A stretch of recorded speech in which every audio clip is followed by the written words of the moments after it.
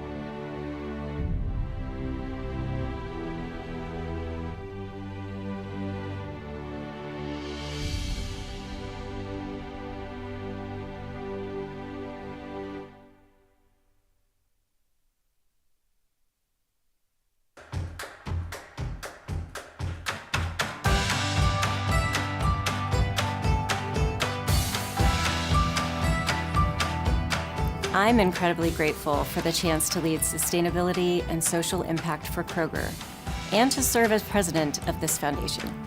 Helping build a stronger, more sustainable food system is more than a job to me. It's also my personal mission. 4 years ago, Kroger introduced our Zero Hunger, Zero Waste social and environmental impact plan, our commitment to help end hunger and waste in our communities. At the time, we shared a plan for how to get there, and innovation was #1 on the list. None of us can solve these hard issues alone. We need creative ideas and new solutions to truly drive change. Our commitment to innovation inspired us to create the Zero Hunger, Zero Waste Foundation. And our mission is to collaborate with partners, spark innovation, and ultimately help create a more equitable food system for everyone. In our first open call, 7 companies received a total of $1 million in grants. These startups then collectively turned that into $80 million in seed and early stage venture capital funding. We conducted a second open call for proposals with partners at Village Capital, who are experts in impact investing. Our focus this time, upcycled foods. We asked for new ideas for using surplus food or food byproducts to make new consumer-facing products. And beyond the merits of the idea or solution, we also considered our applicants' diversity and commitment to equity and inclusion through their leadership team's lived experience, their business model, and potential benefits for underserved communities. My ask is this: let's think about what we can each do to support this ecosystem of innovation.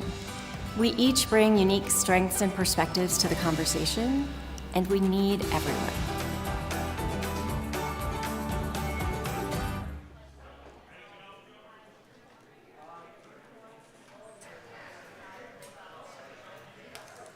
Good morning, everyone. Thank you so much for being here. Thanks for those of you who are joining us online. A reminder to use the hashtag Future Food South by Southwest. My name is Danny Nierenberg from Food Tank. I'm here with the amazing Robert Nathan Allen from Little Herds. We're so pleased to see you all today. Thank you so much for being here. Thank you, Danny. And yes, thank you. We're so glad you're all here today. This is our second day of Future Food South by Southwest. For those of y'all who don't know, this is our inaugural year. This is a trial, and our friends at Food Tank, at We Don't Have Time, at the Cook's Nook, Mode Events, all of our friends that have helped us bring this together. This is one big experiment, and we're so pleased that y'all are here to be part of the experiment with us. This is something that we plan to do every year. It's a conversation that we need to have always and often, and we're so thrilled that y'all are going to be part of it with us.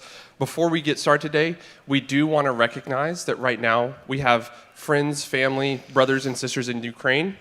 Right now, they can't build their food system. It's hard to eat when you are on the run, when you are a refugee, when you are fighting for your life, and they're fighting for their life, for their democracy and their freedom from an authoritarian regime. We want to acknowledge that and send our wishes, our thoughts, and our prayers to our friends in Ukraine.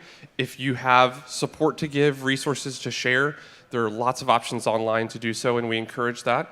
We also want to acknowledge, as Little Herds, the organization that is bringing all of these groups together, we envision and work towards a food and agricultural system that is equitable, just, and transparent, one that is responsive to the needs and the lived realities of the diverse communities that we serve and impact. This means regardless of your race, your ethnicity, your gender, your faith, your immigration status, neurodivergency, physical ability, sexual orientation, gender identity, or financial status, every single human being deserves to have access to nutritious, sustainable, and ethically sourced food. We believe that Black lives matter. We believe that trans lives matter. We believe that right now, trans people are under attack by this state.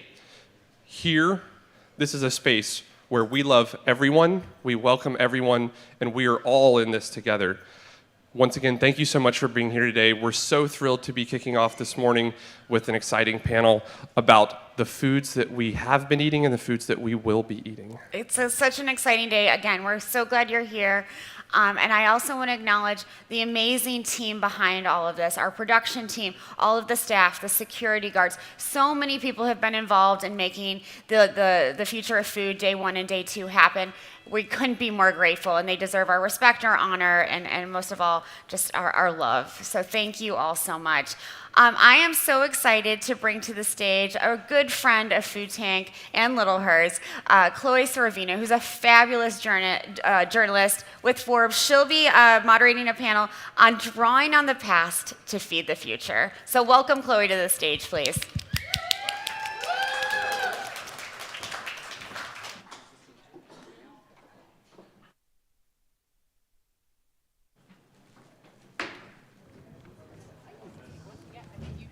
Hey, how are you doing? Is everyone having some fun food? Good oat milk from Willa's? So my name is Chloe Sorvino. I head up food coverage at Forbes. I'm the author of Raw Deal, a book coming out later this year, all about hidden corruption, corporate greed, and the fight for the future of meat. And pretty much we're here right now because I'm not sure who in this audience has read the recent IPCC report and a lot of other really important content that's coming out, but we pretty much have 8 years to make massive change and save ourselves from massive climate destruction. And food has to feed us, but it also has to change how it's made to get us all there too. So we're going to be on this panel today, and then in a little bit too, talking more about all these different alternative proteins and different foods that technology is enabling us to feed us. So with that, thank you all for being here. Shelby, I'd love to start off with you. It's because I love you. We have Shelby here, who's representing the cricket protein world. We have Willa from an amazing oat milk company you can see over there. And we have Saloni, who's going to bring us in like the policy perspective. But Shelby, can you bring us into like, what is your business? How does it work? Who's growing your crickets? And why did you decide to go into the cricket world? Heck yeah. First of all, hello everyone. I am Shelby Smith. I am the owner of Jim and Eat Crickets, and we produce sustainable alternative protein snacks from farm-raised crickets in the middle of the U.S. heartland. I'm from Ames, Iowa, and our operations are mainly in Iowa. So I started this back in 2018. I grew up on a traditional corn and soybean farm. We farm about 2,000 acres of corn and soybeans. I had no interest in doing that, so I started raising crickets, obviously. So I have a contract grower network in the state of Iowa, so I have multiple growers around the state that grow for me. I taught them how to raise them. I provide the feed for them. They grow the crickets out. I take and process them into the final products. We have 3 different cricket products in our line. You can try a few of them outside at the bug booth if you guys want to come back later on today. So I have 7 flavors of roasted crickets. I have 6 flavors of cricket bars, and then I have 3 sizes of the cricket powder. We sell in stores all over the U.S. We sell online. I'm not on Amazon, but you can find me directly online in my store. And like I said, it's just we've grown since 2018, and in the middle of America's heartland, doing things a little bit different. Amazing. And can you explain, just before we move on, like how it's processed, like and what you're actually doing to get it into that like food form? Yes. So crickets, think of crickets like any other food ingredient. So initially, everybody's question is, how do you kill them?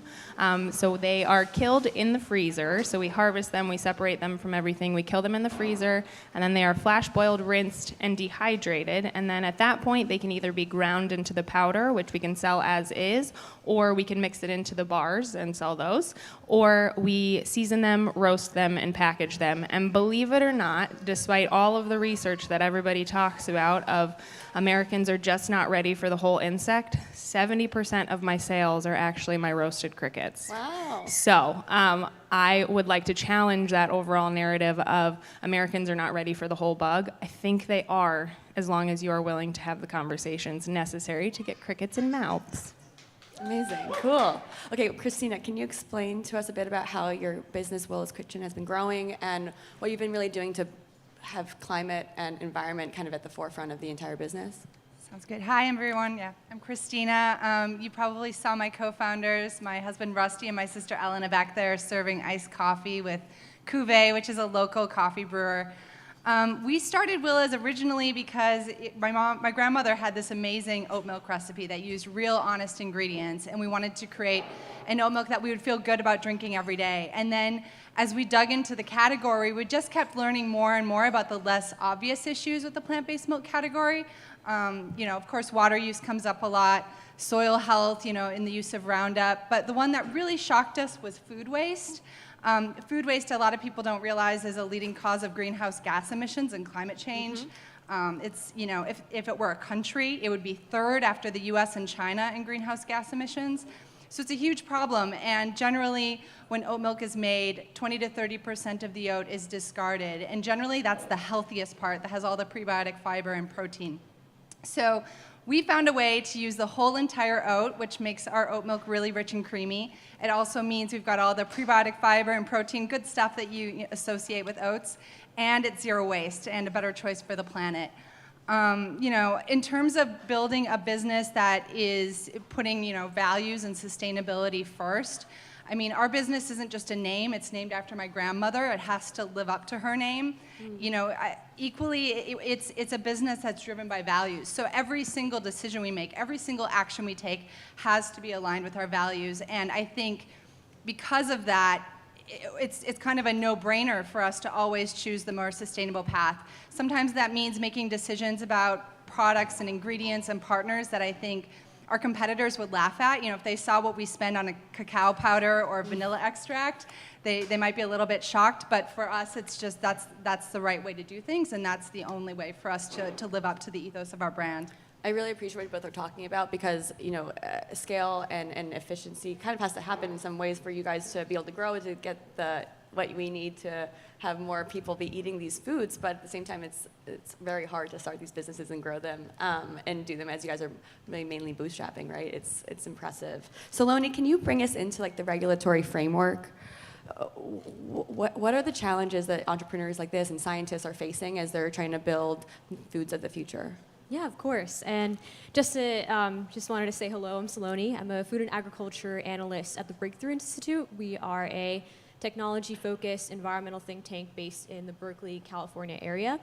One of our focus areas is alternative proteins, and we develop innovation and industrial policy to help accelerate the sector.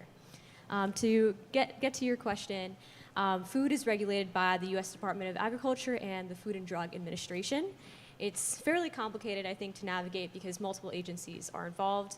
The U.S. Department of Agriculture regulates meat and poultry products and handles the organic certification program, which you might have some exposure to. And the FDA regulates all the other food products to ensure that they're accurately labeled and safe to eat. And so for smaller businesses and startups and entrepreneurs, it might be difficult to navigate that process if they have fewer resources than larger companies. And looking at cultivated meat specifically, It's a very complicated process because both agencies jointly regulate these products. So the FDA handles biomedical technology, and so they regulate the earlier phases of cultivated meat, like the cell proliferation process, and then regulatory oversight is transferred over to the USDA at the point at which animal tissues are collected. So unfortunately, companies and startups are operating in this environment where they're ready, very, very close to being ready to commercialize their products, but they're operating in a regulatory environment that is somewhat lagging. These two agencies are working really, really hard to resolve any remaining issues. So I think there's an opportunity for entrepreneurs and for the public sector, for many nonprofits in the space that are doing really great work, to advocate for a regulatory framework that is both stringent enough to ensure that products are safe and to earn consumer trust and acceptance, but also clear and practical so that companies know exactly what milestones they need to hit in order to earn approval. I think that the Singapore Food Agency has a really great model. It's streamlined and a forward-thinking approach to regulatory frameworks, and I think that's one that we could also look to for inspiration. Shelby, could you explain a little bit about like how the cricket process has been going? Because it's not approved yet, right? Or Right. So crickets right now are in a little bit of a gray area. They are not considered grass by the FDA. So based off of whether it will be USDA or FDA, to me, crickets are more closely related to shellfish and fish, which are under the FDA jurisdiction, versus USDA, which typically deals with larger livestock. In speaking with folks involved in FDA regulation in the past, they tend to think that it's going to be the same that way. That being said, the USDA did ask for comment on insect rearing and all of that stuff. So who knows at this point? We might be like cultivated meat and get to have both. So exciting. So it has been really interesting for me. Here in the US, our food regulation system is more of a beg for forgiveness than an ask for permission, whereas over in the EU, you must ask for permission before you do. So the way that I operate my facility, I went through and became a preventative controls qualified individual. I have a full Food Safety Modernization Act, which is FSMA compliant food safety plan for my processing facility. So many food companies, as they scale, will go to a co-manufacturer to actually produce the product. There is no cricket co-packer here in the US. So I had to become my own.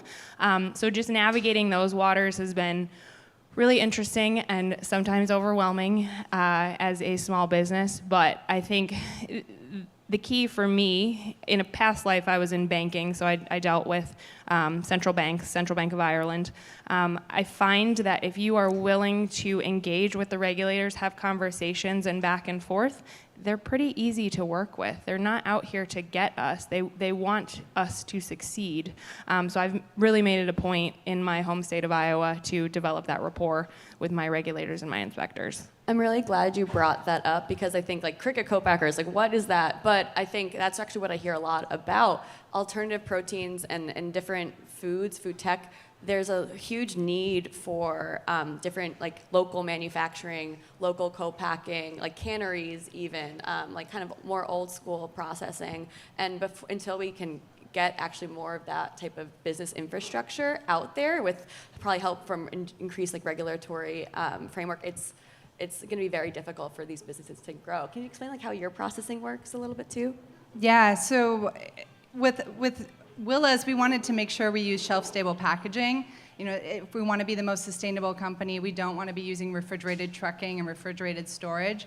So the really cool thing about Tetra Pak packaging is it creates a vacuum seal and sucks out all the air, so you don't have to put any preservatives or anything like that in. It just keeps everything the same.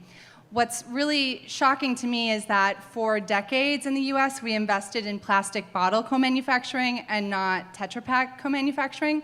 So there are only a handful of manufacturers in North America that do that kind of packaging. And in all honesty, the only reason the manufacturer that we're working with was willing to take a chance on us is because my sister has a background in manufacturing and chemical engineering.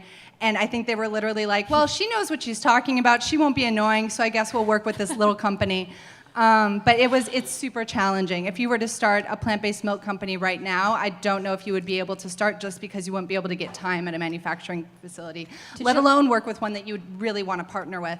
That's so crazy. But no, I hear about those types of wait lists all the time. To jump in on this manufacturing point and to add to what you just said, engaging with the public sector early on to troubleshoot these barriers is really important because there are many, I guess, tools in the federal government's toolkit to kind of help expand manufacturing and also multiply the impact of your investment. So there are loan and loan guarantee programs that companies have used to kind of invest in expanding manufacturing.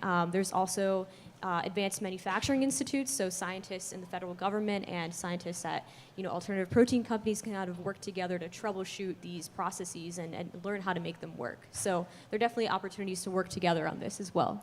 Okay, amazing that you brought that back to regulatory because I want to talk about subsidies and what government funding could look like in this area because I think that's honestly somewhat of a controversial opinion in a lot of cases. Like there's $38 billion in subsidies that are going to meat and dairy every year. So the government is funding a lot of food and impacting what we eat and what the costs are because of that.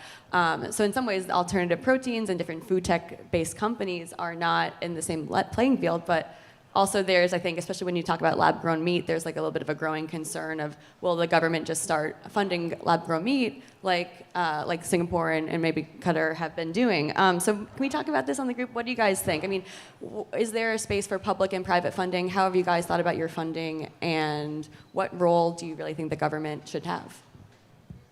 Yeah, absolutely. So at Breakthrough, we actually focus on innovation and industrial policy to help accelerate the alternative protein sector. And so there's a lot that the government can do to fund early stage research in this area.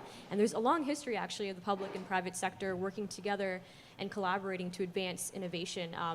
To give you some examples, there's an organization called the Foundation for Food and Agriculture. It's a publicly funded research organization, and they organize public-private partnerships and research consortia, bringing together members of industry with public sector organizations like CGIAR, which is this international ag research organization, to advance initiatives that would make the food system more sustainable. You also have, a history of companies taking advantage of early stage research that was funded by the government, which has inspired companies. We have some folks that are doing some research at Tufts in the back, I think, on cultivated meat, for example. In the plant-based protein industry, the Beyond Meat was inspired by some research that was funded by the USDA, which developed high moisture extrusion technology, which is the gold standard of plant protein production today. On the regulatory front, there's opportunities to provide public comment, like you just said. And there's also this new initiative that the US government announced with the UAE government called Aim4C, which stands for the Agriculture Innovation Mission for Climate. And so companies also have another opportunity to provide funding and partner with public sector organizations and governments around the world to advance climate-friendly food production. So there are actually, I think, a lot of opportunities on the research and development and deployment side.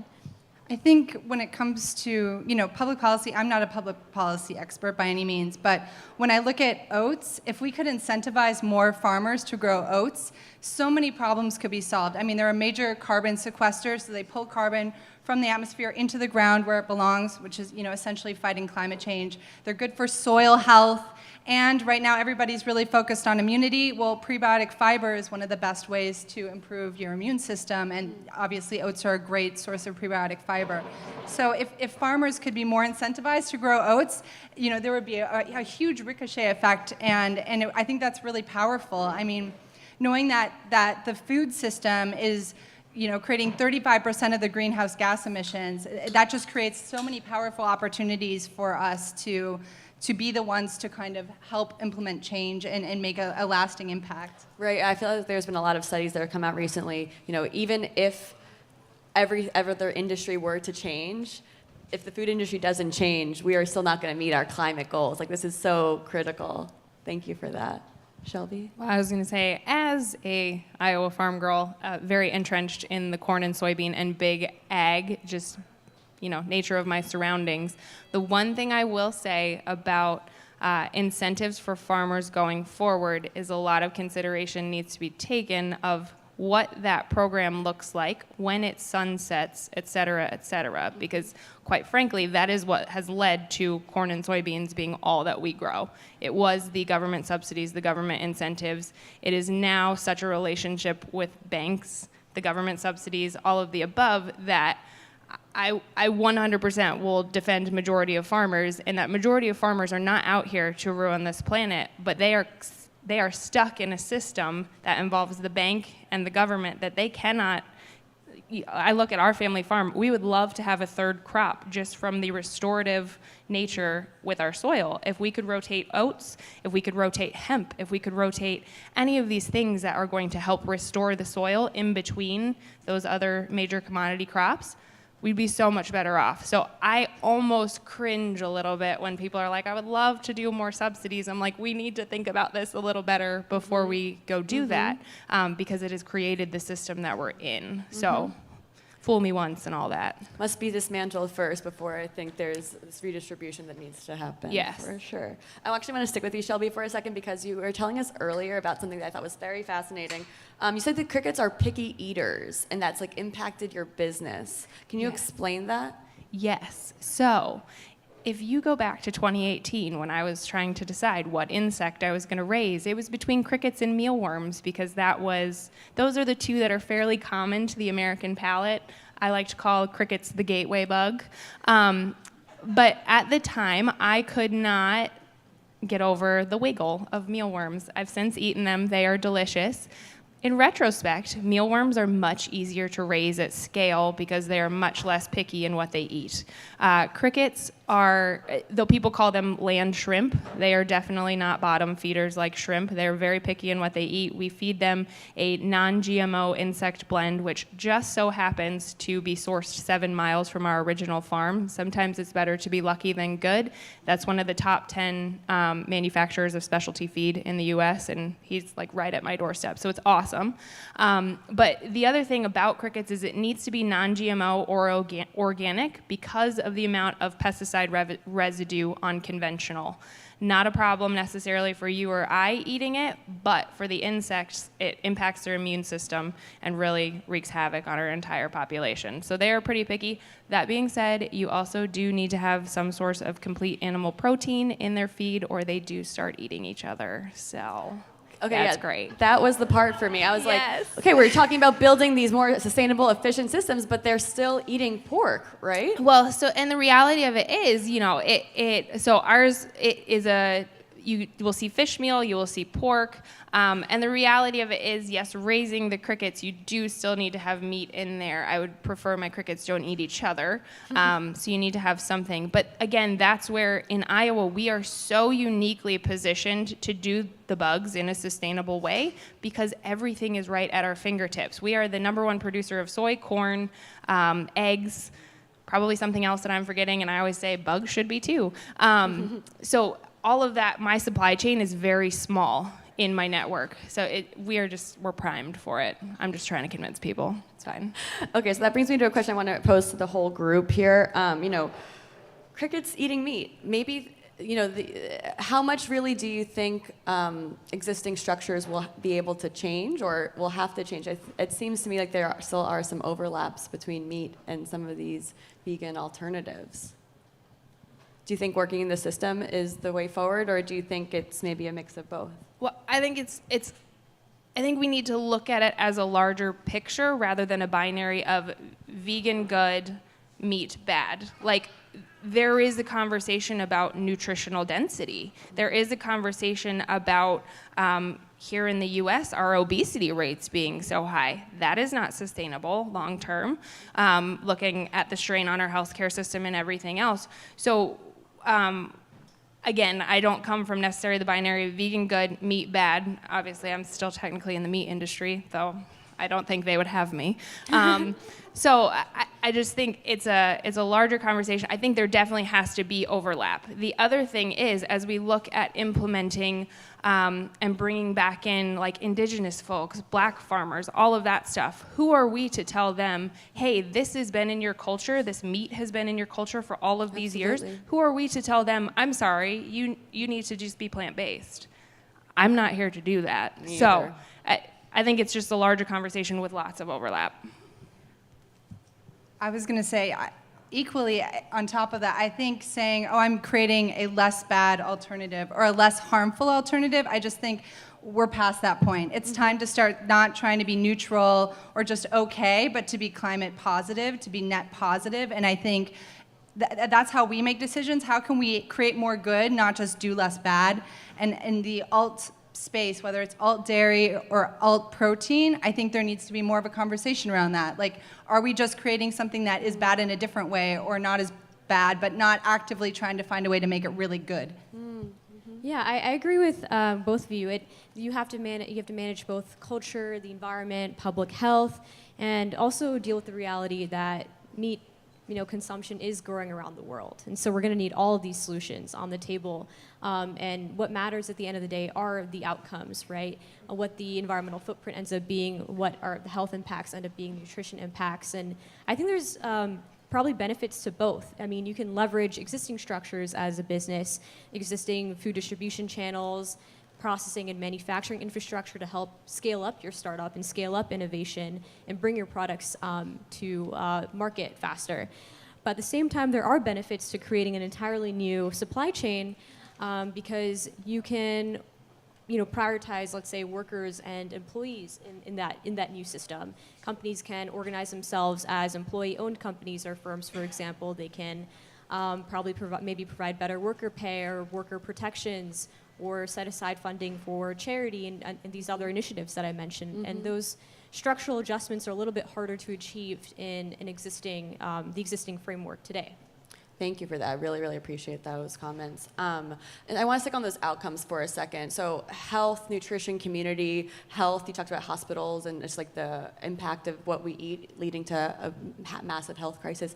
Can you all speak to how your organizations, how your work are particularly working at that intersection of nutrition and health and community, and what the challenges are that you're facing right now with that? Christina, feel free to start. Yeah, I mean, so with every new product we come out with, every new recipe, we really try to make sure that if someone's going to drink this every day or feed it to their kids every day, or even some of our fans, give it to their infants who are dairy-free, that they can feel good about that decision. When we decided to make a chocolate milk, it sounds so simple, right? Everybody makes chocolate milk. There's so many kinds out there. But chocolate milk has really come to represent some of the worst aspects of our food system, mm-hmm. and frankly, humanity. Mm-hmm. So, we were shocked to discover, for example, that cacao is actually associated with child slave labor globally. And so we really wanted to make sure we found a cacao company to work with that had sustainability in mind, paid above fair trade wages, knew the farmers, had visited the farms. And so we partnered with Rocca Chocolate, which is just the most amazing chocolate company, but also has been a wonderful partner. And they have this great relationship with these Peruvian farmers who've been making cacao forever. And then, when we decided, okay, we need to add a little bit of sweetness to balance that out, because cacao, of course, can be very bitter. We're like, okay, what's a sugar that, we could feel good about, that isn't, super high glycemic index, going to spike your blood sugar, or, not be okay for somebody who's pre-diabetic. So we ended up using maple sugar. And the R&D process took a long time to make sure it tasted really chocolatey and lower in sugar. And I guess my point with all of this is, if a small company with a really tiny R&D team like us can do that, I think there should be, accountability for larger companies to try harder to create healthier options. Thank you. And on the health front with crickets, I suppose I didn't tell you guys why crickets. You guys might be wondering that at this point. So crickets are actually 64% proteins. They're double the protein of beef. They have more iron than spinach, more calcium than milk. They're a good source of vitamin B12, omega-6s and omega-3s, prebiotic fiber. I could keep going. My whole thing with my products is that all of that is great, but if it tastes like crap, nobody's going to eat it. And then, so at that point, my whole goal is everybody's first cricket, I want it to be the tastiest cricket they've ever had so that they eat another one. So that's always been fundamentally my goal. I also tell people at the beginning, I only made flavors I liked because if nobody bought them, I was going to have to eat them. So you are always kind of at my mercy in that way. I've started doing like taste tester groups and things like that. So I've gotten a little more sophisticated as I've grown. But my whole goal is just to get your first cricket experience, whatever it may be. Maybe you can look at the whole thing. Maybe you need it ground up into a powder. Whatever it is, I just want that to be the most delicious and nutritious for you. So that's my goal. Yeah. Yeah, companies are dealing with so many challenges, right? You have to create products that are tasty but also affordable, right? A lot of these new products are a lot more expensive than the products that are their counterparts that are out there. They also need to consider the trade-offs with then taste, right? So when looking at, let's say, fermentation, precision fermentation, such as heme in the Impossible Burger or Perfect Days, casein and whey, these processes, they do add value to the products, right? They make them tasty. They might change the texture a little bit. Heme adds that like red blood feeling or look to the burgers to make them look realistic. But that can also have a high energy cost. It can also have trade-offs with health. And so I think that the public sector can kind of come in and increase research in this area around processing and developing these new high-value ingredients to end up making them cheaper and allow companies to scale and create products on the market that are cost competitive and help understand these trade-offs between taste and health for companies as well. Awesome. Okay, so we don't have too much more time. I want to ask one last question here. Genie in the bottle question.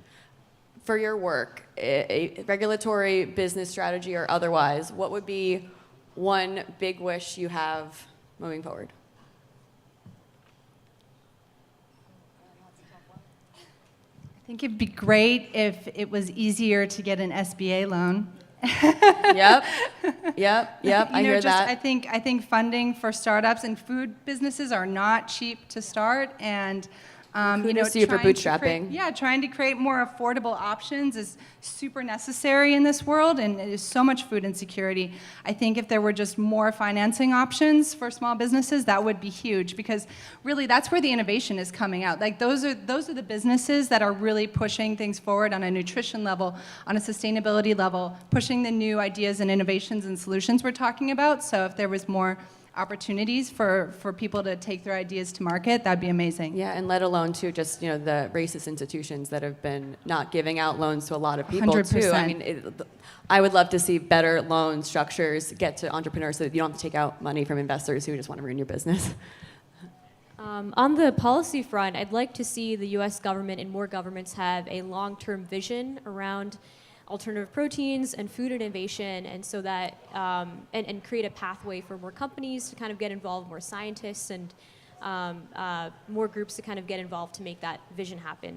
China has a 5-year ag plan, for example. They included cultivated meat as part of that plan. So I'd like to see a long-term plan and vision around that and how we're going to achieve what we need to achieve. There was a report that came out that said that for cultivated meat to make up 10% of the overall market by 2030, about $1 trillion would need to be invested to make that happen. So clearly a lot of funding is needed to help get these new products and innovations to market. And the next panel will go into that a bunch. So excited for that tee up. Thank you. So genie in the bottle, total genie in the bottle. I wish my crickets would stop eating each other. But outside of that, because I don't think we can fix that, I would love for there to be more localized manufacturing of all of these products that are much more easily accessible. And I think, at least in Iowa, that community kitchens and all of that stuff are finally starting to pop up. I know you guys have had them down in Austin. We're always a little behind the times there in the Midwest. We're working on it. So just making that more accessible for these new food products to be able to pop up. Have a place to be able to manufacture your product that you can then go sell to your local co-op or whoever will have it on the shelves.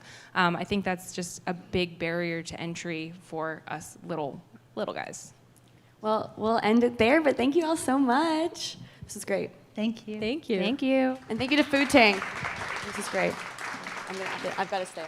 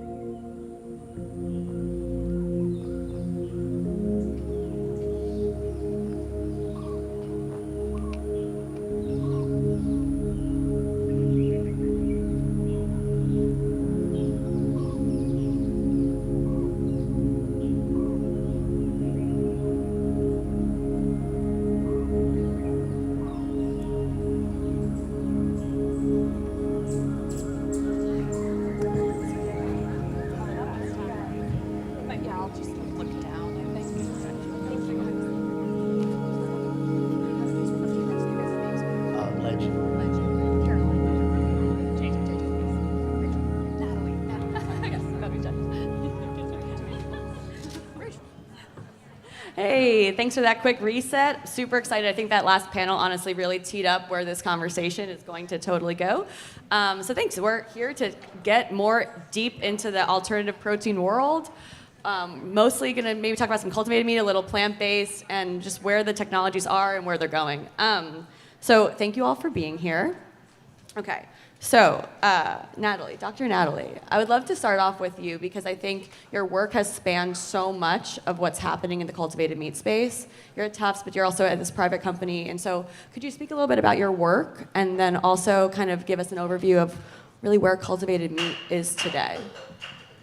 Yeah, for sure. So I graduated from Tufts University late last year with my PhD in basically cultured meat research, technically biomedical engineering, and now I work at a startup called ARC Biotech, and ARC is focused on building bioreactors for the cultivated meat space. But at Tufts, I basically started in a tissue engineering lab that was using tissue engineering for medical applications, so building little human tissues for disease models or future implants, and came in and used those techniques to focus on food.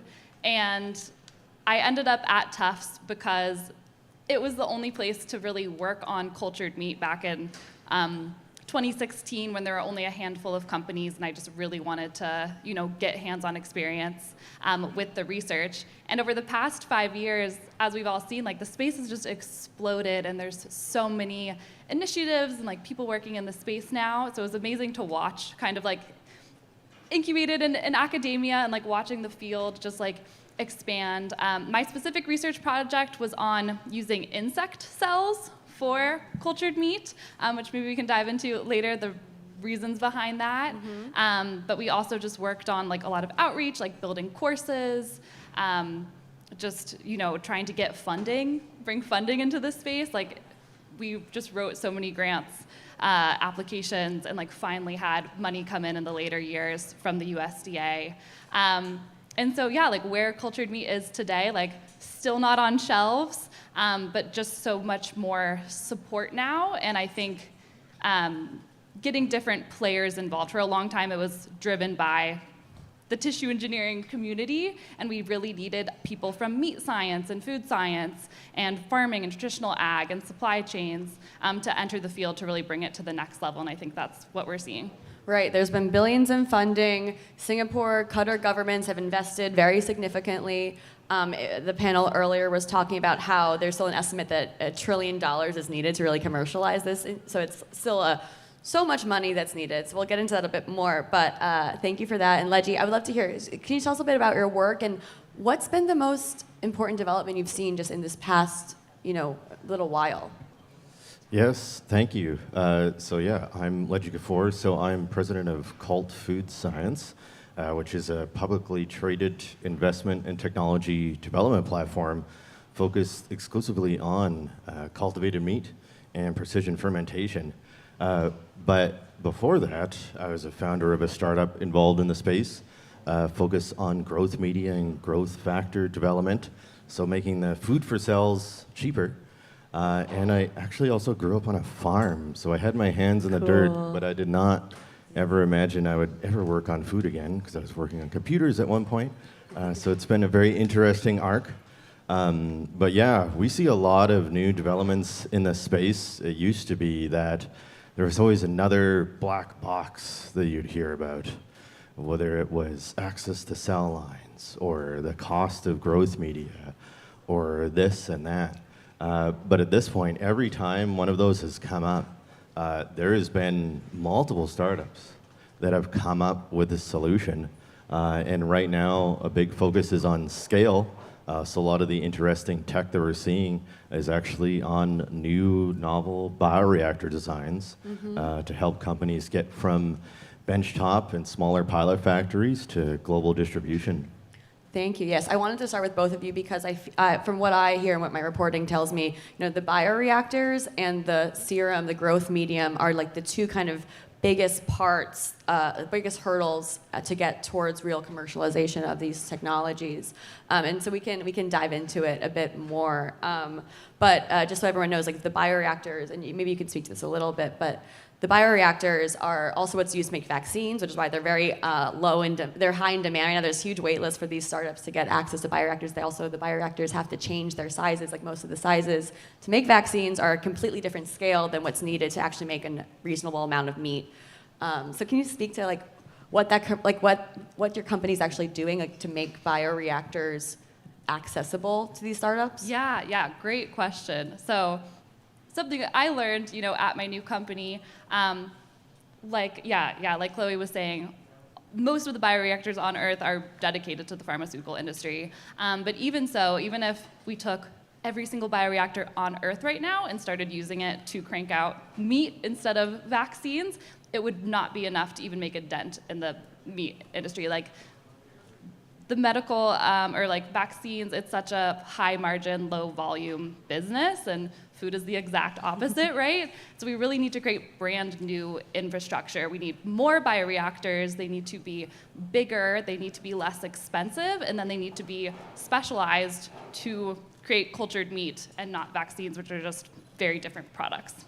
Fair enough. JJ, I want to bring you in here. You're not on the cultivated meat side, but can you just explain where your work and your firm are trying to fill the gaps?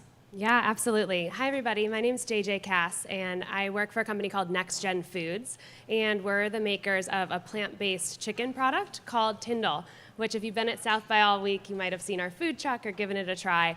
But we are really trying to commercialize and scale very fast as a business, and we see that as the gap right now while cultivated meat continues to scale up. So we are only a 2-year-old company. We launched our product a year ago, and from the way we set it up from the beginning, from ingredient sourcing to manufacturing, everything was done in a way to do it scalably and do it quickly. And to some of the themes of this week of we just don't have time, the mission here was let's replace as many animals on people's plates with our product as possible, as quickly as possible. Thanks. Yes, and we'll get more into all of that, but I really appreciate it and the time. So, Caroline, let's talk about the big picture. Funding for lab-grown meat is at an all-time high. Also, funding for these other companies like JJ's is at an all-time high. Can you explain where the Good Food Institute is leading kind of the funding conversation and where you think the opportunities most are? Yeah, absolutely. So hi, everyone. I'm Caroline Bushnell. I'm the Vice President of Corporate Engagement with the Good Food Institute. And if anyone's not familiar with the Good Food Institute, we are a nonprofit focused on creating a sustainable, secure, and just protein supply. And we believe alternative proteins are really a critical way of doing that. And so when I talk about alternative proteins, I'm talking about 3 key pillars. So plant-based, like what JJ's company is making, cultivated meat, like they're focused on here, and then also fermentation-derived proteins. And so big picture, right, for the reasons that JJ touched on, it's critical that we scale up the alternative protein industry so it can become the default choice for consumers to address climate, to mitigate the risk of pandemics, and to more efficiently feed more people. And we're seeing, as you pointed to, Chloe, really strong investment coming into the space. So cultivated meat funding was at an all-time high, so was fermentation funding. And when we talk about fermentation, precision fermentation and whole biomass fermentation are kind of the 2 key technologies there, along with traditional fermentation. And there's a lot of exciting stuff happening in that space that will complement what's going on with cultivated meat and plant-based. So I asked the panel earlier, but I'd like to pose it to this panel too, because I think maybe you guys will have some maybe different opinions. But there's this debate around funding, and obviously $38 billion in subsidies going to meat and dairy. The government's obviously impacting what we're eating there. Some critics of cultivated meat, I think, would not want to see government funding going towards it. But what do you guys think, and where do you see public and private partnerships working together in this area? I'll just jump in really quick, and I think for the same reasons that governments invest to solve other critical problems, right? That's what they exist to do. So, governments have been investing in clean energy technologies, right? And we can't solve the climate crisis unless we address our food system. So, public investment in alternative proteins and cultivated meat is going to be really critical to doing that and scaling the industry at the needed pace. As you mentioned, right? A lot of funding is still required. Only 8 years left, pretty much. So we can actually make this a solution that can displace conventionally produced meat. Yeah, and it's part of our thesis at Cult. It's like capital can behave kind of weirdly, but as these companies start to release products over the next few years, even small releases, even when it's tastings or just maybe even one restaurant, no matter where you live, that increases the interest and increases the amount of funding available. So we made the choice to try to get in early because of the potential in this. But as more products come out, I believe that more funding will come both from the private sector and from the public sector. Yeah. I'm so impressed with like how far we've come, given like the scarce funding that we had. Like thinking back, like New Harvest, the nonprofit, similar to GFI, focused on this space. They work specifically for cellular agriculture. I would not have been able to study cultured meat without their funding. Like, you can't just go to graduate school and study whatever you want. Like, you have to be tied to a grant. And there's no way I would have been able to do any of that research without New Harvest and GFI, like, basically raising money from individual donors who are passionate about this. Like, there was just no other money at the time to fund that research. So exciting that, like, we were able to do so much with the limited funding up until this point. So I just can't even imagine like how quickly we'll be able to progress once the dollars actually start rolling in on a larger scale. Yeah, and I'll just add, I agree with everyone here that both are absolutely critical. We are a venture-backed company, but the majority of our funding has come from Temasek, which is the government of Singapore's venture fund. And we made news as the largest plant-based Series A round ever a couple weeks ago. So that was really big, and I think headlines like that just continue to bring this industry forward. People see that this is the future, that we need to be investing in this, and food is our most critical resource, and governments need to be behind it, as well as the private sector. So, also, how big was it? $100 million. Okay, cool. So yes, massive Series A round. That is probably like, that means the valuation's way more multiples than that. And you're probably what, like barely pre-revenue or just barely having revenue? I think you're a revenue. Yeah, we have revenue. So we launched the product a year ago, and we launched internationally. So we launched in Southeast Asia. Our business model right now is selling into food service. And then we launched in the US just 3 weeks ago. But now we're in over, I think, 40 cities at this point, selling our product. And then the plan is to launch in retail very soon. So we're just scaling very fast. But we certainly have revenue from those restaurant sales. Well, definitely one to watch. Super exciting. I wanted to bring up the regulatory question, though, and just the public funding question, because, you know, I think so many of the companies that are getting this funding are private. They're patented. Their intellectual property it's a serious question. And, you know, how do you guys think through the intellectual property question? I mean, I think there are some people who would really say that is the entire like next wave of meat production and food production really getting privatized around a few handful of individuals? And obviously there's also public research, but maybe you can all speak to that. And Yeah, I can jump in because we think a lot about what actually needs to be open sourced. Because we have more than one company in our portfolio. We have many. And they actually might have a solution that one of them needs, and they just might not even know about it.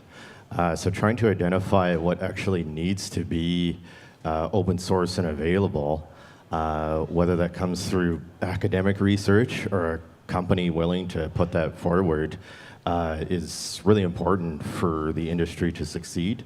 But it can be at odds with what needs to happen from an investment perspective. So there's definitely lots of opportunities to make that better. Yeah, and I appreciate you bringing up open source. We can get into that more, but like obviously Cell has had a really long history of open source for 20 plus years, and then it's kind of gotten privatized kind of a little quickly in the past like 2.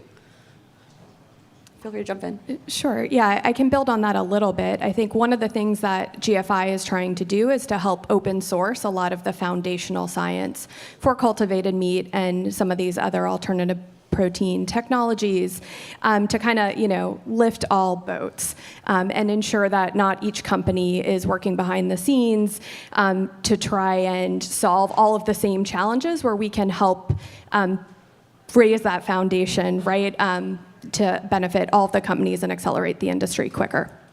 Yeah, just kind of sticking with that. I mean, I think that's also, I guess, the question of, as these technologies scale, will they be able to have the customer base? I mean, this is taking a lot of money, right? We maybe need as much as $1 trillion to actually get these things off the ground. And I wonder, and I can, maybe some people on this panel could speak to it, are there a lot of startups that are doing similar work right now? I hear about that from time to time, especially from investors who say they're startups that aren't talking to each other and recreating the same work. And at some point, that's also kind of a waste of time and money.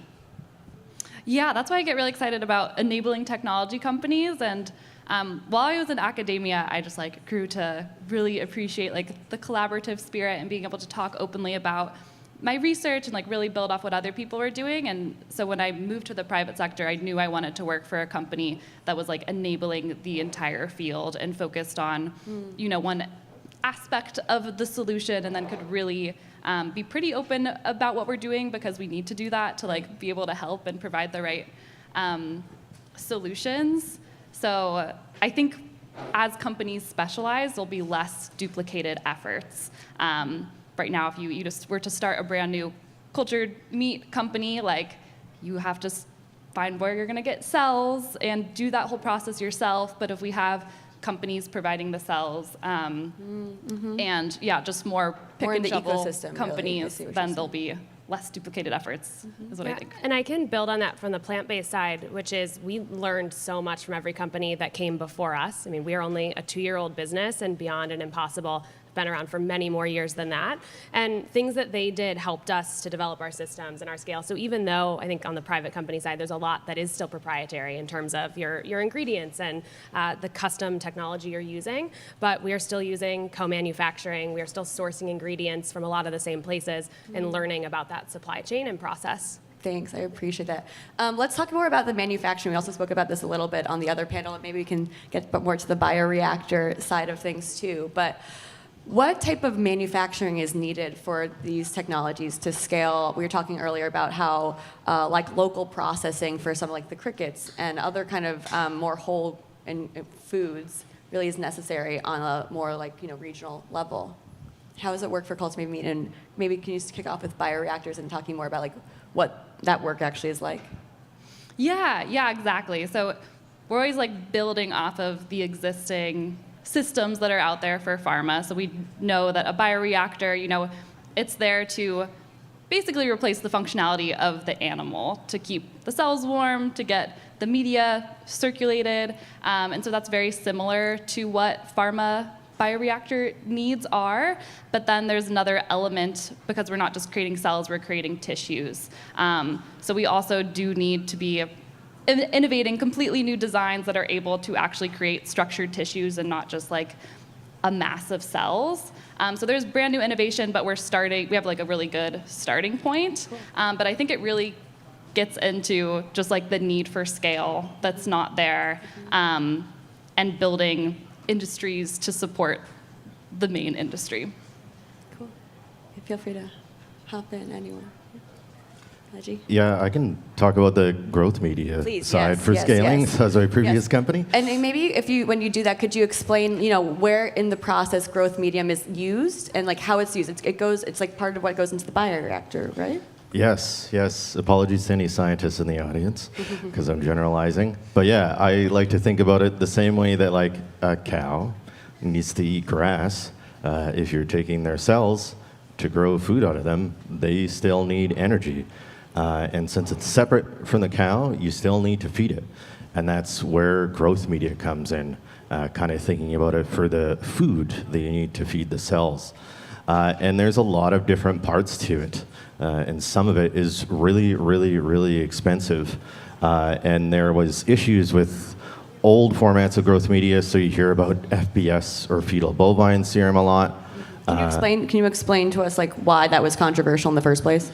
Yes, it is basically a blood-based product from unborn cattle. It is centrifuged out and purified, but it's been in use in medical and tissue research for a very long time, and it has its own magical sauce that cells happen to enjoy. But the big problem is that, yeah, it's $400 a liter, which doesn't work out very well when you need hundreds of thousands of liters of it to make food. So companies in the growth media space, such as one that I exited, we spent quite a bit of effort in developing novel formats. In this case, we used insects to be able to produce those really expensive components at a scale to be able to solve that cost problem for companies globally. And we started in 2017. We didn't see any others then, but now today, there's multiple companies focusing on that same problem. Wow. So it's insects that you're using essentially, because I know like when GFI writes about it, sometimes like minerals and nutrients and a little vague. So it's like you guys are using insects and other things? Well, when you think about like a bioreactor, I'll use the example of like a beer brewery tank, big steel cylinder. Use that to produce a lot of things that you'd need. In our case, we figured out a way to have the insects act as the bioreactors. So we had 1 million tiny bioreactors rather than the big steel ones. So that brought about a lot of huge changes in how sustainable it was, how much we could make, and most of all, the fact that it could make the complex inputs that can be really hard to make with things like E. coli or yeast through that system. And I'll just add on regarding FBS. I think it's important to note that companies across the industry are committed to coming to market without using FBS in the production. Some have already announced that they've at least gotten off of in their development. I don't think anything has actually been officially approved to use, like none of the things that are actually on sale right now, like in Singapore from Eat Just, like that, they're still selling it with their FBS formula because they needed to send it in years ago with the regulatory approval. But I have heard that they now have an alternative, and some of the others do as well. Yeah, I don't know what every company is, using. I think, that's somewhat proprietary, but I do know they're all working on, and many have announced that they have successfully identified alternatives. Proprietary, though, just remember. Jay, do you have anything to hop in if you want that? Yeah, I think just the only thing to note on plant-based is it seems the big debate is more on our end about do you build manufacturing in-house or do you use co-manufacturing? And a lot of that just comes down to the scale and speed with which you can build and how proprietary your technology is. And so we've opted to go completely co-manufacturing right now, and that was so we could scale up really, really quickly. And we're using 9 simple ingredients in that, so the sourcing, we have that all locked down as a reliable supply chain. And we've kept that ingredient list as minimal as possible because we've heard that from consumers is something they want. But that whole process right now is done in a co-manufacturing facility in Europe. And our goal, to your point about local manufacturing, is to eventually move that into markets as we scale. But those systems still need to be built up, and those co-manufacturers still need to be built up. Fair enough. Okay, so I'd love to hear more from you guys. Like, what I asked this earlier. The genie in the bottle question. If for your work, obviously all of you guys have super different work, super exciting. If you had one thing to ask for, what would it be? Regulatory, business strategy, or otherwise? Yeah, also I think access to really awesome people with the right skill set to bring on board. Probably you guys experience similar things. Hiring is really hard because there hasn't been time for people to develop those career paths to have the right skill set, and then also just the perspective of how to talk about the technology and how it's different than maybe what they were doing before if they came from traditional food or came from pharma or something like that. So I think that would really catalyze everybody if we could just, fill all those open job descriptions with the perfect candidate. Yeah, very similar to Natalie. I like to think about it in comparison to the software industry. Because if you want to learn how to make software, you can just buy a computer and do it in your house. but you can't do that with cultivated meat. You need a lab, you need equipment. So the more accessible that those tools and techniques are to everyone who wants to be involved, regardless of the model, I believe the more the industry will be able to maximize on that. Fair enough. Cool. Yeah. Well, for alternative proteins to scale at the necessary pace to meet consumer demand and address the climate crisis, we need to really scale up the industry, and that's going to take a lot of investment, particularly in the cultivated meat space. So I think public funding is most critical to helping the industry grow at the pace that is needed. Awesome. I would say more transparency on the meat industry. I think if you look at ingredients, processes, funding, subsidies, head-to-head, alternative proteins will win against meat in consumers' minds every day. But today there's a lot of misinformation. We have decades and decades of us learning about meat in different ways. And I think if there was more transparency, the adoption would be a lot faster on the consumer side, which is the magic moment I would hope for. And I so appreciate you talking about that. My whole book is about meat, and there's so much there, and we could have had the whole panel just talking about that. But I'm glad we're focusing on what's moving forward. I had an Uber driver yesterday tell us that what's going forward is way more important than what you're looking back on, and I really appreciated it. Okay, in these last few minutes, and also if anyone has any questions, honestly, the Food Tank audience is so engaged. So if anyone has any questions, feel free to shoot up your hands. But otherwise, I think I would just love to hear what's the singular challenge you want to conquer in the next year, and what is also keeping you optimistic moving forward in these last few minutes. Feel free to think about it. Caroline, go on. I'll start. Yeah. I really want to see as many companies as possible do a product release, regardless of the format. Doesn't even mean it needs to be a large release. Just people, whether it's investors or people in places like this, just being able to taste it and feel it and see it and actually understand that it's real. Every time that happens, the level of involvement increases, the level of belief increases globally to help all these things that we're trying to work through. So every company that can release as much as possible, I think is really the biggest challenge and what I hope to see happen in the next year. Yeah, I'd say, for alternative proteins to become the default choice for consumers, they need to compete with conventional products on just the table stakes of choice, right, which is price, taste, and convenience. So I'd love to see the industry continue to make progress on providing alternative protein products that provide all of the sensory properties that people expect in conventional meat products, and be able to become more affordable, right? So scale is critical there. So progress on all of those metrics will be really important to allowing these products to be the default choice. In cultivated meat specifically, I think seeing regulatory approval in the US could potentially be a landmark we might reach this year, which Maybe would soon, be, yeah. I don't know, I don't have any special knowledge of that, but it is possible, and I think that would be a really big breakthrough. And optimism, I think it's just clear what an incredible solution these can provide, right? We know industrial animal agriculture is responsible for about 15 to 20% of greenhouse gas emissions. So we need to solve for that, and this gives us an opportunity to do so. And I think there's a lot of consumer tailwinds giving momentum to the space. For sure, and we also didn't even get into all the energy that the cultivated meat space has, but that's also maybe another panel topic for another time. And I will say that I've been asking the FDA. I have no insights either, but I have been told it's soon.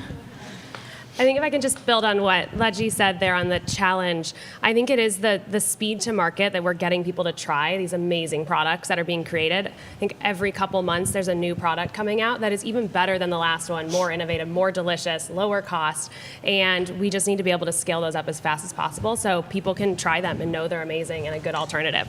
And what gives me hope, having been here in Texas for the last week and working with some of our launch partners here on the ground, one in particular that if anyone is local to Austin and has not tried, Project Pollo is the name of the company, and they are a vegan fried chicken restaurant.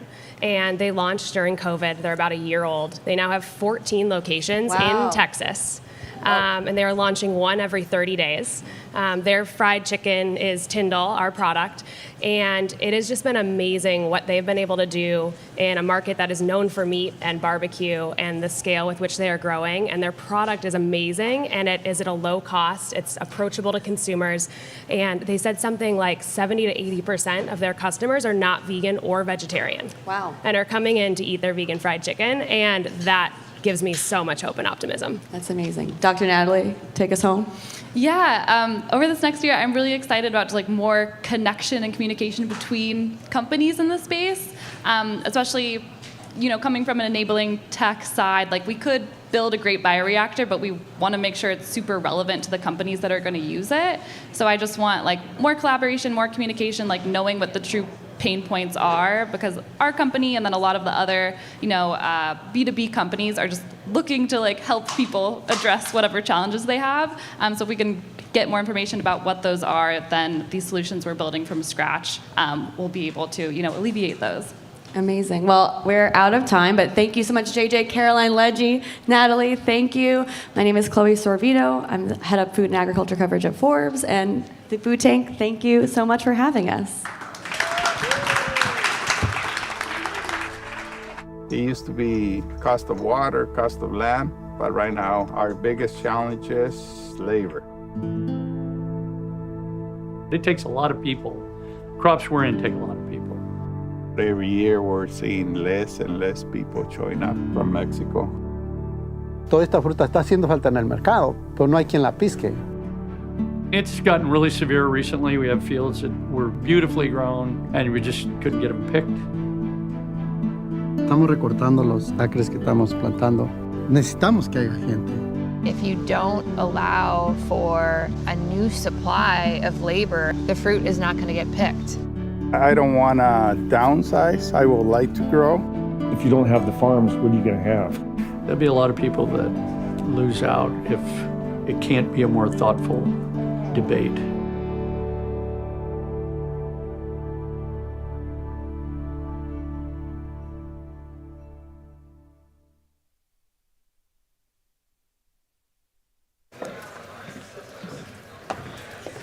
Hi again, everyone. If you could sit down and maybe quiet your conversations. I know there's a lot of networking going on. Please have a seat, Janae. But we're so excited to have you here. Again, my name is Danny Nierenberg. I am president and co-founder with Bernie Pollock of Food Tank, and we're so delighted to be here with Little Hers and the Cook's Nooks, and we don't have time, and so many great collaborators and partners.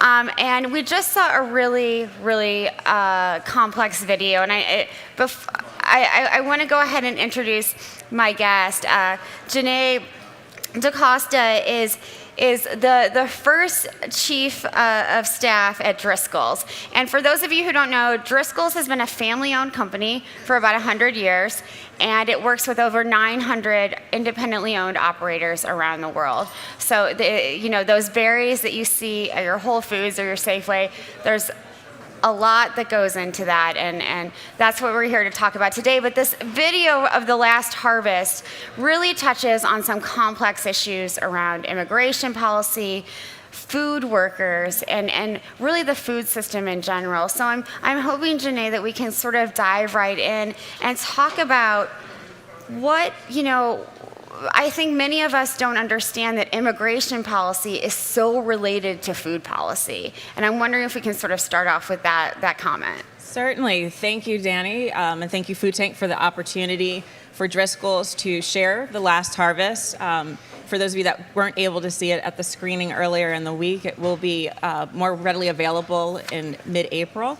But part of the reason that we were so interested in telling that story is berries require a lot of people in order to get them to the marketplace. Right. And so in our model, we have over 900 independent growers, as you mentioned, who employ their own staff totaling over, almost 150,000 workers that are seasonal workers, right? So it's getting the individuals who are seeking jobs to harvest berries, to lay drip and irrigation, to work the fields at the time when we need it in various climates and regions and seasonality. And so Driscoll's business model is to basically follow the sun. We try to provide consumers with fresh, delicious berries 52 weeks of the year. And in turn, we have to go to different places throughout, even California. There's different seasons within California. In Florida has a different season, in Mexico, to supply the U.S. market. And so it's getting those workers where the berries are when they're there. And as we've seen over the last time we had comprehensive immigration forum was in 1986, right? And so we've been trying to figure out how you can have something that's orderly and decent that allows people who are seeking jobs to be where employers have the jobs for them, albeit they're not year-round jobs. Absolutely. And so immigration reform is something that's very pertinent in agriculture. And so this story actually started out as a way just to tell our grower story, and as the documentary was being filmed and they were having these day-long sessions with these growers, they were finding that the number one issue that's on their mind is not having people there to pick the crop when the crop is ready to be picked. And that is where immigration reform and the need for comprehensive immigration reform, or at least in the agricultural space, is so pertinent and important. Absolutely. You talked about this idea of orderly and decent immigration policy. What does that look like? So that looks like, we have lots of people who kind of came in through the 1990s and even, through the 2000s. And what we started to see in 2011-ish is that controls at the borders got more strict, right? And so you started to see more on the enforcement. And so people who were used to maybe coming up through central Mexico to northern Mexico to Yuma, through California, Washington State, and then working their way back down to piece together year-round work, found it a lot harder to do that, kind of post 9/11, and then especially in the early 2010s when immigration border control got stricter. And so what we found is a lot of people got stuck. Right. And so they're working, they're settled, they settled in communities because they couldn't migrate as much, and they don't have the adequate documentation to be working legally. But they're working, and they're paying taxes, and they're contributing to society, and they're actually now have children here who are contributing to society. And so what Driscoll's has taken on is sort of our principles around immigration reform needing some sort of documentation for legal status to work while you're here for those who are already here, a viable guest worker program, because that population is aging, right? As more time passes, they become older workers, and so you do need a flow of workers coming into the United States. And then also with DACA reform, understanding that these individuals did settle, they had families, and then they've got children that are in limbo. And so once you get the system sort of working where you can provide legal status, where people can work freely, in society as with proper documentation that they can then save and build into their communities. And then you can have a guest worker program that allows for more people to come in to the system so that growers have workers where the crop is, when the crop needs them. And then you can have also a system for verification so that we don't find ourselves 10 years from now having this same conversation. Absolutely, absolutely. I'm glad you brought up this idea of how farm workers are really contributing to communities, because I think there are stereotypes that many people believe about farm workers. And part of what this film does is help change that. Yes, it's one of the beauties of it is that you get to hear from 3 growers as well as a crew master who's working for one of our independent growers, and you get to hear it from their voices. And a lot of times what people sometimes forget is there is economic opportunity. One of our growers in the video that's highlighted, worked his way up. He was a farm worker. He actually came in across the border. He eventually became naturalized citizen. But he and his brother started their operation, and out of necessity. There was lack of work in the Oxnard, California area. There was an opportunity. They pooled their money together, and then they were able to buy land so that they could then begin to farm the land, knowing the crops that they do, which in their case was raspberries and strawberries. And so it's really looking at sort of agriculture's changing face, has been changing for over 40 years. It's really about providing that economic opportunity, and they're in your neighborhoods and in your communities. And it's community-based businesses. Some are small and some are medium-sized. You know, the access to capital really goes to the ability for a grower to scale. But most growers, whether they're multinationals or whether they're small, you know, family farms, would tell you they are a community-based business. So interesting. One of the questions I asked when we had the film screening to Soren Bourne, who's the head of North America operations for Driscoll, was that I was, you know, sort of excited during the pandemic because there was more attention placed on all kinds of food workers, but especially farm workers and sort of the struggles they face. I think people who hadn't understood, one, the knowledge that it takes to be a farm worker. This is not just a job anybody can do. You have to be very smart and capable of doing it. But, you know, that these were unseen folks for so long, and now, you know, this veil has kind of been lifted. I feel like that's dissipating now, and I'm wondering what your thoughts are on how we can keep farm workers sort of front and center and remind folks, all of us as eaters, that, you know, they touch all of the food that we eat every day. Yes, I mean, so I think one quote as I was thinking through that always struck me is the first day of my intro to economics class. My teacher summed it up as economics is the study of how people eat, right? Because at the end of the day, it's the basic need that we have. And so even as you think through all the policies that go through, it's how do we eat? And so at the fundamental of any society is the people who provide you with your food. And so we can't forget the individuals that provide us with our food. And we also have to move away from this notion that agriculture is unskilled labor. Right. At Driscoll's, we actually have this program called Driscoll's University. We take people out into the fields and allow them to, you know, pick strawberries for a day. And I remember when I went out, one of the growers that I was in his fields picking, and he said, well, you have a perfect pack of berries. I can't afford you. That's a 500 pack of berries. I was just so slow in trying to get these strawberries off of the vine. And so I think a lot of times what you tend to forget is, one, these are not really low-paying jobs. We pay piece rate in the type of crop and commodity that we have. And for it to be viable and for people to want to work in it, they actually have to be skilled. They have to be able to move and get the premiums. And so what we started to see in California is that in the peak of summer, when the berries are in abundance, you could make $25, $30 an hour picking.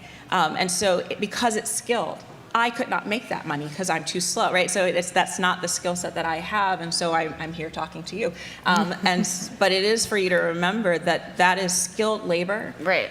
That we are just trying to connect those individuals with that skill to pick and harvest berries with the crop when it's available to be picked. And that goes for other crops as well. It's a lot of skilled labor in agriculture. And when the country sort of shut itself down, and those of us that could hunker down, these were the individuals that were coming out in the midst of a pandemic, in the midst of other natural disasters, and making sure that we had food on our table. And that's why it's so important that we make sure that they have legal status in order to continue to work. And it goes to the continuity of our communities. Those people kept our communities going when the rest of us were sort of being able to do things virtually. Absolutely. And when farm workers feel safe, our food is safer. And I'm wondering if you can talk a little bit about that. It is. There's a coalition that we've been working through with business, faith leaders, and the law enforcement to really look at the holistic nature of our communities and how we can make sure that people do feel safe, right? There was a period of time not too long ago which is why Driscoll's got so vocal about immigration reform, where people just had fear leaving their house to go to work, right? And could you imagine just walking out of your house and not knowing that you're going to be able to make it to work, and that when you dropped your kids off at school, you weren't necessarily certain you're going to be able to make it back to pick them up from school and come home. And yet you still had to go in, put your hours, and do the hard work, and do that day after day after day. And that destabilizes communities. Right? So living in fear destabilizes your community. Having continuity, knowing that you have economic opportunity, you have a healthy environment, that all becomes the stabilizing factor that leads to a vibrant community and leads to reinvestment and the thriving resiliency that we need and no matter where we are and what we're doing. Absolutely. I love that term, thriving resiliency. I want to go back for a second and talk about, so we talked about, this growing awareness of farm workers. How does that translate into better immigration policy? So people know, okay, farm workers are out there, they exist, they pick all of our food, we wouldn't eat without them. But how can we translate that into better policy? You translate it into better policy because you realize there's people. They're not a monolith. They're not an idea. They're individual people who are going to work every day. Right. And we need to see them. Right? In the last harvest, while we do highlight 3 growers, we highlight farm workers as well. And you get to see them. You get to see them as people with families, as people with ambitions. And so if we start thinking of policy in terms of how does it affect people versus how does it affect an idea of a person, you start to get to real solutions of what's necessary, and those solutions become a lot more simpler than these more theoretical areas. Absolutely, it's just about putting a human face on something that always had it there anyway. But yeah, reminding folks that these are real folks who are working hard, working harder than all of us do every day. We have to remind the farm workers are the hardest working people in the world. So I want to go back to something you brought up earlier, which is the aging status of farm workers. And we hear a lot how farmers are aging in the United States and frankly across the globe, but farm workers are also aging very quickly, I heard the other day. They are aging very quickly. As I said, we started to see this influx in the 1990s of individuals coming into work, and then they got stuck. And we didn't have reform to really get us a viable guest worker program that is useful. Mm-hmm. And so what you're seeing is, I think in California, the status, the average farm worker is over 35 years old, and it's manual labor, right? So that does play a part into their ability and their longevity in that specific task of harvesting. And so when we start to think through where are those individuals who might be a little bit younger to come in, they're not necessarily where you would think they would be. If you went back, the birth rates in Mexico have cut in half in the last 20 years. And so you have to start to look at other areas where people are looking for economic opportunity. If you think of the Northern Triangle, which has been on the news, mm-hmm. There are a lot of individuals that are looking for economic opportunity, right? Their communities are not stable. They aren't able to have that economic reinvestment, and so they need jobs.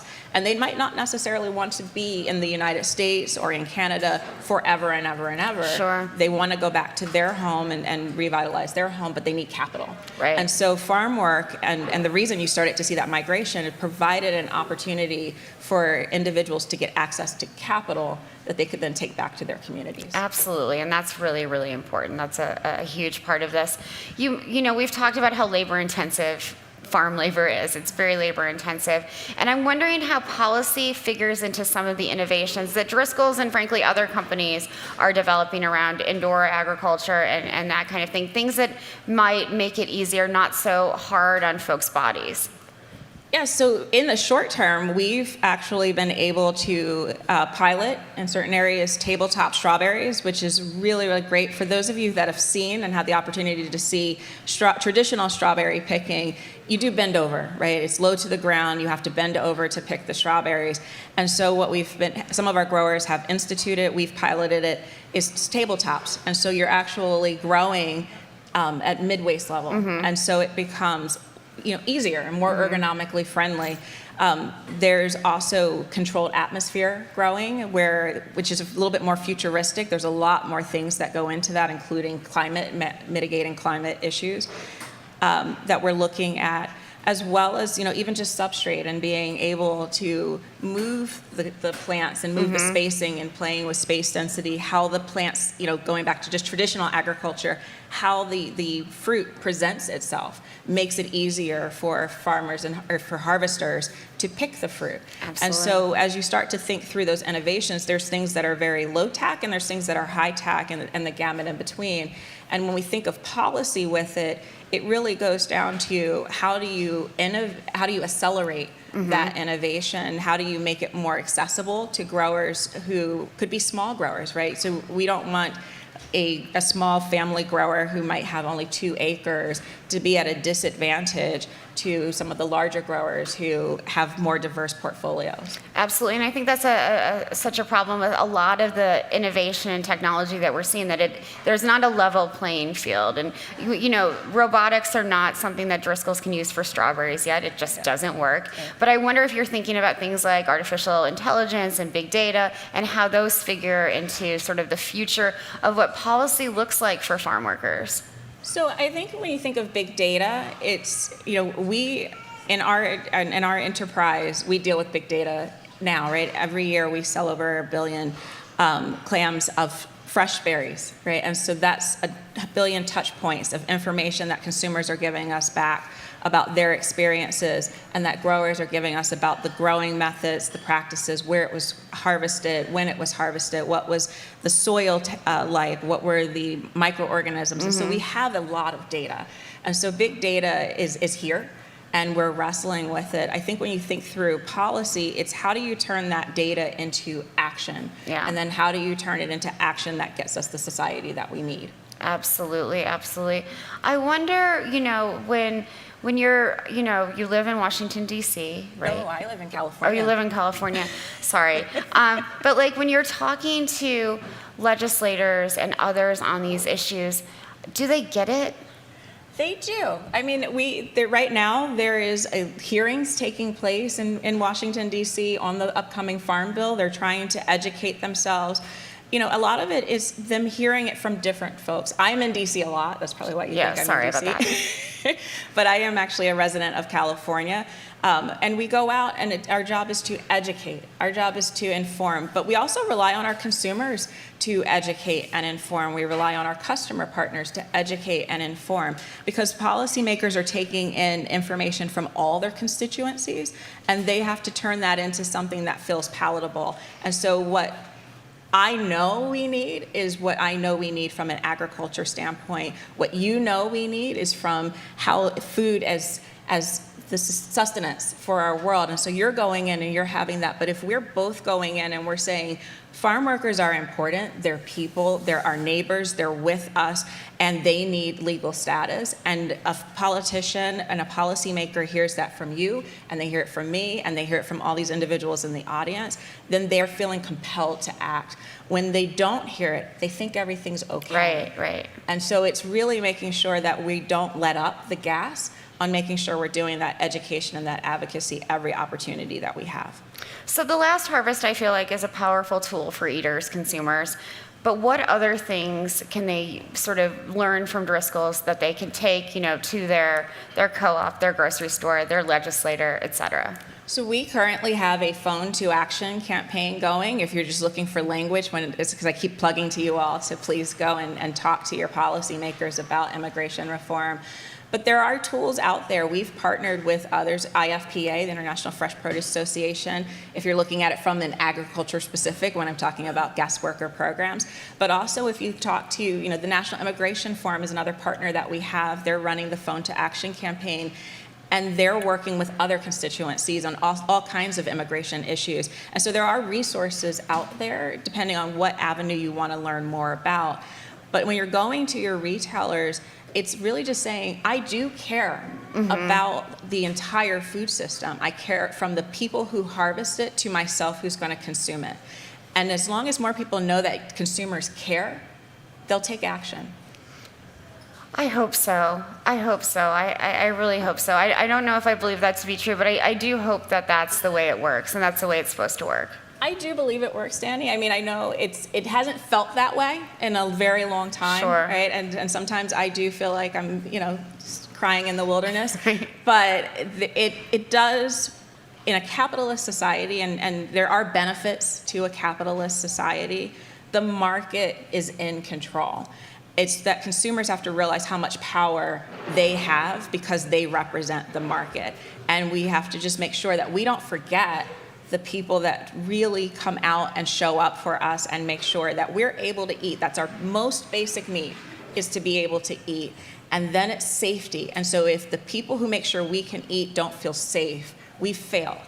And so if we can go forward and make sure that the people who feed us feel safe, can work and feel safe, can go back to their children and feel safe, have their communities feel safe, have economic opportunity and feel safe, we've succeeded. Absolutely. But we have that power, and we just have to remember as consumers, we do have power. Yeah, absolutely, and we need to use it more and more. It's becoming increasingly important. I want to, you brought up the Farm Bill earlier, and I mentioned this the other day, that berries and fruits and other fruits and vegetables are considered specialty crops right now under USDA programs. And they shouldn't be. They're these are the foods that are most nutritious. And I'm wondering what you hope personally comes out of the next Farm Bill, so that we can change not just how farm workers are viewed, but how these crops themselves are viewed. So that goes a little more to a grower issue than the farm worker issue. I think when you think of specialty crops, the hardest issue is most growers in specialty crops don't own the ground that they farm. And so it is a series of renting for short periods of time. A lettuce grower might be there for 45 days. They then swap out with a strawberry grower that might be there for about 6 months. They then swap out with a broccoli grower. And so you're getting these crop rotations, you're moving through, and you're going from location to location within a climate to grow. And so when you think of the Farm Bill in the past, specialty crops have kind of been either carved out in the last Farm Bill or excluded in previous Farm Bills, because there wasn't a real way to get those government incentives to the growers when they needed them. And what we're trying to figure out in this upcoming Farm Bill, which is why there's so many hearings on it, is how do you level that playing field? How do you make sure that there's incentives and there's programs that help these individuals who do not own the ground they farm on be able to sustain that ground for long term. Sure. We want to be here in 25, 50 years, but we also need to make sure that the people that are coming before us and after us are doing practices that also help us be there for another 25 and 50 years. Absolutely. I wonder what, I know Soren, again, the head of Driscoll's North America, talked about regenerative farming, and I wonder how workers and producers are feeling about this new term and what it means for them. So I think one of the things when it comes to a policy, and I'm going to be a policy wonk for a quick second, is we have to be really, really careful of whether we're talking about it from a standard perspective or a theory perspective. And so when we think of regenerative farming, one of the things, there's a lot of work that needs to be done to go, how do you incentivize it? And what do you expect from it that it works in consideration with the food safety standards of a particular crop, where they're located, how you manage some of those issues, and what is the expectation? Is we have to be really, really clear that as we use certain terms, the theory of them and what it's striving to do doesn't get blended with what the requirements of it allow you to do. And so for where we are, for me, I struggle with regenerative agriculture as the standards, because the science hasn't been worked out and the policy hasn't been fully worked out yet of how that works with specialty crops and on-farm management. We sadly are about to run out of time. I think this was such an interesting discussion. Let's give Janae a round of applause. Thank you so much. Of course.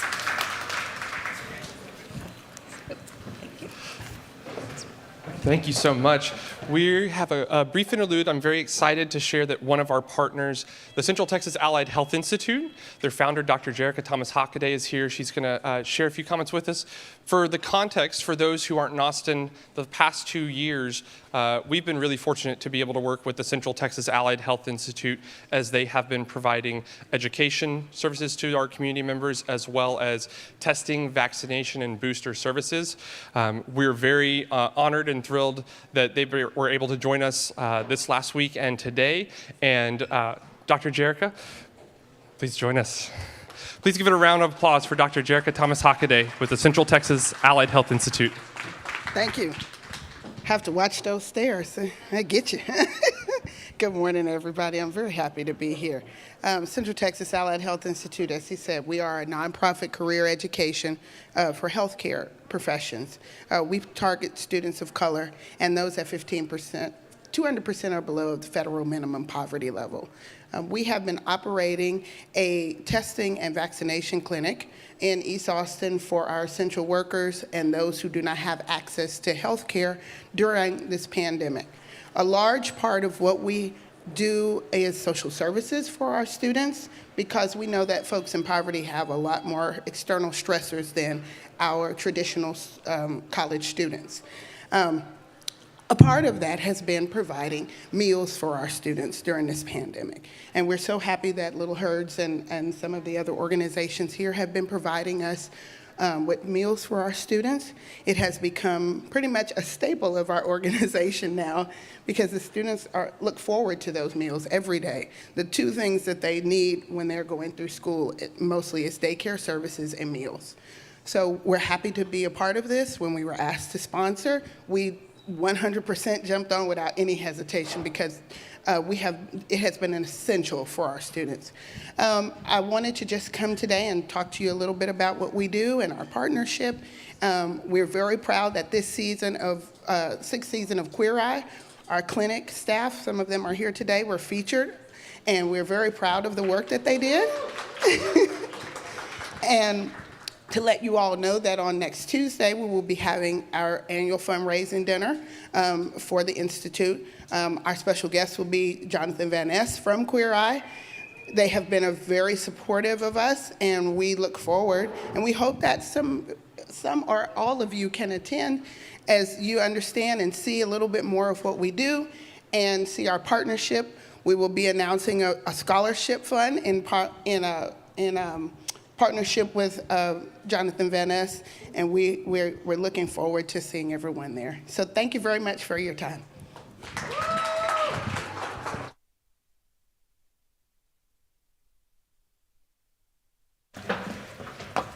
Thank you so much, Dr. Thomas Hockaday. We're so pleased that you could be here and share your thoughts with us. I'm now excited for this conversation around some really interesting issues and a really interesting innovation. Joining me for this conversation is Vishal Bhuyan, the co-founder and CEO of Annika Biosciences. Annika is a biology-based tagging, tracking, and tracing system that can help prevent food loss and that are due to pathogens and supply chain issues that are a result of the climate crisis. So, Vishal, I'm so glad you could be here. Thank you so much for having me. I think this is going to be a really interesting conversation. So so that we can put everyone sort of on a level playing field here, what is your elevator pitch about Annika? So at Annika, we use microorganisms, so common friendly bacteria that's already on everything, to tag and trace products through the supply chain. So by doing that, if you think of microbes almost as this massive data set, we can track, a leaf of lettuce from harvest all the way down to, the packaging, basically. So the idea here is, what does the world look like if we can remove the packaging, if we don't need to be reliant on the packaging to know all the relevant information of your food. So microbes as a massive data set, that's sounds really complex and complicated. It is, in a sense, but that's just what the world already looks like, right? So, pick up your hand, there's hundreds of millions of microbes all over you right now. So what we do is sort of use genetic engineering to drop a little watermark in the genome of these microbes, so we can sort of direct that, right? So instead of the sea of different microorganisms on things, we've got something very specific that we can tag and then sort of fish out downstream. All for the purpose of managing risk of our food system. And let's talk about some of those risks. I know you and the company are so concerned, as we all are, about the climate crisis. What does Annika, how does this technology, this innovation, this genetic engineering work to help solve some of the issues that you care about, including climate? So I think it's important to remember that, climate's a big topic, right? And it's very buzzy, but really the problem here is climate volatility. And so when you've got areas that are not used to certain temperatures, you've got a spike in different organisms, right? So for the last 2 years, we've seen the whole world being brought to its knees because of a virus, right? So it's the same thing with our food system. If you've got pathogens that crop up in places that just are not used to them, are not prepared for them, you've got increase in contamination, and then you've got an increase in our food and water system. So, I mean, everyone hears about like sort of, hurricanes or hotter temperatures. They don't realize that more diseases and pathogens are, infecting crops, infecting livestock, doing all of these things. And can you talk a little bit more about that? Yeah, so actually the WHO estimated that I think just a 2 degrees Celsius increase would mean that roughly 5% of the world is more at risk for malaria. So you've got this exponential risk factor when you talk about kind of varying temperatures. And it's the same thing with our food system, right? So there's two aspects to it. One, again, a spike in contamination and pathogens just because the environments aren't prepared for them.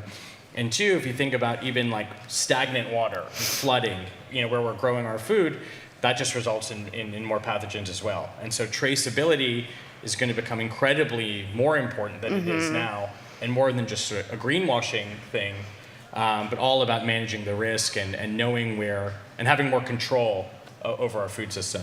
Absolutely. And what kind of companies do you see working with you down the line? So even though kind of downstream, it really does benefit the customer, we're working with producers and industry groups to really kind of implement and roll this technology out. I wonder, because it is genetic engineering, is this a way sort of to get beyond all of the controversy that we've heard in the past around genetically modified organisms and other things? Do you feel like this is like a solution to a problem that, eaters and businesses and everyone can get around? Yeah, I mean, I think you cannot be worried about the climate crisis and anti-GMO. To be honest, I think that genetic engineering and synthetic biology are critical in helping protect our food system. I think a lot of the damage a lot of the impact of climate volatility, we're going to experience it. And so I think protecting our crops and having this mindset of, sort of kind of bad press and bad PR from the 90s affect our ability to make our food system more robust would be a huge mistake. I want to talk sort of about the economics of this. When there is a food recall, billions of dollars are spent, by companies. Consumers are obviously affected. It can have tremendous, detrimental health impacts. Well, how much money can this sort of save down the road? Yeah, so right now recalls are 2 to 3 times wider than they even need to be.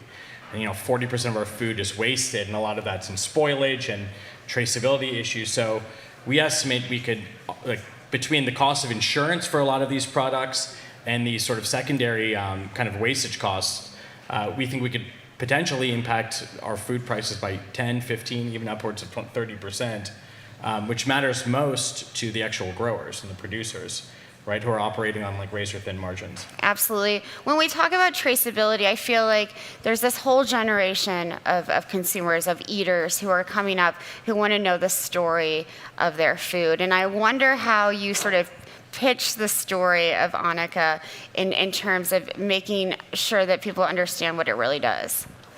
Is that to consumers, you mean? Yeah. So, I think it's funny because, yes, it is, we use genetic engineering, but the other question is, do you want to know exactly what's going inside of your body? That's what you're eating, right? We, for some reason, think that the food that we eat and all the crops that we grow is just some, mystical black box, and we're trying to shed light, in that environment. So it's really about consumers wanting more transparency and more traceability. Well, this is how you get it. And I think you need to embrace new technologies in order to get that clarity, as opposed to just, you can't have, you have to have a broader perspective in terms of how we get to that end goal. Let's talk about some of the global implications, especially for the global south, in terms of hunger, making sure that people, food safety issues are such a huge issue in the global south, and people are, fall ill all the time. How, will this technology translate to the global south in terms of being affordable? So, we're leveraging technology that's already being used. It's not, there are microbes that are being used and utilized in food all the time, right? And so we have that as a core value of, our company and our tech. So it has to be affordable. We don't add more than a percentage point to the actual cost for our customers. And then more than that, the technology has to be easy to use, right? So practicality and costs are sort of at the heart of what we do. Okay, so again, I just want to unpack this a little because it's such a complex issue. It seems simple, but it's also complex. How do you make it easy to use? I mean, our product is, again, we're using microbes. They're already being sprayed on crops. They're already being, fed to livestock. So it just gets implemented in currently existing supply chains. I mean, whether that's being sprayed on in the field when other fertilizers and products are being used, and then downstream, it's just sort of off-the-shelf diagnostics that are being used already, again. So we make this as easy and simple to roll out as possible. So for me, what do the diagnostics look like? What are you like looking at? How does it work? How do you measure those diagnostics? It's funny because like 2 years ago, this would have been a totally different conversation, and now we're all running like PCR tests and antigen tests on our countertop. So that's the exact workflow. I mean, it's really simple. Big food companies already run a number of different tests on their food. So it's really about identifying that little snippet of DNA that we've put in there. So if you think of a microorganism, its genome could be millions of nucleotides long. Our engineering is really just adding a 20 nucleotide barcode that we can fish out later. So it's just about getting right to that bookmark or that watermark, identifying it, and then being able to identify where that product came from. And so when we're thinking about, we've seen so many disruptions with the global food supply chain. How do you see this working, regionally and locally for growers and producers? I think this comes sort of from the top down in a lot of ways. So, I think this is really about the producers and the distributors getting more clarity and managing their risk again. So, as opposed to them saying, what's the purpose of this? It's not just for the end consumer to say, hey, I know where my grains came from, but it's really about, a grower saying, we use regenerative farming, we do all the right things. Our product should be at a premium to people doing the wrong things, right? And farmers growing the food in the wrong way or in the unsustainable way. And so this is about sort of distinguishing that, again, coming from the top down. Absolutely. So I want to take many steps back. So I wonder how you personally sort of started on this journey around food safety, the climate crisis. What spoke to you to sort of develop this? So my background's actually was in finance. I spent most of my career in finance, specifically in like risk mitigation. So looking at different systems and figuring out, how do we address these risks? Whether that's overfishing or water scarcity, we had a kind of a variety of things that we were looking at. And then I'd made an investment into a CPG product, so a food product that was sold around New York City, and we kept running into food and recall and contamination issues. And that opened my eyes to this whole complexity of our food system. And what I realized is that the food, I never thought about it this way, but the food system is just this huge point of vulnerability, right? So not just from climate crisis and contamination, but even from a national security perspective. It's just a very difficult and complex system.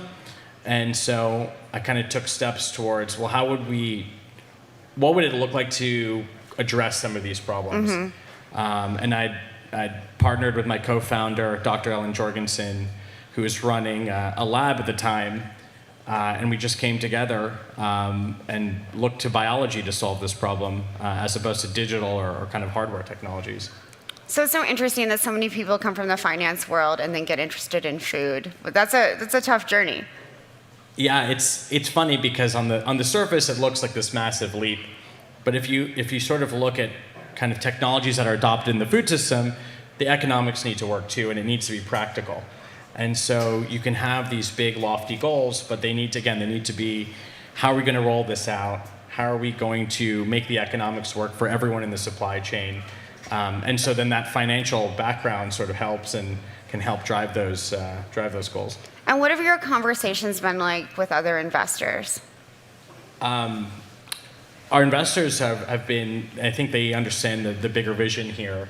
And the idea that what we're really doing is being able to take digital traceability, right? So barcodes, serial numbers, blockchain IDs, and bridge that with the physical products that they're supposed to tag. So, big companies like, Walmart and IBM are rolling out these blockchain systems, but what does that mean in terms of the actual product? And we can help bridge that gap, and our investors are on board with that, and they understand the impact we can have. So one question, if I was in the audience, I might have is, isn't this solving sort of after the fact? How can you prevent pathogens in the first place? So through biology, if you think of a microorganism as a platform, we can accomplish multiple different things. Tagging is just where we're starting, but we've also already made steps to create what's called antimicrobial peptides. Is one area of tremendous focus for us. So alternatives to antibiotics, for example, and we can tether them to our tags. So not only are they tagging something, they're preventing and making that product better. And so we look at this as the tagging is sort of a fundamental base layer, and then above and beyond that, we can create proteins to accomplish a number of different tasks. What are you most excited about as you sort of look, for next year, the year after, 5 years from now? I think it's rolling it out. We're doing a lot of pilot programs right now, and I think it's really scaling this out, rolling this out in real food supply chains. And again, I think the traceability aspect is just how we start, and the proteins that we're developing and the secondary functionality is really exciting.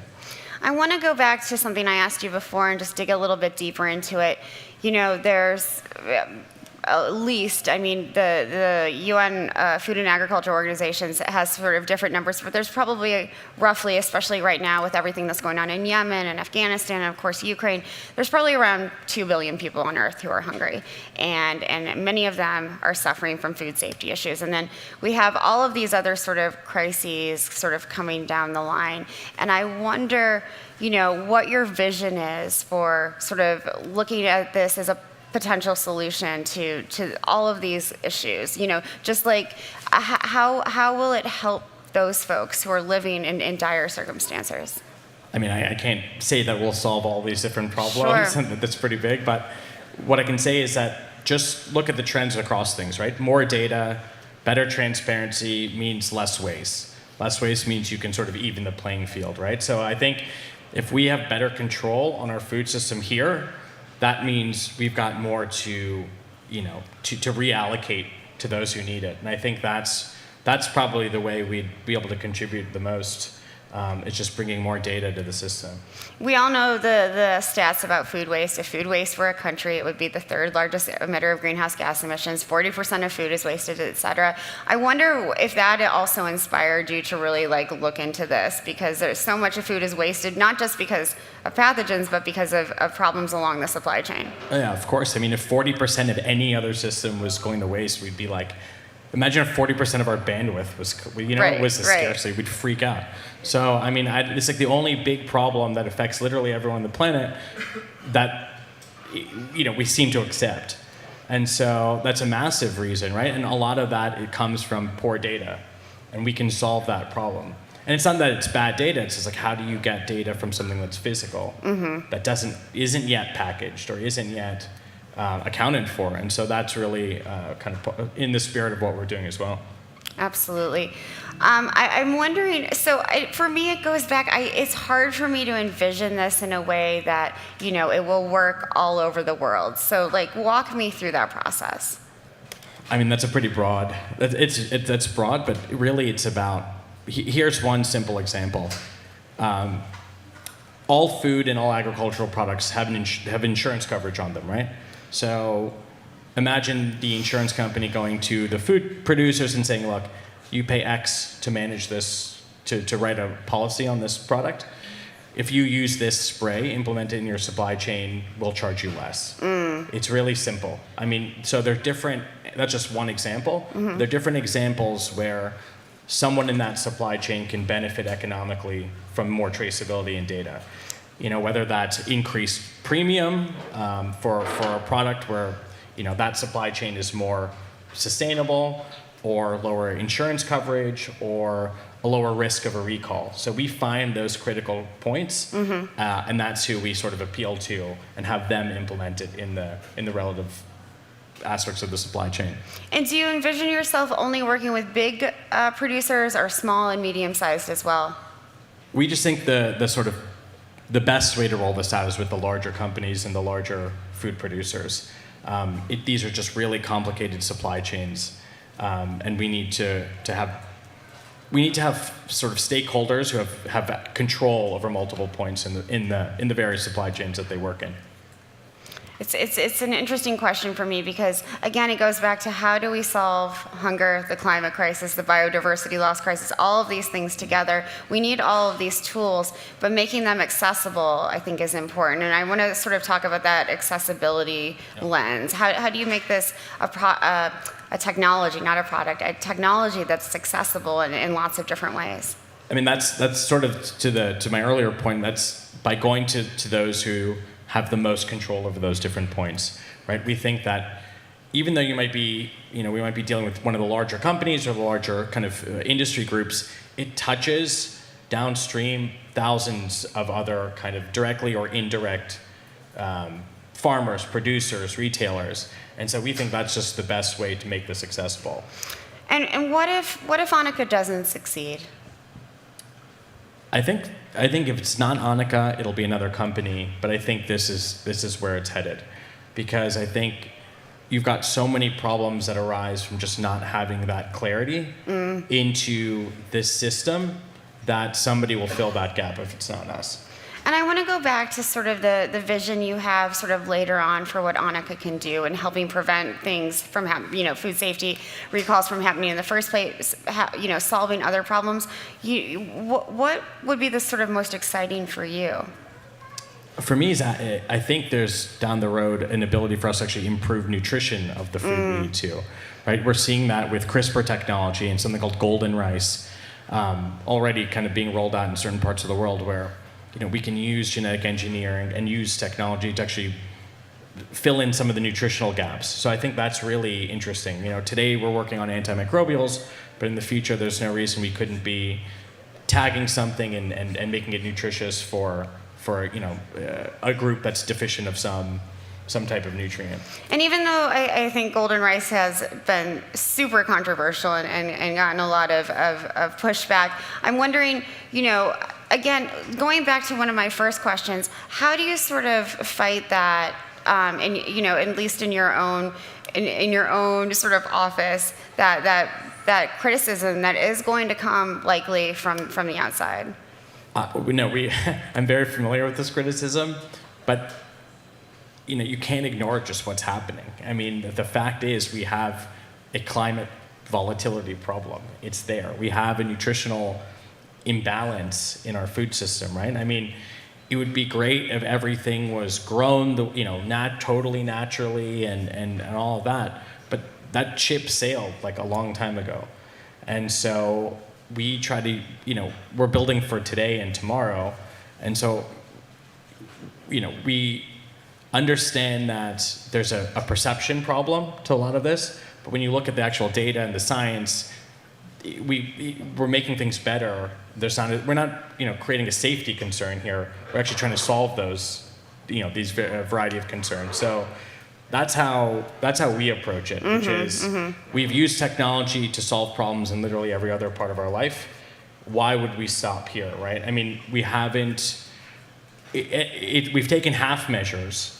This is actually safer than some of the other ways we've created our foods, right? So mutagenesis is more general and more randomized. This is targeted and just a better approach.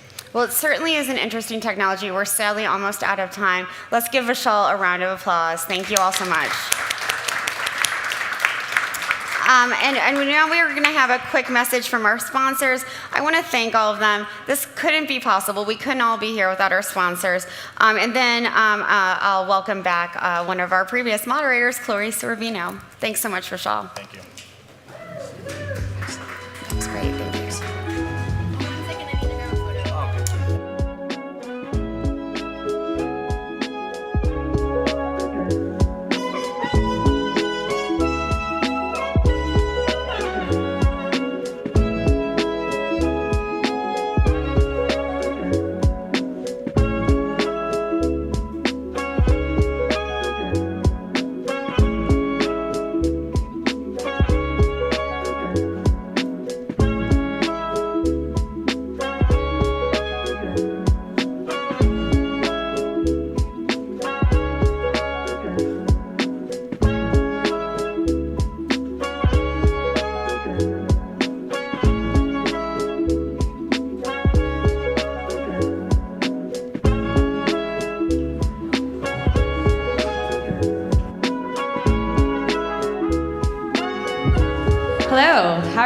doing? Have we been tasting fun things? Who's been having the crickets? Can we see a show of hands?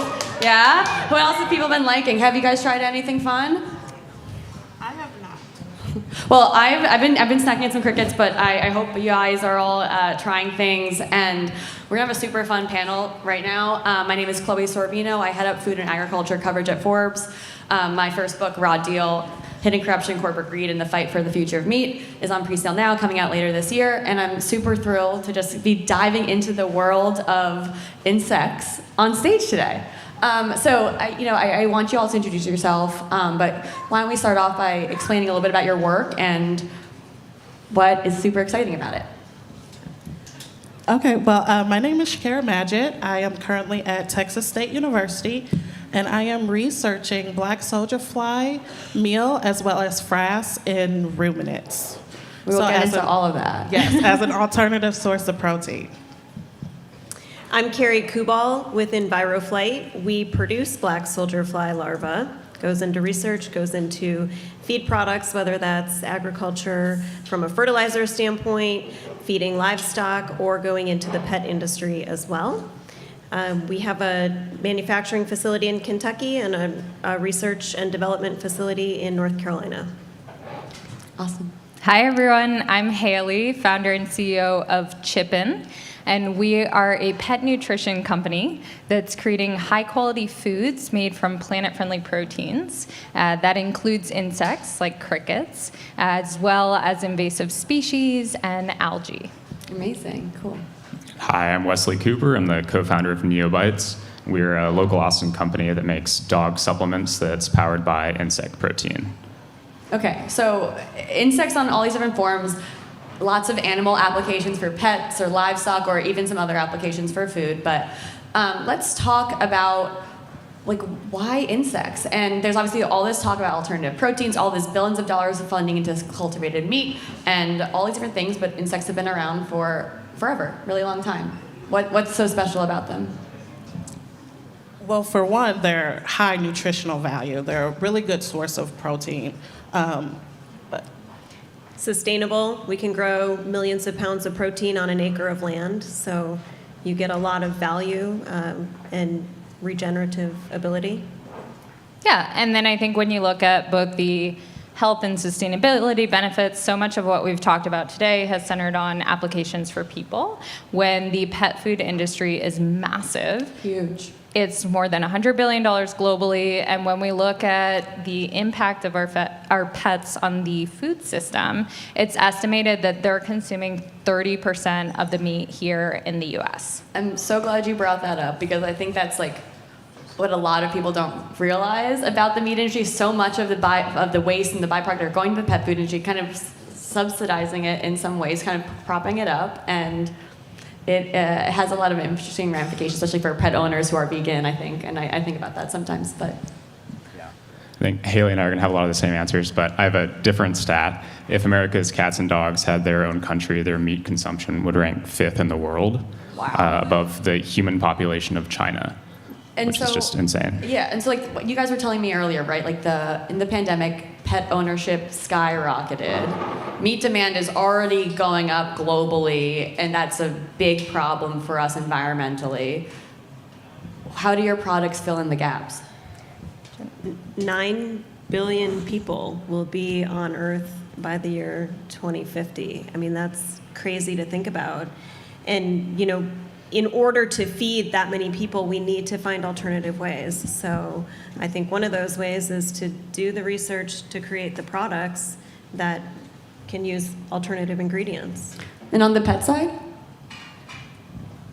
Yeah, so on the pet side, I think one of the things that's so exciting is we have seen for so many generations that pet food has been marketed as your dog is a wolf and needs this sort of nutrition. And really, when you think about it, a Chihuahua or a Boston Terrier is not in the background or in the backyard hunting down big game.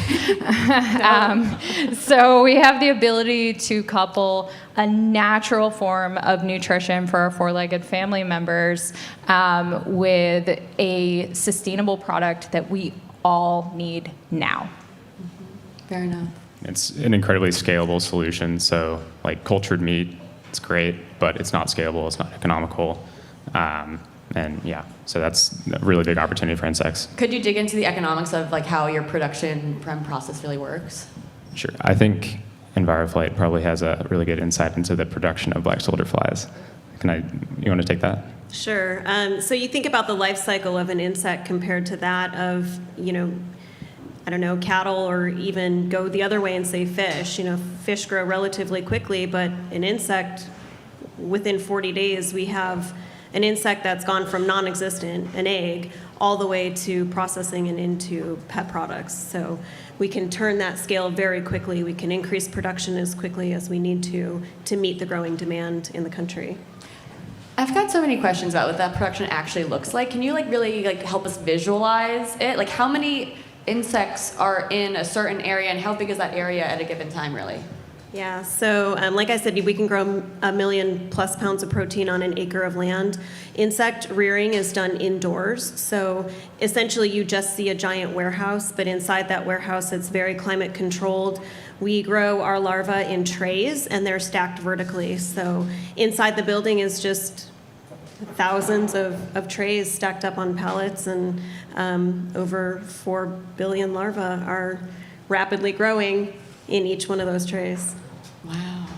And on the cricket side, actually before founding Chippin and working on the pet nutrition application, I started with my own very small scale cricket farm. Oh my goodness. How small was it? It was about 10 by 5 feet. So it's sort of an experimental R&D farm. But one of the things that's so awesome about this is not only is it a flexible supply chain that can be scaled up really quickly, but also you have insects that are living in conditions that they would naturally select to live in. So it's a much more humane form of protein as well.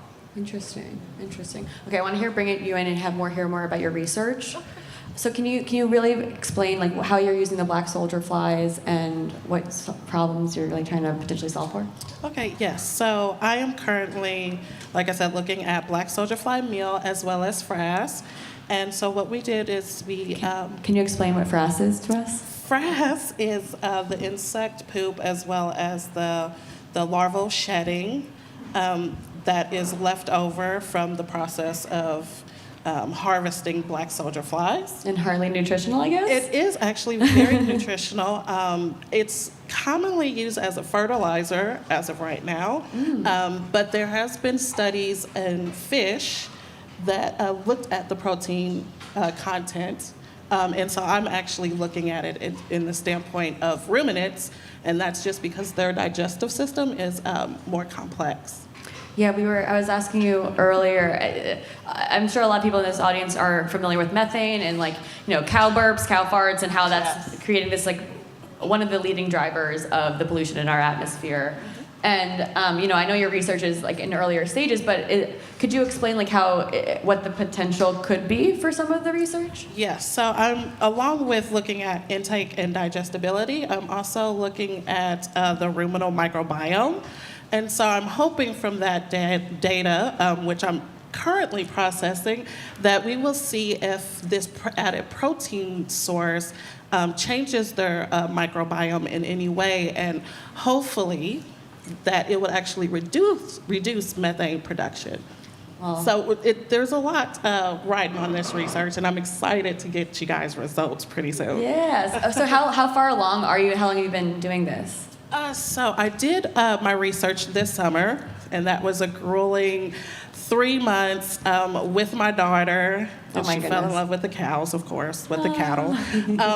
And now I'm in the lab, and I'm actually doing DNA extraction as well as 16S sequencing. So hopefully we'll have something soon. Okay, I think it's a great point, because how did each of you get into the world of insects? What drew you to this in the first place? Could you share your story of finding insects as your passion? I will go first. I actually was terrified of insects.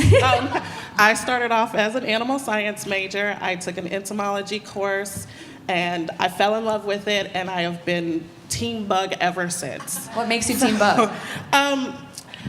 They're amazing, and you have so many different species and families, and just everything about them is amazing. And I didn't appreciate that until I actually took that course. But no, Raid was my best friend. Now, please don't use Raid.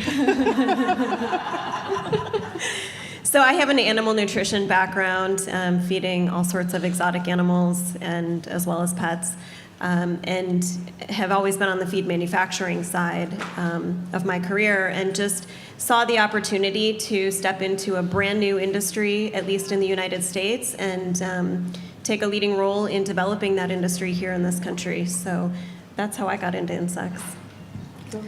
I have been a longtime foodie and big-time believer in food as an agent for change. And so I got into the insect industry really first from the lens of looking at the way that we have produced protein is a problem. And we need to find a new way to feed people and our pets in a way that doesn't compromise our ability to access clean water and food in the future, or hurt wildlife. And so I just became fascinated with cricket protein and did everything I could to learn about it, and then eventually moved into founding Chippin, really to unlock kind of the broader world of how do we bring alternative protein to the pet food industry. Awesome. So my background's in beverage CPG, and I've had a long-time passion for sustainability. And I was going to all these trade shows, and that's where I was first introduced to cricket protein. And I fell in love and became enamored with the idea, and started toying around with recipes on the human side, because that was my background and my initial passion. And then it became pretty evident that the psychological barrier was far too great for human consumption in the West. And so I was looking around for more applicable market applications and fell into the pet food space. Let's stay with that for a minute. So, like, who is your customer for each of you who are in the pet food area? Like, who are you selling to? What products are you, like, what is it solving for, really, for the consumer and, like, the parent of the dog or the cat? Yeah, so we've started with dog products, really excited about the potential for cat products in the future. As we look today, it's been really interesting because our customer, a couple different segments. First, you have kind of all the people in this room who care about food and sustainability, and are really interested in bringing to their fur babies something that aligns with their own beliefs. And then we have a really massive segment of people, and this is kind of our in to scale this into a broader solution, but we have a massive segment of people that are dealing with the challenges of their pets having allergies to beef and chicken, which are the top allergens. And it really makes sense when you think about how they're made, often with a lot of antibiotics, and we have a really natural solution. And so that's been an incredible customer for us, and one that's very committed and spreads the word. Awesome. Yeah, I mean, that's a little going to. Yeah, so we're based in Austin, which is just like the best city in the country for a dog food company. It's the most dog-friendly city. And so a lot of our customers here, obviously, the people who live in Austin care a lot about the environment, a lot about the outdoors. They're young and healthy. And our products are powered by whole food ingredients. They're all limited. You recognize everything on the back of the bag. And then, again, hypoallergenic supplement products. And so, like, what's the accessibility and, like, price point here? Every time that we create a product, we start with, does this meet the nutritional demands of pet parents and the pets themselves? Is it really tasty?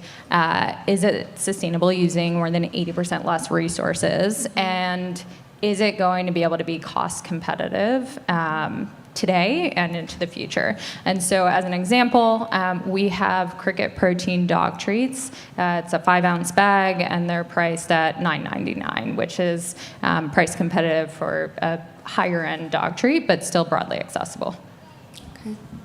And yeah, ours, we have treats pretty much the same price point. And then we have a functional topper that we're pairing it more against the supplement world, and per ounce, we're actually cheaper. Will it always be a supplement, or is it eventually going to be trying to be like an actual full meal for the pets? So we will launch a food in the future. Maybe it might be a good segue into regulatory space. Insects have not been fully accepted by AFCO, but as a supplement or a treat, it's approved and allowed. Yeah, so let's keep digging into the reg. We were talking about it earlier in my other panels about crickets and cultivated meat, but what's the regulatory framework that you guys are up against, and where could there be opportunity or helpful changes for you in your work? So as of right now, I know that AFCO has approved it for poultry and swine, but not in ruminants. And as far as frass, there is no easy definition that we have been able to define right now to make sure that we have regulatory rules around that. Yeah, so there is also definition for aquaculture. We can put black soldier fly larvae into aquaculture feeds. Frass we can actually use in a variety of different diets if it's black soldier fly larva produced. We also have adult dog definition, which is huge for this country. Along the lines of black soldier fly larva, it's used in many countries around the world. Canada is a great example. Close to home, their pets have been eating black soldier fly larvae and crickets for quite some time. Here in this country, we have the ability to use black soldier fly larvae only, and only in adult dog formulas. So as a company, EnviroFlight continues to do the R&D and lead the FDA in all of these studies that are taking place to allow these ingredients to become approved. It is a lot of red tape, and it's really expensive to run these trials on an FDA scale. Could you give us like a ballpark? It really depends on the species, how long the trial runs. One of the reasons we have adult dog definition only is because we didn't go through with the length that it would take to do a full-on breeding study with dogs. You can imagine. How long would that take? It's about 18 months to run that study. Yeah, and I think that's one of the things where we at Chippen are so excited about the potential to start to kind of cross-collaborate a little bit more. We've heard a lot about that today because it is so expensive to get regulatory approval, and it takes a long time. And then as we're all looking to change the food system, it takes all of us, as we like to say, chipping in. Yeah, I don't have anything else to add to that. No, you're good. So going into regulatory approval, obviously it's like a nascent industry. Obviously, it's been around for a long time, but there's still so much more it can go towards. So what else do you need to have this industry to hit that next level of momentum and maturity? What's necessary? Well, I definitely believe it needs more research, especially if we want to really incorporate this in livestock feed. I am a true believer in we can indirectly incorporate this insect protein, and then we can get people on board. But we definitely need more research in that area. I'd love to also hear more from your funding experience. What has that been like to get? Is it easy to get funding for something as specific as this? No, it's definitely not. And thank goodness it was through the university because they helped out a lot. Dr. Drury, Dr. Wickersham, Jody and Jesse through Texas A&M and Texas State. It was a collaboration. It was very hard. It was a lot of training. It's not easy at all, but the research is needed. Cool. I was just going to say, in order to keep the momentum going, cross-collaboration from startups like ourselves obviously is very important, but acceptance from big incumbents like Purina and Mars is, I think, really what's going to drive it home. Nestle has incubated a product in North America, and Mars has a insect-based cat food in the UK, and so it is growing and taking hold. Yeah. Cool. I think that leads to supply, and maybe that's a nice segue is, without a supply of all of these ingredients readily available and produced at a price that's affordable for the manufacturers, we don't really get anywhere. So we work on building that supply, but it's kind of a, balance of supplying the ingredients and then having somebody ready to use them at the same time. Yeah, that's actually one of the reasons why for our daily dog food, We crafted it with silver carp, which is an invasive species.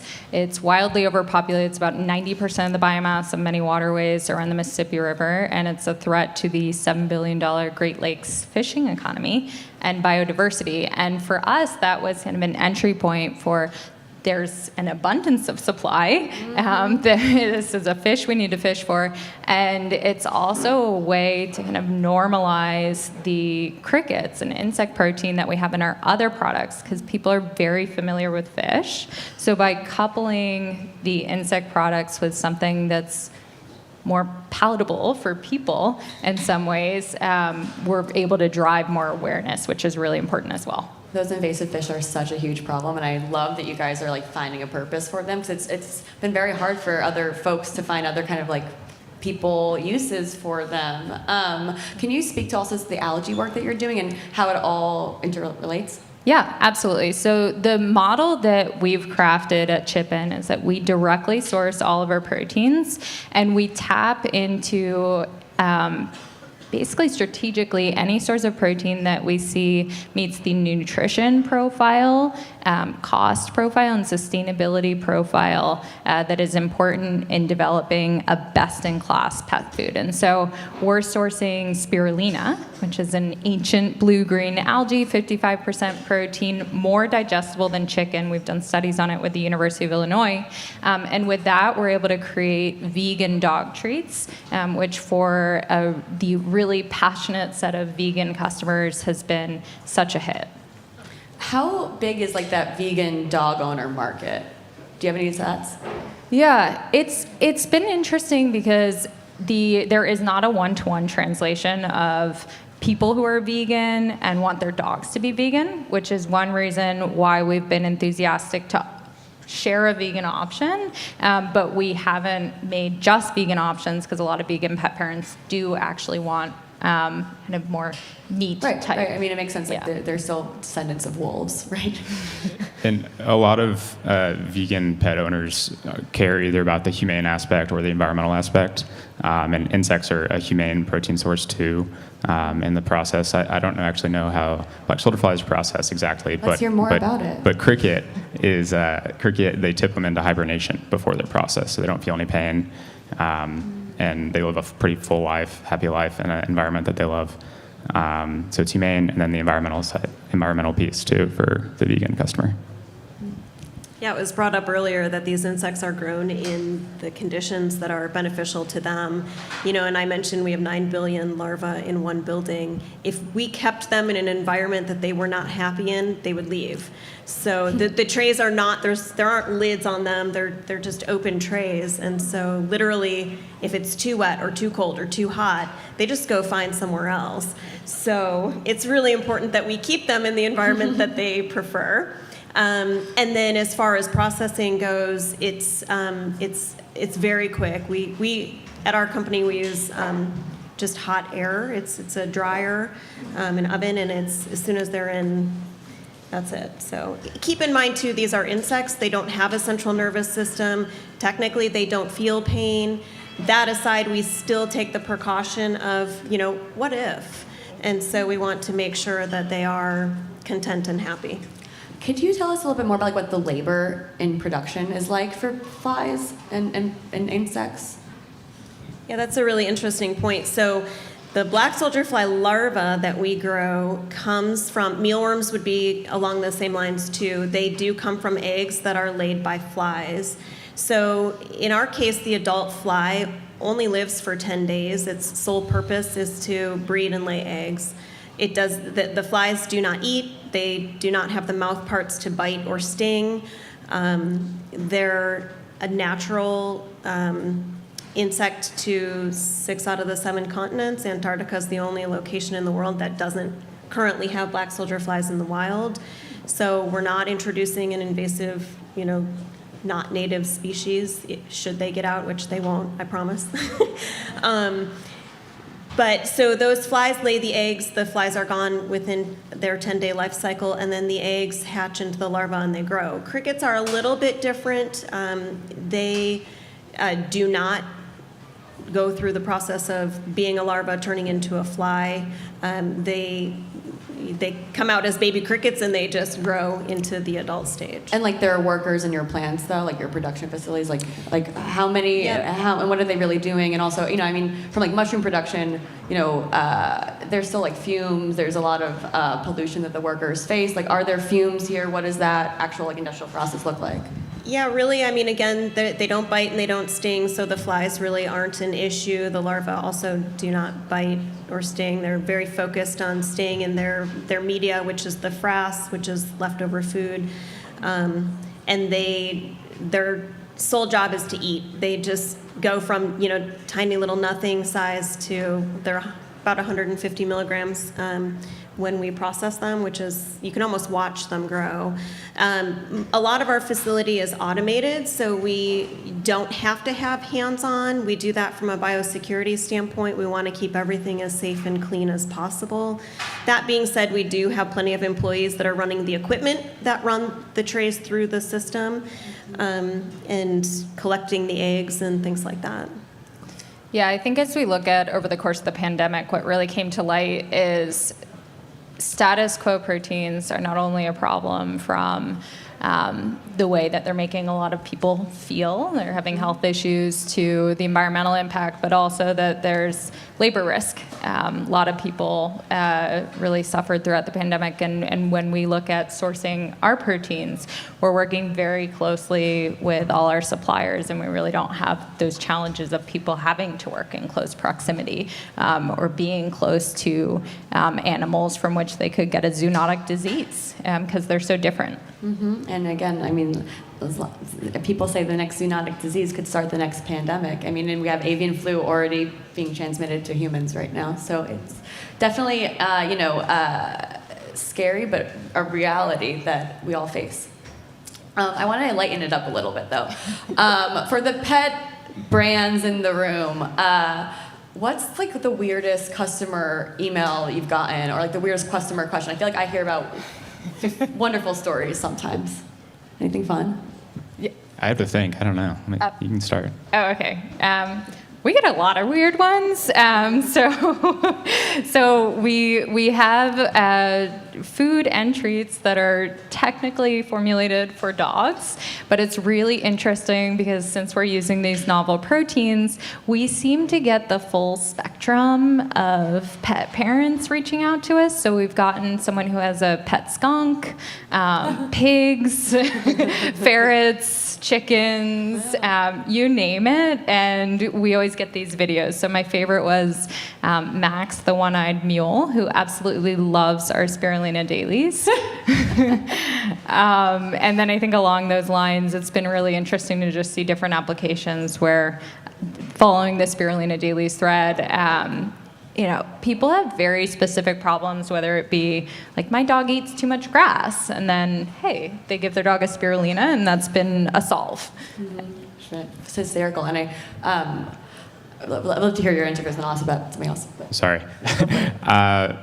Probably the strangest thing that we see consistently is humans eating our product.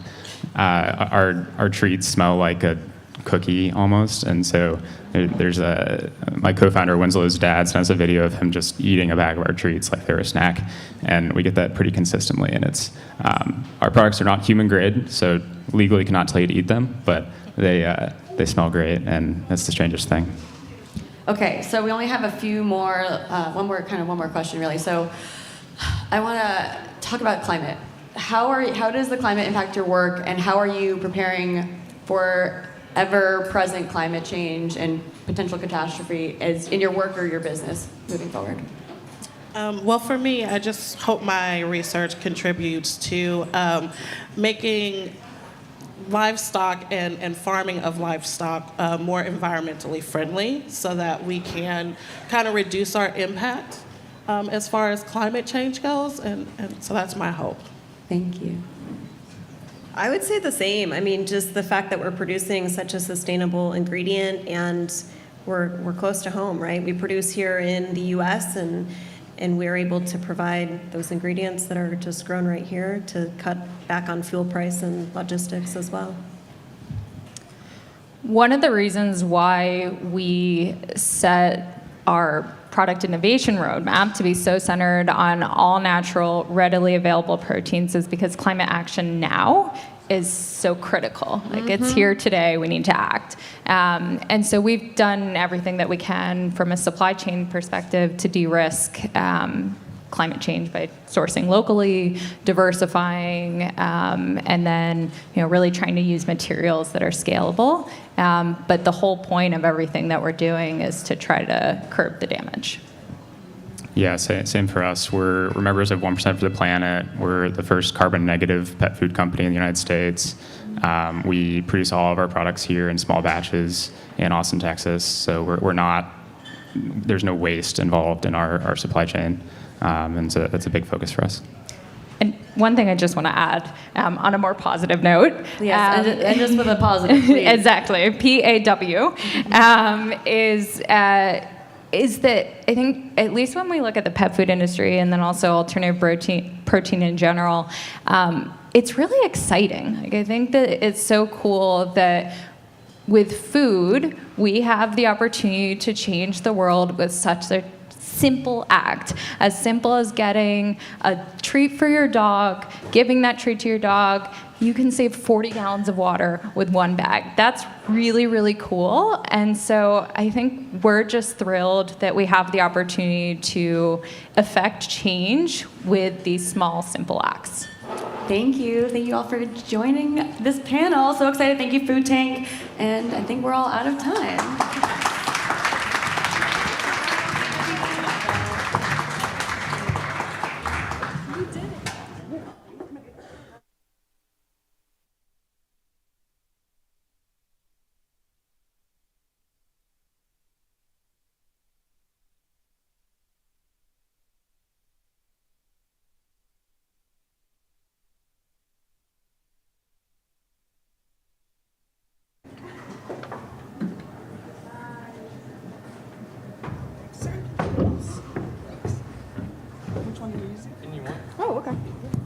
Hi, everybody. I'm Joyce Chevalier, the founder and CEO of the Cook's Nook, one of your hosts today, for Future of Food.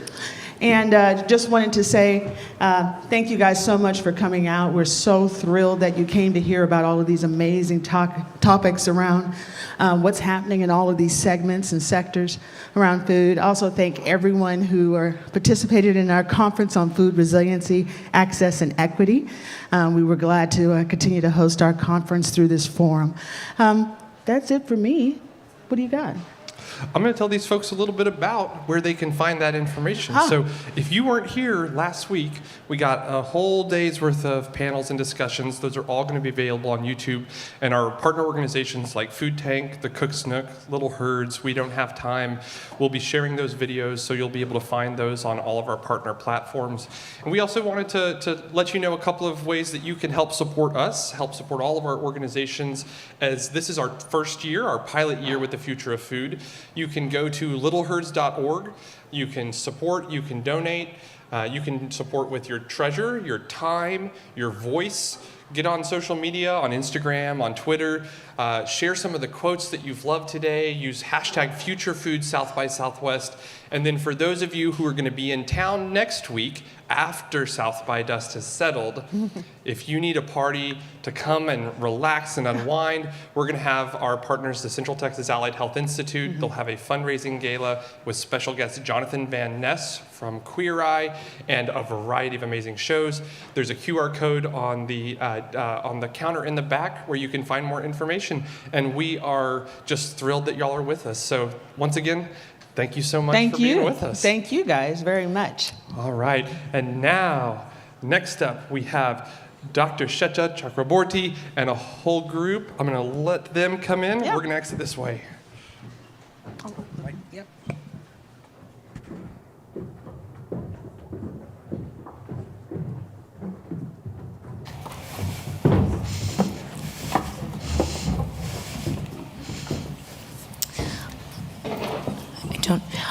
Can everybody hear me? All right, this is working. Thanks. I am so thrilled to be here on the second day of Future Food at South by Southwest. A warm welcome to everybody who's physically here in person. And sure. Let's clap for it. Thank you for being here in person. South by Southwest is back, 2022. So, and also a warm welcome to those of you that are tuning in through our We Don't Have Time platform from all over the world. You might not be here in person, but we can hear you. So please use the platform and engage with us.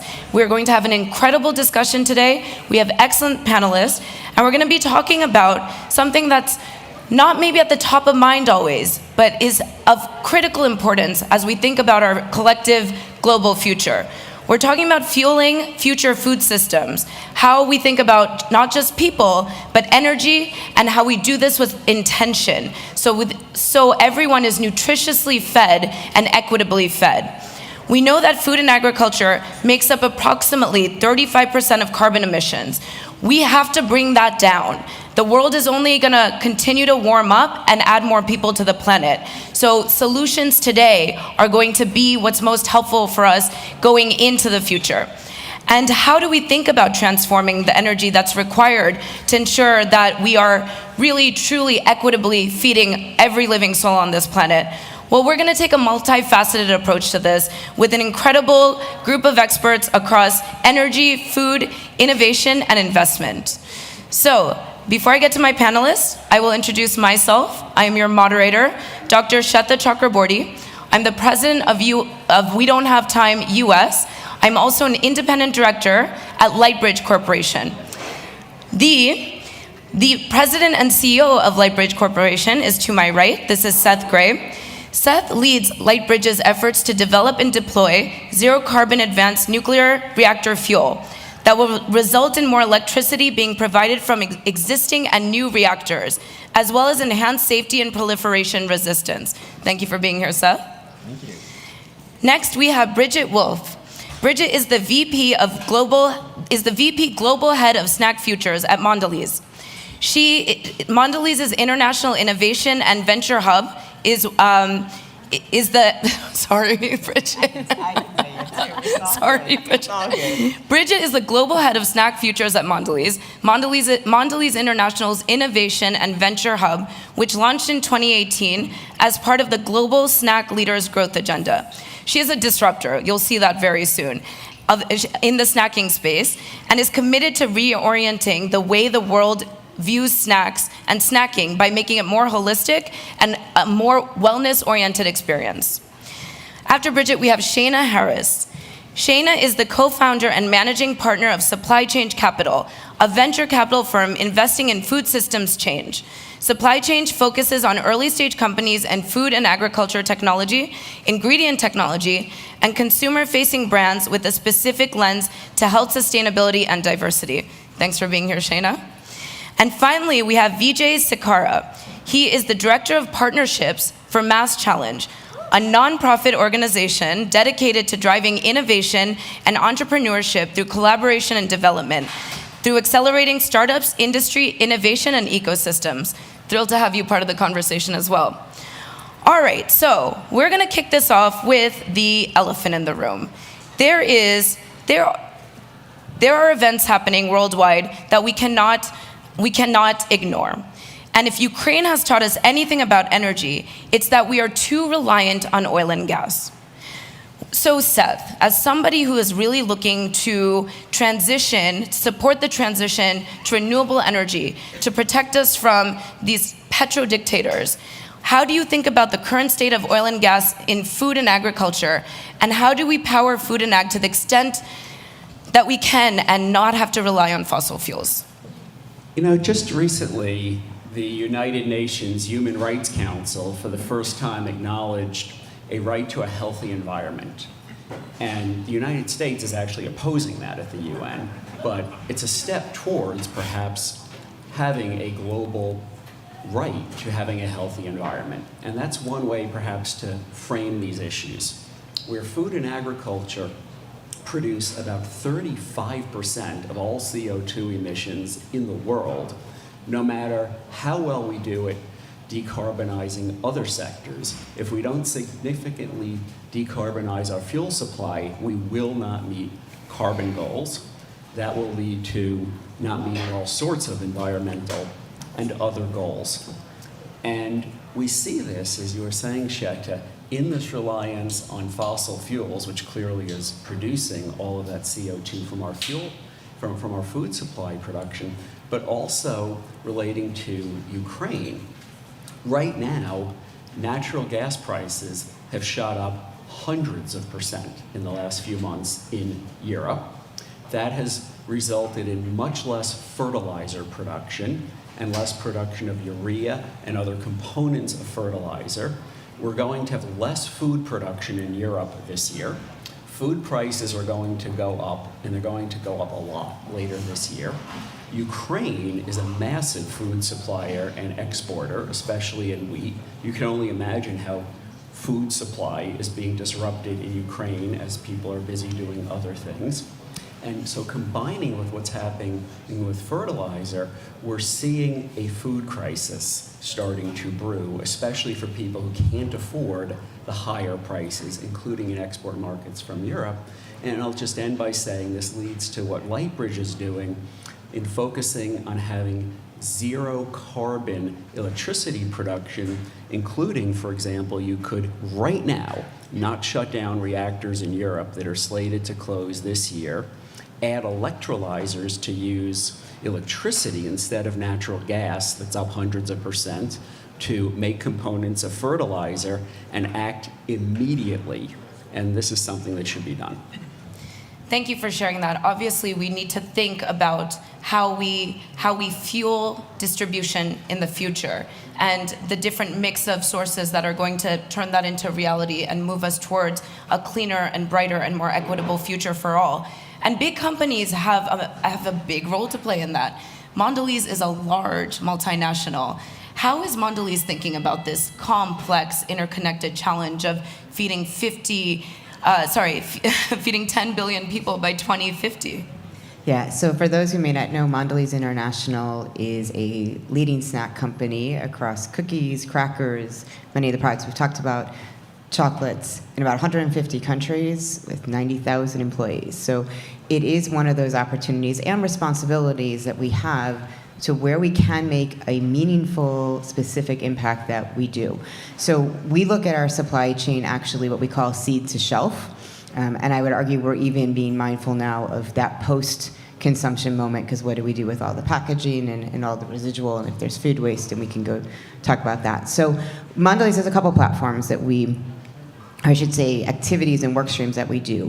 One is through our impact, we have a Cocoa Life program that is, if you can think of cocoa as one of our core ingredients, about really building the communities around teaching land use, sustainable farming, building up education for the women and children, and an entire holistic approach to how do we have a more sustainable crop and a safer supply chain. Same thing with wheat. We have a Harmony program for Europe that we have a goal to have 100% of our wheat supplied by that.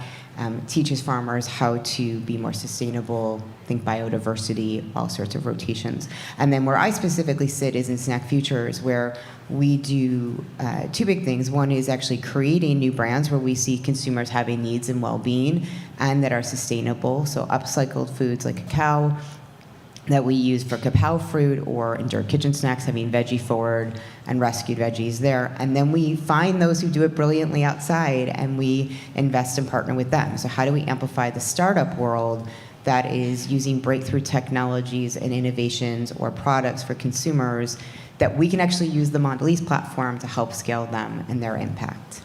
That's awesome. So it's not just the big company that you are, it's also supporting every company that's somewhere on the journey to really moving towards a more sustainable food supply system. So that is awesome. From startups all the way to multinationals, everyone has a role to play in this. Mm-hmm. And especially those who move the money. Yeah. So investing in food systems change is the essence of your venture capital support. Yeah. That's awesome.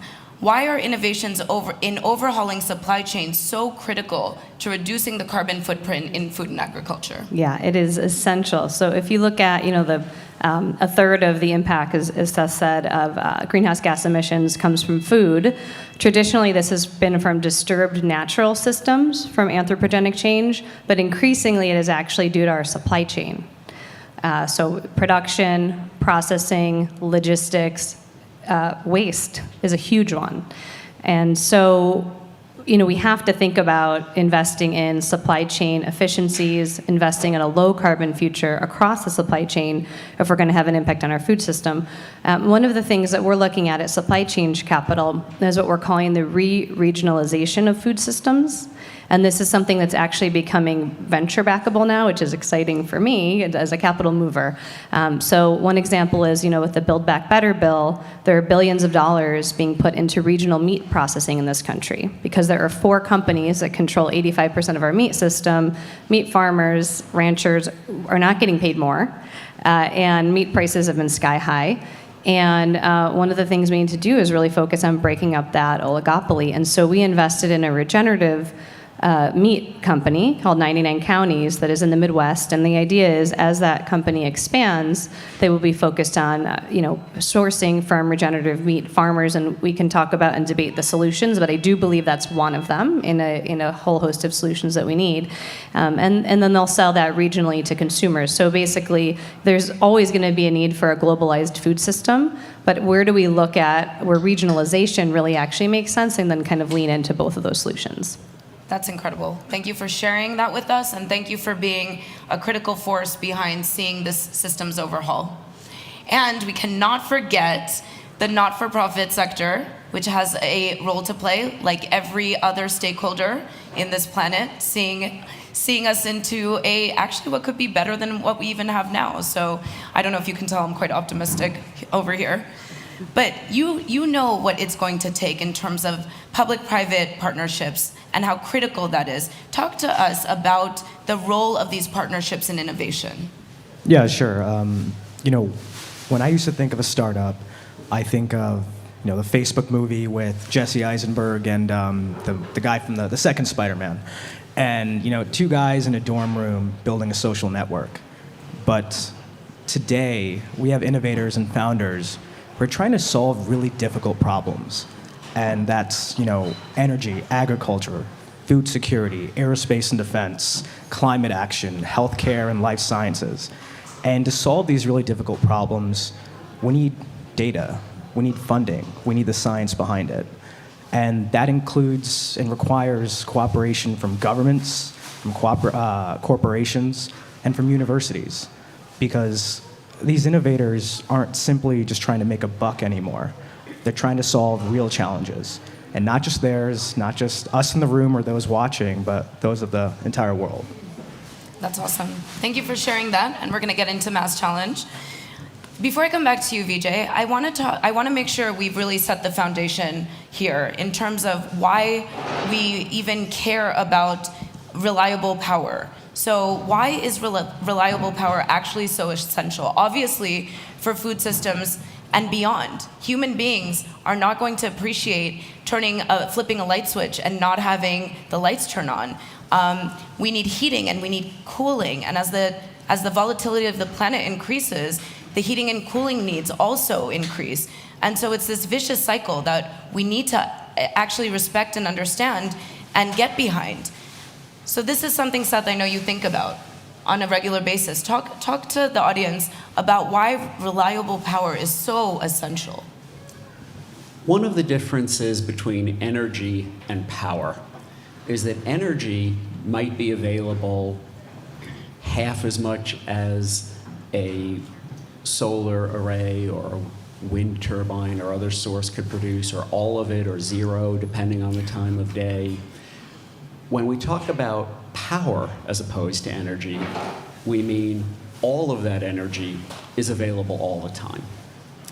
And to power many of these systems we're talking about, we need the electricity available all of the time. And power is essential for everything. It's essential to have food supply, it's essential to have health care, it's essential to have transportation, it's essential for everything. You don't want your subway to stop halfway to your destination because it was energy that drops off.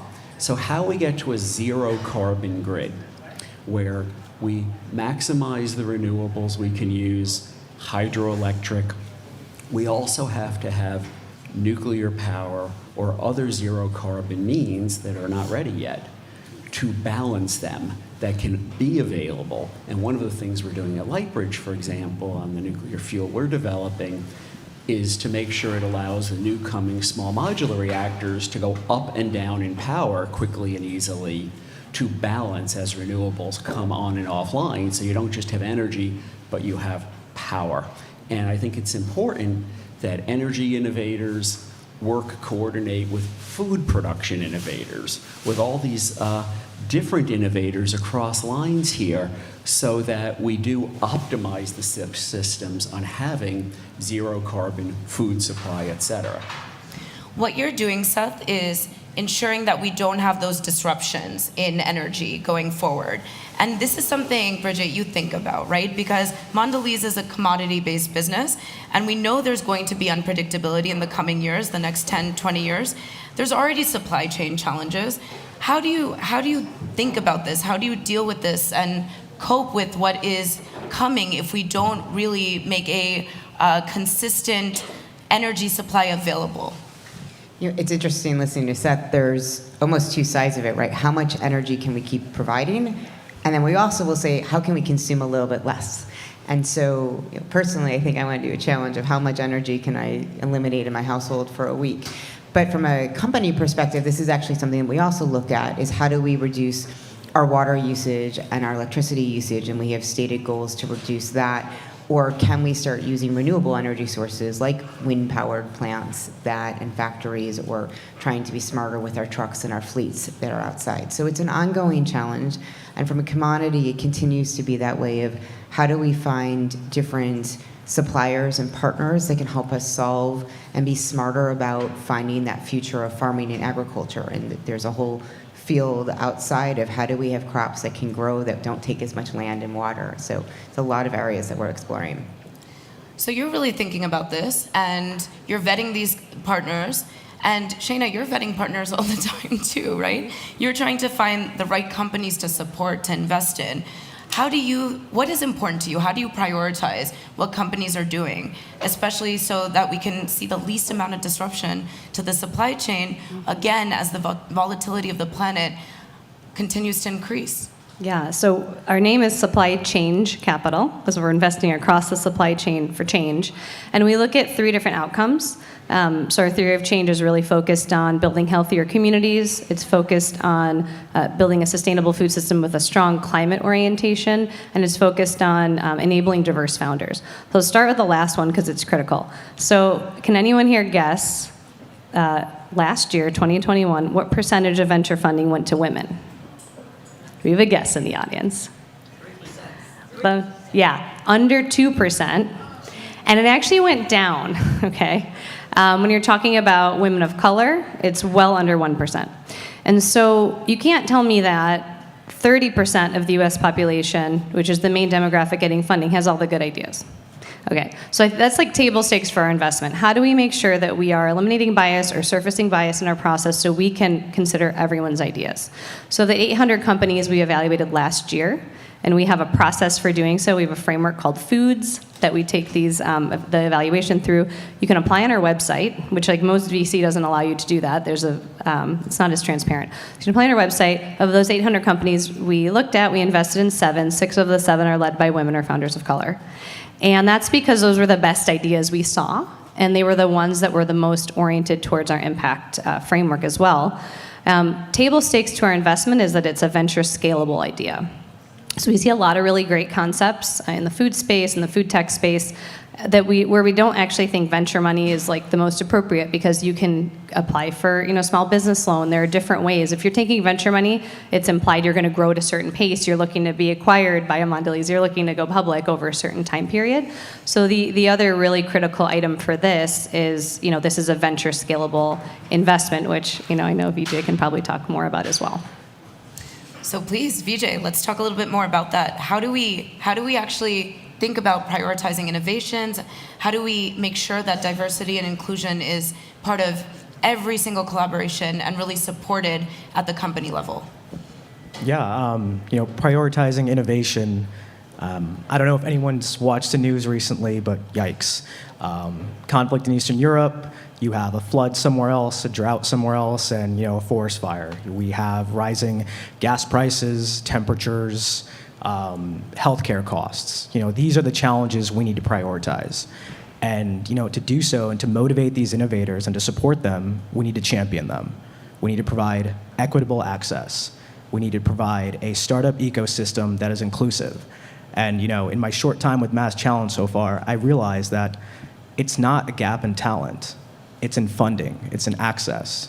And to our mentors, to our experts, to our philanthropists, to our investors, provide those resources, your networking, your connections, your knowledge, your money. Support these entrepreneurs from all across backgrounds, because at the end of the day, they're the ones that are going to solve these problems and lead that fight for us. It was interesting last night. We were talking about diversity and who would to come to a community, and you don't always want someone who looks different from that community to help that community. And I think right now what we're also facing is it's not just supporting a diverse startup group, but how do we bring in those diverse experts and mentors to partner with them? So it's, there's a comfort there, there's a trust there, there's an understanding. And so I think also it behooves us as we look at our classes, not just who we invest in and cultivate, but who do we bring into our ecosystems to help support them as well, which is really important. I love that this conversation just went in this direction. You have no idea. We're going off script. So the behavioral scientist in me really appreciates this conversation, because you really do need to build trust with your audience. That's how you motivate change. It's how you can predict the most likely outcomes, and it's how you can also influence the most likely the outcomes that you want. And in our case, the one thing I know we all have in common is we want the outcomes to be entrenched in the data, to be entrenched in the science, and aligned to the reality of the risks that we face, so we can prioritize the limited resources we have and ensure that they are distributed most equitably, and to really be able to see into reality a future that is cleaner. It's in our grasp. We have the tools to do it. We have the people, we have the expertise, and we have the capital, we have the dissemination of the capital, we have the innovation. Everything is here. So it's a matter of being able to communicate that and getting people to actually act on those communications. And the way you do it is by having more people that represent the end recipients of these communications that look like them, to really create representation. Once you get that representation, now you are opening up an entire solutions toolkit that has been historically disenfranchised. So unlocking the potential of those who have been not part of the decision-making process and seeing their perspectives contribute to the innovation pipeline, that's something that we haven't even gotten to the tip of the iceberg on yet. So it's a really exciting moment where we can see through our fullest potential as a collective and realize some of these solutions.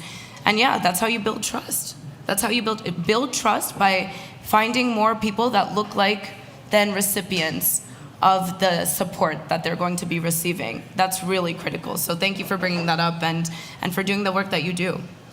And that's important for energy, because it is those who have been historically disenfranchised that are most vulnerable to the impacts of climate and that are suffering from what is happening in Ukraine. It's the lack of being able to have clean energy, to be able to distribute food in a way that is independent from the whims of these petro-dictators.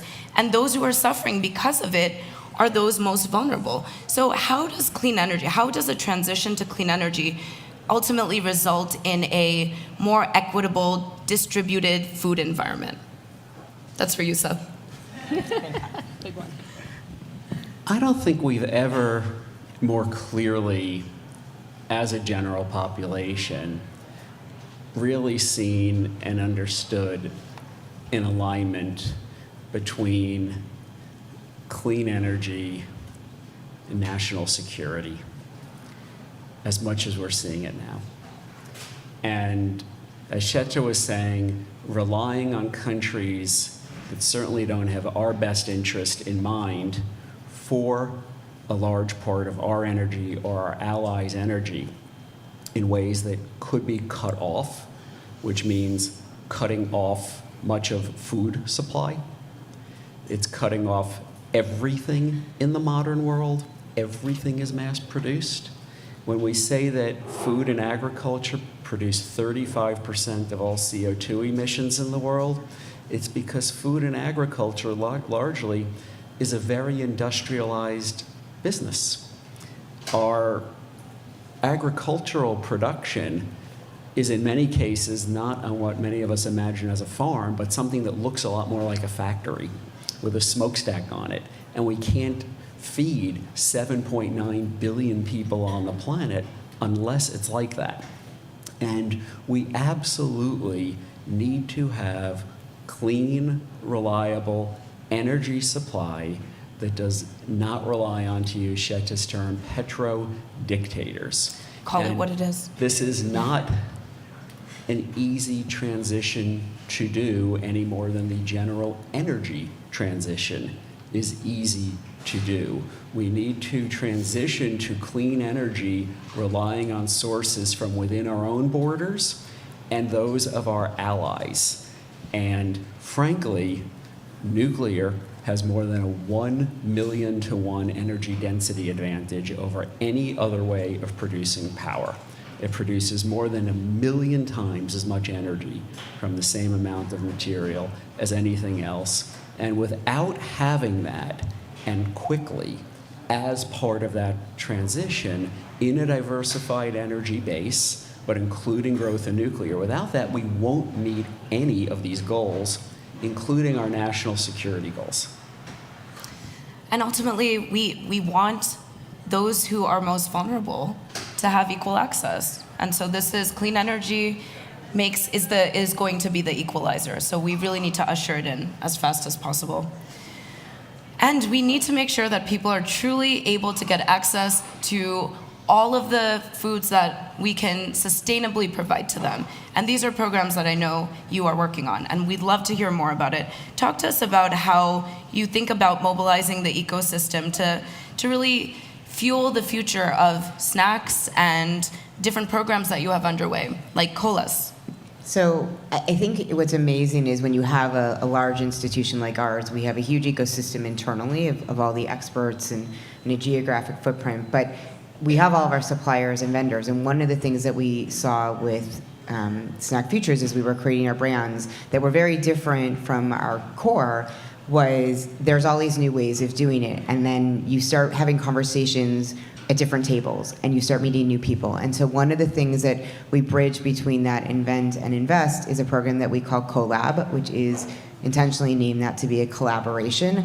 And it's bringing that power of big and small for how Mondelez can help a set of startups. So we had our first class last year, and we bring them through a 12-week program. I call it a startup engagement. Sometimes some folks like accelerator and incubator, but this is really about an engagement and an interaction and a collaboration to give them the mentorship, the tools, the capabilities, and then that access. And that's really where it's access to the ecosystem that we know of and that our partners know of. So it starts becoming a 6 degrees of separation in the ecosystem. If anyone was at Expo West last week, you start seeing that amplification of somebody knows someone and grabs someone and then they introduce them to the new startup. So we are always open to bringing in those suppliers. And I think, to this last point, I will be deliberate in making sure we have a diverse slate of our vendors and partners to mentor them as well.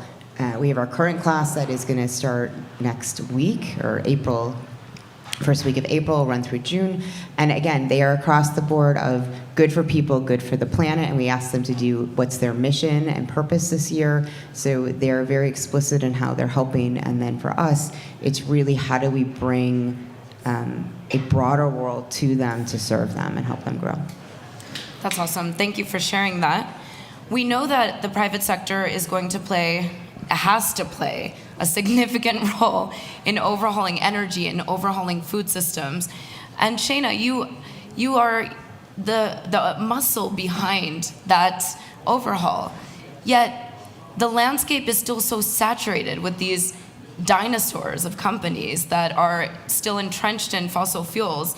How do we think about really mobilizing capital and mobilizing the private sector to transition away from fossil fuels and towards clean energy?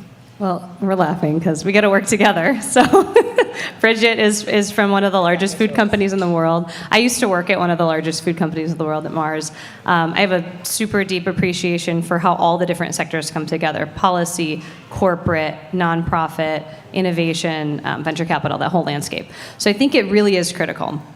What it needs to happen, though, is at the earliest stage, which is that pre-seed and seed stage, when ideas are getting started, they're sparking, that these entrepreneurs are getting funded, because these are ideas that will eventually funnel in to, I mean, some of those companies will IPO, they'll become the next, General Mills, become the next Mondelez, but others will be integrated in. And Mondelez actually has a super interesting M&A portfolio around this. And so I think, one of the really critical pieces of this is how do we seed entrepreneurs at the earliest stage. At the same time, we cannot just rely on that because, like Chloe said in an earlier panel, we have 8 years, according to the IPCC report, to make big change. So this is where policy and regulation is really critical. We need policy and regulations that are favoring and tipping the economics in favor of sustainable energy solutions and sustainable food solutions. And unfortunately, with the way our food system is rigged, subsidizing commodities that are bad for the earth and bad for our health when we consume them in the quantities we do, we're challenged. So 75% of our diet comes from 12 crops. And there's about 150 crops worldwide that we eat.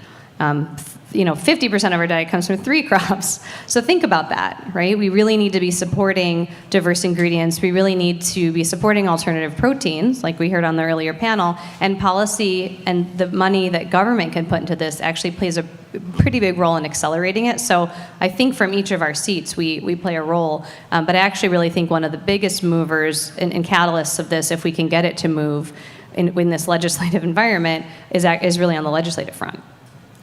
We could not agree more. It's why Seth and I are close in location for exactly that reason, Virginia and Washington, D.C. We're working on it. Yeah. So, Vijay, you're sitting next to those who can really support innovation and collaboration. So what are the tools that you still need? What do innovators still need? Here's a chance to make a direct appeal to those on the panel, to other stakeholders. What from your work with Mass Challenge, what is still missing that can really be the kind of critical game changer? I appreciate the easy question. Thank you. We need more venture capital. We need greater acceleration capacity. We need more experts in every field. And, to some of the points we've made on this panel earlier, we need to champion those founders, but we also need to identify those folks who have yet to realize their great idea, who have yet to realize that they too can become a founder. To the stakeholders here on the stage and in the room, we may not all be in the same boat, but we're definitely in the same storm. And we do need to weather that together. And, for our innovators, I just want to say, I studied chemical engineering in college. Heat transfer, process controls, dynamics of a fluid in a pipe. That's what I was taught in university. But I was never taught what to do when that pipe burst. So I think we need to, go ahead and draw outside those lines. Think outside the box, break the mold, because you're the ones that are going to be solving these problems that we're all discussing here on stage today. And for those of you who are tuning in, all across the globe through the We Don't Have Time platform, you heard it here directly. We are speaking to you. There is so much opportunity, and it's yours to grab. So please engage with the panel through the app and look for all of the opportunities that are being made available through collaborations. We're really trying to connect the innovators to the capital to really find that next solution to the climate crisis. And I mean, it's very clear, Shayna, you said it. Vijay, you're saying how important collaboration is. Shayna, you're saying that the biggest thing we can do is really move legislation in the direction that supports that collaboration as well, right? So, of course, we're all doing our part. Of course, there are young people, intergenerational actually, that are truly innovators. But how do we actually think about getting that legislation to be directed in a way that is really going to support everything we're talking about, this entire conversation? Seth, I know you think about this a lot. This really is a political will challenge, a lot of it. because we have so much of the talent. We have so many of the solutions at our fingertips. But ultimately, the challenges that we need to overcome is that of convincing legislators, policymakers that this is something that, regardless of the implications for their political careers, there's a bigger picture here. There's implications for the planet. Political careers don't matter if there's not a breathable planet to be working on together. So how do you think about this? How do we overcome that political will and take Shayna's suggestion and make it a reality? Well, we need government, assisted by the private sector, to start to get out of their silos more, the people in government, and we need to start looking at how our energy supply really relates to protecting our allies, our food supply, meeting climate goals. And these are all interrelated, and we need the people who are fighting for national security goals, fighting for climate goals, to start to coordinate. And we need that driven to some extent by the people they're talking to in government, because if we are dividing these resources, we're not going to meet any of these goals. Is it fair to say that national security is food security and vice versa? It absolutely is. So, same question to you. How do we actually overcome the political divide to see through the innovations that are going to benefit us as a collective humanity? Because first and foremost, we are humans. We all need to eat food, breathe air, drink water, right? How does Mondelez think about this? So I don't know if I can answer exactly for Mondelez, because I know we try and influence policy, but I will say, as a marketer, as an innovator, and as a human who eats and breathes and has children who would like to have, their children have a planet that's safe and kind and healthy for them, is for all of the political will. And we heard Secretary Pete actually this week as well, and it talks a lot about local, and like so many things, business serves customers. So you tell us what you want, and we will try and find a way to make that, to sell it to you. Same thing with politicians. So I will speak now directly to your community. Find 5 friends, colleagues, family members, and amplify it. Because I think one of the ways that we make the movement is to have more informed consumers and constituents, which we are clearly seeing around the world with misinformation. We don't act collectively, and we don't change the will of our governments. And so I think there's a lot of how do we inform people of what's happening locally and what their reality is. What does that mean for their planet? And then how do we engage more? Clearly, this is an impassioned group, but how do we make that movement that much bigger? Because that's where the groundswell really has to happen. And on every level, consumer, political, everything. Yes, no, thank you for that. And Shayna, there's so much trillions that are being managed that can really be impactful as we think about gearing that capital towards solving this very complex interconnected crisis. We're talking about food systems, but of course that is so integral to the big challenge of the planet warming. So what is the role that money managers can play? Well, there's a lot of talk about ESG, so hopefully we know what that is, environmental social governance. And I started my career off actually in the nonprofit sector at Oxfam as an activist and a campaigner doing work in sustainable food systems. And so there I really saw the power of policy and also kind of outsider activism to influence the government and corporate policy. So I was one of the kids out rallying and organizing. And I think what's really interesting is there, we had to formulate a theory of change to raise money as a nonprofit and have very specific metrics and KPIs we would then report on to our funders, like the Ford Foundation and others. I took that view into Mars as we created a theory of change around cocoa sustainability, and then that kind of bled into the industry and some other places. And it's the same approach we've taken as an investment firm. One of the things that's been interesting to me, not being a traditional, I don't come from an investment banking background like a lot of VCs do, is that the investment community is really lost when it comes to ESG. There's a lot of jargon. Nobody knows how to measure anything. And it's not really linked to what is your thesis or hypothesis or theory of change about the impact you're going to make. And I do think that there are some organizations that have very deeply rooted theories of change that can kind of lead the way. So I think we need to have very specific metrics we're measuring against and be transparently reporting on those year after year in a way that that is relatable to the public, and it's kind of across the board. Because right now it's very much like an alphabet soup of metrics. So how do we make this accountable? And I think it's through, be very clear and intentional about what our outcomes are going to be. Measure them, report on what's working and what's not. Like what's even more interesting is what's not working. What is fine. Like we see all these great reports every year, but what's not working? What have we learned?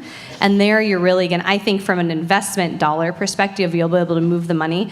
I talk to a lot of LPs. LPs are the limited partners that invest in funds like mine who say, we have an ESG mandate, we care about it, we want to make this happen, but they don't really know how to measure it, how to get reported on the data, et cetera. Very, very good points. Thank you for sharing that.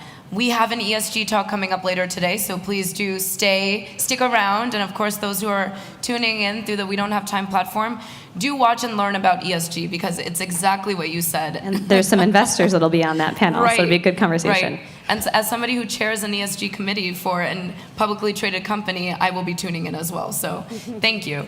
And VJ, how do we get the people involved? How do we get the innovators, the public, to also be part of the solution in terms of overcoming that political divide?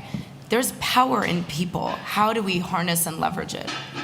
I think we need to do a better job of collecting the data, of telling the story, because we have so many successful startups that are working to solve food insecurity, that are working to solve our agricultural issues. And Seth, to your point earlier, food security is national security. I mean, since the dawn of forever, how many conflicts have we had because a certain group of people didn't have enough food at the table?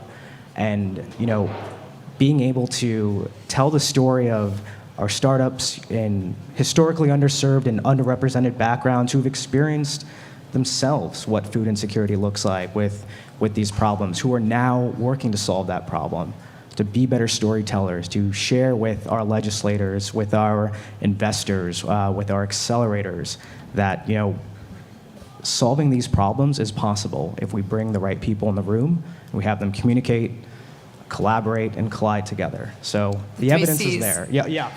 There you go. We just came up with that, or does it already exist? Okay. I'll give you that one if I can use petrodictator. Yes. So thank you. Take it, run with it.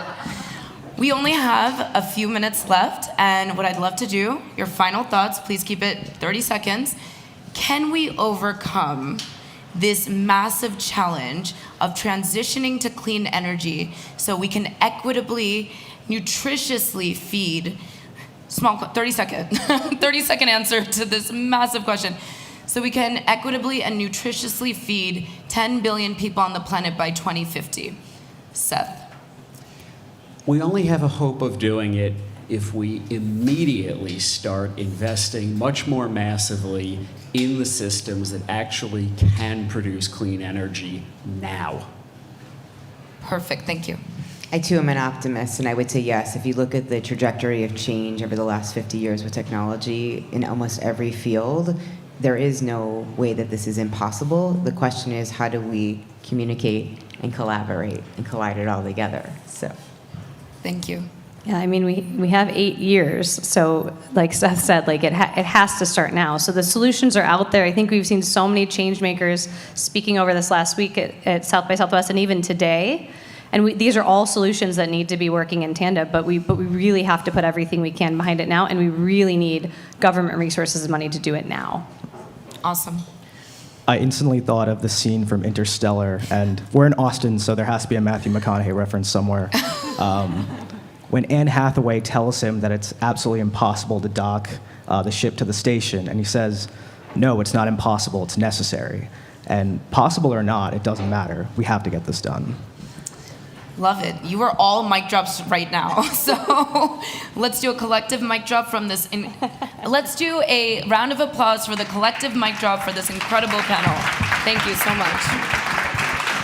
Thank you to each of you for contributing your expertise and your solutions to overcoming the climate crisis. Together, we are the solution. Thank you. Thank you. work, you kind of like forget what is the significance of green spaces. I just retired from New York City Transit Authority, so this is my detox.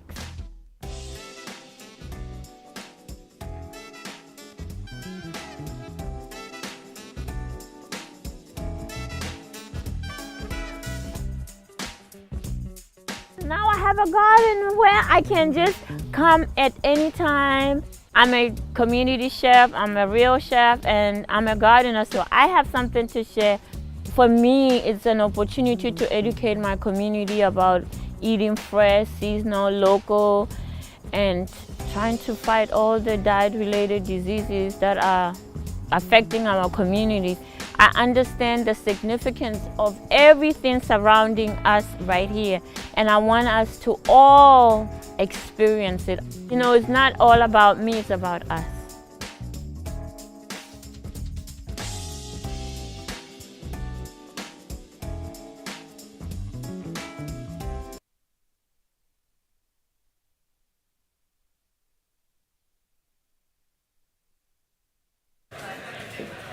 Hi everyone, again I'm Danny Nierenberg, President of Food Tank. I'd like to ask everyone to come forward, sit down. We have really great speakers the next few hours, so please, please come forward and take a seat. I'm gonna just stand here until you do and scold you until it happens. Everyone come forward, take a seat. Thank you so much. And a reminder to use the hashtag Future Food South by Southwest to ask questions and to interact with all of us. It's a really exciting day. We're so thrilled that you all could be here in person and back at South by. So I now get to introduce somebody who I consider a friend and a mentor and somebody I've really learned a lot from, and that's Jacob Pachenik. He is the co-founder, and I'm sure some of you already know him because of his connections to Austin, but he's the co-founder of Let Us Grow. Jacob, again, has been such a good friend to Food Tank. He's also an award-winning a film producer and a social entrepreneur and a tech entrepreneur. He kind of does it all. So I'm so glad you could be here today, Jacob. Thank you, Danny. It's a pleasure to be here. It's fun, right? We're back. Very fun. Yeah. Right. So tell me, so for the audience who doesn't know these wonderful Let Us Grow sort of installations, describe what it is. Yeah. Well, maybe I'd start with the backstory a little bit. I think that could be helpful. My whole food journey started about 7 years ago. It was when I learned I was going to be a dad. Right. And I just wanted us to eat healthy food, organic food, no chemicals, and I just saw how expensive that was and inaccessible. And at the time, I thought that maybe it was organic farming needed more investment, needed an overhaul to compete with the conventional products. Right. And that led me down a rabbit hole, and I ended up starting a farm with 2 partners here, and that was in Austin, called Agua Dulce. And I learned all about being a farmer, and it's really tough. Sure. But the thing that really stood out was not that it was so difficult to grow an organic piece of produce, but that it was so hard to get this beautiful organic head of lettuce that we grew from the farm to the grocery store, to the people, in the same shape as the shape it was that when we grew it. And I learned that the average, piece of produce was about 10 days old before anyone eats it. Right. Depending on what you include in the average, it either travels 1,500 to 2,000 miles. So it's simply not the same product that, that the customer's eating, that the farmer grew. And I've learned since then that depending on the variety, 30% of the nutrients are lost within 3 days of picking. Spinach loses 50% in 1 day. So it's a real disservice to the people eating the food, and then 40 to 50% is going bad on the way. So it's a disservice to the environment because you have all this environmental resource going into it. So I realized that as a farm, as a small farm in Austin, that we would really never be successful unless we changed the way that we distributed the food. And that's where the concept of Let Us Grow and the farm project came. Sure. And the idea was, well, if we just never harvest or never kill the plant and we send it living, then we can eliminate that 50% of waste. So we would essentially halve the cost of fresh food. And that's where we started, and that's where, we came up with the concept. And I've got a little, baby plant here, but the idea is that let's convert our farms into nurseries where we just grow baby plants. And by doing that, we can put farms in the middle of every city because you hardly need any real estate to grow this. And then you only need to send this 5, 10, 15, 20 miles to the person who's going to end up eating it. And then we design these farm stands, which are on either side of me, where you just put this in, they do the rest of the work, and the plant grows. And then when you're ready to eat it, you pull it, and it tastes amazing. Yeah, no, it's a brilliant concept. It's also beautiful. It's easy. Can we talk about how easy it is for people to do this? It's super easy, because if it wasn't easy, it wouldn't work. Right. Because in the end, we're dealing with consumers. And so it takes me about 7 minutes to set it up. But we say it's about half an hour to set up. And then you need about 5 to 10 minutes a week. We have an app that reminds you to add water. It tells you exactly how much nutrients to add because we know what you're growing. And then we tell you when things are ready to harvest and give you recipes. So it's very easy. We also have a really great customer care group. So at any time you have any questions, you can send pictures of your plants in and we'll tell you what's going on. And then we have, I think, about 20,000 members in our community group that all help each other. And it's a really beautiful group. So many people have come and told me that that's like their favorite thing is just watching all the people in the Facebook group helping each other out. That's so great. That community building is something you wouldn't expect. And so the last time we met in person, unfortunately, was 3 years ago here at South by, and you were telling me about this and how great it was. And then, we wrote some articles on foodtank.com about it. We had you on the podcast. But I want to know what the last 2 years of the pandemic have been like for you, because you told me sort of when we were chatting last night that VCs weren't interested in this until really the pandemic.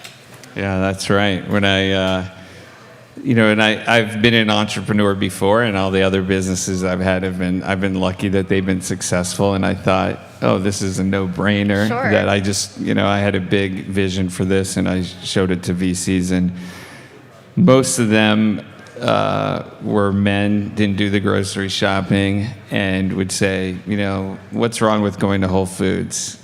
And about a month into the pandemic, I can't tell you how many emails I got. Do you still have one of those things? Do you have one here I can get? But I think the pandemic, I think it's like, we all have, I think, similar value systems, but it's easy to turn a blind eye to it. And it's just like, maybe you're not eating the healthiest, you're not working out enough, maybe you have some vices. Sure. And you just think, oh, well, I'll change that next year or later on. And then you have a heart attack. And then, you change your life. And then you have this, you're so much healthier after. And I think the pandemic was almost like that heart attack. Yeah. For a lot of things. Absolutely. And it just really brought us back to our value system. And that's like, what's first? It's that you're healthy, your family's healthy. And it's just these core things that you need: food and water, right? Your community. And it really made, I think, people, think about those things. And for me, I've been lucky in the timing of, launching this product, because we grew, tenfold 2 years ago. Last year's threefold, and then this year's probably we're going to double. Wow. So it's been growing very quickly, and I think it's just really accelerated and amplified, right, the need Yeah. and the awareness of the need. One of the things, I was so excited. It was one of the silver linings of the pandemic that people started growing their own food, whether on rooftop gardens or with Let Us Grow. And it seems like that's continuing. It seems like consumers, eaters, still want to grow some of their own food. And this is such an easy way to do it. And that community building I want to get back to is so great because you have that Facebook group. You have those people who are talking to one another, seeing it. And then I think paired with the community, like the experts who can diagnose a problem, if you send them a picture, that's all very sort of intentional and cool and creates something that I'm sure you didn't think about when you first started Let Us Grow. I did think about it a little bit, but it's hard to put that on a business plan, Sure. right? That it's the feelings of it, Yeah. right? But I would say when people think about it at first, they first say, well, I don't have a green thumb. That's not going to work. Yeah. And then they think, then they start to really think like, am I going to get enough yield out of it and things like that. But once they start growing with us, the number one thing they think about is the experience and the pride of Yeah. it. And I think it's just that we have growing in our DNA and we have a connection to nature in our DNA and we're just so far removed from it. Sure. And so when you actually start growing your own food, it's almost like getting a puppy that's already potty trained, and it's like you get all the benefits, you just enjoy it. And that's just a profound thing. That's hard to quantify and to value, but I think it's above everything else. And so that's that meditative experience to taking care of the plants, and it's the optimism that comes with it. Right. And then the hook into your own community, giving plants away, because these are all baby plants right now, but they yield so much, so I'm always giving away, but it feels so good to give Sure. fresh produce away and then being connected to this broader community. So. Now, and you brought up something very interesting about the optimism, and I think that, growing your own food provided a lot of hope and a sort of meditation during the pandemic for folks, and it was also so great for kids, as you know.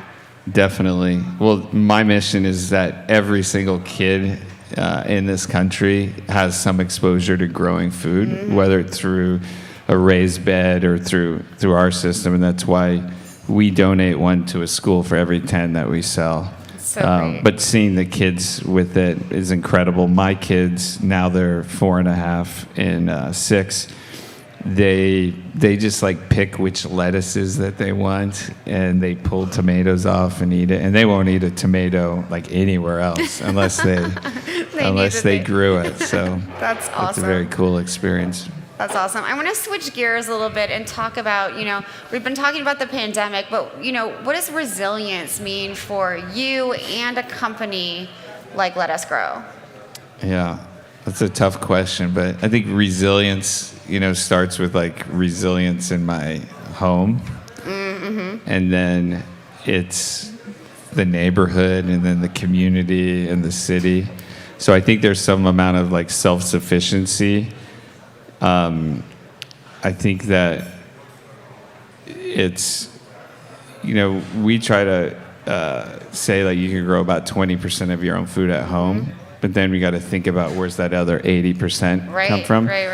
And I recently saw a stat that in Austin, only 2% of the food consumed is local.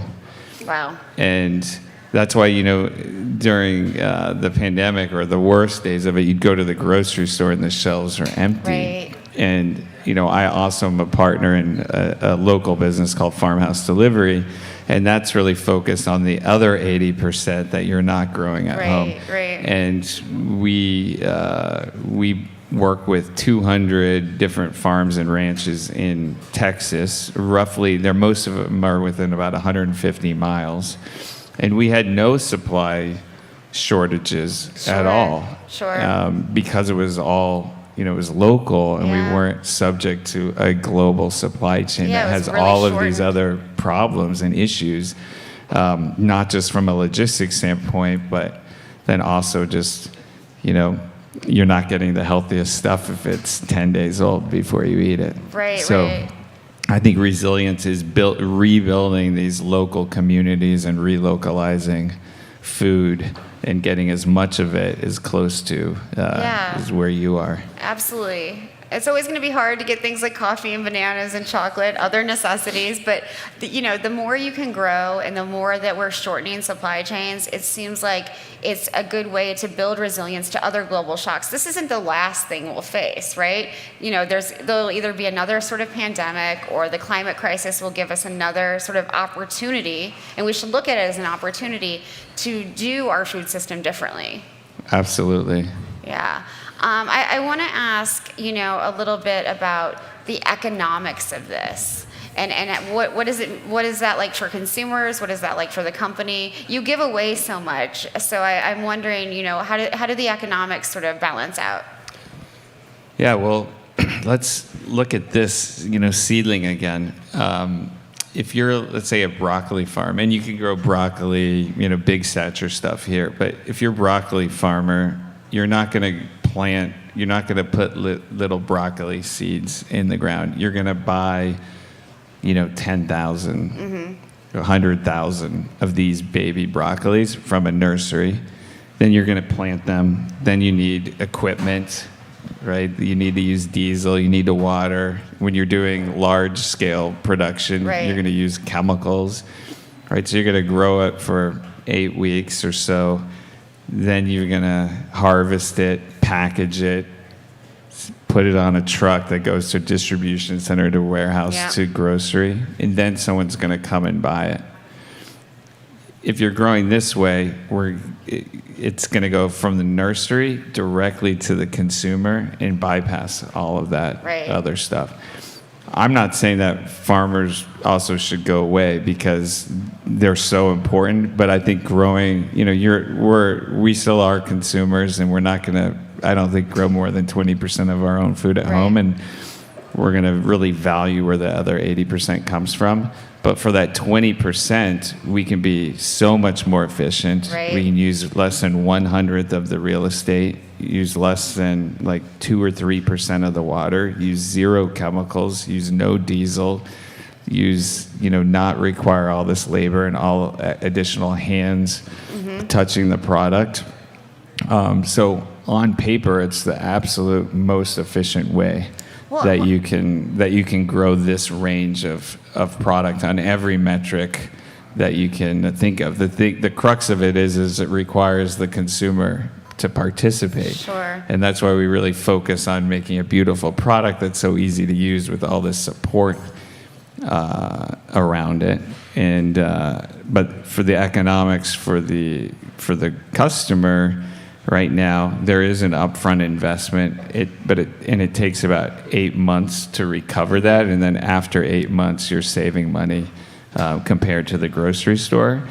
And then it's my job to continue to make that upfront investment lower and lower and lower. Sure. So, we're continuing to innovate on materials, on design to change the shipping volumes to get a lower cost. And ideally, I'd love to get to lobby for a tax credit or tax incentive for people who are growing their own food at home. We have it for solar panels. We have it for electric vehicles. We should have it for growing your own food at home, because it does save so much on the carbon side, on the water side. Hear, hear, write your legislators. I love that. One of the yeah, exactly. Let's give that a round of applause. It's great. One of the things that I like the most about it is that there's no packaging. One of the things that irritates me about getting, greens from the grocery store is all the packaging. So there's nothing here that, you don't have that clamshell that you have to figure out how to recycle. That's true. We do have to use packaging when we send the seedlings, and on the packaging front, we're always trying to innovate. Sure. But everything we do is 100% recycled and 100% recyclable. And, we're looking at, more and more materials that we can use, but it's still a challenge out there.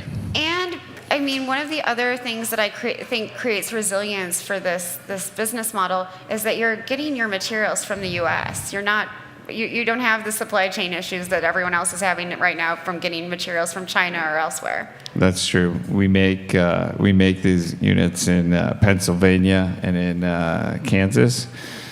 And we do get some of the material because we do use ocean-bound plastic, and so that largely comes from certain areas of Mexico and Haiti that lack waste infrastructure. So we will bring that in, and there have been, the cost of that material has actually gone up like threefold. But it's really important for us to use it. So.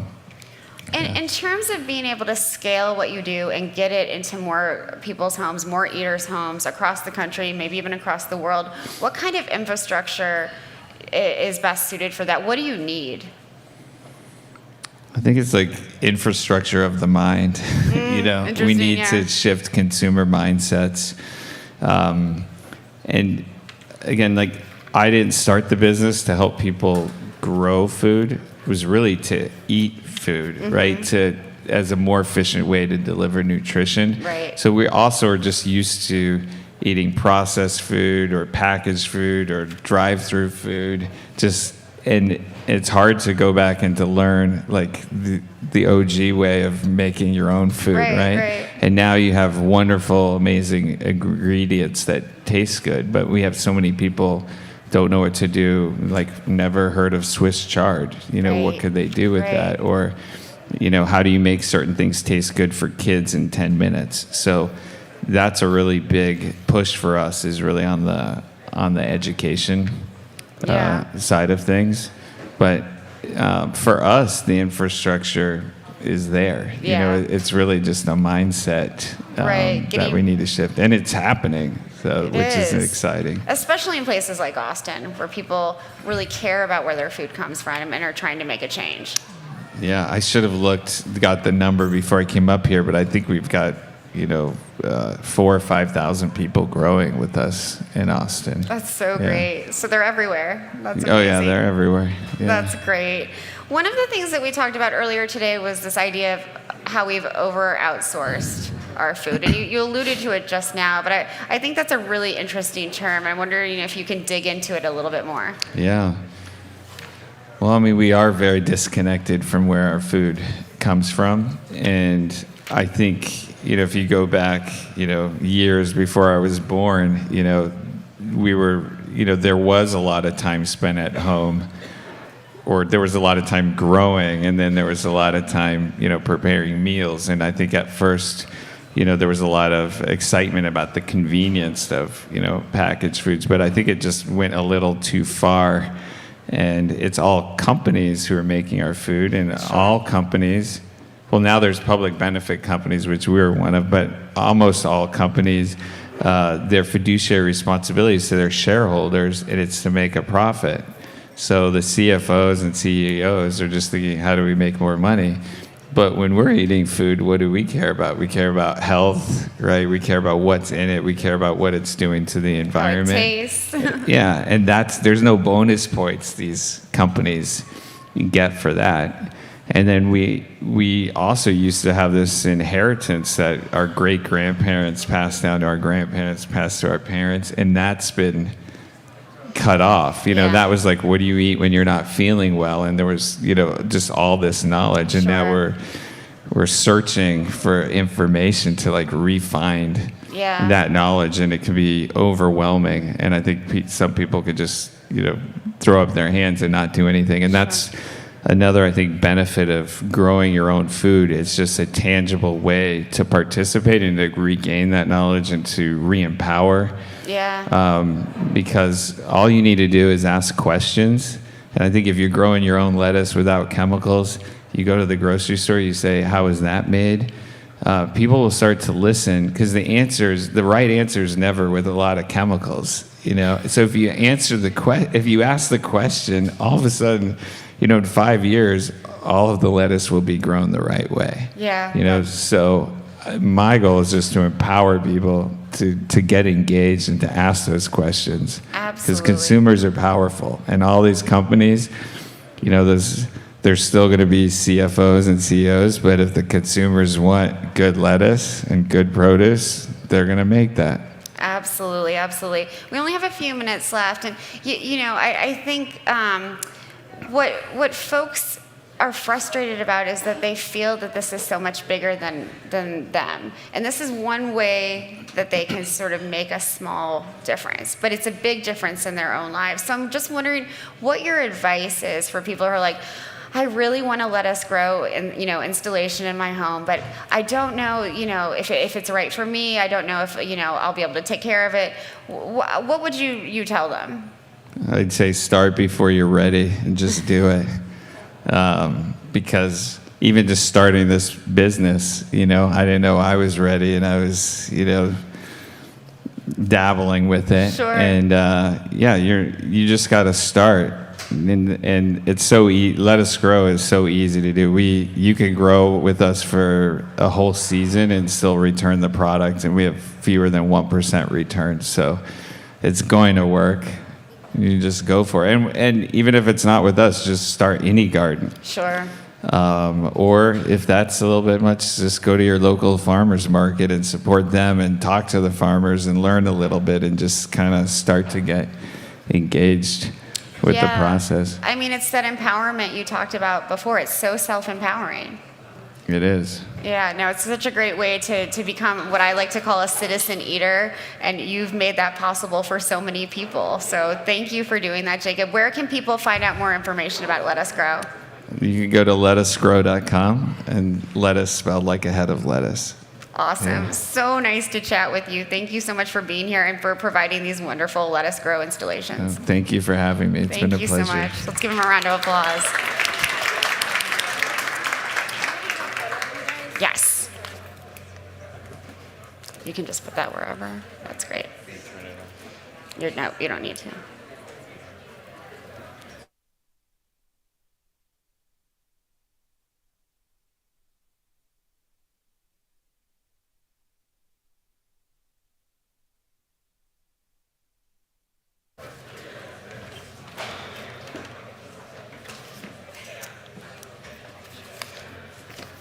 That was great. Thank you so much. Now it's my pleasure to welcome another friend of Food Tank. It's like all of my good friends are coming and just hanging out, and it makes me feel really excited. So I'm really thrilled to have Julie Coonan here from Oatly. She is the Director of Sustainability for North America, and she's someone I admire because she's been involved in so many different aspects of the food system, from academia to politics to to research to all of these different things. She's so knowledgeable about how things work and don't work. And so I'm so excited to have you here. And so, we had a long discussion about what we should entitle this panel.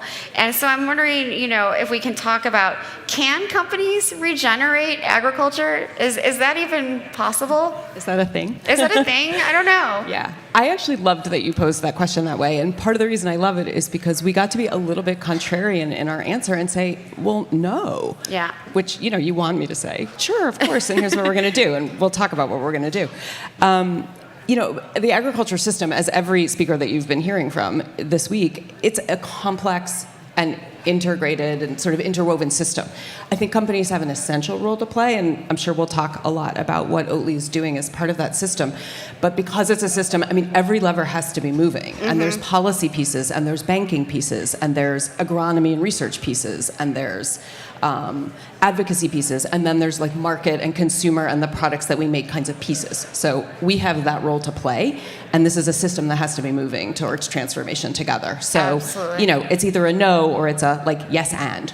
Yeah, no, I think everything's a yes and. So what is Oatly doing on this front then? Yeah, fantastic. So for folks who don't know, Oatly is the original plant milk company, oat milk company. We are striving to present a set of products to the world that are solutions to the climate crisis. So we recognize the world is in crisis. We recognize that the agricultural system is responsible for about 1/3 of greenhouse gas emissions, and that it takes inordinate amounts of land and water and other resources on the planet. So people eat all the time and want to be able to make good, delicious choices with their foods. And so we're trying to present a food that is in itself a solution to the problem. We generally think that plant-based foods are, less resource-intensive than animal-based equivalents.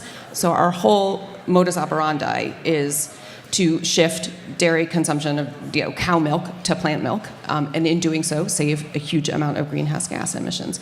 To do that, we want to be part of a regenerative farming system, and that's what we're working towards. Why are oats special?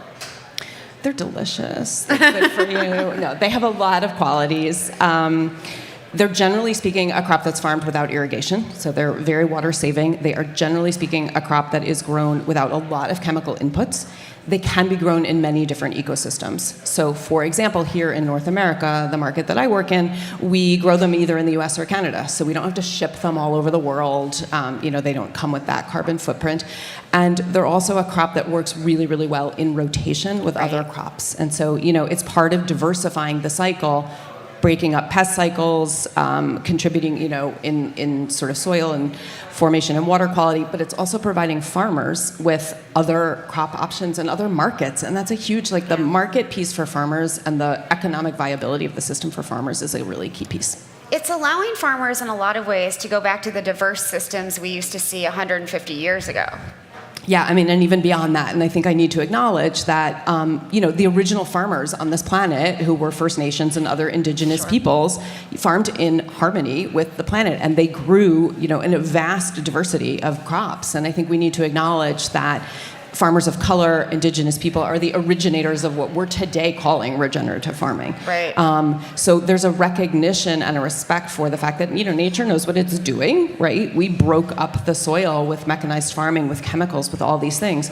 And there are ways to recover that by introducing diversity back into the system and lowering that load of chemicals and synthetic fossil fuel-based inputs. Well, and lowering that diversity, you mentioned it before, also lowers the amount of pests and pathogens, which we talked about earlier today. Yeah, I think you don't have to be an ecologist. I happen to have somewhat of a background in ecology. But everybody knows that if you grow all of the same thing at all of the same time, it's like the buffet for the pests, right? So you need to break up those systems and, kind of take out and give back different pieces because it's a very complex puzzle. Absolutely. For someone with a strong academic and research background, I wonder that shift to the private sector must have been sort of like a switch you had to turn. It's like a mind-blowing shift. Yeah, so as you alluded to, I started my career in academia. I worked in the federal government for a long time. I worked in nonprofit. I kind of came at food and sustainability from all these different perspectives.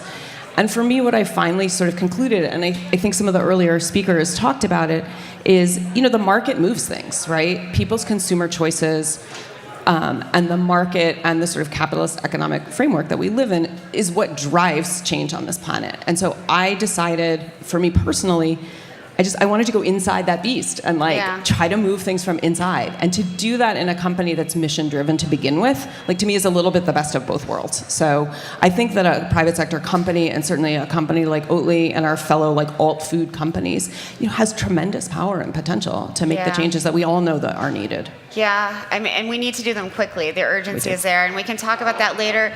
One of the things that I wanted to ask was, I think eaters and maybe people in this audience are confused about the term regenerative agriculture, and there are lots of different definitions out there. I'm wondering how Oatly and you define it, and are those things different?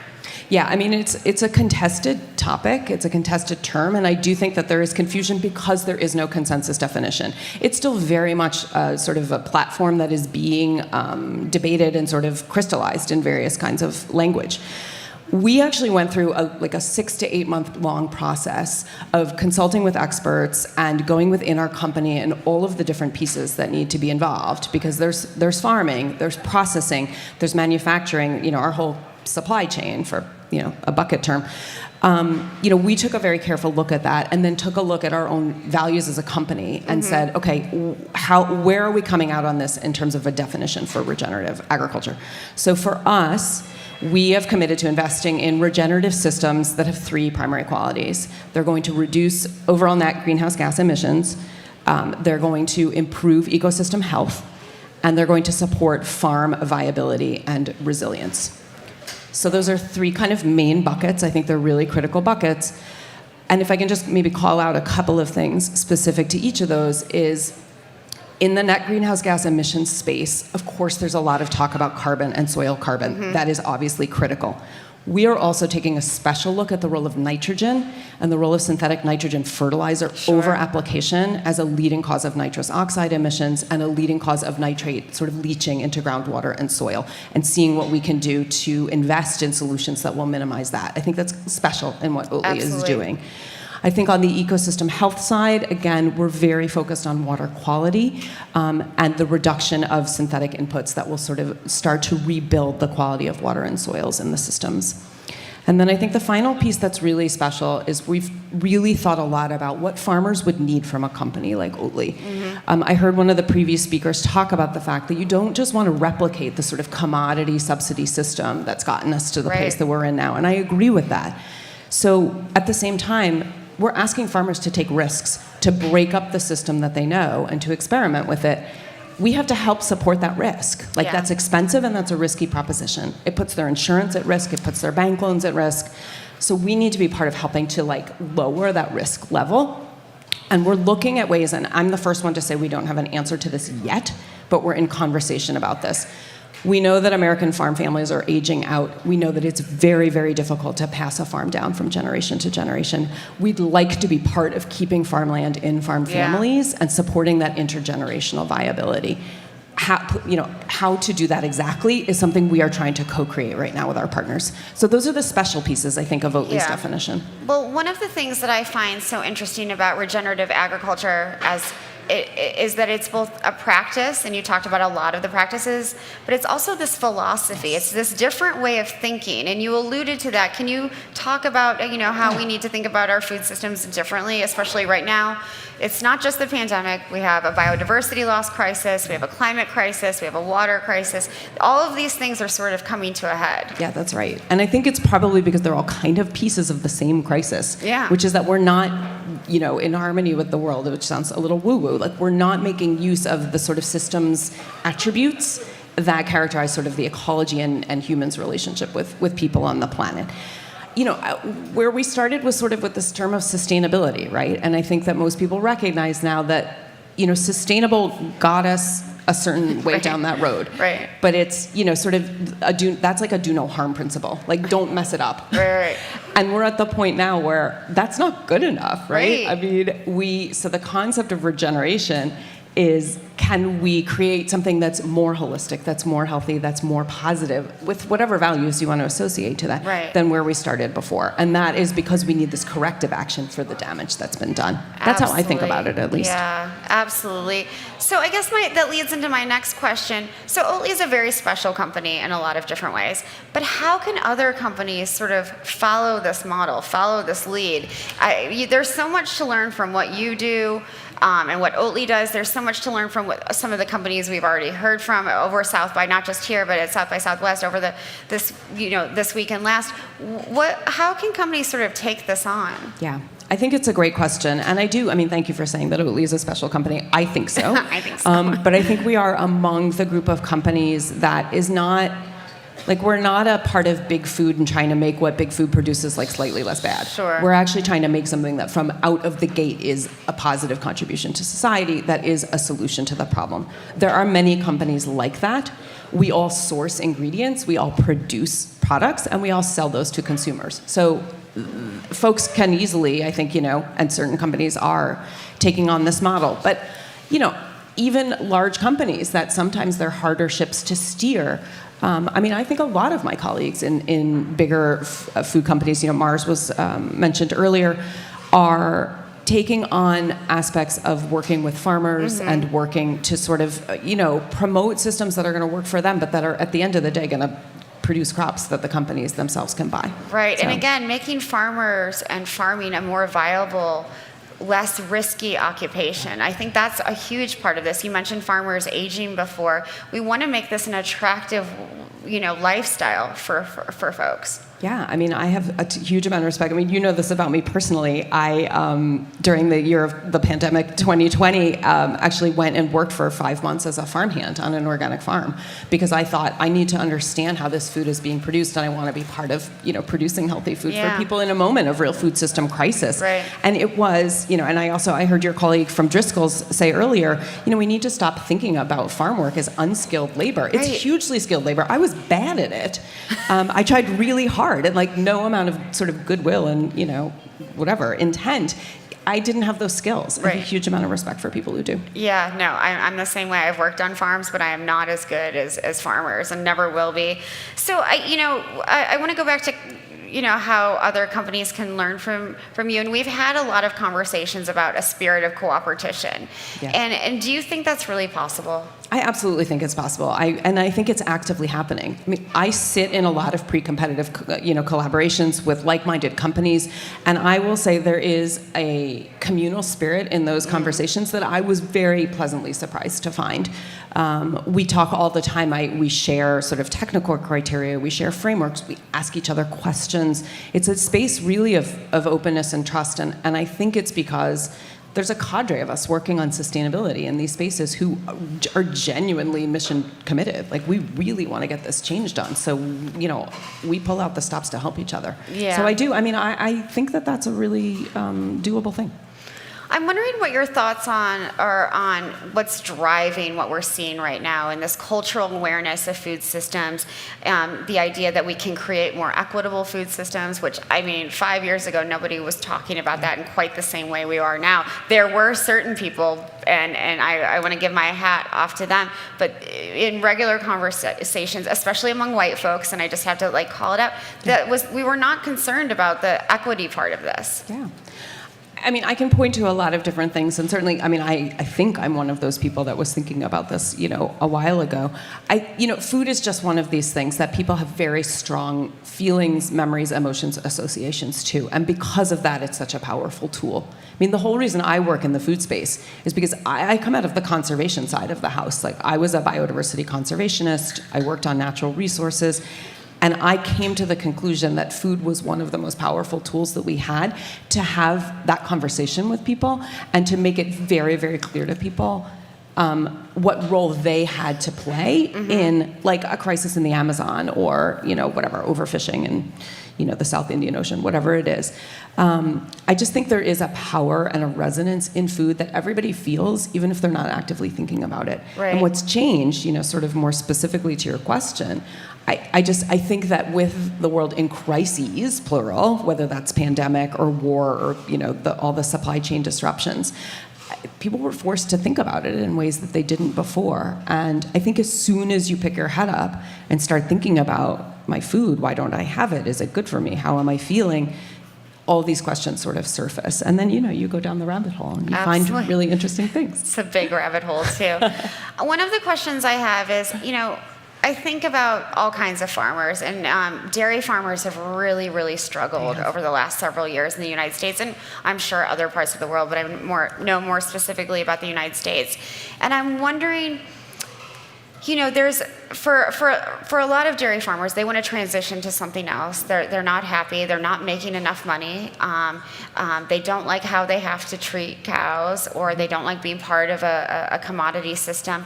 How can a company like Oatly, you know, talk to a dairy farmer in a way that's non-confrontational and help them think about making a transition? Yeah. I mean, that's a difficult question, so I'm glad that you're asking it, because let's not pretend that that's, you know, not in the room with us. I mean, first I want to make clear that, you know, our issue has never been with farmers. You know, we see farmers as sort of enmeshed in a system that is not serving them.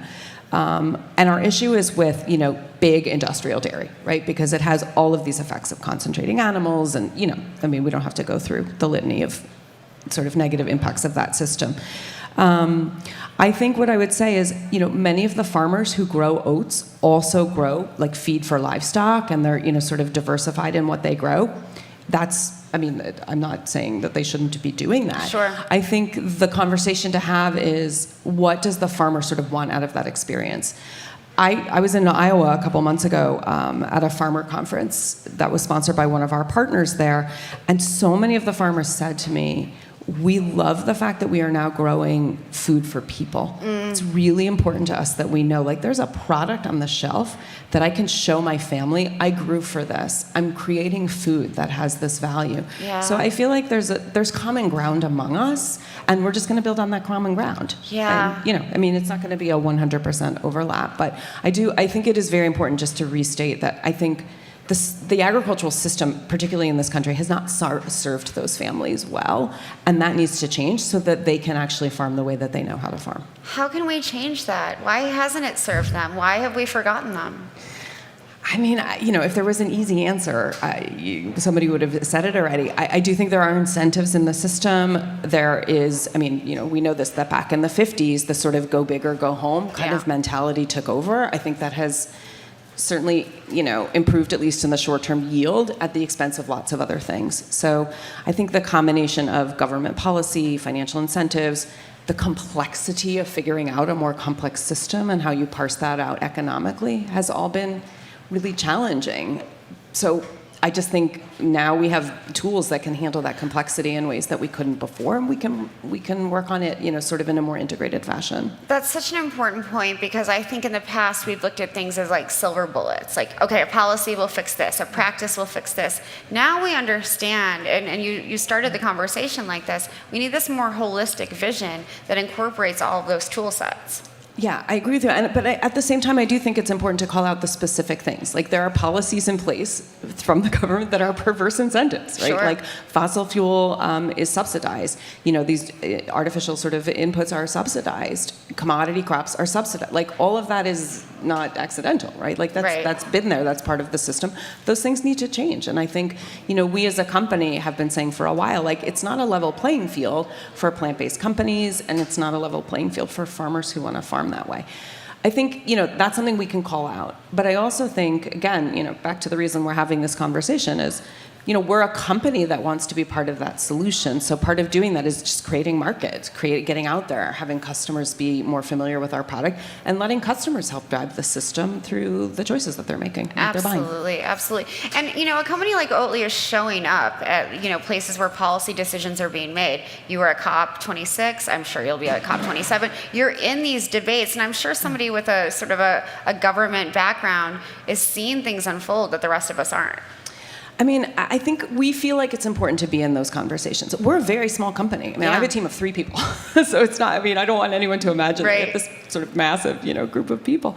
I think we're in those conversations because we think it's important for people to hear the voice that we think that we're raising.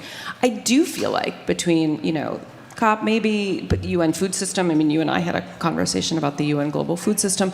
Things are moving. And I think that part of the reason things are moving is because companies like us are saying, you need to move faster. Right. Like, we want to be there. We want to be part of this. But like other pieces, particularly those policy pieces, they have to accelerate. So we're pushing that, and I think we're seeing some traction. Let's talk about this urgency. I was on a panel recently with Julia Collins from Planet Forward, and she's like, we have 100 months to solve the climate crisis. There is a real urgency here, and I have a lot of hope, I have a lot of optimism, but there's a real urgency here. And can you talk about that? Because the private sector sometimes moves very fast, sometimes moves very slow. Yeah. We are one of those companies that is trying to scale and grow as fast as we can. We've opened, I think, 3 new factories in the last year. Wow. We built factories in the middle of COVID, and we did it safely so that none of our employees were at risk. We have been, on a year-on-year sort of orders of magnitude growth trajectory, and that's intentional. Like, that is part of the impact mission. So, for us, our big sort of North Star is the conversion of dairy drinkers to oat, in our case. And we've sort of set a 2025 milestone for that of converting, I think it's 2.9 billion liters of dairy product to oat, which we estimate will save about 2.5 million tons of CO2 equivalent emissions. 2.9 billion liters of product converted away from dairy towards Oatly will save, we estimate, about 2.5 million million tons of CO2e. Wow. So in order to achieve that, and that's 2025, right? We're in 2022, so yes, there's a rush. But to get that done implies an accelerated pace of change, and it implies a really aggressive growth. So I heard, again, someone else, I think it was Shayna earlier, like, that growth is an intentional sort of scaling strategy. That's part of it. Absolutely. So we have a few minutes left, and I want to end on something that I used to ask on my podcast everyone. What makes them hopeful right now? You have this incredibly diverse background. You have so much perspective from all of these different sort of places and levers. What actually gives you hope? I probably would have given you a different answer a year ago, and I think you might have asked me this question a year ago. What's giving me hope right now is what I'm hearing from farmers that I'm talking to. I have met a lot of farmers in the last year when we finally have been able to go out and travel again, who are excited about trying new things on the farm, who feel confident enough in the market and the consumer interest to take that risk, who feel open to partnering with like a weird company like Oli that, maybe in Iowa they didn't know who we were a few years ago. I think there's a level of entrepreneurialism and a level of, I think, change in the way that young farmers are educated, so that what they're learning to do on the farm looks very, very different maybe than what it did a generation ago. And I am finding that really inspiring. And I wonder, because this is the Future of Food conference, how does technology figure into what Oatly is doing? Yeah, it's a great question. And honestly, I think we're still figuring it out. We know, for example, that under our regenerative farming framework, we have certain outcomes that we would like to measure quantitatively, and we will need a set of tools to do that. So we've been, looking around at the various sort of traceability tools, using machine learning, using, a lot of the machinery on farms that registers data, some remote data, and then, the sort of I'm a social scientist, so to me, like the farmer survey and conversation also yields really important sort of qualitative data, and putting that all together so that we can track progress. Absolutely. I also want to talk about what I appreciate about you and about the company is this participatory nature that you have going on with farmers. There's a lot of talking and feedback and talking and feedback. That doesn't happen with a lot of companies. I do think it's in the DNA of Oatly, and I love it. We also do the same kind of conversation with consumers. Like, people know where to find us. And I was at dinner last night, and someone said, I was, fangirling about Oatly, and I said something, and someone wrote me back. Oh, nice. And I said, yeah, I think that was either Allie or Paula or Chelsea, because they're three actual real people that I work with who will, get back to you. That's just who we are. That's an easy, I don't want to say easy because it takes work, but that's just an inherent part of who this company is. We want to have honest conversations, and we're also the first people to say, okay, we didn't get it perfect. We're trying. Here's what happened. Here's what went great. Here's what didn't go great, and do people have some ideas for us? So we welcome that. I love the honesty. I love the bluntness. I love the ability to recognize when you've done good and when you haven't done good. And it's a very special company. I'm biased, but I want to thank you, Julie, for all of your work and being here at South by Southwest. It's been a pleasure to work with you. Thank you so much. It was so fun to be here. Take care. Thank you. We're going to get a picture. Thank you. That's great. There's no picture. No picture.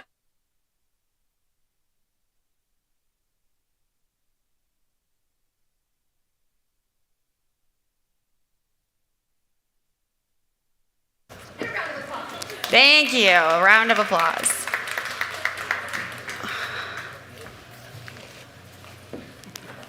It's all good. Oh, have a seat, sir. This is a very special moment for me, sort of in my life, that we have the chance to sit down with. He's a legend. I'm going to try to introduce him, but Jim Hightower is here, and he's exactly. Again, he's a legendary person in my life personally, and Bernie Pollack, my co-founders. He's a commentator, a journalist, a best-selling author. He's long chronicled the struggles that we're having with democracy in the United States. And he was twice elected Texas Agricultural Commissioner and currently runs the online newsletter, The Hightower Lowdown. I suggest everyone go immediately and subscribe. And it's really a notable publication because they do such in-depth investigative reporting. They give you all of the facts. So, Jim, thank you for being here. It's such a pleasure to see you. It was my joy. Thank you. So, again, I'm a little overcome, but I want to start off by talking about something that I know is very, very important to you, and it's the role and the huge impact that monopolies have on our food system, our food and agriculture systems here in the United States and all around the world. Right. Well, it's kind of the overlooked issue in politics, including by my party, the Democratic Party. Sure. Some are doing it now because farmers and workers and others are stepping forward. Right. there's two levels of monopoly, really. One, the one that we face as consumers, and the other, the one that the farmers face as sellers to processing firms. For example, meat packing industry. Got four corporations control 85% of all the meat in the United States, and most of it in the world. Two of those are Brazilian corporations, and two are huge conglomerates here. If you're a farmer, say you're raising cattle or hogs or whatever, and you go to market, there's not 6 companies there bidding on you. Right. There's one, because they divide up the country. And they decide the price. Yes. And well, not only do they decide the price, I'll tell you a story. There's a guy out in Montana, Steve Charter. He's a 4th-generation rancher.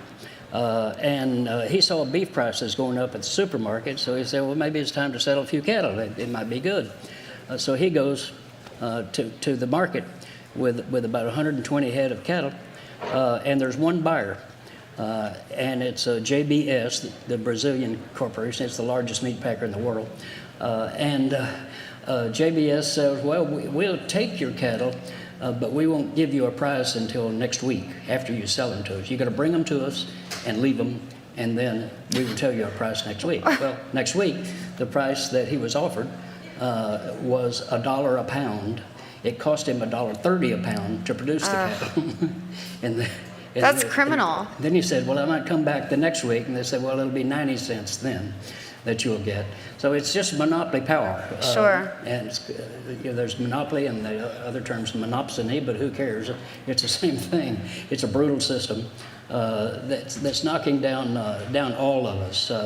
And the pricing, one more example. You buy that family pack of bucket of fried chicken at KFC or somewhere. That costs right at $29 for a bucket. What would just be your guess that the farmer would get out of that, the person who raised the chicken and sold it? I'm going to have a different answer probably than all of you. Any guesses about how much the farmer would get? Yeah.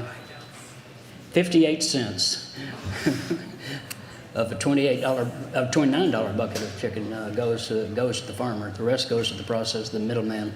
It's a feudal system, basically, an old sharecropper system, company town system, and it's running roughshod over good family farmers, consumers, and then, of course, workers, as we saw during the pandemic and the meatpacking plants, forcing the workers to go in there with no protection. And leading to epidemics of COVID-19 in those plants. They were killer facilities, literally. Absolutely. So anyway, so that's what we're battling. We're battling enormous corporate power that pervades our economy generally, but in food, it has become the dominant power. Absolutely, absolutely. Can you talk a little bit more about, I think a lot of us as consumers, as eaters, don't understand that this system is sort of behind everything. It's sort of hidden from us unless we're digging into your newsletter. Right. It's, increasingly because of groups like yours, consumer organizations, Ralph Nader's groups, Public Citizen, others that are doing terrific work of spreading the news, and consumers themselves are onto it about this power. Right. Again, I'll tell you a story of tomatoes. I've spent a lot of my life in tomatoes. Susan DeMarco and I wrote a book in 1971 or 2 called Hard Tomatoes, Hard Times. And it was about those little hard tomatoes in those little cellophane packages that were at the supermarkets. And that was kind of all that was available back then. Well, it turns out that the reason those tomatoes were hard was because Del Monte Corporation wanted a tomato harvester, a mechanical harvester. They didn't want to hire farm workers.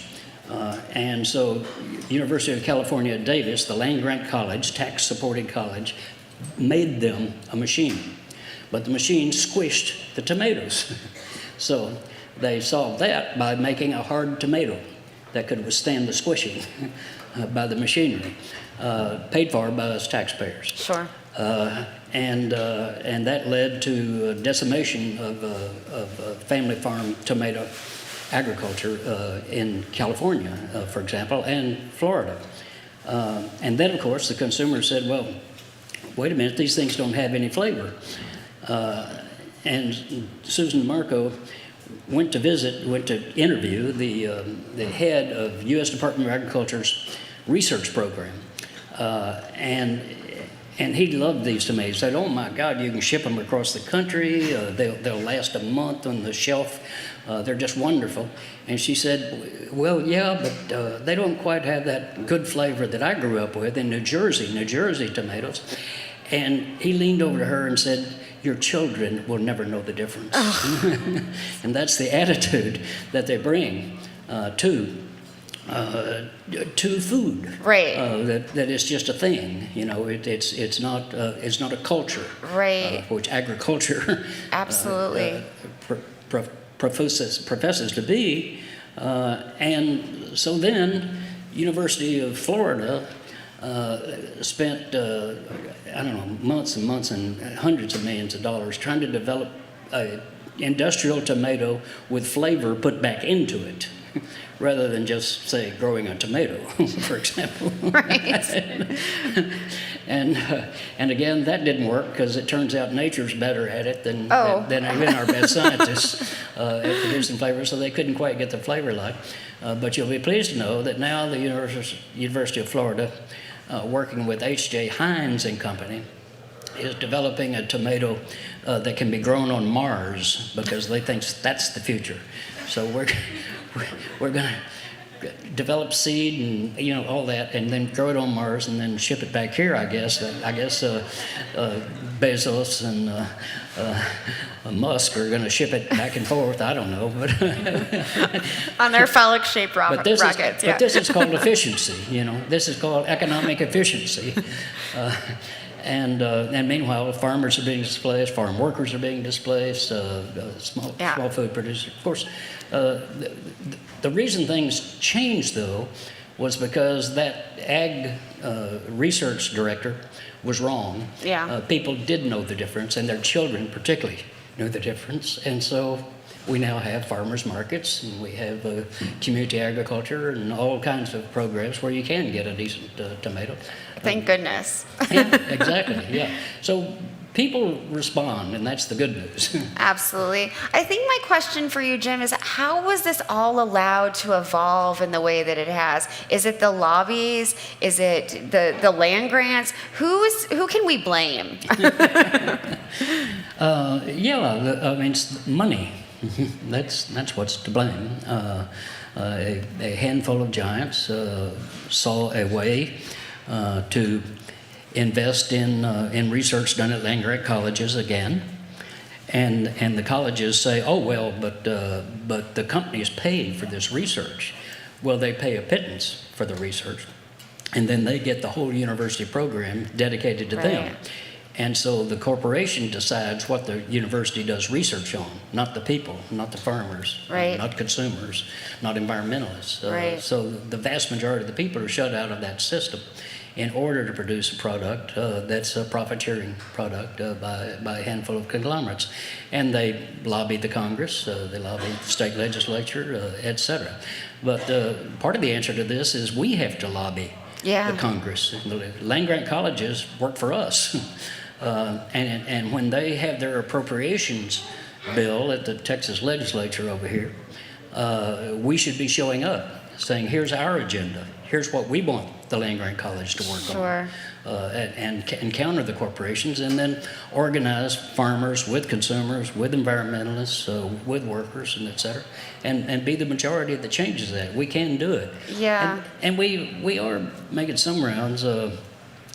When I was ag commissioner here in Texas, among my duties on paper was that I was the pesticide regulator of the state of Texas, a state that makes more pesticides than any other and uses more pesticides than any other. And so we did it. We said, well, we had the power to regulate. Why don't we try it? And so we did. And this upset the Farm Bureau, upset the chemical lobby, upset the industrial side of agriculture enormously. So they came at me to try to take away my authority as Ag Commissioner to regulate pesticides. Wow. And they had a hearing right over there in the Capitol building in a little room about a fourth of the size of this room right here. But they ended up having to move the hearing to the House chamber, the largest room on the Capitol grounds, because my leadoff witness was Willie Nelson, my second witness was Barbara Jordan, and my third witness was the chairwoman of the Dallas Women's Republican Club, because Republicans don't want their babies eating pesticides either. So we had the chamber filled, and Willie did his testimony. He said that he had been up near the Waco area where he grew up, in a town called Abbott. He said he's talking to his cousin Cecil, and he said, "Cecil, I hadn't seen a horny toad in years. What happened to the horny toads?" And Cecil said, "Well, the pesticides got them." And Cecil said, "You know what you haven't seen also? Where'd the jackrabbits go?" And Willie said, "Well, I don't know where'd the jackrabbits go." He said, "Pesticides got them." And so Willie said to the chair of the committee, "So I'm here for the horny toads and the jackrabbits. We want them back." Right, absolutely. And the chair of the committee, none of the members of the committee could speak. They just stepped back, and at the end, nobody on the committee would make the motion to take the pesticide authority away. So the lesson there is we the people, you can't win the inside fight. Sure. That's where money is. But you can win the outside fight. If you bring the outside in, then you can win. And that's what we did at that hearing and why we persevered. And congratulations, it was amazing. It was amazing to read about. Being Texas Ag Commissioner gave you a lot of opportunities. I'm wondering what inspired you to do it, and you did it twice. Yes, right. Insanity helped. We, being myself and Susan DeMarco and my friends and a few supporters, we actually had a 2-day retreat analyzing what office would make sense. Because I didn't want to run for office just to be in office. I actually wanted to do something. Sure. For identifiable people. Sure. They always say, politicians will always say, well, who are you for? Well, I'm for everybody. I want to help everybody. Well, no, you don't. You can't help everybody. ExxonMobil, are you going to help them? Or are you going to help people who buy gas and Sure. people who work Sure. in those processing facilities and et cetera? So you got to make decisions like that. So the Ag Department, it turned out, had enormous authority that was not being used. Pesticide authority was one of them, but we had terrific marketing authority. There were no farmers markets in Right. Texas at the time. Right. This 1982. And so I campaigned I had lived in Washington, D.C. and lived 3 blocks from the Eastern Market, a fabulous farmers market up there. And I thought, why don't we all have this? And I remembered that my great uncle, had sold at a farmer's market in Weatherford, Texas. And I said, well, it just made great sense then, and what did today? The Dallas News ran an editorial saying that Hightower is completely off base, that if Americans wanted farmers market, the free enterprise system would have created farmers markets. And so I adored that, of course, and went ahead and pressed for it. Won the election, much to the amusement of the industrial establishment, and then proceeded to offer farmers. We built a staff that knew how to create farmers markets, knew about consumers, knew about farmers, Sure. knew about workers, et cetera. And then we just sent them out into the communities of the state and said, anybody here want to create a farmers market? And we had 100 within 6 months. Wow. And because people love them. And now we've got probably 30 right here in the Austin area alone. And so that's that kind of power, the ability to actually do something. Right. Politicians will say, well, I hold a seat in Congress. Well, it's not your seat Right, to start with. And two, why are you holding it? Why don't you do something with it? Right. Maybe climb up on it and take on the powers that be that are running roughshod over everybody else. And so we did that. And it was great. We did. There was the Texas wine industry was just getting started, and so we were able to. We created food events in Chicago and New York and That's San great. Francisco and places with Texas wine, and I assured and invited the buyers, the grocery buyers and restaurants and et cetera, to come to this event. We had armadillo races and took Texas musicians up with us and made a big show of it. And I assured them Texas wine was not all Chateau Bubba, you know. Sure, we sure. were making some pretty good wines, and sure enough, they began to buy it. And in fact, California helped us. The California wine industry helped us because Texas was unwined with beer and bourbon. And they thought, well, if we could get them buying Texas wine because they're chauvinists, then they'd want something better, and then we'd sell them California wine. But they did, the initial wine industry in Texas was out on the Texas Panhandle, the High Plains, Lubbock, Amarillo area, and these California winemakers showed us how to string the vines up and everything, but they use wire strings basically, and they were not aware of our Texas thunderstorms, and so a lightning bolt would hit one end of that string and just buzz the whole bunch of grapes that were out there. So we had to find innovative ways to avoid the lightning. But anyhow, again, it was fun because people wanted to do stuff. Right.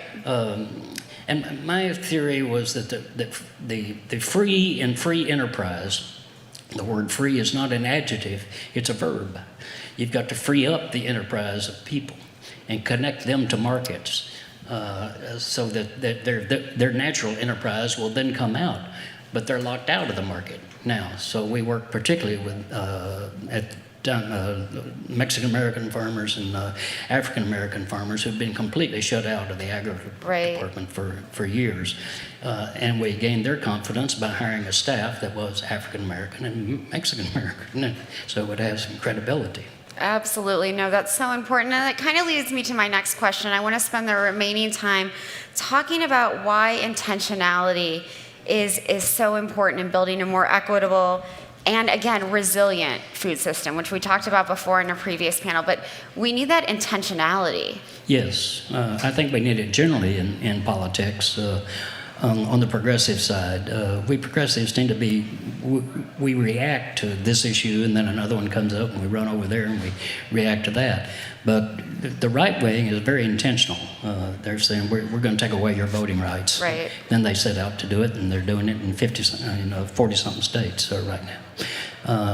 And you have to have that intentionality to stick to it, and that is what has led to any progress through politics in American history, from the anti-slavery movement, the actual founding of the country, then to the suffragist movement, for example. The trio of great ladies, Elizabeth Cady Stanton and et cetera, who launched the suffrage movement in 1842 in Seneca, New York. None of them ever voted. You know? Right. But they had the perseverance that 70-something years later, people could vote. And that's what I mean by intentionality. You don't go away. It is your intention to have a progressive future, to have economic fairness, social justice, equal opportunity for all people. Those are nice phrases, but they're not going to happen. You can't just sit around and wait on them. Right. You have to build them, and then you have to rebuild them because they take it away. Absolutely. But that intentionality is what we have to develop, the perseverance. Again, as Willie Nelson told me once, he said, Hightower, the early bird might get the worm, but it's the second mouse that gets the cheese. I'll let y'all just think about that a little. That's great. I want to, you have been someone that so many of us have looked up to, and I consider you one of the bravest people in sort of this sector, talking about food and agriculture, saying things that other people won't say because they need to be said. And what I've seen from from government and from policymakers and even some journalists is cowardice right now. And I'm wondering how we can change that. Well, power is us. I mean, we have to organize, and there's really no shortcut to that. And again, the good news is not only are people organizing, but they're organizing across lines. Right. So farm workers are teaming up with farmers, with meat packers, farmers of color, women farmers. The biggest movement in the farm community today are women farmers. They're leading the movement into agriculture. But that's hard. And then linking up with consumers, you know. I talk to farmers sometime at the farmers market, you know, and they'll say, well, you know, we've got these issues and we can't seem to get people to pay attention. I said, you've got consumers coming to you every weekend, you know. Why don't you talk to them where they are? You know, here's your potato. Now let me show you my pamphlets here. Right. And take advantage of that. So, and then of course the internet and other ways of organizing, but also to make it fun. Right, and delicious. Yes, exactly. I mean, it is agriculture versus agribusiness or agri-industry. And culture is literal in food because people, it's a community event, it's a festival event, it's a family event. There's music, homegrown tomatoes, great song here in Texas, and so many other. One of Marcia Ball singing of the gumbo and etc. It's just so wonderful, and it's lively, and so we should take advantage of that. It should. You know, politics should not be a bunch of committee meetings. It needs to have music. It needs to have music. It needs to have food. Right. It needs to have humor. And you know, there's no Yugoslavian proverb, you can fight the gods and still have fun. Right. That's my attitude. That's great. So I'm wondering, you know, we've had a lot of young people cycle through the Future of Food events. What advice do you have for young people who are, you know, so into food and agriculture right now, but don't always know where to sort of start? Yeah. Well, start where you are. In whatever way you can. Just one, you can think of it. You can figure it out yourself, and that's the only way to do it. And you may have to start something new. You know, we did when we started the Agribusiness Accountability Project. Right. It led to Hard Tomatoes, Hard Times, and eventually to my being Ag Commissioner. Such a thing didn't exist back then. And so a lot of what's being done now, including new food concepts, including food production concepts, and particularly including marketing.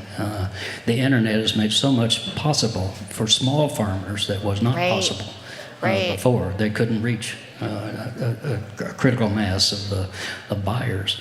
So whatever talent you have, put that to work. Whatever creative instinct that you have, you can do it, and you have to do it because, you know, everybody else is old. You're not old. You're going to stick around a long time. I think, you know, that young people, in the same way we talked about cowardice before, have to be brave and just do it, as you mentioned. They have to just do what they believe in. Yes, and that's one advantage of being young is you're stupid often and have no idea what you're getting into, and that helps. You know, when we were starting the Agribusiness Project and we were taking on Earl Butz, for example, he was Richard Nixon's Secretary of Agriculture, and Earl Butz had said that having fewer and fewer farmers to produce our food for us is not a bad thing because it leaves those people with something useful to do with their lives. He was the Secretary of Agriculture. So we took him on. And we didn't, you know, again, we didn't know what, you don't defeat cabinet appointees very easily. In fact, it's quite rare. And we came within 2 votes of defeating Earl Butz, again, because we put a coalition together of consumers with farm groups, and et cetera. In fact, there's a group of farmers out in the Midwest who had told me about Earl Butz. He had been an ag researcher, an ag professor at Purdue University, and was on the board of several food corporations. Sure. And so they knew about him, but nobody else did. But luckily, he had that name, Butz. Right. And, That's great. And we had the goods on him. You did. Of his connections and et cetera. And so we just went out and audaciously broadcast all that. And we lined up some senators and people and came close to beating him and did take the word agribusiness and make it a curse word in rural America. So, and again, it's a building process. That perseverance is really Absolutely, really what and the matters. resilience that you've had as a human being. Yeah. Thank you so much thank for you. your dedication to Thank all you, all farmers. of you, for A standing ovation, please. Thank you.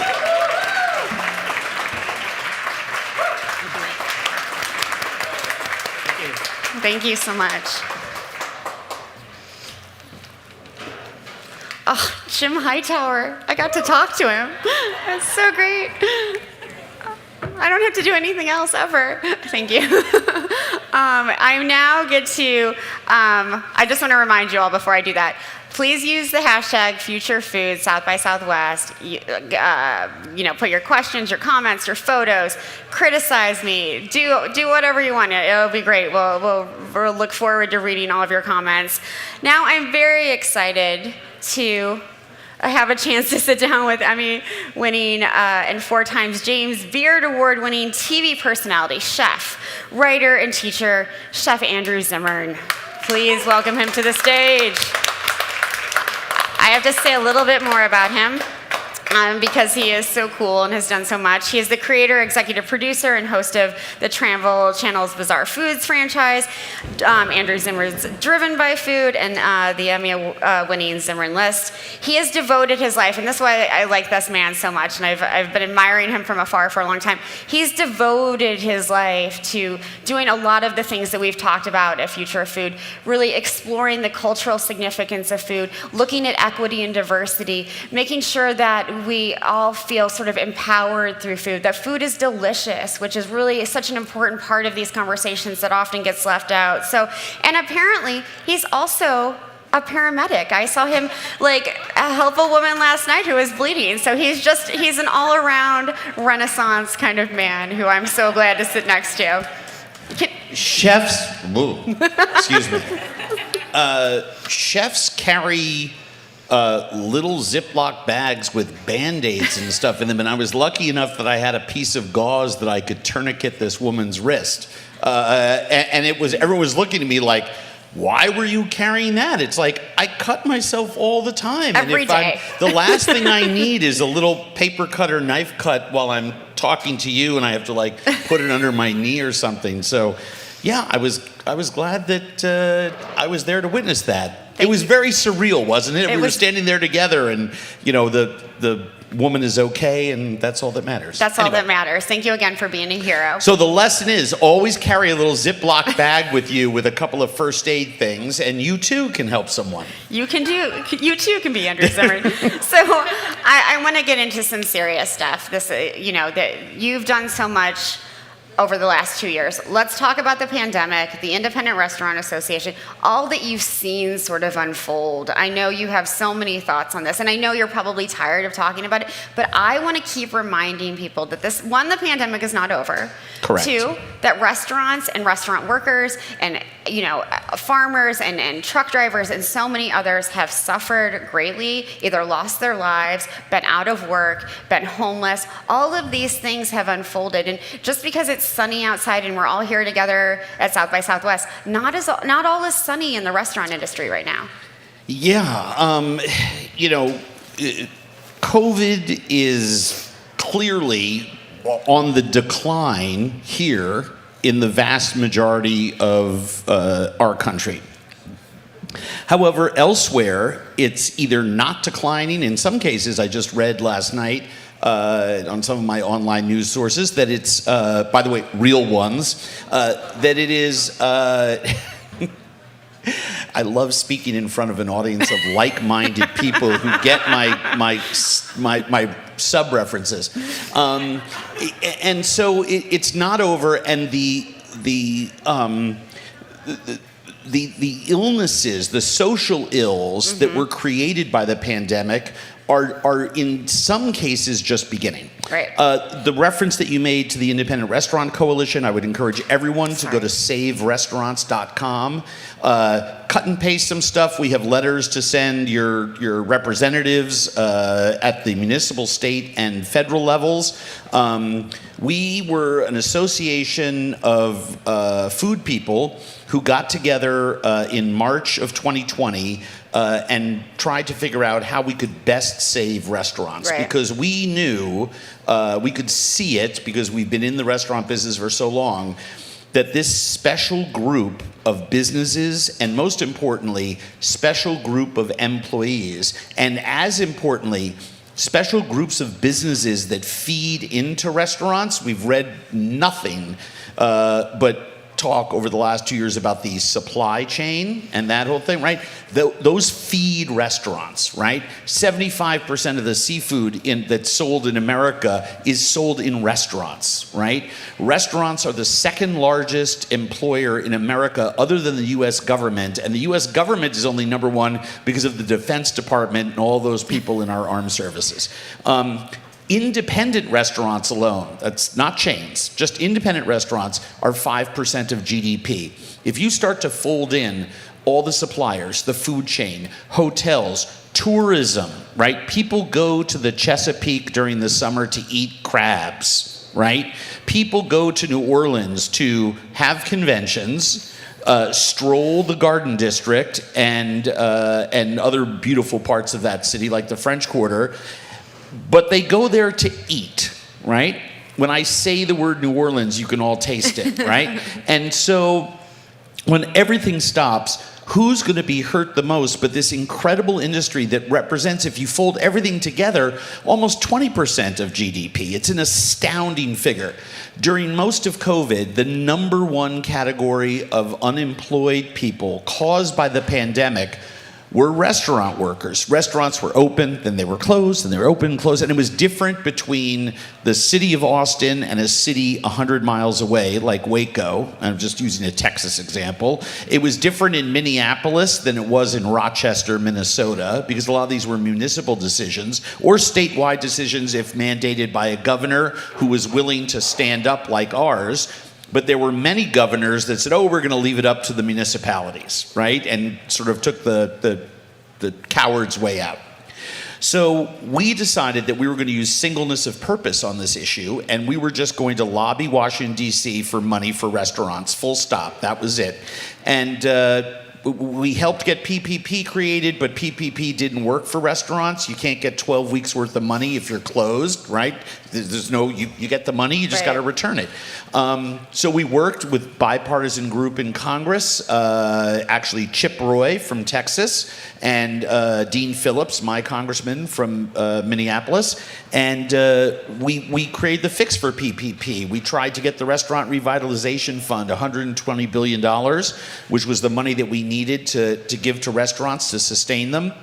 We only got $30 billion through the SBA, through the RRF. And now we're trying to get the RRF refilled. It was struck down. It was cut out of an omnibus bill. We're still trying to get restaurants money. And it's very, very important to do that. 100,000 restaurants closed across America, but I think there's another 100,000 that are dead, but they just don't know it yet. And the reason is they don't want to look at those statements from the bank that keep telling them that all the debt that piled up, all the pivoting that they did, all the credit cards that were maxed out, all the times they asked their cousin to come over and wash dishes in exchange for a free meal, that it's just not going to be sustainable. And the reason is that you can have a restaurant on that corner that got RRF money, and is able to pay a dishwasher $22 an hour and pay their employees a healthcare stipend, right? Wish they could pay all their healthcare, but at least a stipend. But the restaurant on the other corner didn't get RRF money. And the problem there is that guess who's going to go out of business? Because guess where the person is going for a dishwasher job? Where they're going to go to the place where they finally have some benefits and they finally have a living wage and they don't have to make $12 an hour. They can get $22 an hour, right?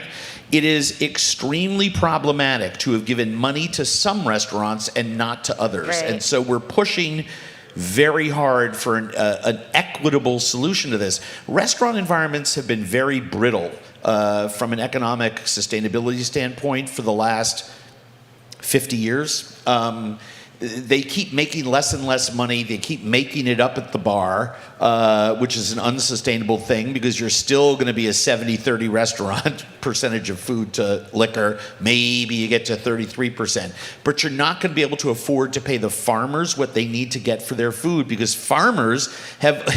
You talk about another industry that's taken it in the shorts. I was speaking to a clam farmer a couple of years ago, and he said that over the course of 20 years, he's only been able to charge another 30 cents a pound wholesale for his clams.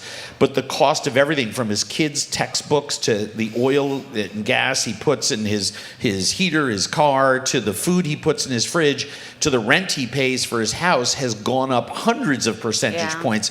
And so this fifth generation clam fisherman is not going to be able to pass that down to his kids. In fact, is telling his kids, don't do this job.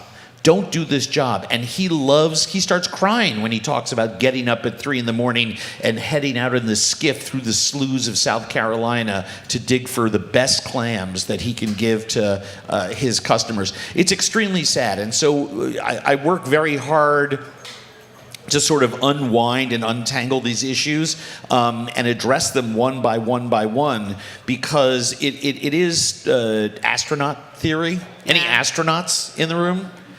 Oh, good, then I'm the expert. So the astronaut theory of solving problems is that during any given day, an astronaut needs to solve 1,000 problems, but they don't think of them all at once. They literally go from one to the next in the most disciplined, ordinary fashion you could possibly imagine. Because when you're in space, if you forget something or make a mistake, it's really bad. So it is a one by one process, and I've sort of adapted that in some of the social justice work that I do. If once I solve one problem, if it leads to another, then that's great. I'll move on to the other once I've done whatever it is I can on that given issue. And what I've learned over the years in doing it is that when it comes to the food world, I thought I was jumping onto a swing, right?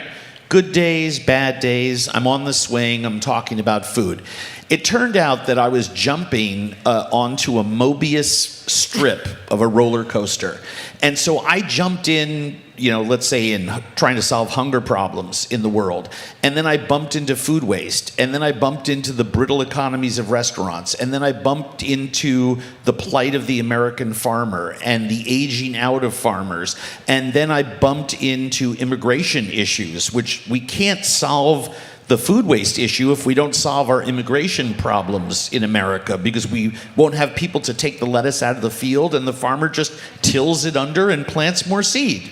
Right? Absolutely. So you keep bumping into these issues, and it all bumps into climate change, right? And it keeps going on and on and on and on and on. It goes even to healthcare and the criminal justice system, because if we fed people better, the pressure on our healthcare system would be less. The pressure on our criminal justice system would be less. You don't have to take my word for it. You can look this up, Google it, and my friend from Google laughed at that.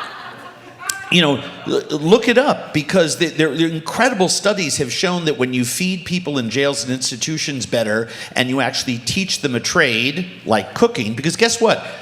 Who's the number one employer in America of returning citizens from jails and institutions? Restaurants. Who's the number one employer of single moms? Restaurants. Number one employer of new Americans? Restaurants. Number one employer of last-time job seekers? Restaurants. First-time job seekers? Restaurants. So it's so vitally important that wherever you jump in, you sort of realize that you are dealing with an ecosystem of issues. And that's why over the years, I came to South by Southwest 6 years ago to talk about aquaculture, and now I've been here for 8 days talking about a whole variety of issues. And people say, "Well, you don't do that, or you don't do this. Why are you on that panel?" And the reason is because it's all the same fucking issue. Yeah, Sorry, absolutely. sorry, don't be sorry, sorry. kids in Don't the be room. sorry. Yikes! I apologize, moms at home with kids. You're fine. The problem is so maddening to me. We do have an ecosystem of problems that wherever you all jump in, and we all jump in on a different issue, but eventually we bump in to another issue that either can help us, right, or provides a roadblock to us. And that's why I love conferences like this, and why I love you people, because you all are the ones. I can't work on everything, right? I can lend my name to something because I have a platform, or maybe I can write a check for $100 to some people that need some money to pay their employees. But the fact of the matter is that we all have to work together, pushing 100 different levers at the same time if we're going to make a difference. It doesn't matter what we do to solve the hunger problem in America, right? Don't get me started on that, because that's a genocide issue. It doesn't matter what we do, because if we still have the food waste problem and the climate crisis problem, and we're aging out farmers, and we're still keeping 75% of the production of most foods in the hands of just several companies, it is not going to make the dent necessary to recover. Right? So we have to do several things at the same time. It's kind of like allergy and flu season. Yeah. I get seasonal allergies, and I used to take one medicine, and my allergist said, "No, you need to take these 3." Right? One of them just helps me to not cough and sneeze. Then the other one actually helps prevent the spores from activating in my body. And the other one is just like an aspirin compound that takes my headache away. But I have to take 3 things. And for whole my life, it wasn't working. Only taking 1. Sure. It's the same kind of thing. We all have to push these levers together. So I know you asked me about restaurants, but it is a spider's web, an ecosystem of the most vital and important issues to all Americans. And it is truly existential, because if we aren't working on our climate crisis, right, at the same time that we're working in our own hometowns, in our own city blocks, to help other people just by knocking on doors and dropping off food, because hunger is all around us, right? Food waste is all around us. Make your refrigerator smaller, take out drawers, take out a shelf, shop less, you'll throw away less. Shop less, you'll throw away less. If you're not doing all these things, then you might as well not do any of them. Sure. It's like going to the gym and just taking a steam bath. Well, that's not going to do a lot. I'm 60. I'd like to be walking when I'm 70, so I got to be doing my sit-ups. That's how I got this body. So you brought up some really interesting points. I have a lot to filter through here. One thing that you said is that you love talking to an audience of like-minded people. And I do too. But who we need to reach is the people who aren't like-minded.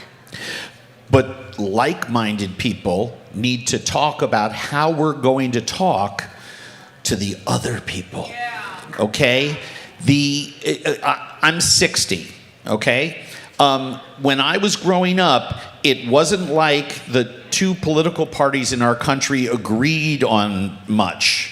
But what they did agree on was that they needed to co-regulate before they operationalized. They needed to understand where the other side was coming from. And then when you understand where the other side is coming from, you can then operationalize or take some action. And it may not be something that each side gets all of what they want, but it was called compromise, and some really amazing legislation got passed, small and large, at the municipal, state, and federal level. Okay, so that's, just pick a time, 45 years ago. Today, the thing that depresses me the most is the literal inactivity of our governments and the inability to get done what is neither left nor right, not red or blue, but rather is simply forward for humankind. I don't understand how any politician could be against feeding hungry children. How are you against feeding hungry children? Sure. But the fact of the matter is that actual numbers have been run on this. So it costs, $22 billion a year to feed all the hungry people in America. Okay? It's an actual number, right? So if we can do that, by the way, we have the $22 billion to do that. As I learned yesterday from an economist who I was having dinner with, that's a rounding error on our annual GDP here in America. I mean, it's a rounding error, okay? So it's a couple of airplanes. I mean, people make all the analogies in the world, but it's something like $22 billion, Sure. right? So if we do that, the savings in our healthcare system, criminal justice system, all those other places I was talking about, the number of jobs that would be created to feed those, millions of hungry people, right? Because we have 23% of Americans don't know where their next 3 meals are coming from, right? It's not food insecurity, it's hunger, right? So if we do that, it actually pays for itself within the first year because we save money somewhere else, right?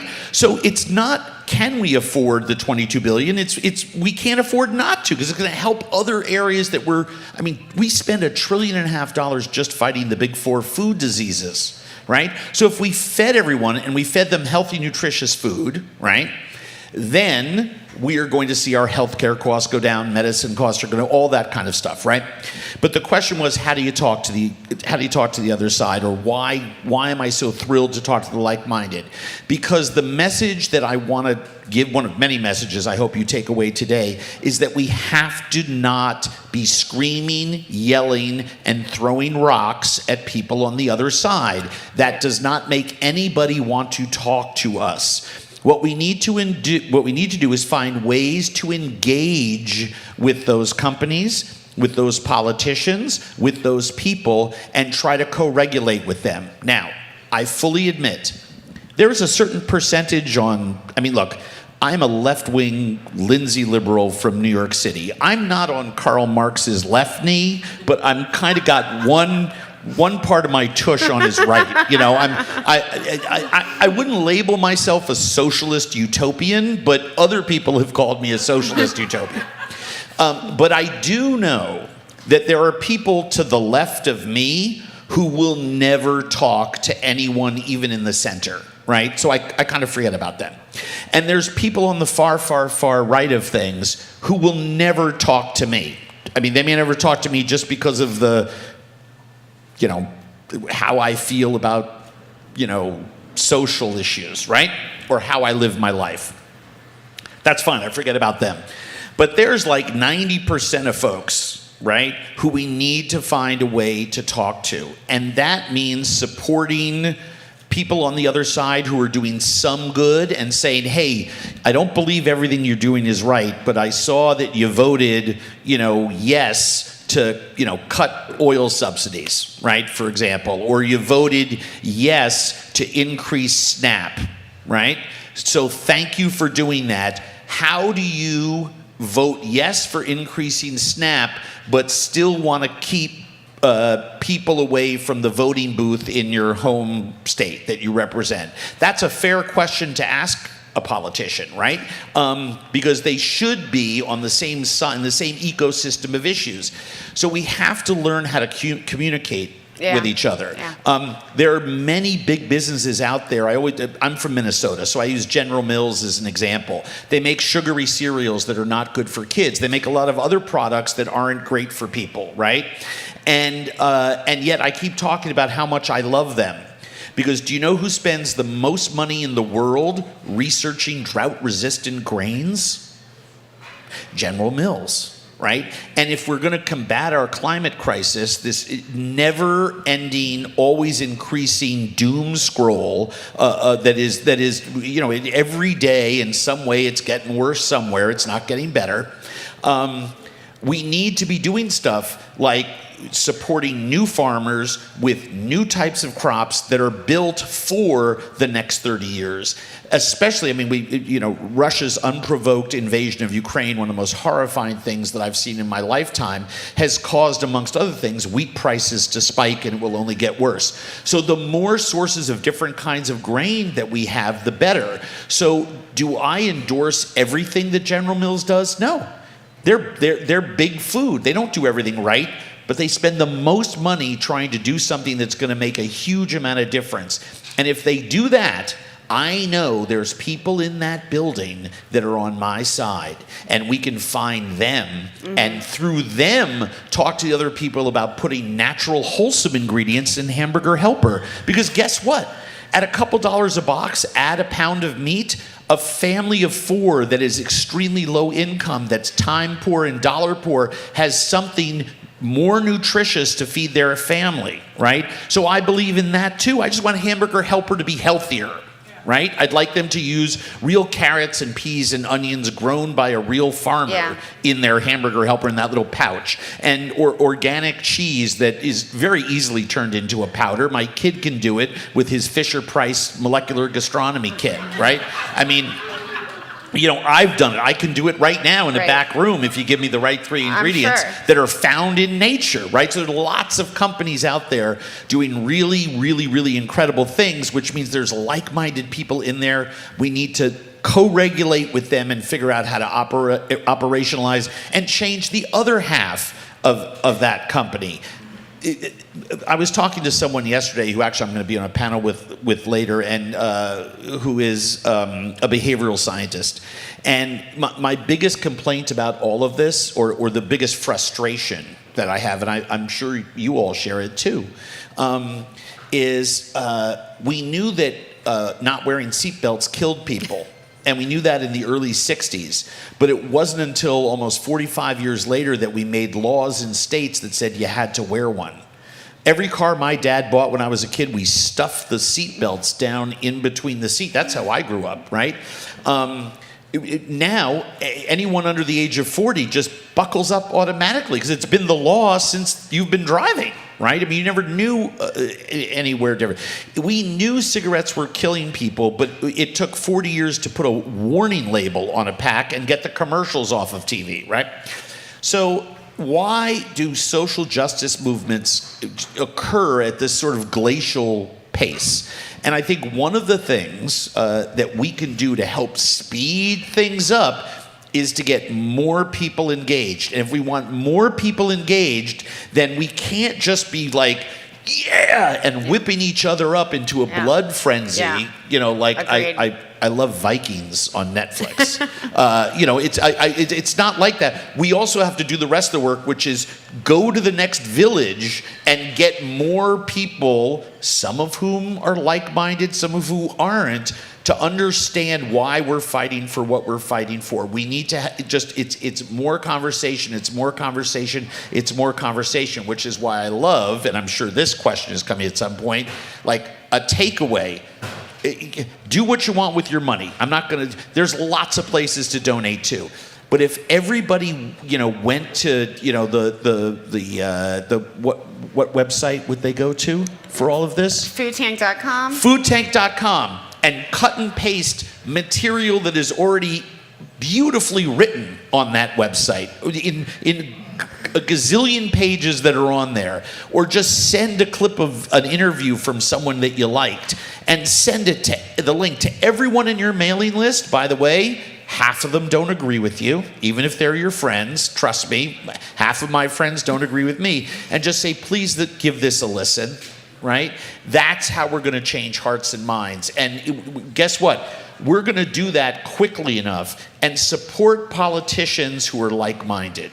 Ask the hard questions. In my lifetime, there's only been one time I've ever heard a presidential candidate asked about a kitchen table issue. And it happened in the last election. There was a reference to food and a bunch of other things. But weather, food, economic growth. I mean, just telling you that the largest group of employees in America, other than those cashing a U.S. government paycheck are in independent restaurants, means that independent restaurants are really bigger. Like Main Street America restaurants are much bigger than we thought. Why aren't we talking about unemployment through the lens of the restaurant worker? Why aren't we talking about decentralizing the food systems in America? Why aren't we talking about those things at the municipal, state, and federal debates that are going to be coming up in every town we all live in? I don't know where you all are from, right? But I know that I'm going to be very active this year doing just that, because we've seen what has happened in other issues, how powerful state governments are, right? We're a mile from the state capital of Texas. I know there's a lot of things going on here politically, but we need to make sure that on the issues that we're talking about on this stage, that the representatives in that building understand where we come from, because you shouldn't be for keeping children hungry. We have the ability to solve hunger tomorrow in America. Literally tomorrow, we could start feeding. Statistically, end hunger would probably take about a week, because the big companies, food companies, also have distribution, right? They have warehouses, they have trucks that go all over. So maybe it won't take a week, maybe it'll take a month, okay? But I'm sure there are some people here who are, engineering wonks that could make it happen pretty darn fast. We can statistically end hunger metaphorically tomorrow. To choose not to do so, since we have the ability to do it, to me makes it genocidal. And just leap in on that issue and let's talk to everyone we can about it. It's vitally important to it is truly existential, an overused word in most cases, but I think in this room is very appropriate. No, so important. And, I want to spend the rest of our time, we have about 10 minutes left, to talk about... I don't have 2 hours? No. I wish. So I want to spend... I better start talking less. No, it's all good. I just want to spend a little time, I was talking to your friend Tom Colicchio recently about how we changed this bro culture that has existed in the restaurant industry for so long. I want to go from how we save restaurants to how we rebuild them differently. Mm-hmm. And how do we, get rid of the racism, the misogyny, the inequity that is pervasive throughout the restaurant industry? I hate to say it, but you have to sort of get quiet, shut your eyes, and think to yourself, what is it that all restaurants have in common that they all do? They all buy food at one price and sell it for a higher price. And the difference between the two is where they pay their taxes and pay all their bills. We need, and this is why refilling the RRF is so important. Yeah. We need to be supporting restaurants that are serving less meat, more vegetables, more beans and farinaceous foods in an effort to manage prices on their plate. And if you are in that small percentage of people that can afford to go to fancy restaurants, make sure that you are communicating. I was thrilled to see that at both meals that I was able to eat out here in Austin, the animal protein was the smallest piece of what was on the plate, right? When I was growing up, you'd get a half chicken, a half a head of broccoli, this giant baked potato, and help yourself to the salad bar. Sure. And it was $17, right? Well, last year, this year, that same half chicken is now $18, right?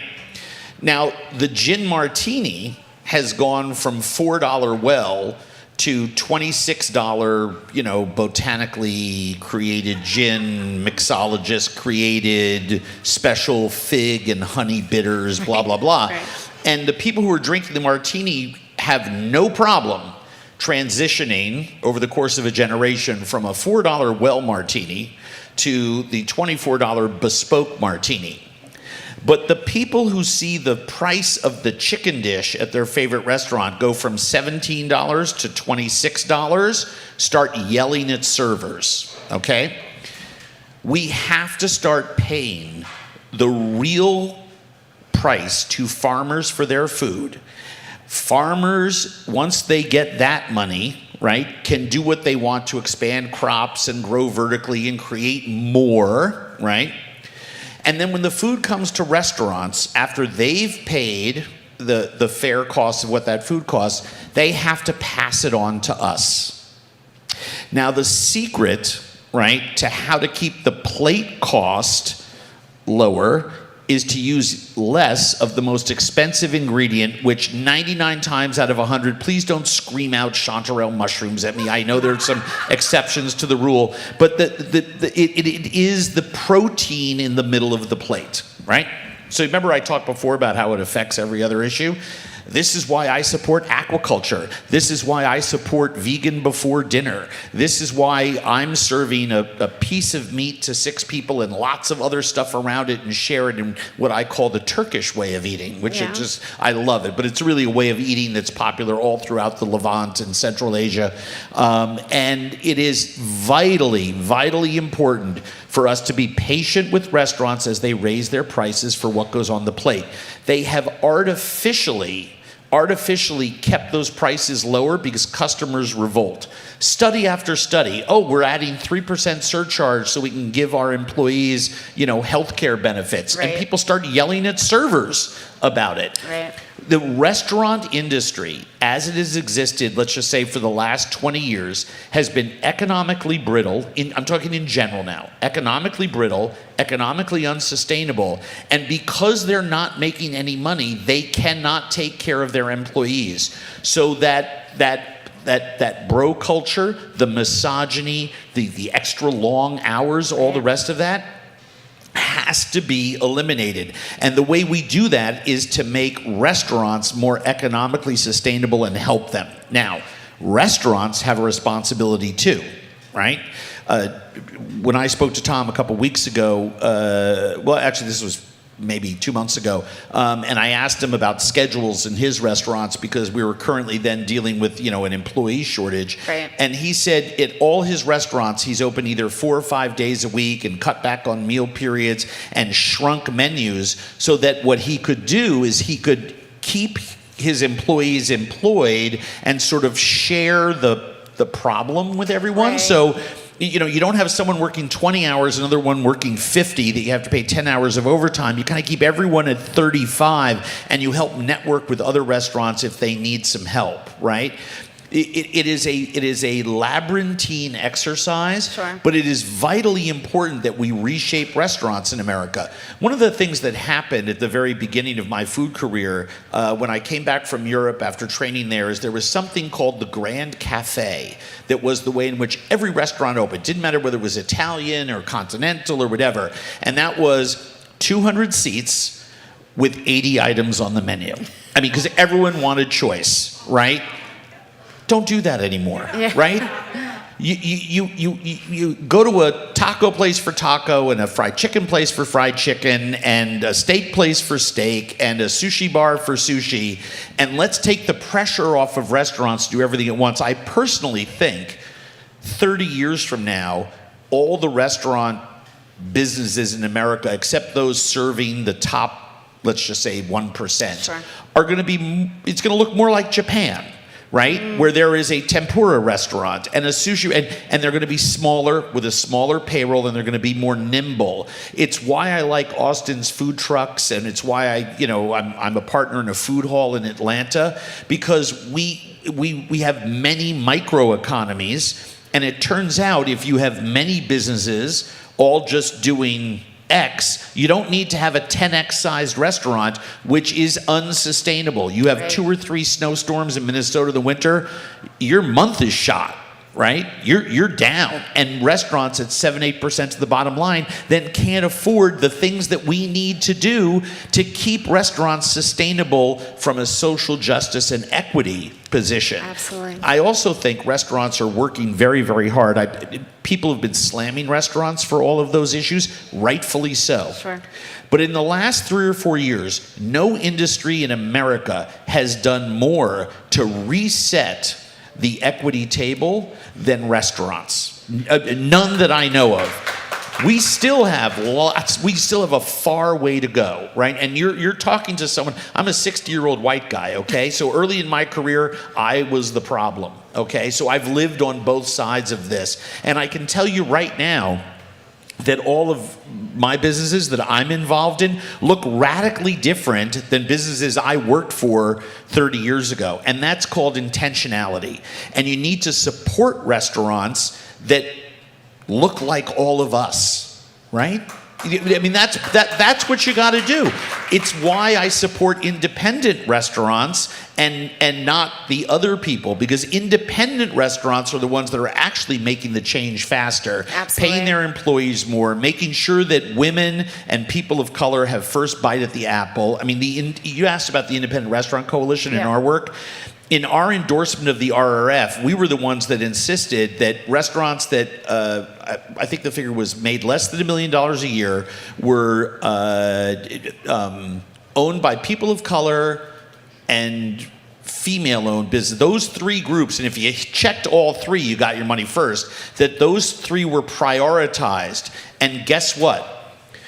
A group of old white guys threw the racism flag up in the air and said you were biased against old white guys. It was kind of mind-boggling. Now, luckily, the money had all gone out and had run out, and it all sort of became a moot point. But there are people who actually don't believe in resetting the equity table, and that's why we need to support people who do want to reset the equity table. That's not just politicians, that's restaurants. Vote with your pocketbooks, right? I think that's a vitally important piece of it.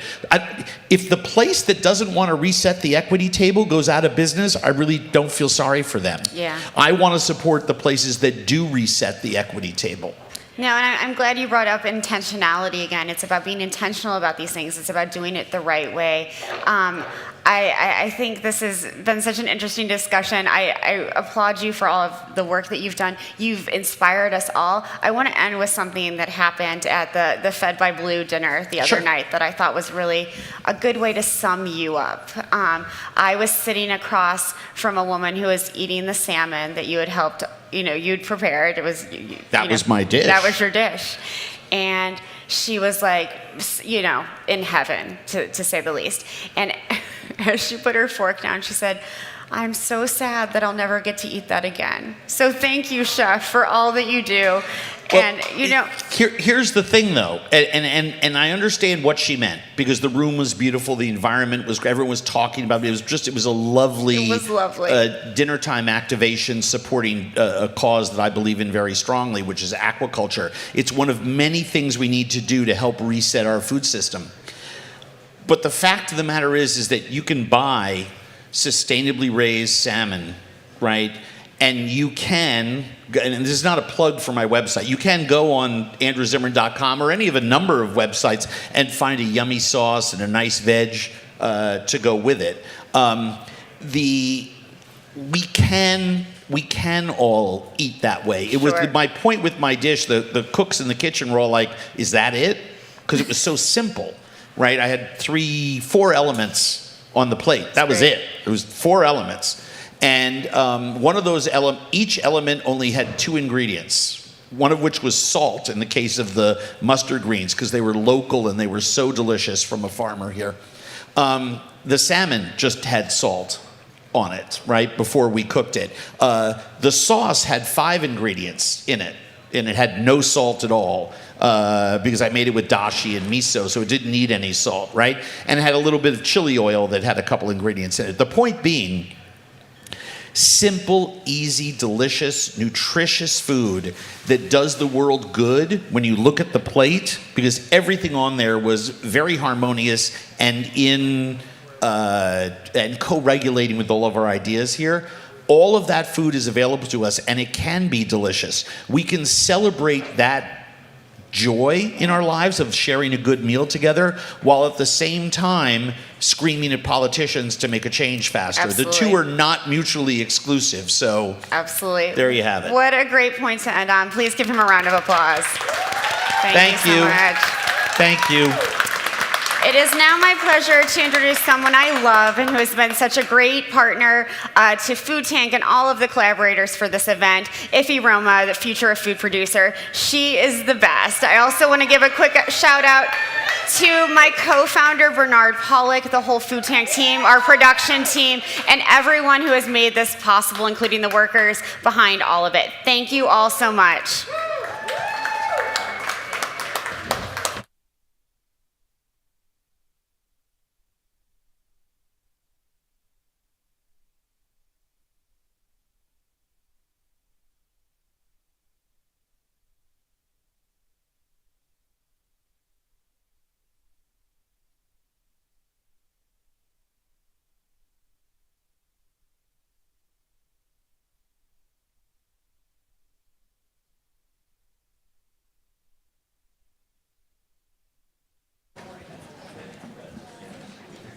Hey, can I have a microphone?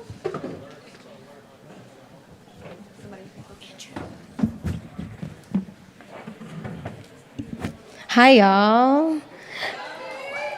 My name is Iffy Roma. I am one of the collaborators and organizers and producers of this event, just one, because it truly takes a huge team to make this happen. So if you're having a good time, please give a round of applause for everyone that it takes.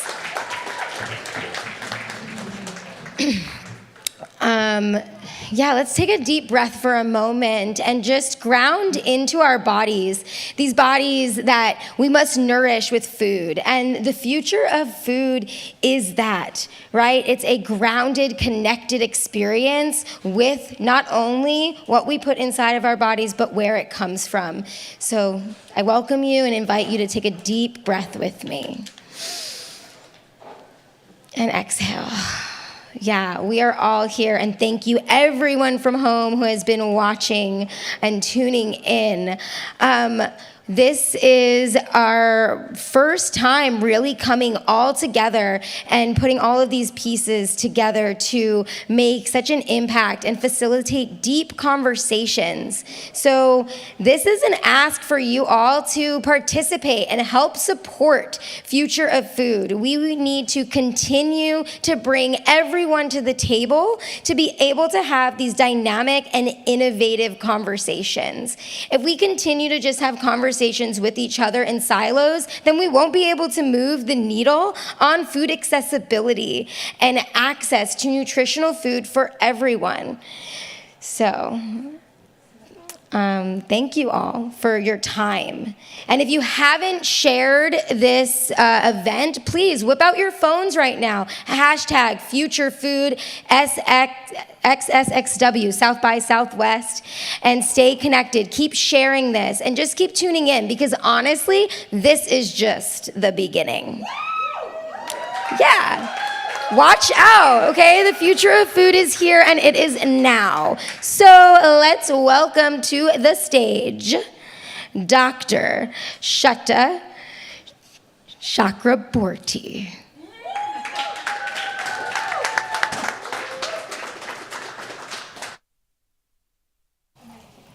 Come on, Hannah.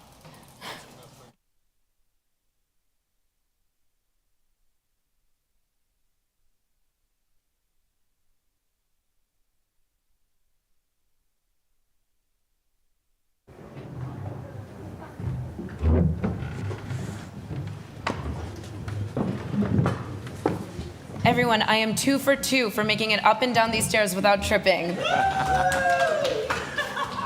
There's one more to go. Wait for the face plant at the end of this panel. That's the final act.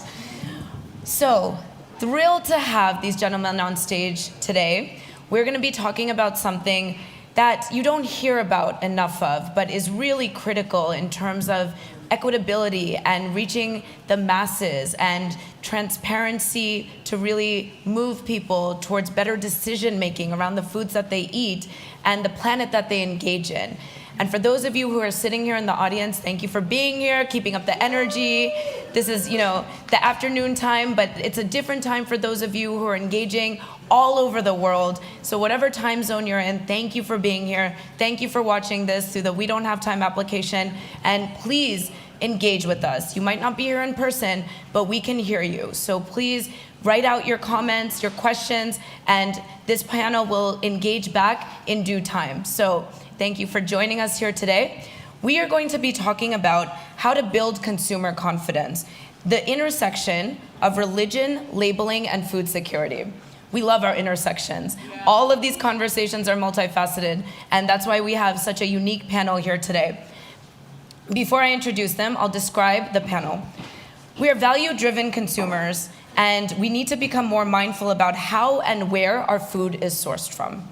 There's opportunity to ensure consumers that quality, nutritiousness, and cultural appropriateness of foods can actually be accessed and can actually be purchased.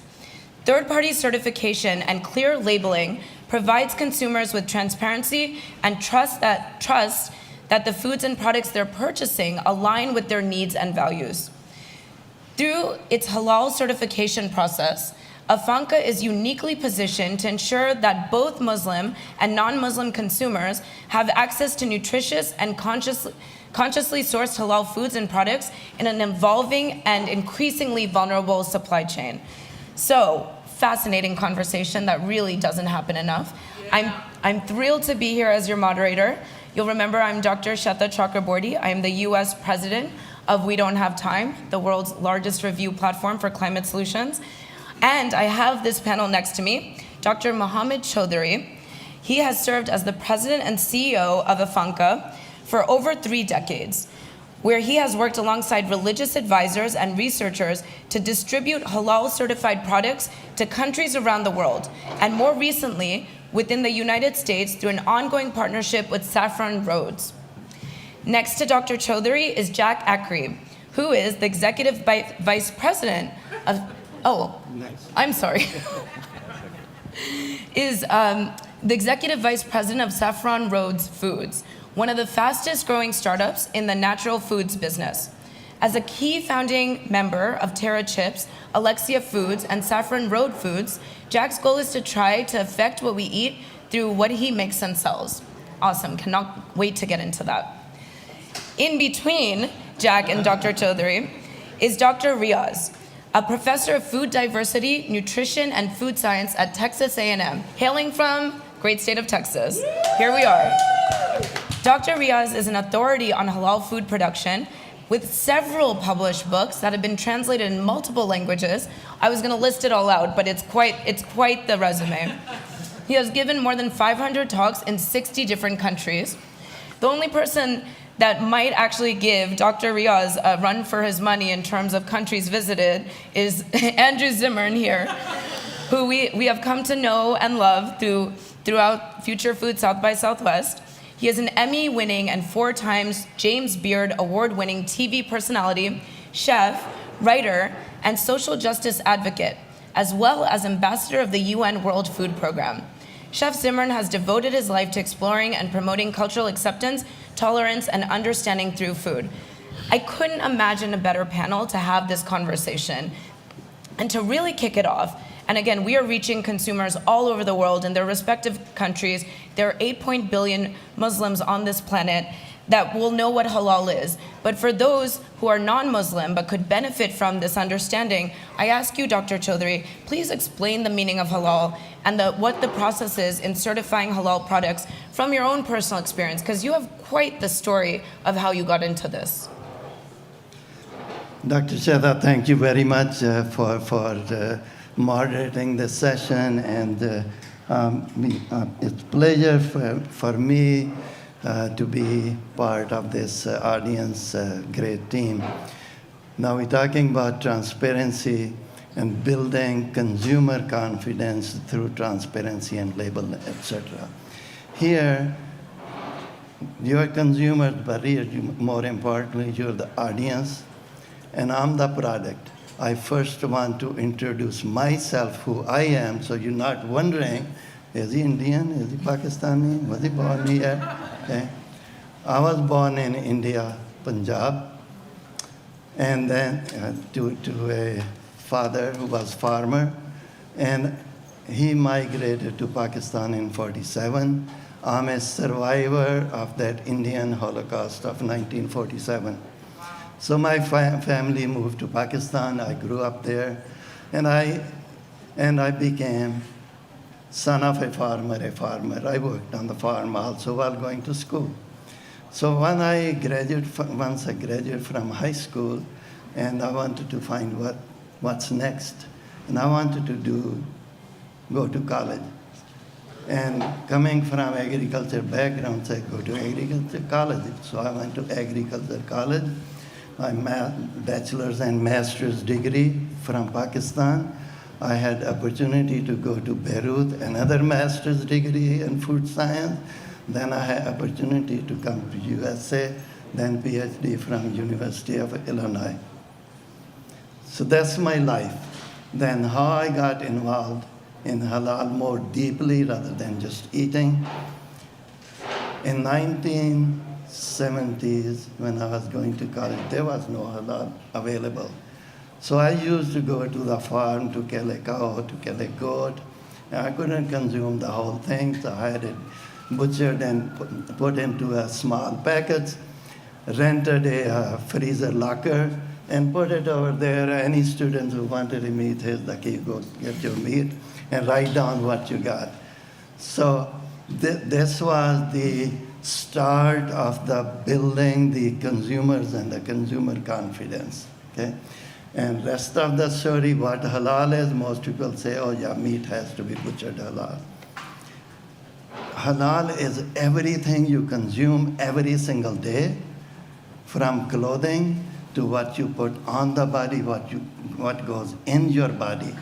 The simplest example is the sugar. Even the sugar, when they process it, it goes through some type of bone meal or bone charcoal before it becomes those white crystals. So we, as an organization, even work with the sugar mills to change that. Okay.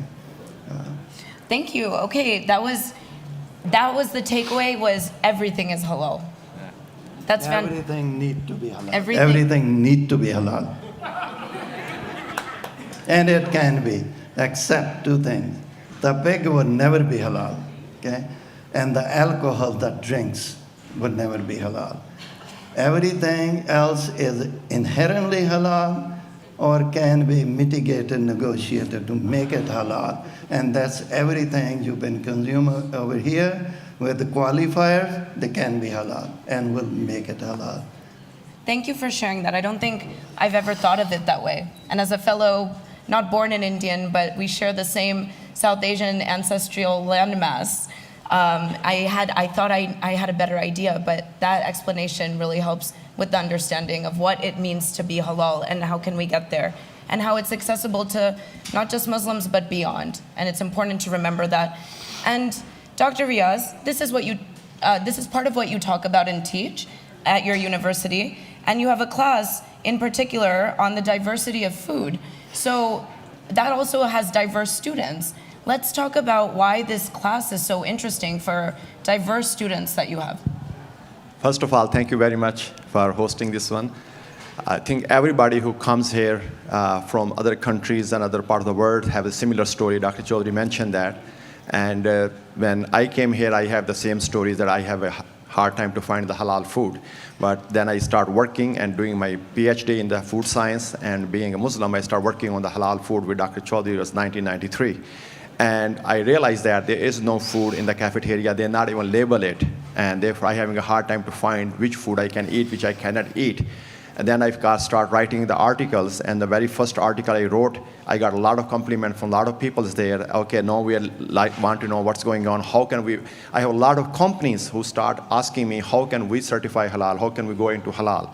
And then we realized that, okay, no, we can maybe start teaching a course there, which is like a food diversity course, not only halal, but other religion as well. And actually, that's why it started there. And then we started a course in class 35 people. Then, of course, the interest grew. Then we have 65 people. The interest grew. Now I have each semester students, more than 1,000 students who take this class. And they are from all different parts of the world. They learn about all different kind of religious food, what their requirements are, all their ethnic food. And they do that learn because of the respect of each other, because of respect of culture, respect of everybody else. Because everybody, you can see, get together on the food tables. And then you scare each other what they are eating, They are suspicious what you are eating. But once they understand the food diversity, once they understand what food is, what the religions are, they all basically become very good friends.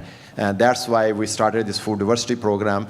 And we have it's very successful food industry, getting a lot of benefits. All the 1,000 students, when they graduate, they go to the food industry and they interview them. They already know that what is halal, how do I get halal, how do I get kosher, how do I get organic, how do I get gluten-free. We teach all that. Therefore, the industry is getting very good benefit, and we have very good response from the industry as well, that they want more and more education on food diversity. And that's why this is very popular, that we are teaching all our students, not only one of their special class, but everybody in the medical, nursing students, dietitian students, nutrition students, food science students, they all take these classes. That's incredible. And I'd love to bring in Chef Zimmerman's perspective on this. That's right, I switched it up. Didn't go down the line. I'm coming back to you, Jack. But Chef, you have, I know you've had experiences with students and cultures across the world. So I would love to hear your thoughts from what Dr. Riaz just said about the diversity of the end consumer as well as the actual products themselves. We would love your perspectives on this and how to really get students more aware and more engaged as a chef that has a massive platform as well. Well, thank you, and I'm thrilled to be here and to talk on a subject that I'm never asked to talk about, but I actually have a lot of experience in, from visiting so many different countries, interacting with so many different people, but also being a consumer myself. I think the first thing that I'd like to say is that as human beings and as consumers, we're confronted with a lot of problems in our lives. And, you know, my spiritual gurus in my life have taught me that acceptance is the answer to all of my problems today. When I'm upset by some person, place, or thing, the problem is not with that person, place, or thing. The problem rests with me and my attitudes, right? And it was that idea, along with the idea that we needed to practice more patience, tolerance, and understanding with other human beings, that actually had me create the show that I'm probably best known for, which is Bizarre Foods. It was not a show about a fat white guy that goes around the world and eats bugs, even though a lot of people saw it that way. And if you needed that entertainment and enjoyed it for that, I love it. That's fantastic. But I basically sold the Travel Channel a Trojan horse because I wanted to have this show about big ideas, but I knew I'd had to make it 80% entertainment and 20% education. I had to have that hook, and it became the show that it is today. But it was about accepting, and trying to seek to understand rather than be understood as I went around the world, that became the successful part of the show. No one sort of isolated that and said, oh, that's why I love it. But they say it sideways to me. I love the way you respected other cultures. I love the way you went and sat in that temple and cooked that meal for 2,000 people in that country, and that country, even though all those religions and food beliefs were different. People are people. We have the same hopes and dreams for our children. We want to live in a peaceful way with each other. We're hardwired to eat anything genetically. I can't tell you how many people come up to me in a grocery store in my hometown and say, well, you know, of course, my kid won't eat fish because no kids will. And I sit there and I look, have you been to Japan? Right. Or Iceland? Or I could just name check countries where, you know, 1-year-olds are given a little piece of fish jerky in their mouth when, you know, when they're hungry and to help them with teething. I mean, it's like we are hardwired to try anything genetically. Especially if it has healthy fats in it, help our brain grow. So I think that's the first thing that I would say. The second thing is that we fall in love with the food of another culture before we fall in love with its art, its music, and worst of all, before its people. I think that's kind of criminal, right? But how do I change that? And you know how frustrated I am at change, because I've been pestering the doc for over 24 hours about this glacial. He says pester, thing. I say an amazing conversation. Perspectives. But the fact of the matter is that it is vital. It is vital for us to be seeking solutions that are common for all of us, rather than trying to fight and create more divisiveness. And the number one way the thing that I know we all love is a good meal. I've been in the middle of jungles and places where I can't understand what the other person is saying, and I have no idea what's on my plate. Literally no idea what's on my plate. And they've tried to explain it to the crew and our translators, and they're like, it translates as white spring vegetable, and that translates as flying something. And there it is, cooked and on my plate, and I eat it, and it's delicious. And by accepting someone else's food, I am accepting not only their culture and their family and their graciousness, but I'm accepting their humanity and their gift. Food is a love language in our world. And by being patient, tolerant, and understanding, I think we're doing a great service to the world. When it comes to halal food as a consumer, I'm thrilled because I know where the food is coming from. I shop at halal markets in Minneapolis. I'm very lucky in my city. We have a large enough population of people who go to halal butcher shops for that. I seek out labels. I'm one of those people that turns the box around and makes sure I see a bunch of certain things, because those sorts of certifications give me confidence to know that the food was handled in a certain way, because the health and wellness of my family and what we consume is very important to me. Whether it was, as you said, doctor, whether it's organic or halal, it's very, very, very important. But I do truly believe that acceptance and the sharing of food is of vital importance. So the more we understand about it, the better. And people don't understand what halal means. Everyone thinks, and I'm killing myself for making the butcher shop reference first, because it's not just about how meat is processed. Right, it should all be clear on the label. I think that during this session, we want to touch a little bit more upon that. And the stories we are going to tell, they're very, very relevant stories. Okay? I want to bring in another point about the label and the knowledge of the labels. How many people know what gelatin is? Half. Do you know it's made from plants? Anybody? Plant gelatin? None. Gelatin is typically an animal ingredient. It's made from collagen, whether it is skin or bones of animals, all animals, normally bigger animals, okay? Government requirement is to label it gelatin. No requirement, label it halal gelatin, non-halal gelatin, bovine gelatin, fish gelatin, bone gelatin, skin gelatin, no such requirement. Now the companies then may declare this is fish gelatin or bovine gelatin. We go one step further just on the label that it must, if it's from halal cattle, it must have the halal logo on it, or must say halal bovine gelatin. Okay, that's about the clarity. But it still does not show us enough confidence in the third-party certification, independent certification. Company can label it themselves halal, and a lot of companies do, but it has to be a clear logo. Okay, I want to, if you give me a minute or so, okay? Please. I want to tell you that our own, how we developed the system of verification for gelatin. If you pick a bottle of some capsules, gelatin capsule, nutritional supplement, something in the market in Singapore, send us the label that tell me where this gelatin comes from.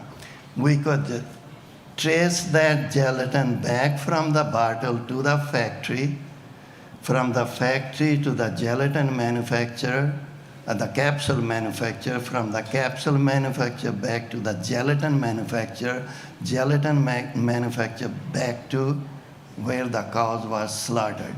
We keep a full traceability on that, and that is how our organization creates the consumer confidence. That's incredible.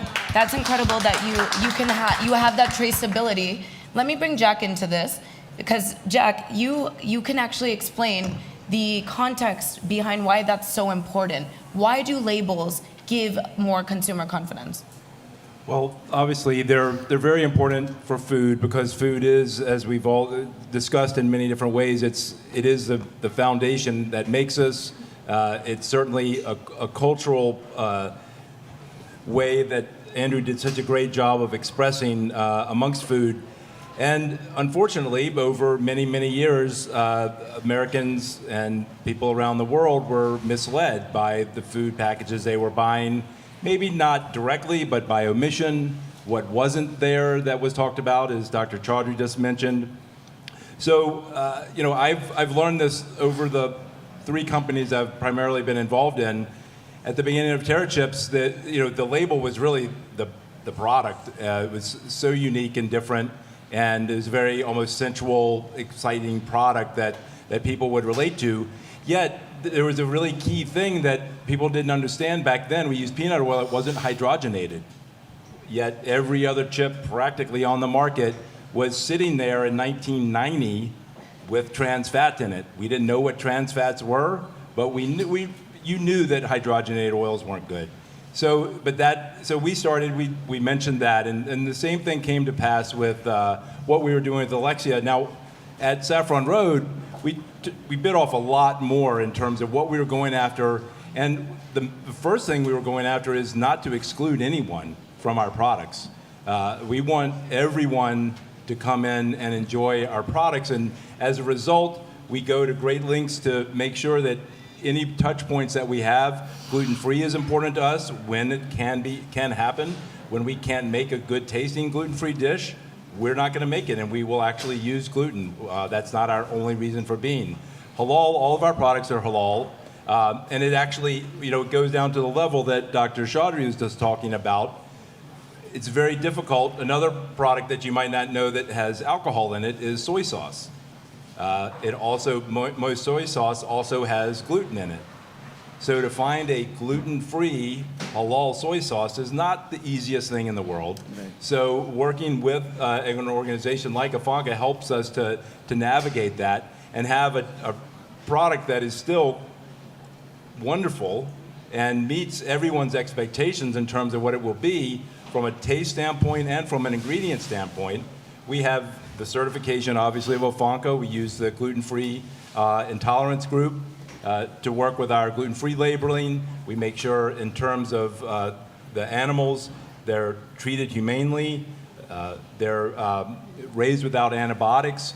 So all that's so important because we're too small to have one consumer, that whatever the mom with 2.3 kids or whatever it is, we need everyone to want to buy our products. And so we have to have all these touch points to go out and allow everyone to come in, and that's before we even get into the nationalities. I think it was said really well at the kickoff today about going down the list of all the things that are accepted here at this event, and that's certainly how we try to operate. And so having this backbone of certifications is really important to us. So having accessibility to halal foods and generally good products is for everybody. And one of the misconceptions is that halal foods is just for Muslims. So how do we think about this, Dr. Chaudhry? How do you think about the misconceptions around halal foods? What can we correct for here while we have this stage and audience? And then, Chef, I'd like to come to you with the same question. Based on your experiences, how would you correct for some of these misconceptions? But please. Yes, there is misconception, and misconception normally goes with the culture and the background of the people. People think halal is for Muslims only, and Muslims are only the Middle Eastern people. So hence, it's for the group of people who live right around the Sahara Desert and the north of that. The Muslims live in every single country of the world. Muslim students and other people's friends, when they get together, we do get together, we do meet other faiths without even thinking that, oh, I'm going to meet a Christian today and a Jew tomorrow. No, we meet the friends. We break bread together and we make sure it is halal. Okay? The misconceptions, sometimes they're not really misconception, it's misunderstanding of the culture and the subject matter. Okay? Great. Thank you for that. And Andrew, chef? Really which quickly, I mean, I want food that's wholesome, fresh, and traceable for my family. So if you go to the supermarket that I shop for, mainstay products in, they have a very large fish counter, and all the fish are labeled fresh, but they're actually lying. They're not. It's not fresh. It's fresh from frozen. But they don't have to legally say so at the retail level because of the lack of oomph that we have accepted with our truth in labeling laws. Absolutely true. So, thank you. Yeah. I need you with me everywhere I go, because people always shake their head and go, well, he's only 80% true. So, a supermarket, because of the lack of power that we've given the teeth on our truth and labeling laws, can sell a frozen product, which, by the way, in some cases may be just fine. But the fact that it sows those seeds of doubt in me really makes me wonder, well, do you know what boat that came off of? Because I like to shop in markets where they're using very, very simple little chips that can tell the end seller, right, or the retailer, what temperature the box of fish has been at since it left the boat, where it's from, the name of the boat, the name of the captain, how many days ago that fish was pulled out of the water. It's all done on tiny little radio chips, and they do this in the seafood industry. So when I'm buying meat at that same store, and there's just like chicken parts and beef parts and lamb parts, etc., I kind of look at that and I go, I don't know where that's from. And the person behind the counter can't tell me where that's from. But when I go down to any one of a dozen of other markets that I buy my meat and my produce and my seafood and my poultry from, they all can tell me where they are. And it just so happens they also have halal certification, because that's where a lot of people are shopping for their food, Muslim and otherwise. The Asian market, where I buy the majority of goods for my household, just for a variety of reasons that are non-germane to this conversation, happens to have halal certification at their meat and seafood counter, right? So they're buying meat from the same place that I could drive 10 miles to and get it for 20 cents a pound less, but I happen to be one of those people that doesn't want to drive 10 extra miles, and I'm going to buy it from that market. I'm going to keep that market alive, and I'm going to amplify what that market is doing. Great for the planet. Not only can they tell me where the meat is from, but they have a greater variety of meats. The supermarket that you shop at, well, it might be different down here because it's such a popular cut of meat, but in Minnesota, none of them sell skirt steak. So I have to go to the Mexican market for that, which also has halal certification because they have such a large Muslim population that's living in the same neighborhood. When I go to the fish counter at United Noodle, I can buy croaker, one of the most delicious fish that swim in the ocean. It's small, it has a head on it. I'm doing the right thing for the planet, and they can tell me what boat that fish came from. So as a consumer, I really do believe that it is vitally important to understand that truth in labeling laws are not what they seem to be, which is why associations like the ones that we're talking about up here and that Jack mentioned before are so vitally important, because then I start thinking to myself, well, what about my Triscuits, right? That my kid loves. Maybe that's not the best choice for me. And I start reading labels, right? I just think it was someone else's slogan, some big company. Actually, I think it was Hebrew National Hot Dogs because they were kosher. They answer to a higher authority, and I thought that was a very clever marketing ad because you can trust whatever is in that hot dog. And I think trust creates loyalty. You know, Absolutely. when it comes to business, and I know Jack can speak to that. Yes. I'm coming to you to speak to that. I'd love to bring in Dr. Riaz on this. What trends have you seen as well, in addition to some of the misconceptions that you have to clarify for in your classes? And where are you seeing kind of the trends going? Yes. I was going to mention that one way to get rid of the misconception, all that, through the educations. When I teach the students, there are 1,000 students each semester. They are learning about all different kind of foods, and they have never tried halal food. And the next day, I got an email after the lecture, Dr. Riaz, I went to this store. They have halal food. I got it. They take the picture. They send it to me. Oh, it was very delicious. I want this one. And then they tell to your other friends. They tell to other friends. Therefore, story goes around. There's a new halal restaurant. There's new halal food. Therefore, I think that's the only way we can do that, by education and education. And also, it's not only we're teaching them about misconception. We teach them from A to Z the whole process of all food, not only the meat, but every single thing Dr. Chowdhury mentioned, processing from gelatins to all the candies to chewing gums, every single thing to go through there, read the ingredients, and then once in a while I get an email with the labels on it which has a halal logo or which has gelatin, it's a fish gelatin, it's a kosher gelatin, it just say that it's bovine. Therefore they always talk back to me again, let me know that we are noticing that. And the industry, when they go for the interview for the industry, that's why most of the things I see, the impact is there. They see that when they go to the interview, and they say, well, by the way, talk about it, we make kosher product and all that. And then the students tell, do you make halal? Do you know this? They told me, Dr. Riaz, they were surprised to hear from me as a students, the industry, how do you know all these things? You are just students coming out from the university with that food science degree. How do you know all this certification? How do you know halal? How do you know kosher? He said, we have taken the class on food diversity where we teach and learn everything. We can't teach every single thing, but at least we're sensitizing a lot of students. They're learning it, and they're going into the field, and they are promoting that image. Education, education, education. And third-party certification. Yes. I'll tell you why third-party certification. You try to contact your state government or federal government to try to get the information about anything, how long it takes. You'll be lucky if you get the information, okay, from the website or the phone lines, okay? And industry, how much do you trust industry to give you the information straight out? Most of them don't. This is why third-party certifications are important. Saffron Road's CEO is a Muslim, okay?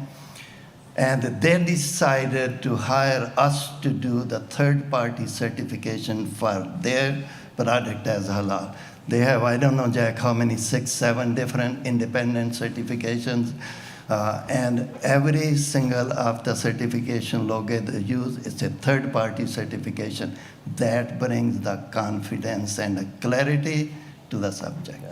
And this is what creates a familiarity between your audiences, existing ones and new ones. It creates familiarity with the culture, the process, what the entire process was to get the food to the actual table.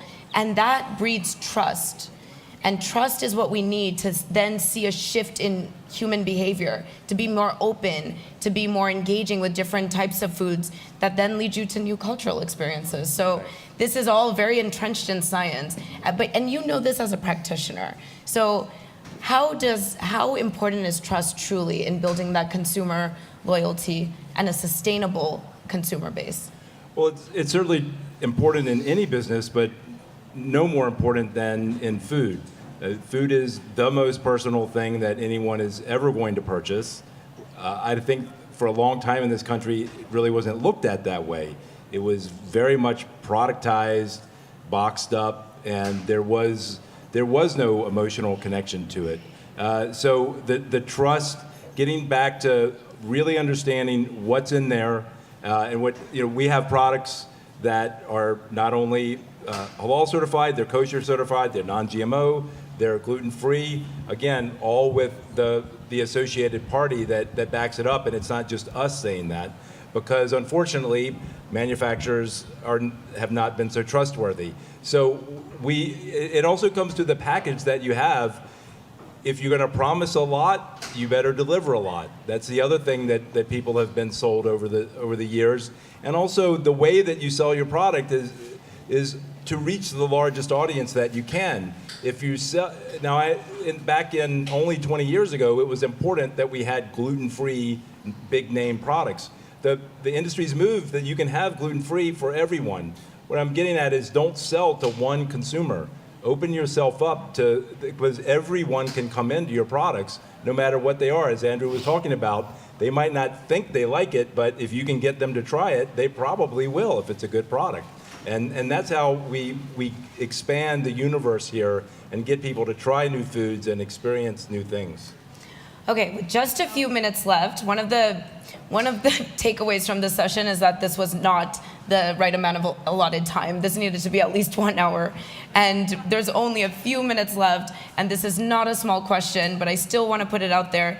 And this is to you, Dr. Chaudhary, is how is Afanka involved in food security around its headquarters and beyond? And why is food security so integral to the ethos of this business of transparency and access to all? Why do we also need to think about food security here? Thank you. It's a great question. Food security also is a misunderstood word. People think food security, oh, those people somewhere out there don't have enough food to eat. Definition of food security to us, not having the right type of food at the right time of the day or right time of the year. I'll just use two quick examples.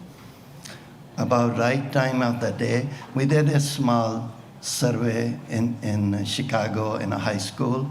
More than 50% of the students in that high school are Muslim.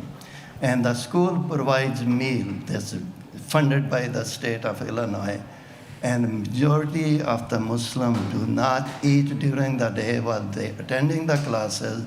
They are having the physical education classes and the physical work. They don't eat. And after the survey, the school realized that they did not even know this. So they are putting together a halal program, 55% of their population. Then some people feel during some time of the year they may not have the right product due to whatever reason, and this has nothing to do with halal. Some of our members found out that in certain areas of Chicago, there are families who do not get even a turkey to celebrate Thanksgiving. So we started a program. My two colleagues, Asma and Salman, are part of that program. So we started providing turkey to families in 10 high schools. We provide 5,000 turkeys every year just for Thanksgiving. So we defined food security in those terms. Similarly, for other people, it might be not enough calories or not enough protein or whatever. So you have to identify, define the food security and insecurity, and then you can handle it properly. I see this as being part two. This panel next year, part two, as we really get into food insecurity. So with that, and in the interest of time, I would love to thank my panelists here today and their unique expertise to this issue of transparency, certification, equitability, and access to halal foods and beyond for those halal Muslims of the world and beyond as well. Halal is and can definitely be for everyone. Yes, that's right. Thank you all very much. Thank you very much.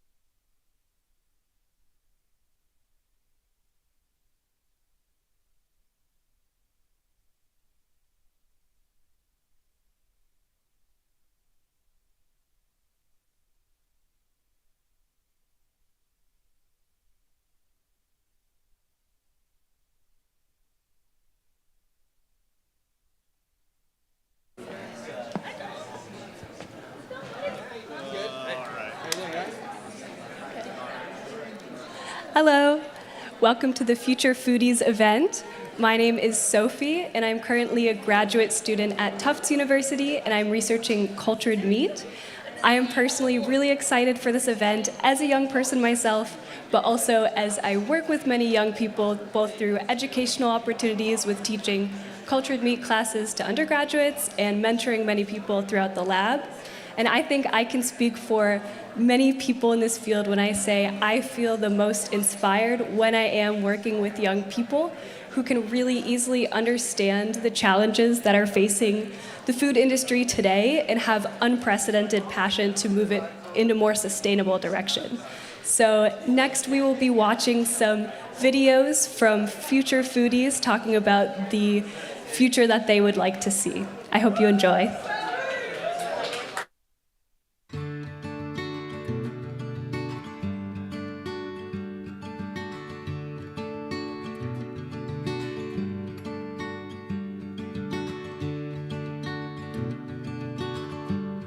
Hi, my name is Krishna. I'm from Des Plaines, Illinois. I've been a vegetarian my whole life. Hi, my name is Ariel and I'm from Boston, Massachusetts. I've been an omnivore my entire life.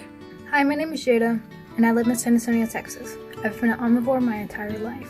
Hi, my name is Rami. I'm from Boston, Massachusetts, and I've been an omnivore my whole life.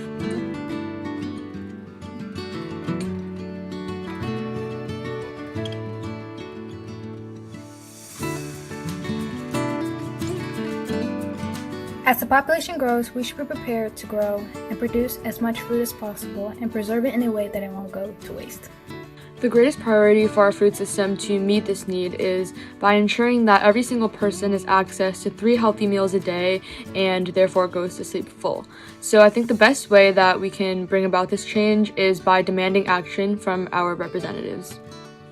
I think that the greatest priority of our food system to meet the need of growing population is how we can increase the amount of food that we make while reducing the negative environmental impact that making and processing this food is having. More natural disasters will make it harder to grow more food, so it is important to focus on reducing the negative effects of climate change first. Then we should focus on trying to grow more food and increasing food access for everyone in the world. I think it's important that we make healthy food more accessible and affordable so that everyone is not only eating enough but also eating a nutrient-rich diet while also being attentive to the production of food so that we're eco-friendly and addressing both climate change and global health.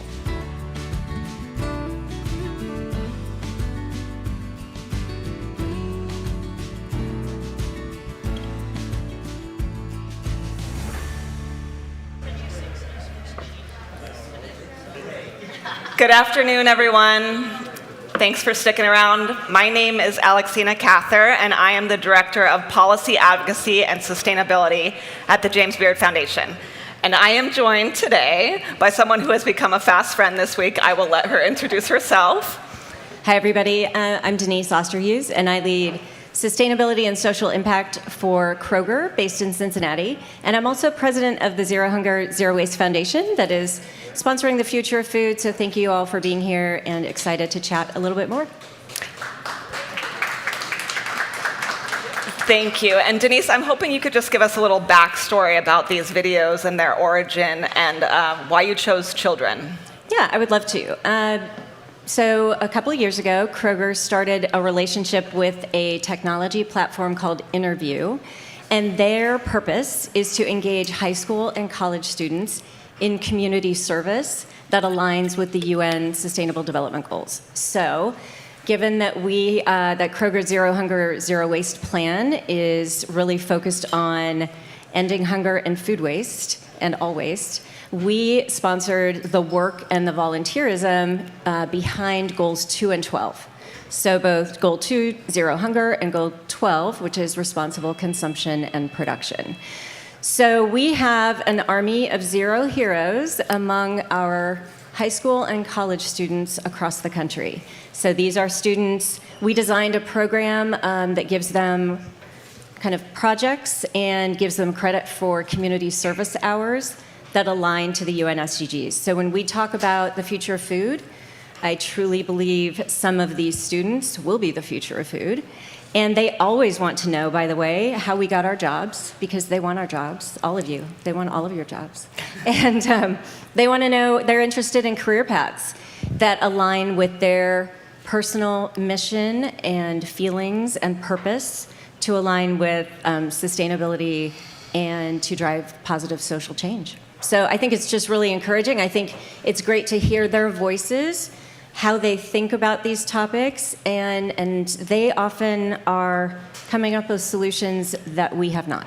So I think it's worth bringing them into the conversation. Thanks so much. Throw it to our next video.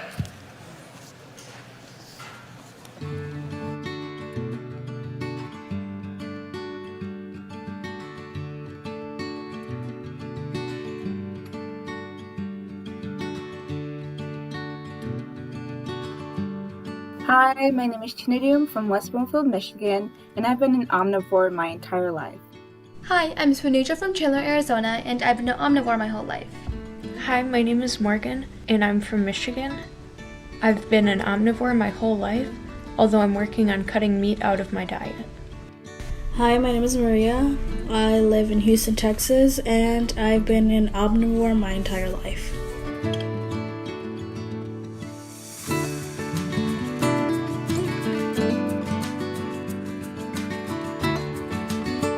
Eliminating waste will be key for our food system. We have enough food to feed everybody, but it is not distributed equally. In addition, making food production sustainable will be highly important with increasing uncertainties surrounding our climate. In a perfect world, equitable food access and distribution looks like both impoverished and marginalized communities having the same access to food compared to their wealthier counterparts. In a perfect world, equitable or fair food access and distribution ensure economic opportunity, high-quality jobs with living wages, safe working conditions, access to healthy, affordable, and culturally appropriate food, and environmental sustainability. In a perfect world, everyone would have access to healthy food and would be able to afford it, either through government money or because of reduced food prices.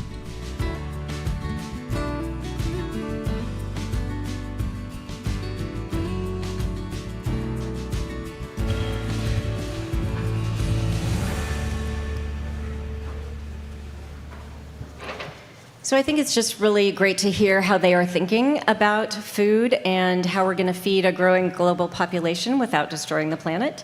They have great ideas. They have shared with us some of their perspectives. We were curious and did a big survey across the platform for students to volunteer to take that asked them, how do you eat today? You've seen some of the responses. And are you willing to try different foods? And how interested or curious are you about insect cuisine, for example? Or are you considering a vegan lifestyle and diet? So I think it's just really interesting to see some of the responses. We engage the students on the virtual platform regularly to get their perspectives and opinions. And we also connect them with some of our friends and partners like World Wildlife Fund, with Fair Trade USA, with the Google team, for example, on the topic of food waste. And it's just great to engage the youth and students in some of these topics that we're talking about for the 2 days of the Future of Food. So just wanted to share a little bit of that with you, just to give you some insight from some of those even younger than all of us.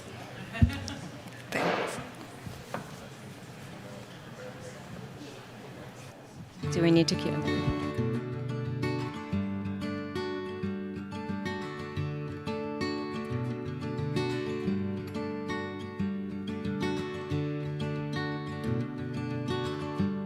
Hi, my name is Shreyan. I'm from Troy, Michigan, and I've been a vegetarian my whole life. Hi, my name is Kavya Mishra, and I live in Chandler, Arizona.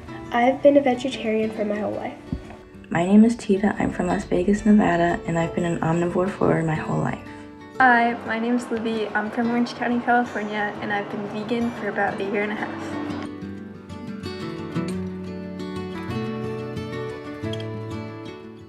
pros of having technology in the food industry would be that the food would be able to maintain freshness for longer, but cons would probably outweigh the pros, since cons would be that people that work in the food industry right now would lose their jobs, and a malfunction in the robots could cause, or technology could cause food poisoning or a disease to break out, and the prices of the food would go up since the technology would take more money to make.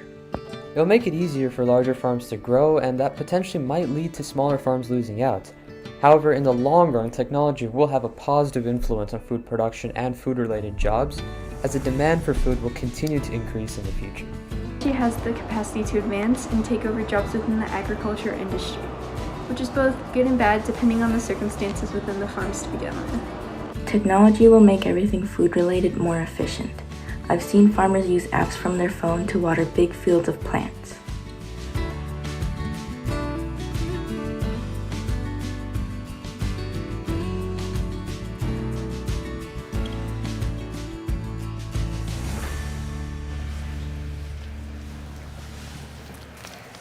Okay, thank you so much. For those of you just coming in, my name is Alexina Cather, and I'm the Director of Policy Advocacy and Sustainability at the James Beard Foundation, and I am joined by some brilliant minds today. We're going to be talking about tackling the world's dumbest problems. So, as you already heard from Denise Osterhughes here in the middle, she is the Senior Director at the Kroger Company and President of the Zero Hunger, Zero Waste Foundation. I have Yoni Medhin, co-founder of Grain for Grain, and Emily Ma, head at Food for Good at Google. Pretty all-star lineup. So this is part one of a two-part conversation. And like I said, we're going to be talking about tackling the world's dumbest problem. And when you think about it, it really is. If I was to ask anyone in the audience today, who likes food waste? Anyone? No. We can all agree it's a huge problem. So just last week, after another dire Intergovernmental Planet on Climate Change report was released, several climate change scientists announced they would go on strike because calls to actions were going unanswered by politicians. I think we can all agree climate change is extremely complex and complicated, but there are aspects that we can tackle. And one of those is food waste. So clearly food waste is a big problem, and people need to make changes in their personal routines to reduce food waste. But how do we approach the problem in a non-critical way? I know. It's a big question, but there's a lot of guilt that comes along with food waste. You know, somebody who cares very, very deeply about the topic, feel really bad, but I waste food. I do. I think we all waste food in this room. And it can get to the point where we feel so guilty about it, and we hear this messaging over and over and over again. So how do we change that? I was just going to say, don't feel guilty. We shouldn't feel guilty. We all do it. But we can make changes. So we can advance change in our own family and household by managing our food differently at home and extending freshness and using a little bit of everything when we cook, and then composting what we can't eat or use. So, but it is a crazy problem to think about. But there are solutions, and I think that's the hopeful piece, is we don't have to feel bad. We can move forward, be optimistic and hopeful, and start doing the things ourselves.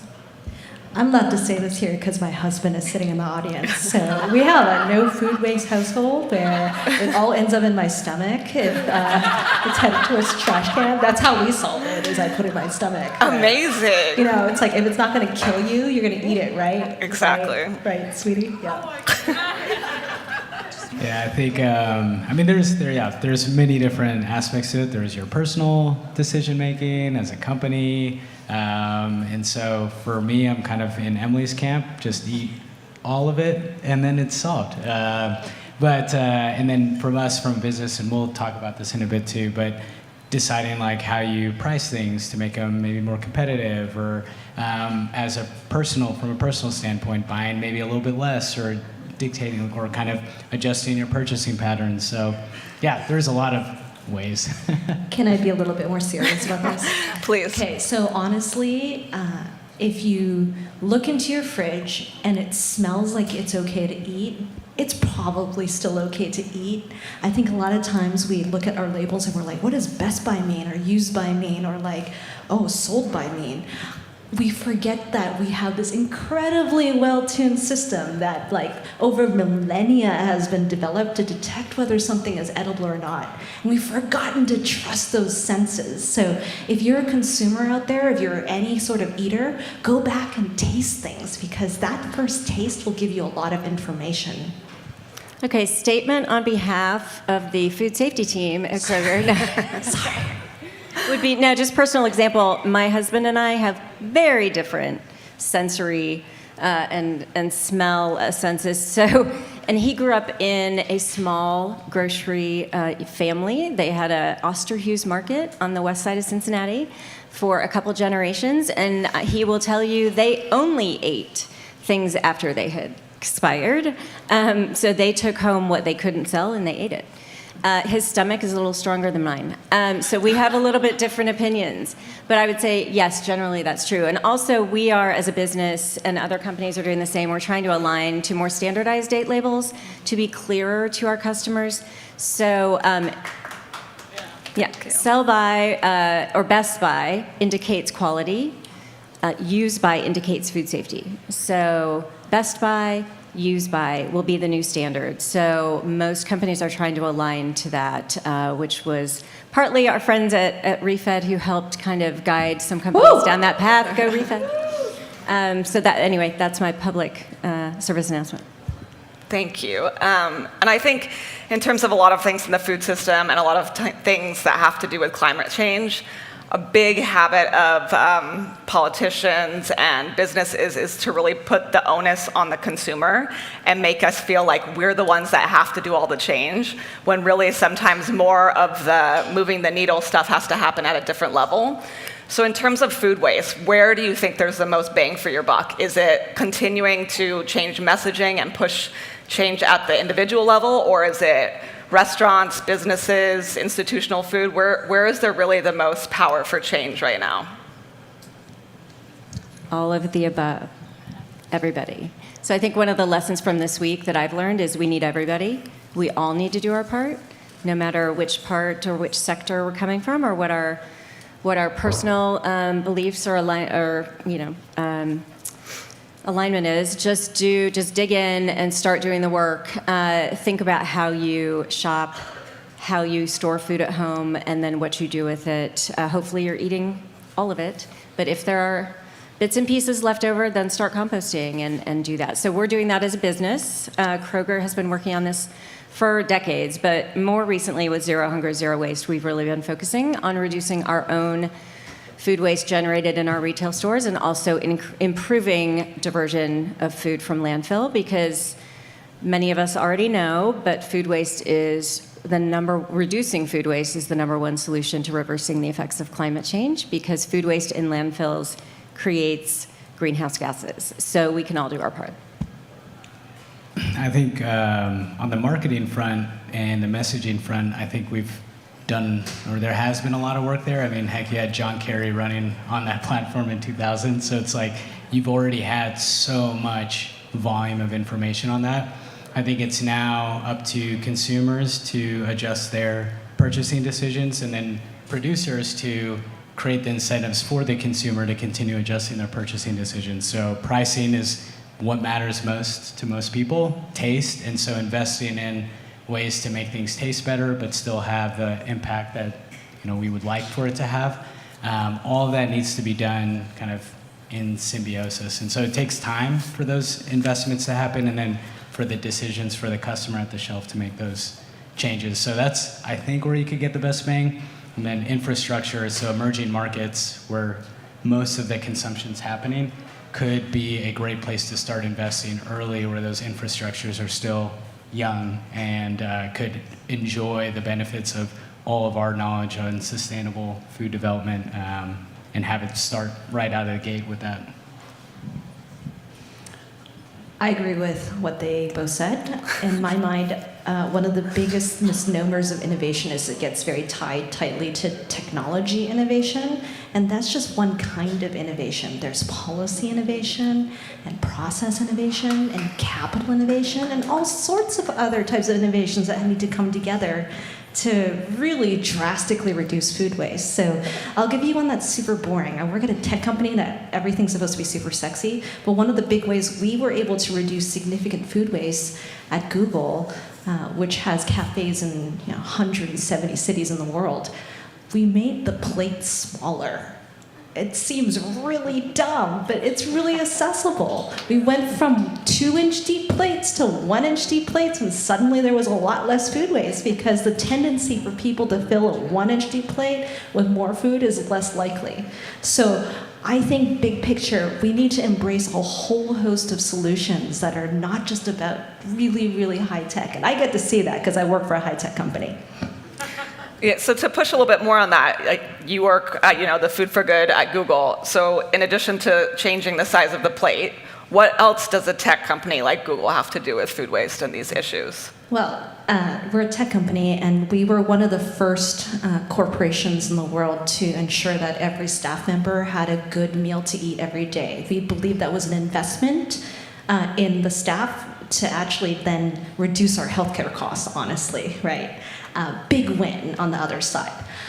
So as a result, before the pandemic, we were producing over 300,000 meals a day, again, in 55 countries and 170 cities. So we have a massive food supply chain that goes through our system every day. Some of the things that you might not think would be interesting are actually supporting companies like Yoni's company, Grain for Grain. A good example of that is way back when farmers would give us, for example, like heads of broccoli because they didn't think we would want what was at the bottom of the box after processing, like the broccoli, little tiny broccoli tips and florets. But you could turn that into great cream of broccoli soup, right? I don't need the whole head of broccoli to show up. I'm going to chop it up anyways. Right. I'll buy everything that's left over on the processing line that you didn't think you could sell, right? So how do we work upstream with suppliers who are doing some really amazing work using, like byproducts of the processing efforts, or even parts of the plant that you wouldn't normally buy. Another great one, you go to the store and you buy green onion. Do you think green onion only grows 12 inches tall? No, it actually grows 3 feet tall, but they chop off 2 feet of it because they can't stick it in the box. So we can actually go back and ask for these things. Hey, farmers, please don't chop everything down so it fits in the box. We actually want the whole plant. So we work with suppliers upstream, and then I can talk a little bit later about what we're doing downstream with waste management and composting as well. That would be great. Yeah, on that note, the call to action today is for everyone to stop buying baby carrots.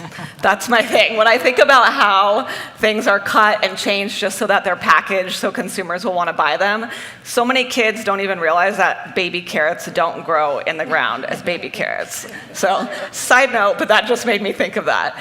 So I want to go to Yoni. You are the co-founder of a San Antonio-based food tech startup that turns spent grain into a low-carb, high-protein flour.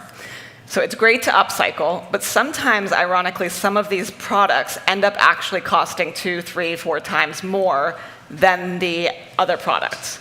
So how can we make it more accessible and affordable so that this is the go-to choice? Yeah, that's a great question. So my background was actually, ironically, in oil and gas, and I was in economics in oil and gas, studied petroleum engineering. And the irony of it was the reason why we looked at food sustainability as like a great place to build a business was there's a mismatch in the market where I think every time somebody creates these like great products, on the marketing front, they charge the premium to that product. And then what happens is it limits your actual, total growth as a company, or the amount of revenue you could really get if all you're doing is marketing to people that make $150,000 or more. And so there's a reason why oil and gas is still around, is that the affordability and availability of it is so prevalent that it's so inelastic. It doesn't matter where it goes, people are going to keep using it. And so for me, on the upcycling side, I was thinking if we can make something that allows that approach to make something affordable, available, all the other things that we're trying to accomplish on the sustainability side will just as a byproduct or secondhand effect happen. And so when we were looking at it, we really approached it the same way the early whey manufacturers from the cheese making process approached it. And they really worked on kind of behind the scenes with these manufacturers, the cheese and dairy manufacturers. And now Way is this massive kind of economy, its own little thing.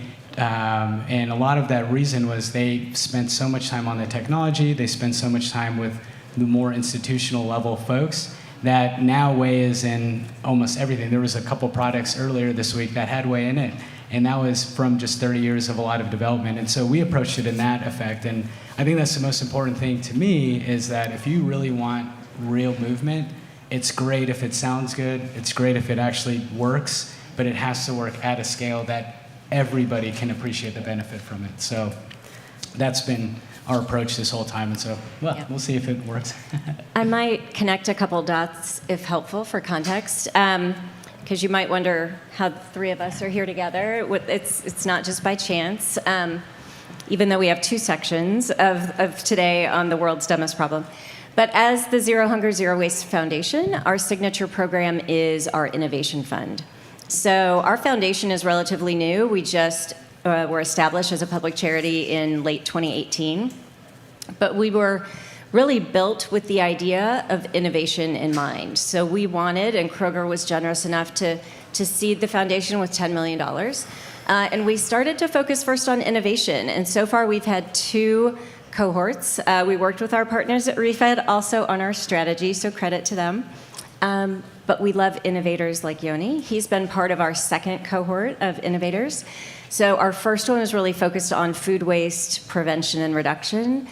Our second cohort was on upcycled foods. So really, how do we use the byproducts of food processing and manufacturing in some constructive way to create new consumer-facing products that hopefully someday can be sold at retail and produced at scale. So really deriving value from a waste stream of food processing. So Grain for Grain is an awesome example of that, and we're really thrilled that he was part of our cohort. So that's how we are connected. Emily has been an amazing advisor. Now we work with Google on food waste reduction in general as a company, but Emily's on our advisory council for the Zero Hunger, Zero Waste Foundation because she's incredibly bright and fun and has been a great mentor to some of our innovators. So that's kind of the thread that ties us together here, just if that's helpful to share. Denise is also extremely fun, if you get to know her. A lot of love on the food waste team. So Google works with companies like Kroger to build a more equitable, charitable system to food rescue. Can you talk about that work a little bit, Emily, and possibly Denise as well? What does an equitable, charitable system look like? So there are probably on the order of 100,000 food banks and pantries in this country, and many, many more in the world.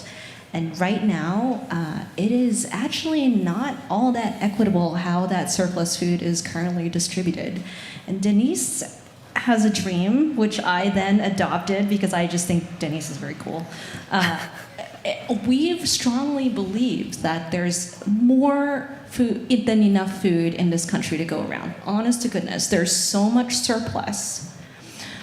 The trouble is, it's really hard for all of these incredible organizations to work together well. So imagine in a situation potentially in the future where, let's say I'm running Emily's food bank, right? And I'm supposed to go pick something up on a Friday, but for whatever reason, I'm not feeling well that day and I can't go, right? If that's the case, there's almost nothing I need to do. Automatically the next person in line gets notified and they get to go pick up, and then so on and so forth and so on and so forth. That is a potential reality we see in the future, whereas right now the system is actually quite, I would say, fixed, right? It's like if Emily's pantry was assigned to go pick up at this Kroger store and I don't show up, that food actually ends up in waste, right? Because it's much harder to broker the secondary and tertiary priorities of agencies. And so we have a vision of the future where anyone can participate in this, but we can still prioritize who comes and picks up first. Yep, totally agree. That is the dream, with guidelines and guardrails in place, right? So they're helping us create rules. Like we would have rules because, of course, food safety, again, is still our top priority. So we have to make sure that the people picking up the food are trained and know how to do it and how to transport it safely. And that's particularly difficult in prepared foods. So we're still, there are still some categories of foods that it's hard for us to donate because of the food safety implications of how it's transported and then served. So we're trying to work on that, unlock more categories for donation, but then also work with some new organizations because, again, it takes everyone. Like, we need everybody to help with this. So that's really the hope. Working together with Emily's team, they've been amazing, by the way.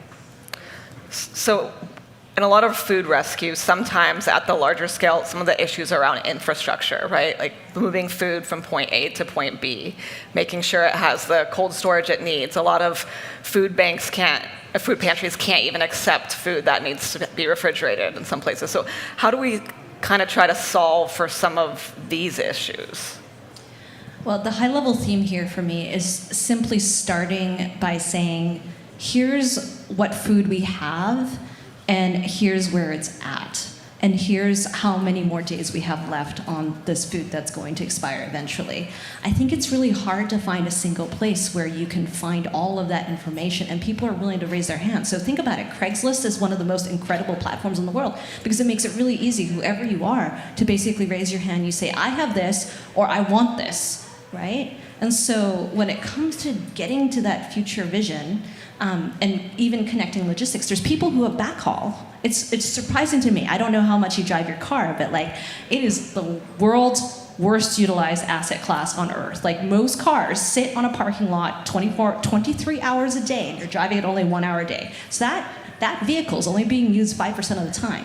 Imagine if all of the logistics in the world could be utilized to move excess food or anything else. And so the first step is just to make, here I have surplus food, or here I have surplus miles available, and then the dots can actually connect themselves almost organically as a starting point. Technology can come into play and start matching that, quote, supply and demand of whether food or logistics, but we can simply start by just making this excess available. Yeah, no, that was great. I'm like trying to think through other scenarios or issues that we've seen, and a lot of it too comes down to the infrastructure of transportation here for more of like commercial cases, and a lot of what we built in the last like 60, 70 years has been just in time. And so the idea is like, you order it, it'll be here in 3 weeks, no real redundancies, and COVID really stress tests that, and so now you're seeing policymakers on both sides have been trying to domesticate a lot of that, and so I think part of that will be solved as there's more redundancy here, more storage here, and we're not as just in time or as like thin. There's no like thin margins on transportation. There's a little bit more margin to give, and I think it could be filled by food waste or other things that otherwise would have been food waste. Sorry. But yeah, it's a big problem. Yeah. I would say too, we also we're being very thoughtful, I would say, about using surplus food as the term to talk about and not calling it food waste. And I think that's what we have to get our head around a little bit. Is it is surplus food, and it is nutritious. It is still fit for people to eat, and we want to get it to people who need it as quickly as possible. And we think of it too, like, and I think Yoni mentioned early, we're a business, we're a grocery retailer. Our goal is, in a perfect world, everything that came in the back door would go out the front door with our customers. It just doesn't happen that way. There is always surplus. So the idea is, how can we move as much surplus as possible?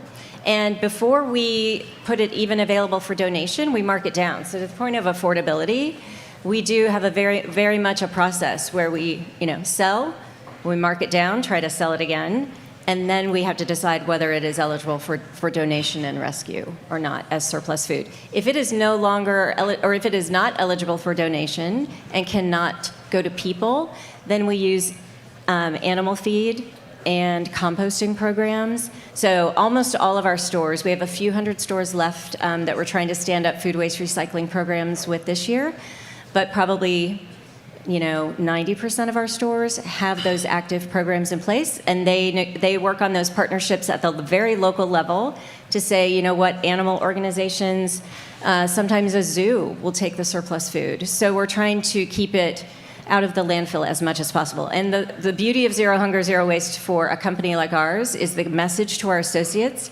is zero. Zero food should go in the trash. We have all the other options available, so let's just manage it wisely and put it in the appropriate bin at the back of the store. So we keep working on it. We're not perfect, but we're on the journey, I would say. Can I make one more plug for some of the things that Denise said?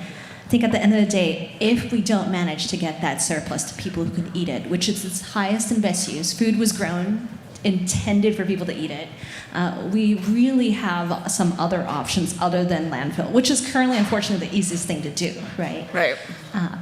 Plug for ReFed's Catalytic Capital Fund that just launched 2 weeks ago, wherever you're at.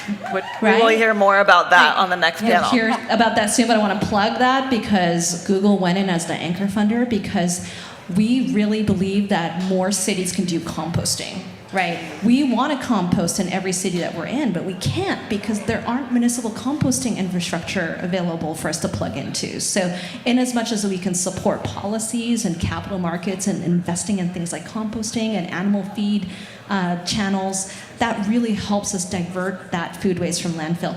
Not only is reducing food waste is important, but diverting it all from landfill is absolutely critical. And that's why Google made 2 big goals 2 weeks ago, which is about having our food waste by 2025, and then also, again, diverting it 100% from landfill, which is what Denise's company inspired us to do.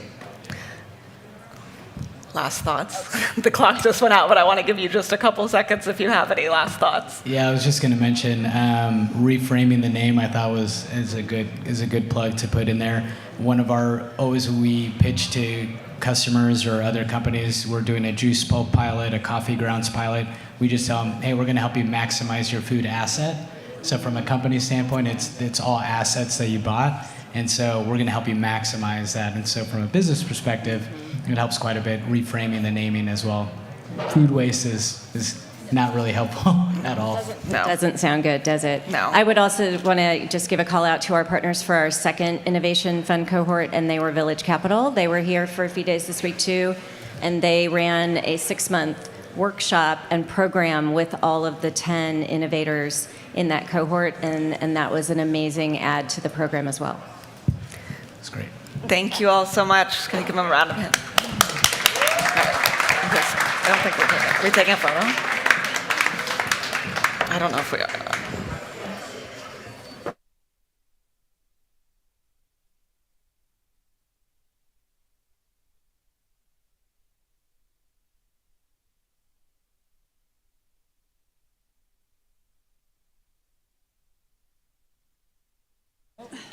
I don't think so. I think I'll be okay with it. Thank you.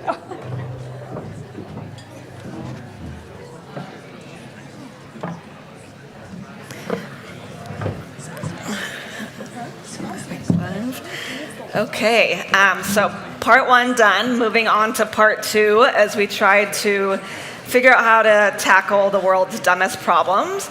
I am Alexina Cather, Director of Policy Advocacy and Sustainability at the James Beard Foundation, and I am joined by Carissa Campiato, co-founder and CMO at Trendy,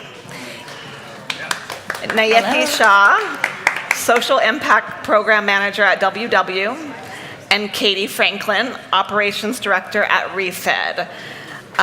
Thank you all for being here and continuing this important conversation. I do want to start with a similar question and ask you 3 where you think we should focus our efforts to reduce food waste.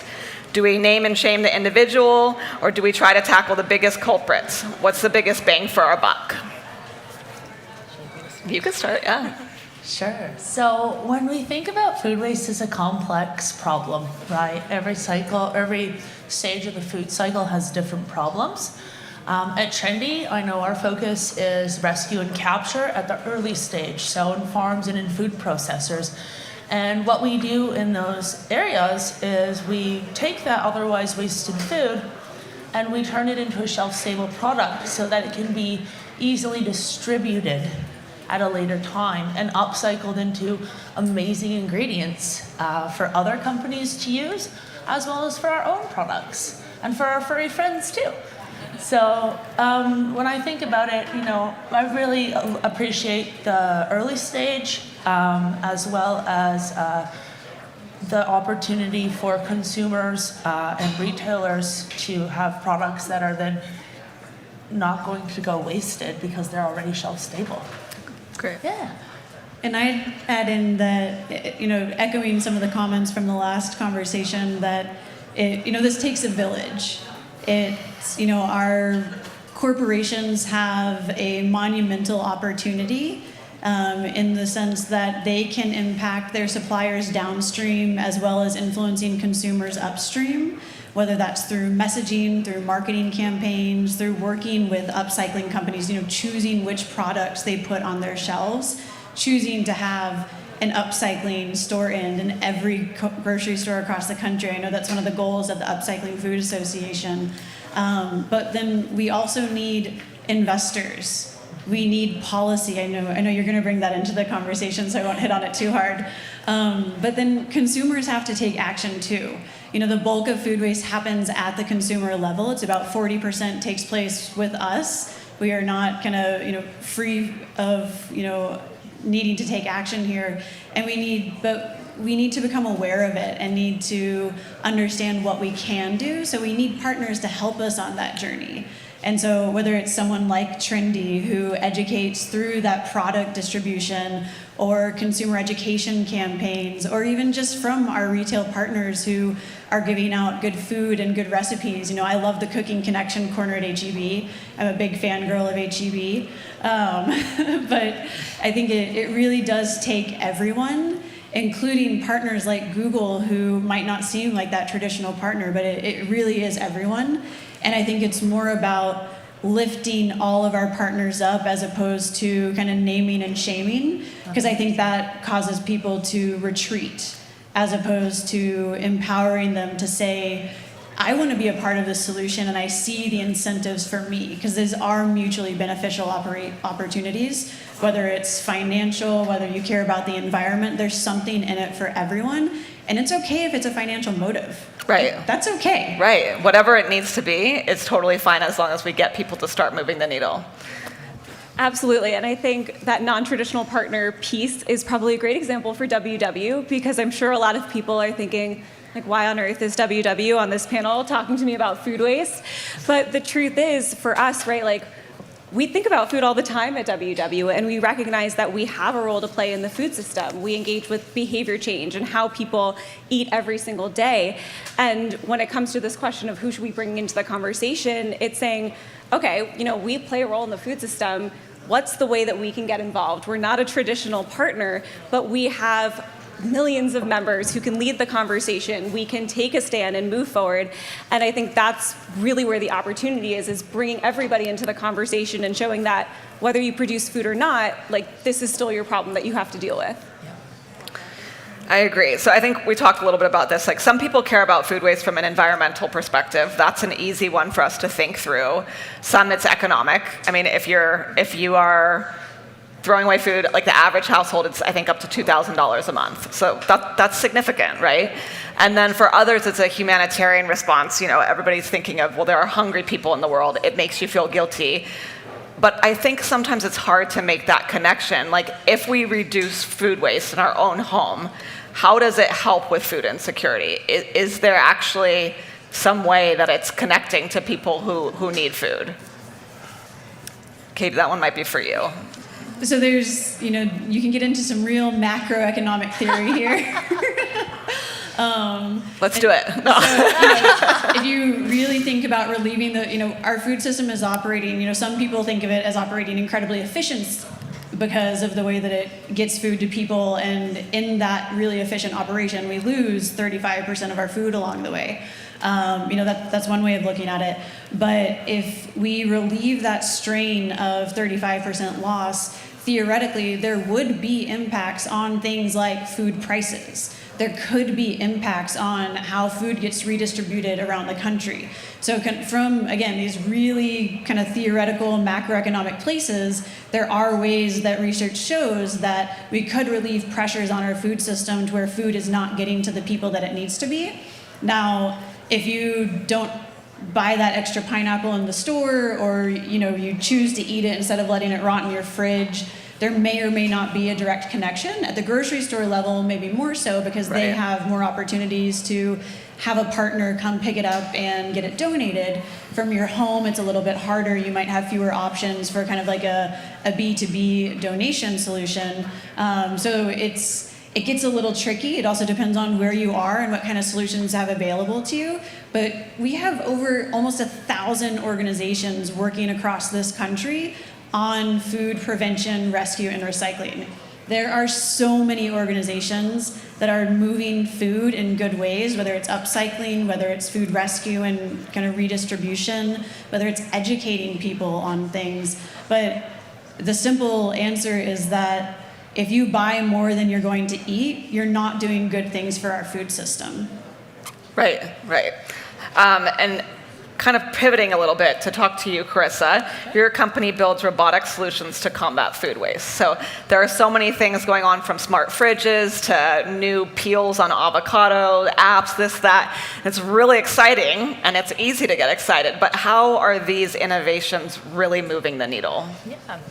I mean, I think that when you look at the retail and the consumer level, these, saving the avocados, and having these diversion programs of taking product maybe that was wasted in a grocery store and getting it to a low-income community that really needs that food, that's all great. But when we look at what I've noticed, at least in the industry, is that we're not looking at food waste on what's the largest available amount of waste that is upcyclable, because as you go down the line, and the further you go down the line, the more difficult it is to upcycle that product. Like that food that's on your plate that you're not eating, that food can't go back to humans.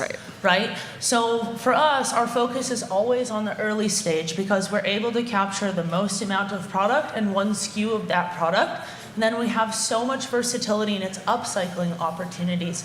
And what I really appreciate about our focus is we're concerned about the nutrient density of the food, so that the nutrients can feed the people for the future, instead of that product, going to the pigs. Like when you take, excess food or misfit fruits and vegetables on farms, that food is sometimes going to pigs, and that truck of carrots is being sold to go to the pigs for $70, essentially what the transport cost of that product is.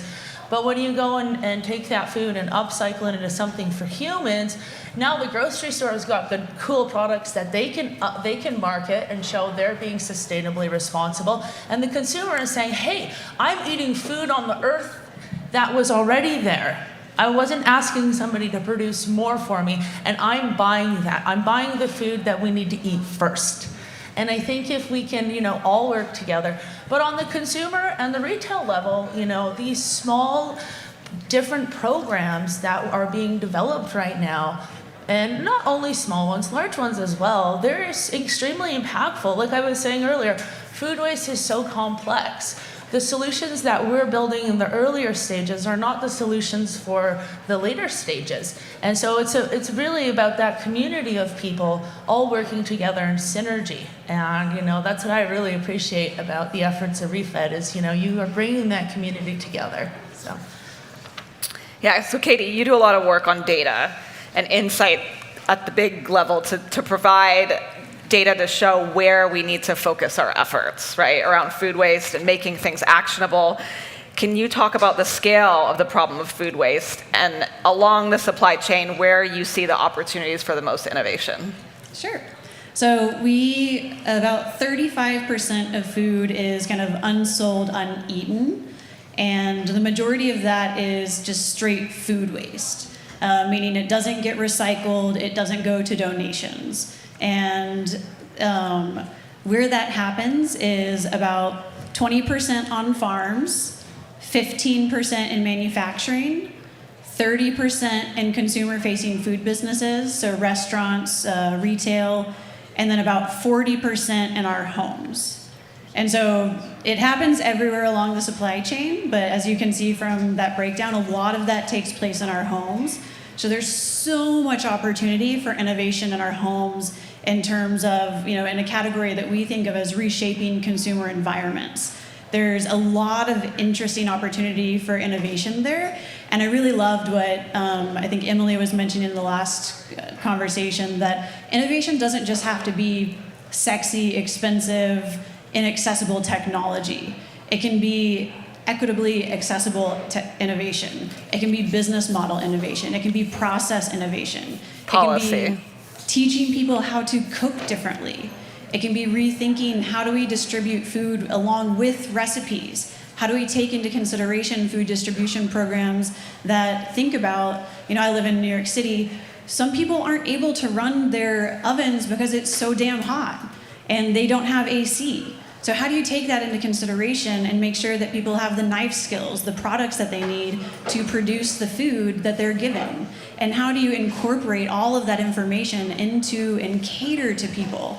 And so innovation in the home is a really big space that there's opportunity. At the retail level, there's a lot of interesting stuff happening with inventory management, markdown pricing apps. We've got some like Appeal avocados over in the back with different barrier coatings. There's a lot happening in food service as well as in restaurant with whole product utilization. Thinking about, before, maybe a couple of years ago, nobody was touching carrot tops. Now carrot top pesto is like the hottest thing in the world. And, all these amazing things that it just takes a little bit of creativity. I didn't have home ec in school, and I didn't get taught all these, ways to interact with my food in creative ways that I could just kind of, get funky with it. And we've gotten so far away from that, and even that kind of creative and innovative thinking is needed nowadays. And whether it's Instagram or TikTok, like bring it back. Bring that back to the youths. I think we're all youthful.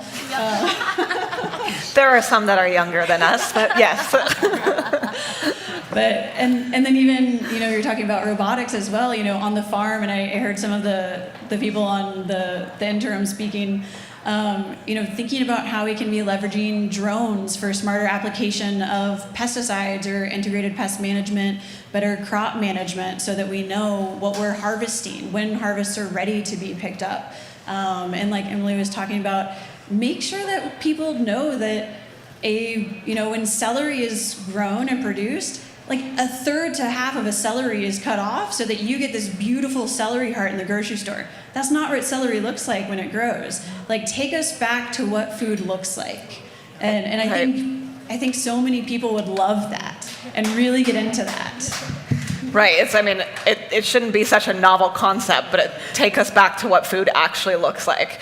So happy we touched a little bit about process innovation. I do want to talk with you, Nancy, a little bit about policy innovation. I know WW was involved in the Emerson bill. Can you share with everybody who might not know what that is and why it's important to food waste? Yes, absolutely. So in 1996, there was a piece of legislation passed called the Bill Emerson Good Samaritan Food Donation Act, or the Emerson Act. And it was passed with bipartisan support to provide legal liability protection to organizations looking to donate foods to a nonprofit. And while this legislation was extremely successful and has been a wonderful tool to facilitating these donations, it's kind of brought up some unintended side effects. So not only has the food donation space changed pretty drastically since 1996, but the language was a little bit vague and not necessarily offering clear guidance, to the point that a lot of organizations right now don't donate food because they don't think that they're protected from a liability perspective. And so their lawyers are telling them, absolutely not. You cannot donate this food. You have to dump it instead. And so what we've been working on at WW and the Healthy Living Coalition, which is a coalition we founded with nonprofit, for-profit, and academic partners, is thinking like, how can we leverage all of these amazing community members that we have to change this legislation, which seems like pretty obvious. I don't think anybody is really against making that shift. And so what we've been doing is we authored an open letter to Congress in November with 28 partners. We started a petition on change.org that has over 40,000 signatures, and we supported the introduction of bipartisan legislation in both the House and the Senate.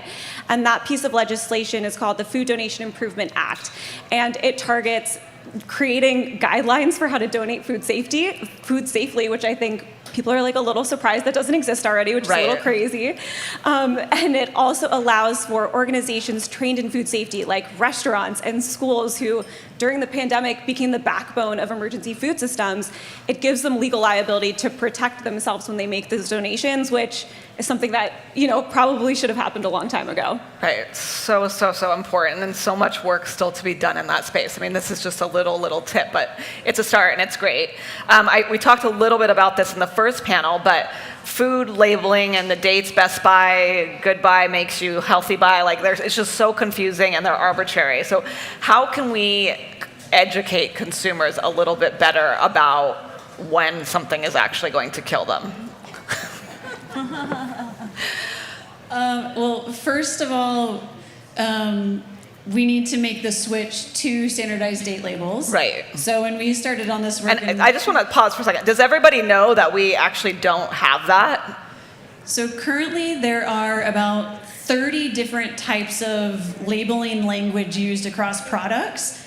Best Buy, Used By, Fresh Buy, Tastiest Buy. And who makes those decisions? Manufacturers, marketing teams. A lot of times they are even just meant to be communications between a manufacturer and a retailer.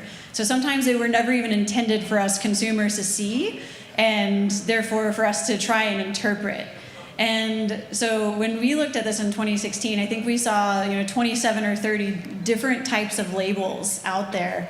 And worked in, as was talked about before, there is broad commitment to this 2-label system for standardization. There's a decision tree for everyone to understand, when do I use which label, the quality or the safety label. And we're seeing about 30% adoption across industry to switch to those labels, most commonly on independent store brands, so like the Central Market brand if you're at Central Market, or like the Kirkland Signature if you're at Costco, those types of brands.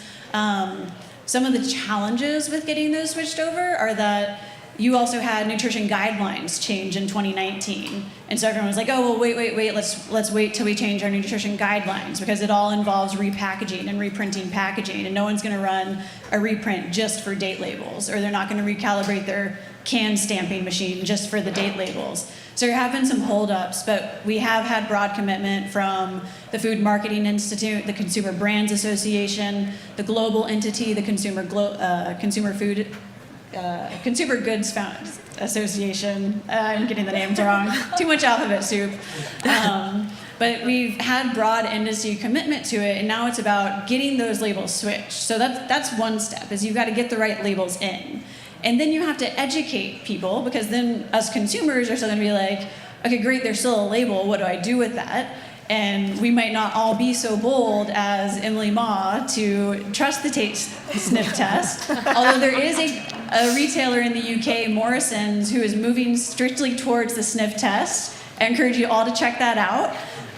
We're seeing, I love leading behind the folks over in the UK. But it's got to take education. And, some people may never get there. I still know people who are like, 5 days before, I'm throwing it out. That's my family rule. Right. Live by it. But it's going to take a lot of consumer education, and I think that's going to mostly need to come from the sellers of the products themselves to help educate, and whether that's helping with printing on the packaging, with in-store marketing, things like that. And just to add a little bit on that, I think when it comes down to education, where we need to focus so many of our efforts, whether it's on the grocery sort of consumer level, is really building unique marketing campaigns, ones that are edgy and they're fun. Not just a little poster in the grocery store that says, do a sniff test, and there's like 1 to 10, step 1 to 10. And I think when we think about marketing, and I'm the CMO of Trendy, so I'm always thinking about marketing. But I think if we take a little bit more of an edgy, fun approach, like a lifestyle brand, because reducing food waste is a lifestyle. It's not something you do one day. It's something that you need to do to live and breathe every day, especially in order for all of us to work together and accomplish this problem. Can we make like a choose your own adventure book that has scratch offs? I love it. Now we're thinking outside the box. So we have a few more minutes left on the panel. I just want to ask each of you what technology you think is missing to really move the needle on food waste, and keeping in mind of how to make it affordable and equitable for everybody, so that it's not just this like really fancy smart fridge or robot that does something special around food waste, but so that the average consumer can have this in their household and use it on a daily basis. I can take a jump in first. I think the technology piece is really important, and we've seen how it's pretty much revolutionized the food waste space. But from my perspective, I actually think it's more about, are we creating policies and creating an environment where we are supporting these technologies, where we are encouraging them to be equitable, to be accessible to all people? And I think until we kind of make that shift for an environment that allows those things to happen, I don't know that technology is going to be able to solve it all, or that we're really giving it a fair chance to advance the problem. Right. This might not be what you expected, but I think it's a highlighter or a pen so that people can save their receipt, circle or highlight what they didn't eat or what got wasted that week, and then plan better. That seems equitable. For me, it would be a software that centralizes our entire food system. And I know there's some techie people in the audience, so, but there's the disruption of our food cycle and the lack of communication within it, I think, is a big part of the overall problem. And I know there are certain different companies out there trying to centralize and do that, but I think we need to look at it from a global approach, kind of how we did with the pandemic. And I don't want to bring up C19 too much in our conversation, but if we would take the same effort we did as like battling C19, I think, and applied that to food waste, I think we would all get there a lot faster. And to watch those numbers decrease as we do it would be beautiful. So if you're on Data is Beautiful on Reddit, get on it. So in our last minute or so, you talked about having some kind of a snappy campaign. Now we're going to do a scratch and sniff campaign. Any last thoughts about messaging, like in terms of food waste? Is there a campaign that we need to do with kids, that make them guilt their parents into it? There's been a lot of success with smoking cessation and seatbelt wearing and all that. Like what messaging? What else? Well, no, you start. You're the CMO. Well, okay, so I'm not sure if you've seen it or not, but we have a whole fuck food waste campaign in a parking lot on 7th Ave, Nick. And that's been our campaign since we started. It's very in your face. It's not very institutional friendly. We get in trouble all the time. But that's part of it, right? We're trying to be unique, and that would be my 2 cents. I think we can all appreciate that, and maybe we just end on that. I might not repeat it because I owe my children $1 every time I say a 4-letter word. But thank you all so much for this conversation, and thanks to our first panel as well. I really appreciate you being here today. Thank you.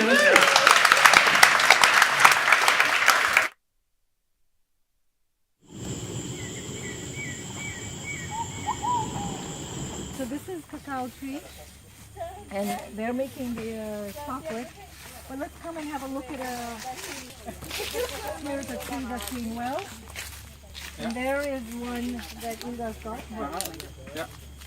And people don't realize that when they eat chocolate, that it actually comes from this fruit. And the cacao fruit is very, very tasty. And people often ask, what does it taste like? And it's not sweet, sour, it's both. And it's pulpy, but it's not like any other fruit. But you never get to eat the fruit because the seeds are far more valuable, and they get fermented and then. And so here you can take this off, and you can see there's a lot of seeds, and then. Más bueno de otro. Ya, el otro estaba más maduro, está un poco. Which one's much better? This is heart of palm with some fish. This is how it was made. Heart of palm along with some fish. You can see. And this is the white Wild cacao. cacao. And they're roasted as well. This is the cheetah here. The Wayusa. So the cheetah, it has yucca, jungle potato, A fermented drink. fermented. Usually about 5 to 7 days. Yeah. See, okay. This is the grubs. They've been really nicely roasted. The larva stage Yes. of certain Jungle bacon. jungle bacon. I know that. And then that's wild grapes. Or it's like grapes, but it's different. That's jungle grapes. And then, of course, this was some hot, spicy.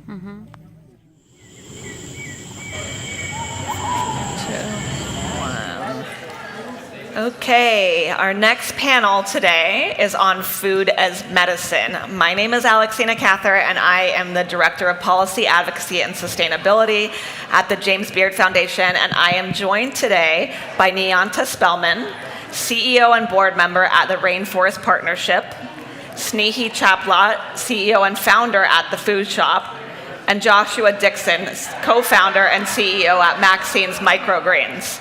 So I want to start off the panel because you all work in very, very different sectors of the food system by talking to you about why food is medicine. So how did you each get interested in this space? How does it connect personally to your life? And how does it connect to you professionally? Nianta, do you want to start? I was hoping you were going to go with we could start. Let's do gentlemen first. Go ahead. Joshua. Yeah, so my name is Joshua Diskin. I'm this co-founder and CMO of Maxine's Microgreens. I got into this was a year ago. I was actually a federal firefighter. I had quit my job and pursued international business as a profession or as a degree plan. And I came in contact with a company called Maxine's Microgreens, which was my co-founder's company at the time. I started volunteering at events and farmers markets, and I really fell in love with teaching people about the health benefits of microgreens. Microgreens are a huge part of our daily diet. They are up to 40 times more nutrient dense than the adult versions of the plant. And they have amazing health benefits. Some protect against cancer and diabetes, while others protect against heart disease. So after I had left the military, I was dealing with depression, I was unmotivated, I was overweight, and I needed to do something about my health. And microgreens was a great way to get my health up. And if anybody's ever heard of microgreens, they're the toppings on the food that we had today. A lot of the different products that we had, there was the little baby vegetables. So that's pretty much my story, how I got started with it. Thank you for sharing your personal story as well. And Hi, thank you all everyone. for sticking around. I do want to mention, can you guys just quiet down a little bit so we can hear our speakers? Thank you. Hey everyone, I am Snehi Chaplot, the CEO and founder of The Food Shop. You actually had some of my products over here today, some of you did. The Gallivant Mava ice creams, I am the creator of that product. Around, I would say 7 years ago, I'd gotten very sick, and one of the reasons one of the outcomes of that sickness was that I had lost my power to eat, or my digestive powers to eat normal food. And it became pretty intense, where I was actually forced to consume what babies eat. And my mother was with me at that time, and she started feeding me what we used to in her when she was young, and when her mother used to, whenever she was unwell, she would give those kind of meals back to her, and that she replicated those versions for me. And that's how I started kind of realizing that, this food is helping. I'm not throwing up, I'm not getting sick, I'm actually able to hold myself better. So I understood the power of food at that time, and that was actually the background of why I started the food shop. At Gallivant Ice Creams, one of the outcomes of that sickness was also that I developed gluten allergies and extreme dairy sensitivities. Now, I'm a vegetarian, And dairy is a big part of my diet. Now, gluten, I can give up. There are things that I could have eaten, but dairy was something that I could not give up. And I started looking into what was different in dairies in the older days, where I mean like 50 to 75 years ago. What was different at that time? Why did it have healing powers then? Because dairy still is used as different dairy products are used as medicines in Ayurvedic sciences, Chinese medicine, Unani medicine. So what is different there? And why is it not the same today? So that was the motivation behind getting into or starting my own company, the Food Shop. And the product that you just ate today, the Gallivant Mama ice cream, we actually source our milk from farms that are ethically making clean dairy. And there's a difference, and we'll get into that as we speak. So Okay, that's thank me. you. Okay, so the reason I asked to go last is I'm a little bit different. Because what I do is I work on protecting tropical rainforests. So how are rainforests connected to food and medicine? But if you talk about any indigenous community that lives in the Amazon, we work in the Amazon and beyond, they'll tell you that the forest is both their supermarket and their pharmacy. The forest provides food, the forest provides medicine. But we have something really dreadful that's been happening, and most of us don't pay attention. So we've lost, in my lifetime, and therefore some of you in this room that are close to my age, half the tropical rainforests that hold 50% of our biodiversity, all this amazing food, medicine beyond our ability to know about, because we've not even studied 1% of what the forest holds. And so for me, I'm about our planet. I'm about protecting our humanity's ability to live on this planet and everything else that coexists with us. And I do that through forests.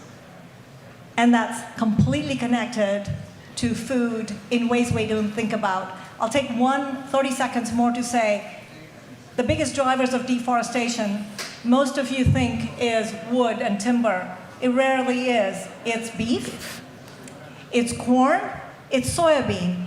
What do you think corn and soybean are used for?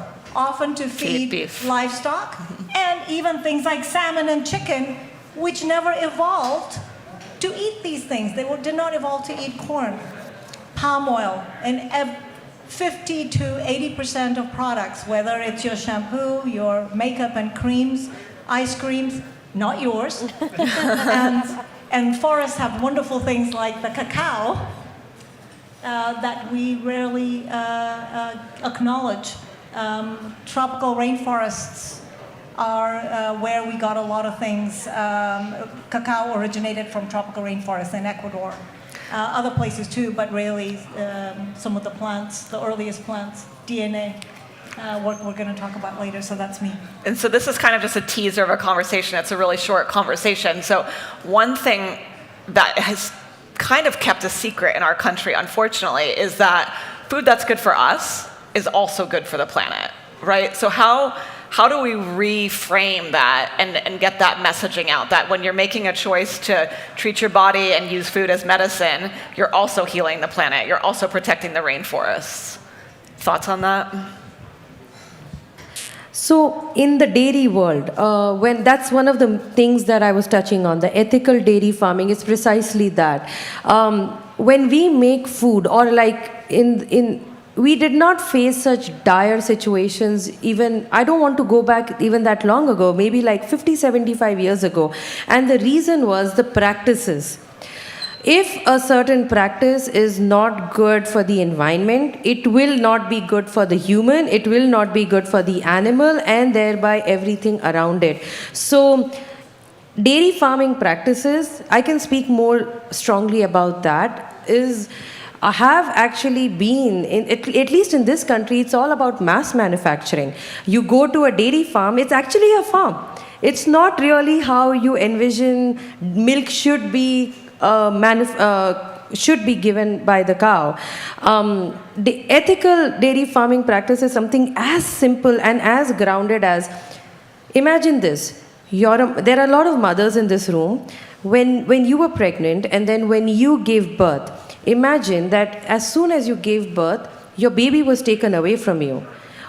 You are naturally producing milk at that time. Would you think that milk would actually be good for the baby if it consumes it under that stress and duress conditions? No. So it's the same thing with the cow. If it's as simple as having those kind of more moralistic and ethical practices from something as basic as that, and thereby further processing it. And that could never harm anyone. Right. Joshua, thoughts? Yeah, so at Maxine's Microgreens, we grow microgreens in a fully enclosed automated grow house. We use highly organic soils, high quality organic soils, and we use water systems to move water to those flood trays with our soils.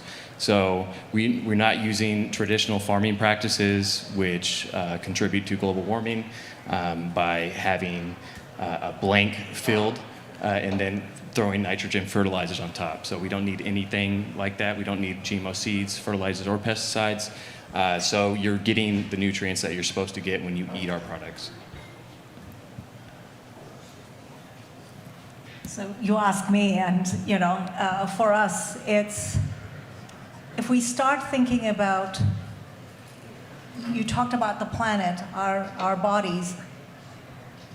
How do we start thinking about the future generation rather than just what we are focused on in the present? How do we start thinking about not what's going to serve us today, but what's going to serve us in 2 years, 5 years, 8 years? We'd be making very different decisions.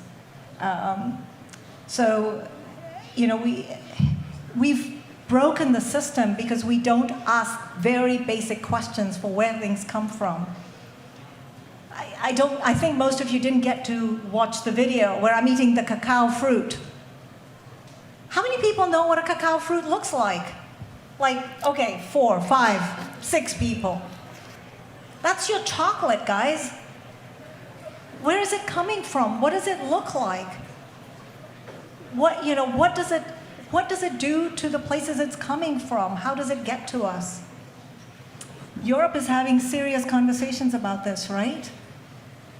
Most things that are eaten in Europe don't grow in Europe. Can we get connected better?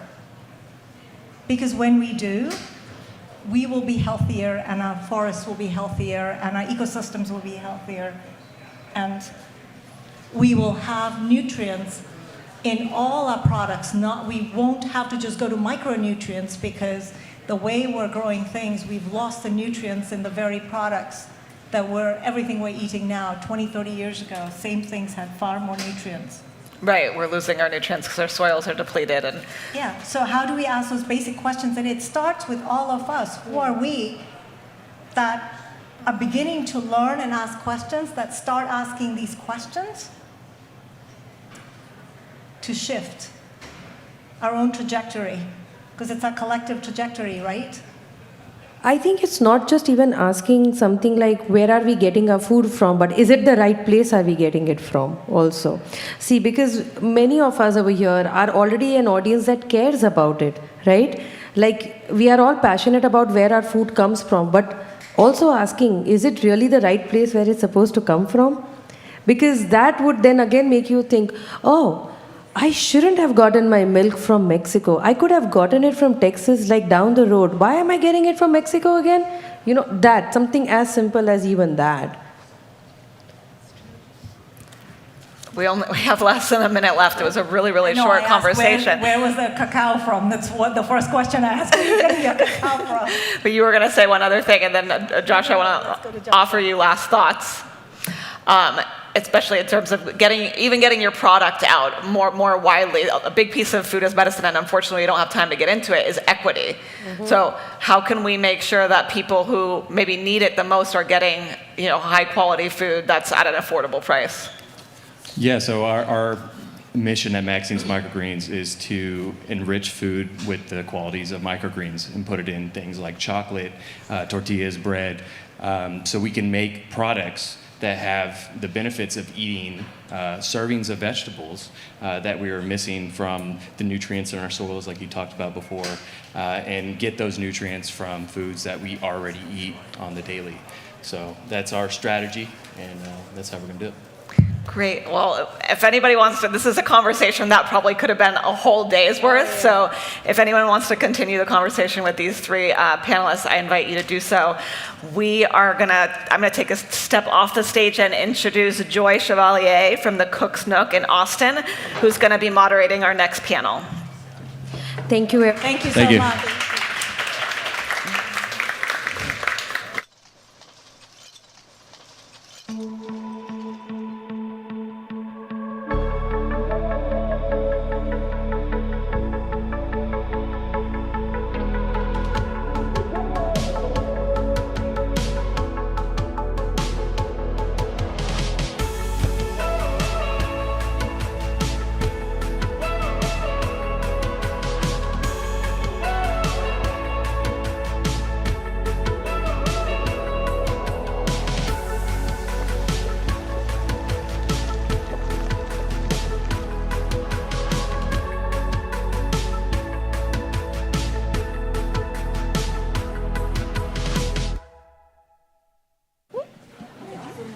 Hello, everybody. I'm back. Cheer! Come on, it's 4 o'clock. 4:40. Alrighty. As mentioned, I'm Joy Chevalier, and I'm the founder and CEO of the Cook's Nook here in beautiful Austin, Texas. And we work with entrepreneurs, and we also have a beautiful 2 lines of products these days. I haven't talked about them yet, Mosaic Meals and Mosaic Meals to Go. Both of these products are designed high nutrition and affordable prices in order to be able to really serve quality food to our underserved populations around Austin and Travis County. And so I get to spend a lot of time talking about the issues. And today I'm really lucky because we have some of our policymakers and city staff with us today that helps all of this stuff happen within Austin and affect our broader county as well. So I'm gonna have a seat and introduce you guys. Oh, thank you, ma'am. Right here to my right is Council Member Natasha Harper Madison. And she represents District 1, which is in part of our Eastern Crescent. And then next to her is Council Member Vanessa Fuentes, who represents District 2, which is our east-southeast portions to south parts of the city of Austin. And at the end is Amanda Rolick, and Amanda is with the Office of Sustainability, who works very much with us on our food policy programming. So we don't have enough time. See, I told you. Time goes by so quickly. So one of the things that's happening currently is that, unlike a lot of places, we have a fairly, I don't want to overstated, robust, plentiful, not plentiful. There is still a need. Austin Travis County has about 18% of its adults and almost 24% of its children suffer from hunger. And we're one of the wealthiest counties in the United States of America. And we are fortunate that we have a council who works with its community to sort of say, this is unacceptable, right? And as part of their regular policy making, they have put forth a City of Austin food plan that is in development currently. So we're going to talk about that food plan and how does that happen from a policy level. So real quick, let me read you guys the resolution so you know what we're talking about. Resolution. This resolution directs the city manager to lead the planning and implementation of a just and resilient regional food system. This scope of work should include appropriately resourcing strategic planning for ending food insecurity, emergency planning and coordination for the inevitable disruptions to supply, and values-based procurement for equitable economic and health outcomes and environmental regeneration. Now, that's pretty forward thinking, if you think about that. So first, I'm going to ask the council members to, what was the goal when you guys sort of set this out? How did this come about? And then I'll just let you you want to start, council member? Sure. I mean, if you want to go in order, I'd say it's one of those things where we recognize all of our districts have distinct and important needs. And so Councilmember Fuentes and I We have a shared interest in feeding humans. I mean, that shouldn't... I know it's so simple, right? We're going to feed people. That shouldn't be, this outlandish idea. No, ma'am. But the truth of the matter is, there are folks who live on the outliers. There are folks who the access to food they have is Takis and Vienna sausage. Yeah, That's what they have access to. And so I think what we're ultimately talking about is recognizing that if given the opportunity, people will eat healthy food. They have to have access to it. They have to be able to afford it. Yeah. And I'm going to be a tiny bit long-winded right now. One of the things I do with my constituents is I teach them how to grocery shop. If you go to the grocery store and you buy the single-serving macaroni and cheese, it won't even feed your babies. What you could do instead is buy the 1.5 pounds of elbow noodles and cheese and some cream and some Tupperware and batch cook. Yeah. But nobody's talking to them about that. Right, exactly. And so that's one of the things that I'd like to take an opportunity to do when given the opportunity. No, absolutely. I'll just throw another stat out here. There are 13 zip codes within the city of Austin that do not have any food access, no grocer, no stores, no anything of that nature to be able to access food. The zip code where the Cook's Nook is actually one of those. There's absolutely no food in 78742. So, you want to go ahead, Councilmember? Yes, thank you. And first, I want to give it up for Cook's Nook and all that y'all did during the pandemic and in serving our community when it comes to food access. And I'm so proud to have you out there in Del Valley. And just like you mentioned, in Austin, and welcome everyone to Austin. If you're new to Austin, welcome to our wonderful, beautiful city. And those Austinites here, I'm sure we're all glad to see a little bit of that magic, that spark back in our city. But before the pandemic, we had neighborhoods who don't have access to a grocery store. They don't have a healthy choice, right? And so we have to think about, what does that say about our values as a community that we have our own residents who don't get to have that choice? They have to travel 20 minutes to get to the nearest grocery store. And these are predominantly in communities of color. Yes. And these health disparities are so significant that they affect your life outcome.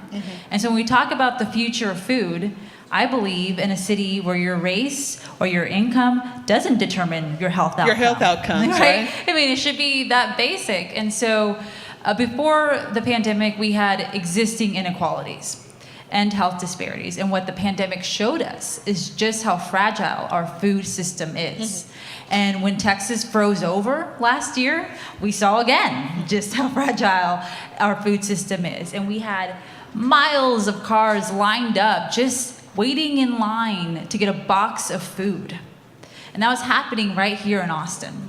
And so what compelled us to develop this food plan for our city, one, it came about from our community. It was driven by community voices like Joy, like so many others out there, who said we need to have a coordinated system so that in times of disaster, it's not our vulnerable communities who bear the brunt of it.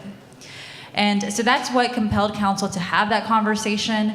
As we were deliberating the American Rescue Act plan dollars, we decided to allocate some funding to help fund that plan.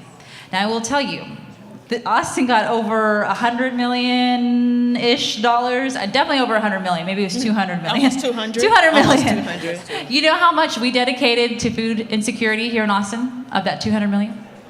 3 million. It was something. But it was not enough. And so the conversations I'm having with my team who are in the audience is, okay, what we need to revisit that conversation and talk about how do we create a more sustainable, resilient food system. I think the key word is resilience. I mean, the storm, if you guys aren't aware, basically shut our city down for the better part of 5 days, and of course another couple of days after that as folks sort of recovered from the shock and tried to figure out what was transpiring and the damage that had happened to homes, property, and lives. And so, we had a double whammy in that year, as the council members have alluded to. It was incredibly significant. 99.5% of the food in Travis County comes in on trucks up down I-35. We don't grow most of our food here. in this county. So when something like that happens, there are no trucks, right? And that was across the board. That was for everybody, right? I'm going to go to Amanda here at the end and talk about what does that mean. So as I mentioned, Amanda's with the Office of Sustainability, which is our great partners in our food conversations. Yeah, thanks so much for inviting us to join these honorable council members on the stage. We're really excited. So excited to see these efforts being funded. We know this has been a long time coming, and just looking at the resolution that brought about the mandate to do food system planning, there were 50 plus whereases in that resolution. And for people who don't know what I'm talking about when I say whereases, this is all of the backup sort of material and justification for why to do something. Now, just to give that some context, usually a resolution has maybe 5 to 10, whereas this one had 50. So we are, absolutely seeing the need for this sort of work. This is our opportunity to, as a community, come together and hear what's important for the community, to articulate a vision, to develop some actionable goals, and to identify the strategies and the roadmap of how we get there. And yeah, just a very exciting opportunity. I hope everyone in the room is getting really excited about this and is getting... There are a lot of us who are very excited by the idea of having a five-year food plan and what that means and what will come out of it for Travis County. So how can you talk a little bit about, what are the practicals of how that happens? Just to give folks a view into that. Council says, okay, there's 50 whereases, the need is there, right? Some of the whereases are about climate, some of them are about the emergency operations. So there's a ton of different areas that sort of become the backup in the whereases. But once you guys sort of say, make it so, that was very Jean-Luc, but you say make it so, what is that, what happens? What does that mean and how does that translate? If I may, I'd like to say it's one of those opportunities for us to recognize when it's all of our problem. When COVID hit, it didn't discriminate. It got you and you and you and you and all of us. It was all of our problem. Food insecurity, it's all of our problem, but it's one of those things where people who sit in positions of privilege, it's difficult for them to understand that there are people who are sitting in their city today hungry. And I am maybe the singular council member who's experienced homelessness in my life, maybe the singular council member who's experienced hunger, deep and intense hunger. I understand what it looks like when you just don't have enough food. Y'all, I used to watch my mom not eat, and I thought somehow she just wasn't hungry. We just didn't have enough to make it stretch. We just didn't have enough food. So I think now that we're recognizing we've had the opportunity by way of the pandemic, by way of some of the other tragedies that have occurred, for it to be all of our problem. And so now that we're all looking at it, I think that, listen, so I know I sound very Demi Moore right now. Is anybody else suffering from allergies right now? Welcome to Austin. Lord have mercy. I'm doing my best, so I will try not to sneeze on this microphone because somebody else is going to have to use it. But I'm saying, like that, for example, allergies. Yeah. It's all of our problem. That pollen is indiscriminate. It will get all of us. So I think ultimately, in my mind's eye, the way that we look at those whereases, so the way resolutions, they call them IFCs, items for consideration. The way they line them up, it's a whereas, this thing, this thing, this thing. So then be it resolved. Be it resolved. That's the direction. And so having all those whereases, it offers us an opportunity to have multiple options for us to really how to think approach through. it. Exactly. Yeah. Right. Council member? Yes, I would say this process in developing our food plan is going to be inclusive of the community. And so as part of the development of this, it'll have a community advisory committee. And that's a wonderful opportunity for individuals who have lived experiences, for our community members, for our businesses to be involved in the development of what does that the next 5 years of food in Austin look like.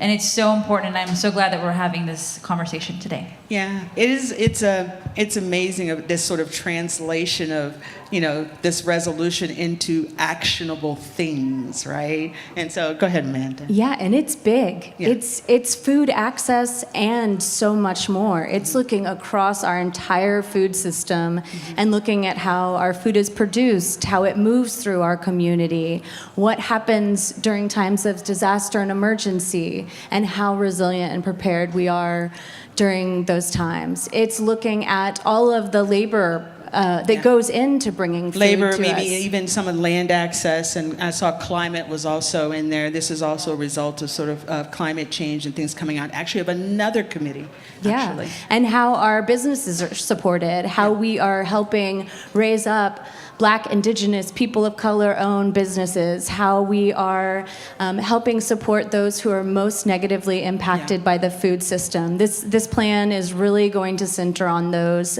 that have been most negatively impacted. And also, food waste and recovery. So this is a really full spectrum plan. Well, the hopes are that it will be. Of course, it's not created yet. As you mentioned, this is going to come from really deep engagement with the community. Council was so clear on that this needed to be a multilingual, robust community engagement process. So as staff, that's our role. We shepherd this process. We help hold the space. We help bring in the most engaging activities so people are not fatigued and tired to come and give their voice, but get excited, energized. We're so inspired by these events that Food Tank and Cook Snook and everyone is putting on, because this is bringing out tons of people. And so if we can replicate some of this excitement and the engagement of our plan, I think we'll end up with a good outcome. Yeah, one of the key elements they mentioned, we do have a food policy board. So, cities all go about all of this very in different ways. We do have a food policy board made of volunteer members of our community who serve on that board. Full disclosure, I'm actually on the food policy committee, on the food policy board. But the idea that this plan will only be developed and go forward with a larger advisory council made up of representative individuals across the spectrum of this city, right, in order to sort of craft what that looks like is really, really key and very different than what you see in some other places, and how large it likely will be. What we've had in our city, sort of this network of nonprofits and organizations who do a lot of this work. How do you guys see them sort of working in this, or even Amanda working in the framework of putting together of how people are participating? Yeah, absolutely. I mean, our resilience comes so much from not the city or the county necessarily making resilient communities, but those out there in the community that have close ties to their neighbors, to the folks that come to their stores, to their businesses that are part of their places of worship, So we are really going to leverage those community connections, the community-based organizations and nonprofits. We, of course, want them at the table, and the structure for this planning process, there's going to be a community advisory committee has been mentioned, and that's looking to be some group of people, maybe 20 to 30 people, who kind of help us drive the process, keep us accountable. And then there's going to be other working groups that can kind of really inform some of the subject matter that will really pull out some of the recommendations and goals that'll come into the plan. So definitely we'll be looking at leaders from these spaces to come and inform these working groups and bring the issues up that are most pressing. Yeah, one of the things that's really happened over the last years is a language is being developed around these conversations, right? I mean, you could say the language now and how many people, how broad it is, right? We can all talk about what is anti-hunger from food insecurity, from these things. I mean, a few years ago, you couldn't have those conversations, and certainly not deeply within communities. So that, one of the just sort of outcomes of all of this is that more people do have a way to talk about what they have or what they don't have and what they would like to see. And that's really important, right? That's really essential. So we only have a few minutes left. I do want to ask the council members as well, you know, we want to talk a little bit, how do these things get, you know, you guys look around, how do these things get funded? How does that sort of happen? I mean, not necessarily a dollar amount, just but sort of how does that happen and how you attach dollars to? Well, sure. I think most of y'all probably have heard that your budget is a moral document, right? Especially for policymakers. How we use our city dollars shows our values and our morals as a city. I'm very fortunate to be in a city that has placed a value on food access, and we have regularly committed funding to addressing food insecurity in the city. We've had Healthy Corner Stores initiative as one aspect. One of the things that I was able to champion on council was getting seed dollars funded to look at scoping and bringing a grocery store co-op into an underserved area. And so that's a way for us to ensure that we're able to best serve our community, because sometimes in my community particularly, and I love HEB, we love HEB, but they have bought land and they're just sitting on it. And so that disincentivizes smaller scale grocers from coming into the area. And so we as policymakers have to think creatively, how can we meet the need that we have right now to ensure that people don't have to drive 20 miles to get to the nearest grocery store. So that's part of the funding that council has allocated, is to develop a grocery store co-op model, as well as a multitude of other things. And so I would say looking at our city budget and then looking at the American Rescue Plan Act dollars as additional investment opportunities. So you guys see we have awesome council members. We love our council members. Do you want to add anything to that, ma'am? Or I'm going to give you guys a second because we only have 3 minutes left. You want to just try go to ahead? be fast. I would like to add to it. I'd like to say something about planning for the future. Yes. So recognizing that we need to preempt some of these problems, and recognizing that future-facing innovative practices about how we grow food. You made the point about climate reality. So does it look like sticking seeds in the ground and watering them? Or does it look like hydroponic or aquaponic or vertical?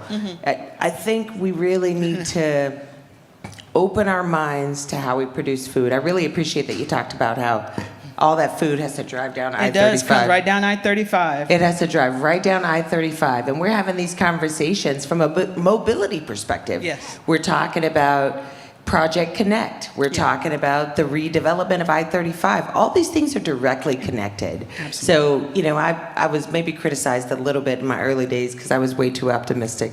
I was like, I'm going to do everything. I'm big and I'm amazing. I get permission to be extraordinary. I'm going to do it all. You can't do it all. Nobody can do it all.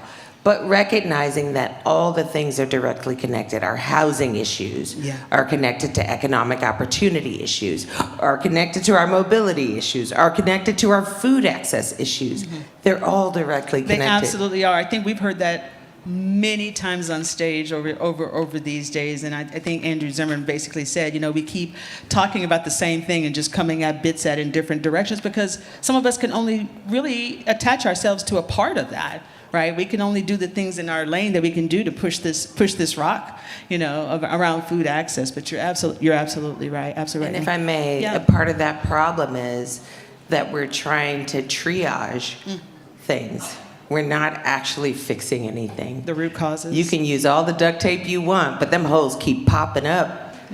Because that's what holes do. They keep popping up. So we can't keep triaging. We do have to look at it holistically as an entire system. So when we talk about Project Connect, they don't call it a project necessarily. They call it a program. That means that's long term. That talks about longevity and true intent around standing behind it for long term. And that's what we have to do around food. Yeah, absolutely. And then you want to add on, Amanda, and give you a chance to sort of talk. Amanda's like, wow, that was amazing. Okay, how about this? To your point. So then how does that how do these activities, do you feel they are sustainable, right? We're going to have a 5-year plan, and what happens even beyond that? And what does that mean? Are we creating things that make us resilient and they are sustainable? I'm going to ask somebody in the Office of Sustainability. Well, I'll tell you, these things are sustainable when we have community buy-in. When community says this is a priority, and they keep bugging their council members and they tell them, fund this, do this, and that, that gives, I guess, the resources, the mandate, the, directive to help, council and our city manager direct the somewhat limited resources we have, but if this is a priority, you can share that with your council members. Absolutely. So to that end, you want to tell folks how to reach you? Or your offices, your teams? So I know I look fresh, but y'all, I'm 45 years old. I don't know how to use social media. So I have a really fantastic team. They're in the room. There's Dana back there. There's Caleb right here. They can give you my handles. I don't know them offhand. But I will say that the easiest way to contact me is natasha.madison@austintexas.gov. And I answer every email, maybe to my detriment. I answer every single email. These guys actually do answer. They answer email, actually. It's amazing. Yes, so if you want to get in contact, you can reach me at Vanessa4ATX. That is my social handle on Instagram, Twitter, and on Facebook. And then, of course, feel free to email me as well. We're very active on social media, and so we do read at every single message that comes through. So. And Amanda. Cool, yeah, and if you want to plug into this exciting once in a, generation, well, it's a 5-year plan, so I guess it's not going to be once in a generation, but if you want to plug into this planning process, which I hope especially everyone who's in the Austin-Travis County area does, go to austintexas.gov/food. There'll be some information there on how you can plug in. We've got a interest form where you can tell us if you have 2 minutes or 20 hours to dedicate to this effort. We've got a way for you to plug in. So check us out, austintexas.gov/food. So I want to thank these guys. Thank you guys so much for participating in this conversation. And for you guys here in Austin-Travis County, make sure you join us in this 5-year plan development. Thank you guys. Thank you. Detroit is a very industrial city. But before the manufacturing plants, we were heavily involved in urban beekeeping.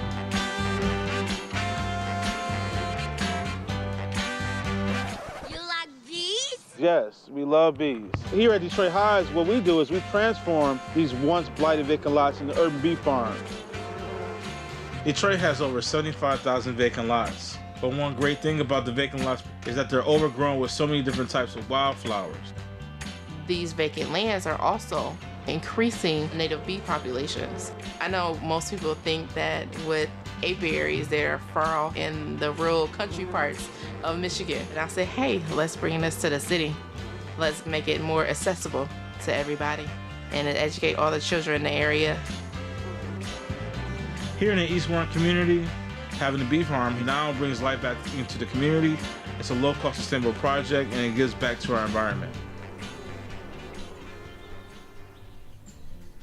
So today we had our second annual honey tasting event here at East Warren. We love educating children about apiology and the basics of beekeeping. A lot of children that we do have here have never even seen a honeycomb before, or they didn't even know that honeybees made honeycomb. It's great to have these events for them to taste the local honey, learn how honeybees make honey, and learn why honeybees are so important to our environment. My favorite part about bees is that the queen bee lays 2,000 eggs in one day.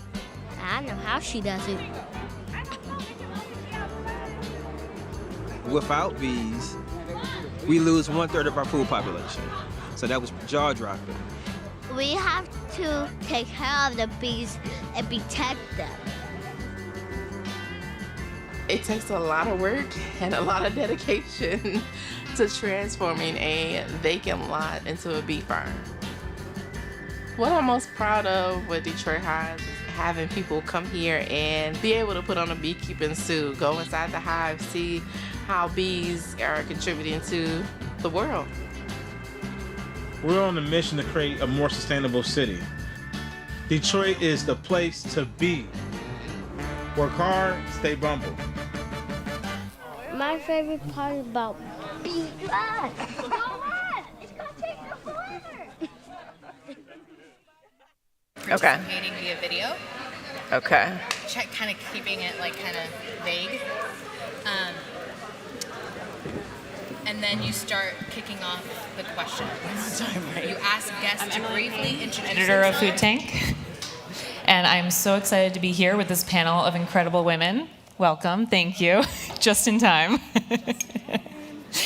So, the U.S. Securities and Exchange Commission, or SEC, will announce new climate disclosure rules for businesses on Monday, just a few days from now. The last time the SEC addressed this was in 2010, and we all know that a lot has changed in our understanding of the climate crisis since then, as well as ESG and sustainability. We're here to talk about, first of all, what do these acronyms even mean? What is ESG? What is the SEC, et cetera? And why does it all matter to both businesses and just regular eaters? So, to start off, Jillian.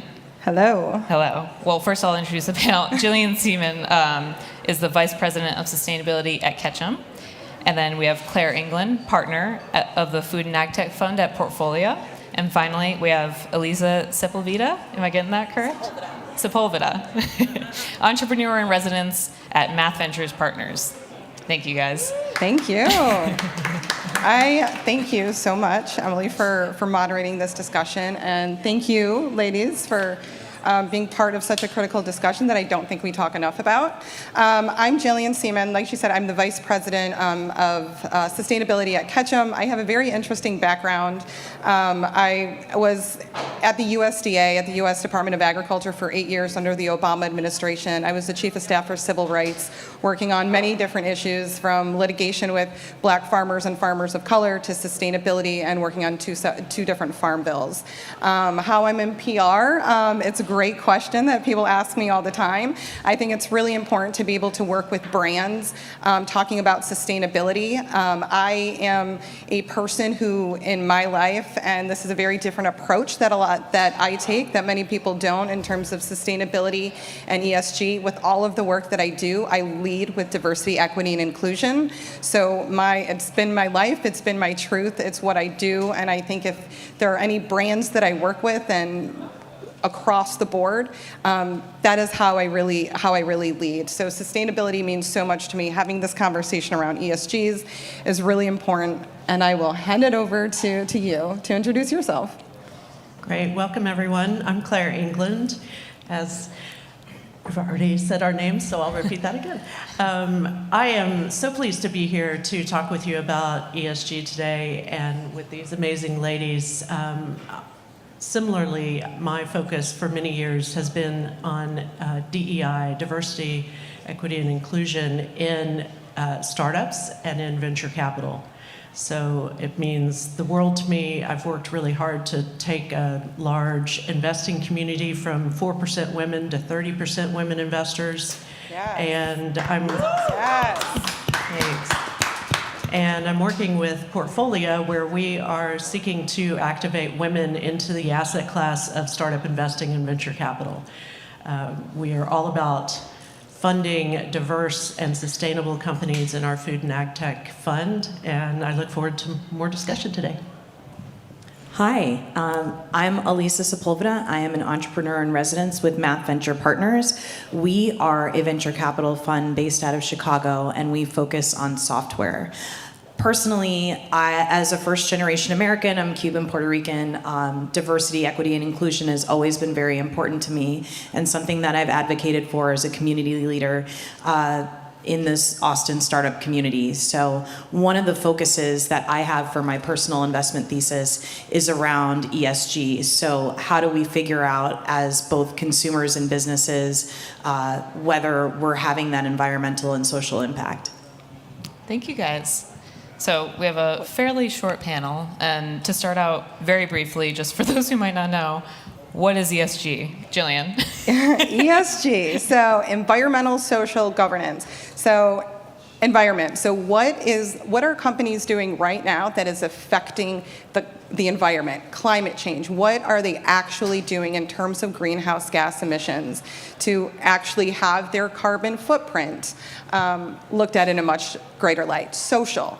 Social is what are they doing in terms of societal changes? And that means what are they doing in terms of communities of color in the LGBT LGBTQAI community? What are they doing in terms of women? We need to look at those standards. And there's been a rise in the S. I'm sure, ladies, you know, there's been a rise in social because of everything that has happened in the world. So we, you know, it's great to talk about social. And then there's governance. What are we doing on a larger scale in terms of reputation building, in terms of boards at these brands and at these companies? What do these boards look like? How diverse are they? And what sort of impact are they having? So environmental, social, governance, ESG. Awesome. Thank you so much. You're welcome. And I will say I'm very much on the S and G side of those, even though we're doing a lot with climate tech, with food and ag. Governance to me with startups is absolutely critical for their future success. I've seen startups without a board or without any kind of official board at the seed and even into raising their Series A, and that is not a good way to govern as a startup. You need to surround yourself with experts who can help you govern the company in an appropriate way and be successful. Absolutely. I'd actually love to hear from any and or all of you about how you think, we were speaking earlier before the panel, just about terms like sustainability, ESG could get kind of watered down as they become more buzzwords in the industry, a little bit greenwashed. How can we hold the industry accountable to make sure that these pledges actually happen and they're not just companies making pledges? Well, I think I'll start. I will say that sustainability means something different to everybody. And that's personally, that's with companies, that's with brands, it's across the board. What sustainability means to me probably doesn't mean the same to you. And that's okay. But what we're seeing is sustainability commitments happening in brands across the board. But we as consumers need to hold these brands accountable for their commitments. ESG does a little bit, their reporting is a little bit different. The structure is different. So when you talk about environmental social governance, that reporting is different than what a sustainability report is. A sustainability report is literally a brand putting out what they think sustainability means to them and how their consumer views them. Claire, you work a lot with companies to increase their transparency, and this seems related. An important component of this to hold people accountable is maintaining transparency. So when you're helping to build companies, how do you advise they do that? Well, first of all, I think it's incredibly important for a founder to think from the very first day about culture for their company. And culture to me is about sustainability and DEI and governance and being incredibly transparent both with your investors, your team, and your potential customers about what you're trying to achieve, how you're achieving it. Some of that may involve some data, some reporting, which I think is always a good thing, but the transparency is absolutely required at the startup level for founders, especially working with investors. It couldn't be more key. I've had experiences where a founder or a founding team was not transparent, and we found out about it in the diligence process, and we were done. We were out. And I think it's a really bad idea to go down that road of starting a company without intending to be completely open and transparent and forthcoming with all of your stakeholders. Absolutely. Elisa, I'd love to turn to you specifically about the S in ESG, because I know you work a lot with entrepreneurs, particularly in underserved communities. Absolutely, yes. So this is where I think one of the most exciting pieces of innovation is going to happen in the next 10 to 15 years. And we're seeing it right now, right? There are lots of companies that are out there that are starting to help larger organizations and smaller organizations report on the diversity in their recruitment pipelines, the diversity that's sitting within their ranks, the diversity of their pipeline to promote to executive, the diversity of who's on their board. So what I'm most excited about in the whole ESG space is the ability for companies, both large and small, and people who are financing companies like both Claire and I, to have a clear understanding of what social impact our portfolio companies are having on the world, whether they are a two-person startup or they have grown to the point where they have hundreds and hundreds of employees. And I'll throw a little bit of a soapbox out there. Social impact in venture capital does not mean not making money. Yes, that's true. You can make a lot of money and be a social impact business. What's incredible to me about traditional venture capital, especially in the Valley and some of the larger firms, is that they think of impact investing as not seeking to make returns. And you can absolutely build a company that is focused on ESG and DEI and all of the acronyms that are important to us all while making money. And making money for your stakeholders, making great products for your customers. And I think that that's something that we lose sight of sometimes in venture capital in particular.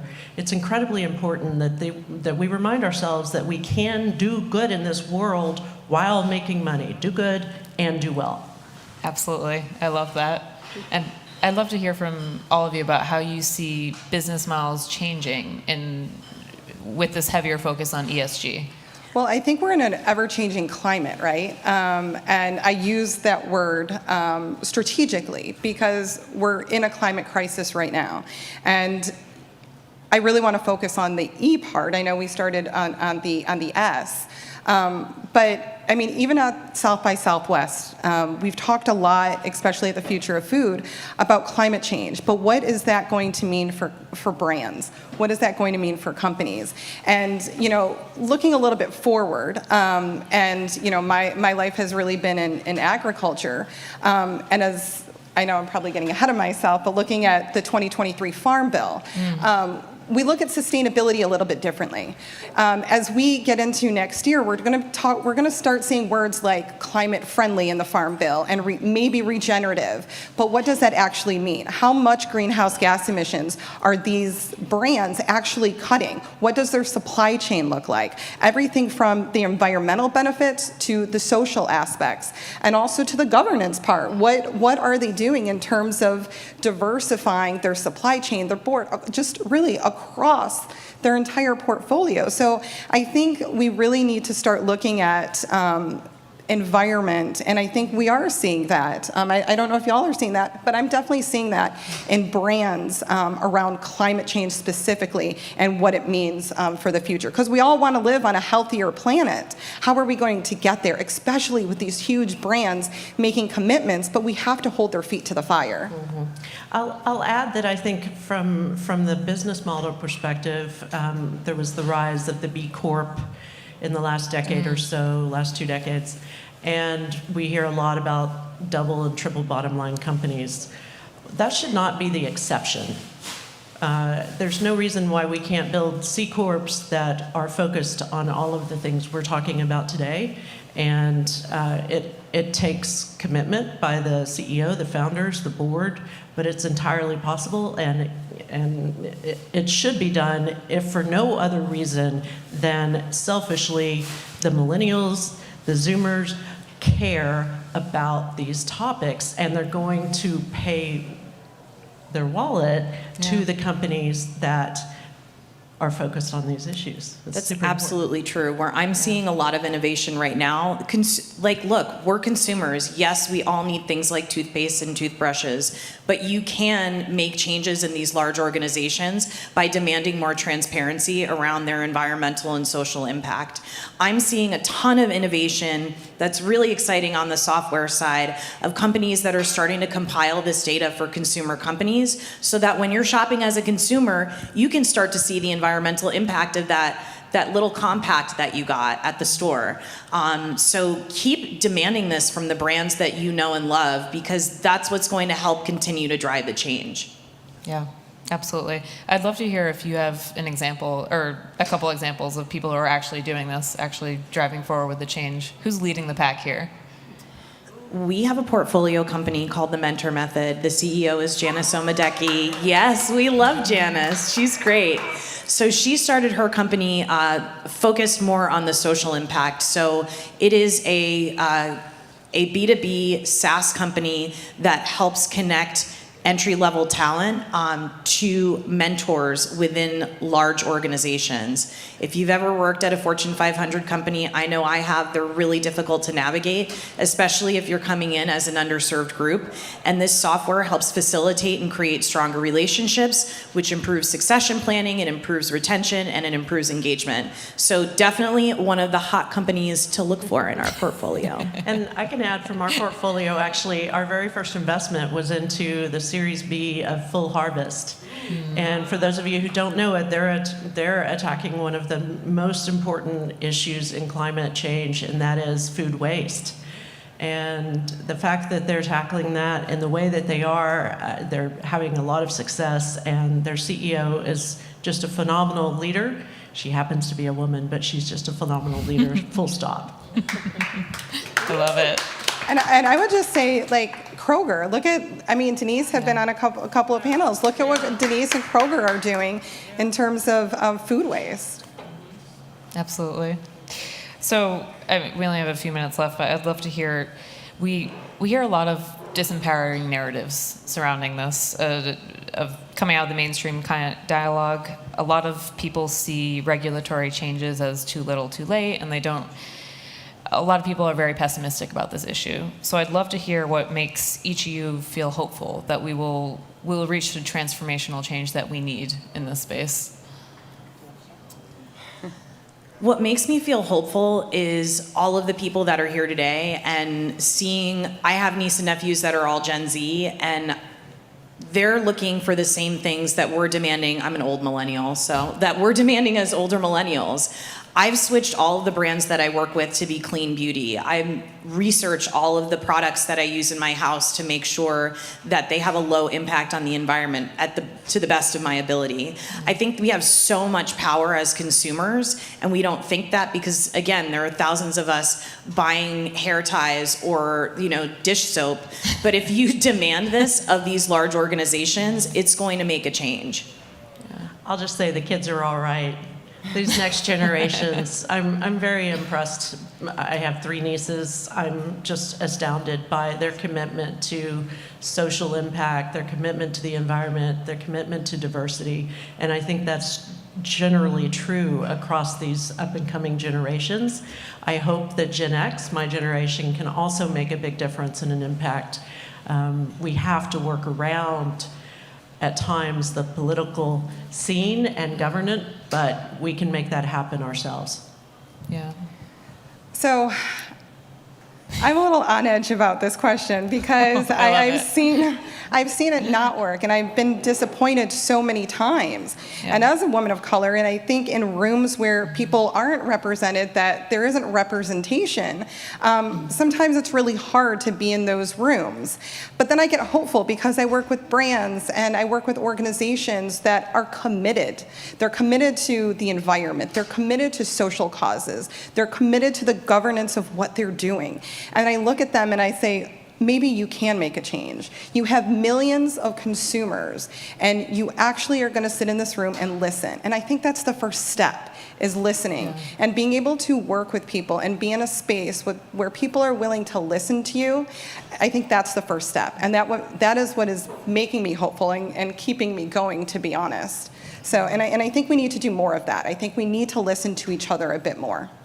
And I think it's also important for companies to not just pay lip service to these ideas. And so many companies do that just to try to help their bottom line. That's not enough. But we're seeing that change. We're seeing that change. Yes. So that's my pessimistic side. Well, so we've heard that consumers can vote with their purchases. Yep. What else can they do? Any other quick tips to end? Yeah, I mean, the power is in the dollar. You have the power. If you're going to purchase something, it's going to directly affect that business. So look at that business model. Look at their business ethics. Not to mention, if you're an investor in any public companies on Wall Street, you can ask them, why isn't your board diverse? Why is there only one woman? Yes. Why is there no person of color? That matters. Love it. Tell them you care. Yep, more conversations. Thank you, ladies, so much. I appreciate it. Looks like we're out of time. Thank you, Emily. Thank you. Thank you so much. Thank you. My name is Aminata Ndongo. I'm 23 years old. I'm a native of Kuntaro Wharf Town. I get a support from IFAT and Root.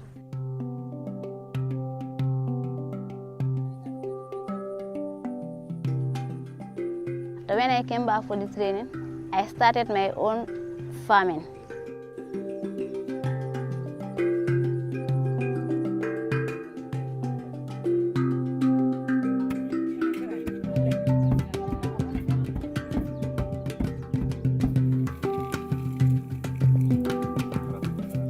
I buy seeds, I pay machines, I pay laborers.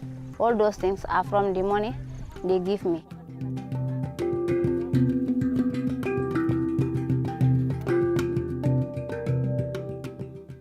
I do both dry season and rainy season. But the dry season I harvest most than the rainy season, simply because of the flooding.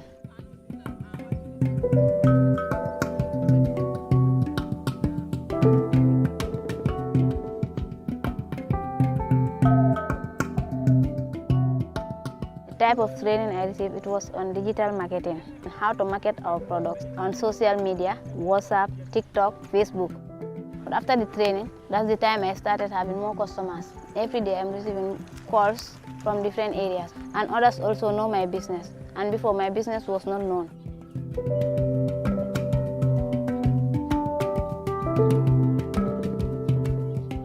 The support helped me to develop myself and to develop my family and to plan.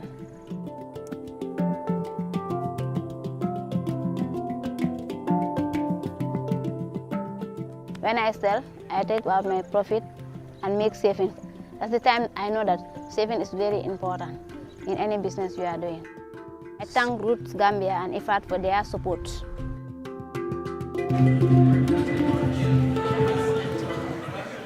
Hi, I'm Rick Whitted. I am the CEO at U.S. Hunger, and we've brought together some of our partners and collaborators talking on a conversation around the role that data and technology actually plays in the fight against hunger, food insecurity, and food insufficiency. So I've got a few friends with me who are really in the trenches of that fight. So I'll start here. Winston Chu, he is the CEO of Feed Forward, a community impact organization in the New York area. Winston has a degree in mathematics and finance, but has found his way in the world of food, comes from a legacy of food, was with the Institute of Culinary Education, as a chef, a co-founder of several food businesses. I call him a community warrior who has an entrepreneurial spirit. So glad to have you here. Thank you. Yeah. Then we have Lori Nunez. Lori is the data science director of wealth management at JP Morgan Chase, and she's responsible for leading their AI initiatives in that department. She's also a published technical author, multiple patent holder, international speaker for data, Python, NLP, machine learning, stuff that I can't even spell. She's the 2021 Data Science Professional of the Year at the Water Technology Women in Data Technology. I am not worthy to be on this stage with that kind of intelligence, but we're glad to have her here. Don't as sell well. yourself short, right? Thank you, Lori. Thank you. And then Ezekiel Brooks. Ezekiel serves at U.S. Hunger with me. He is our Chief Technical Officer. I don't even know how we got him, but it's 3 decades of software architecture. He is brilliant at what he does, and really has a collaborator spirit and heart. So we're glad to have Ezekiel here as well. Thank you. So, this has been a fascinating set of conversations over the last couple of days, and we're talking about, it's dialogue on sustainability and transparency and equitable food future. And so when I think of that word equitable, that's kind of where our conversation is going to hang out for a bit. Equity defined as access for all. And really, when you think about food insecurity or nutritional insecurity or hunger, whichever word you want to use, it really is a conversation about accessibility or the lack thereof, accessibility to housing, accessibility to transportation, et cetera. And there is this glass ceiling in this conversation, particularly in our country. It's about 10.5%. And we can't seem to get the number of food insecure families in America, one of the most wealthy countries in the world, below 10.5%. It's over 40 million families. And we don't know the census number yet, right, for what has happened in the pandemic, but estimates is it's clearly over 42 million in America. And so if we're going to have a conversation about the future state of food, a healthy chain, a healthy supply, accessibility for all, that has to be a hand-in-glove discussion with, well, why are there hungry people in the first place? Because if we don't, where we end is with an incredible food system and some people still not having access. And so really glad that Little Herds and Food Tank asked us to come and have this conversation. It just feels like a great fit. So I'm going to jump right in. Thank you. I'm going to jump right into you. It looks like you brought your fan base, Winston. Not addressing the current issues of our fight against food, right, will only lead to this issue perpetuating, no matter how great the system is, potentially. So you're on the ground. You and your team, Meg and Liz at Feed Forward, you guys are on the ground. You're in the community. You're touching lives. You're feeding lives. What I'd love for you to talk about is how would you describe that current state of food accessibility in the communities you serve in and across the country? Thanks, Rick. I think Andrew Zimmerman said best earlier. We currently live in a complex ecosystem of issues, and I believe food is just in the middle of it all. It's the substance that keeps us going every day. Through our work at Feed Forward, we support a more than a meal impact program that bridges food accessibility by tackling sort of the core issues. Why are we in this place, as you mentioned? And I think in order for us to answer that question, we need to know who we're serving first. And so we work through technology and collaboration to bridge connection. I think it's important for us to understand when we're talking about food insecurity or hunger or any of those issues, we're dealing with humans and individuals that have needs, very specific needs, and they're very unique needs that may differ. So through our work, we look at making a connection, and that connection is important because it allows us to, one, say, who are you, how can we serve, and how can we do better? So with our program, we have a simple SMS text that allows individuals that are to gain access to food through restaurants and marketplaces for free. And through that text communication, one thing that we realized is that we're actually creating a relationship, having a conversation that starts with, are you hungry? Do you need food?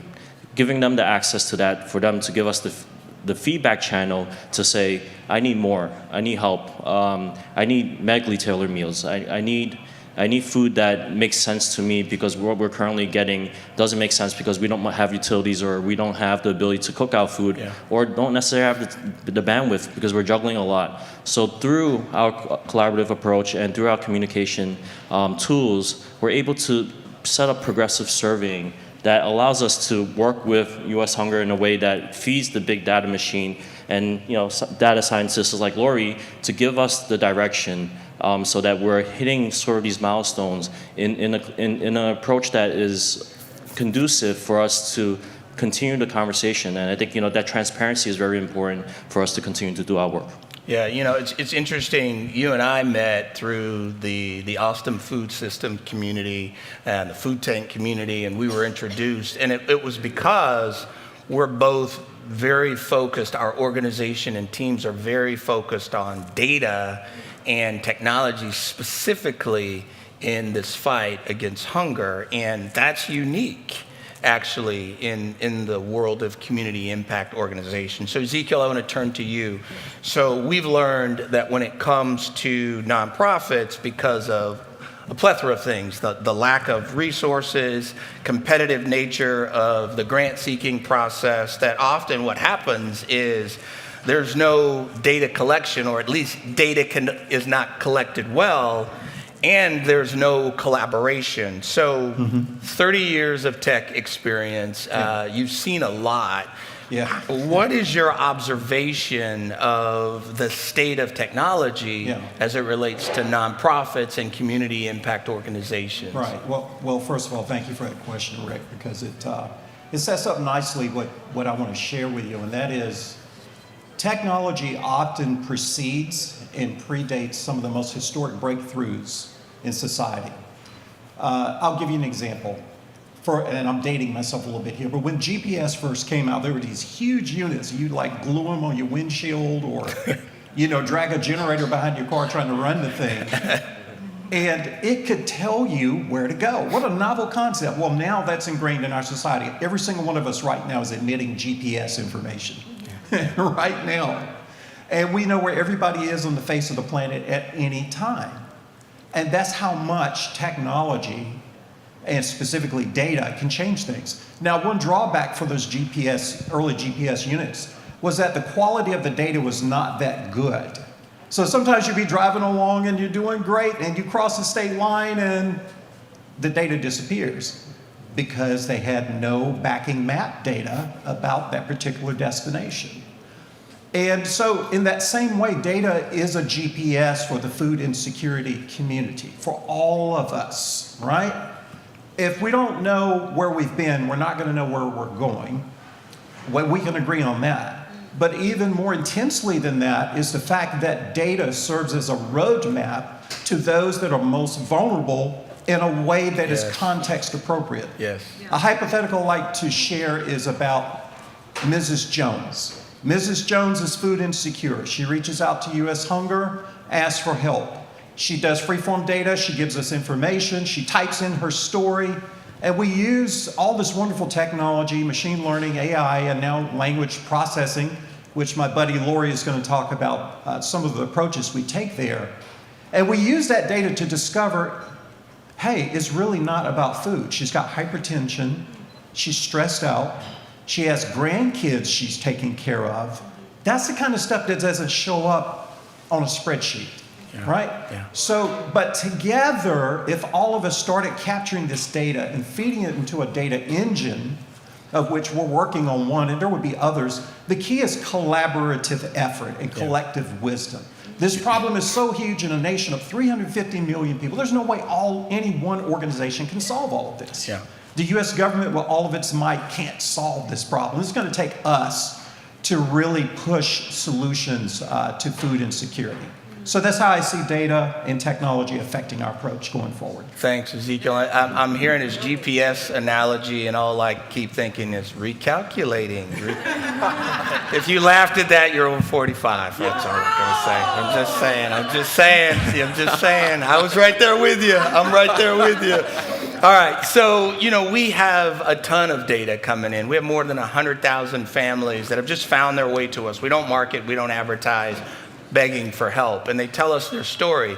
We have so much data, we had no clue what to do with it. And Ezekiel came in and began to streamline our collection process and securing that collection process and aggregating that data so we can begin analyzing it. And Lori, that's really where you and JP Morgan Chase and the Force for Good team have come in. You are helping us figure out what this information means and what to do with it. So you're a data scientist at a very large organization.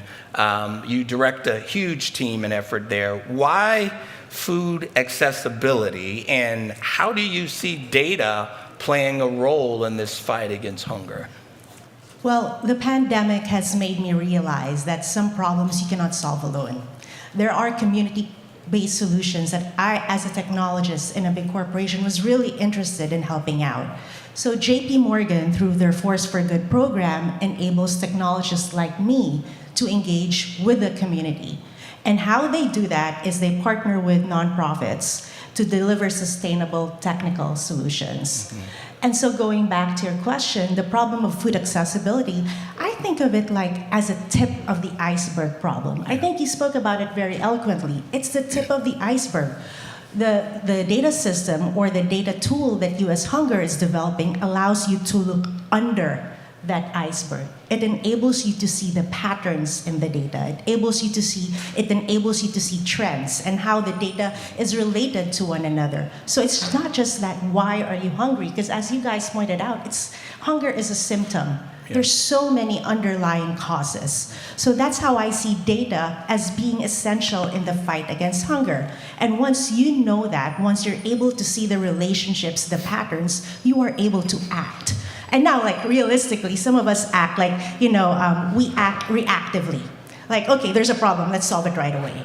But having the data behind you enables you to think about strategic solutions that are more effective.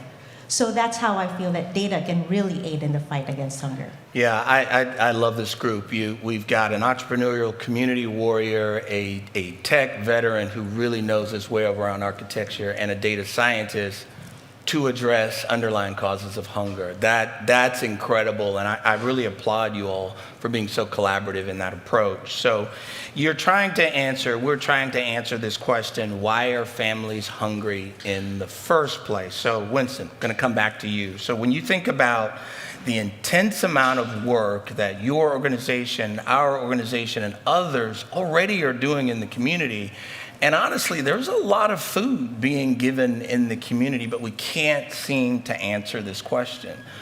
Why can't we answer this question about, understanding what's causing and driving hunger? I think Ezekiel said it best. We have a data gap. Garbage in is garbage out. And if you don't have the preface of what that data is indicating in the first place, you don't know how to get to your destination. So one thing that we focus on at More Than a Meal and Feed Forward is how do we create a system that allows engagement at all levels, so that people are participating and submitting information that we can assess and work with the Lories of the world to say, what's going on here? We have tens and thousands of data points, but we need to be able to sum it up in a way that we can have a collective strategy and build collaboration in the process to say, how do we reduce the redundancies? We're all trying to do one thing here, which is serve our community, feed them, but yet at the same time, there's a lot of things that challenges us in being able to actually hit some of these goals is because, there's high competition for these programs, but if we can work collectively and focus on our core competencies as the person that's, boots on the ground, as we often say, the data scientist, and you guys as, the big data manager, how can we focus in our own fields, but work collectively to make sure that we're getting to that place together and not leaving anyone behind. So, FSCs are programs that we've seen through collaboration with other community-based organizations have gone up. Feedback channel, if we delivered a meal, was it good? What would you like to see that what we're not doing, whether it's in terms of service, using those technology to actually streamline the things that are difficult for us. When COVID hit, a lot of volunteer systems went down and a lot of soup kitchens had to close out because they didn't have that volunteer base that they need. But that's something that data and technology can kind of fulfill the void and move that along because we're streamlining reservation systems, making sure that we're approaching it with dignity so people are a little bit more open because there's stigma is now removed from having to sustain yourself. So with our approach, I think we can serve as an example for other organizations to be able to work together, understand what we're trying to do with the data, because there is that trust that needs to be restored with our community because we've promised them a lot, but over and over again we failed to deliver. So we have to be transparent. How are we going to use this data to make sure that we're adding value rather than just taking away from the community? So hopefully we can not only buy local, but we can also feed local. Yeah. It's incredible. The moment you said we asked them, was it good? Was everything okay? I thought, yeah, Amazon does that, and that's what and so why aren't we doing that in the food assistance process? And technology can help us do that in a way that allows their voice to have a part in what's going on. So thank you, Winston. Ezekiel, I'm going to turn to you. So sure. Winston's integrating technology into the engagement on the ground in the community. We're doing the same thing virtually through our online platform. So how can technology help us build trusting relationships so that we can best assess and understand how to help those we want to help, those families and children in need? Yeah, I'm going to sticky point that and come back to it. I think something important for us to say as a collaborative team is explain how all of this works very quickly. That is, there's a digital applicant intake process. Many of you have that, right? Somebody goes to a website or wherever the case may be. The data is gathered, it's pulled in a central repository. And so, for example, working with Feed Forward, they are the front face of this fight in food insecurity, and they are exercising dignity and discretion and all those good things and building trust with the local community. Our job is to take the data, take the first look at it, and then farm it out to experts like our buddy Lori here, who can help us make sense out of what it's saying. And then our job is to turn it into actionable intelligence, whether it's geomapping or reports or whatever the case may be.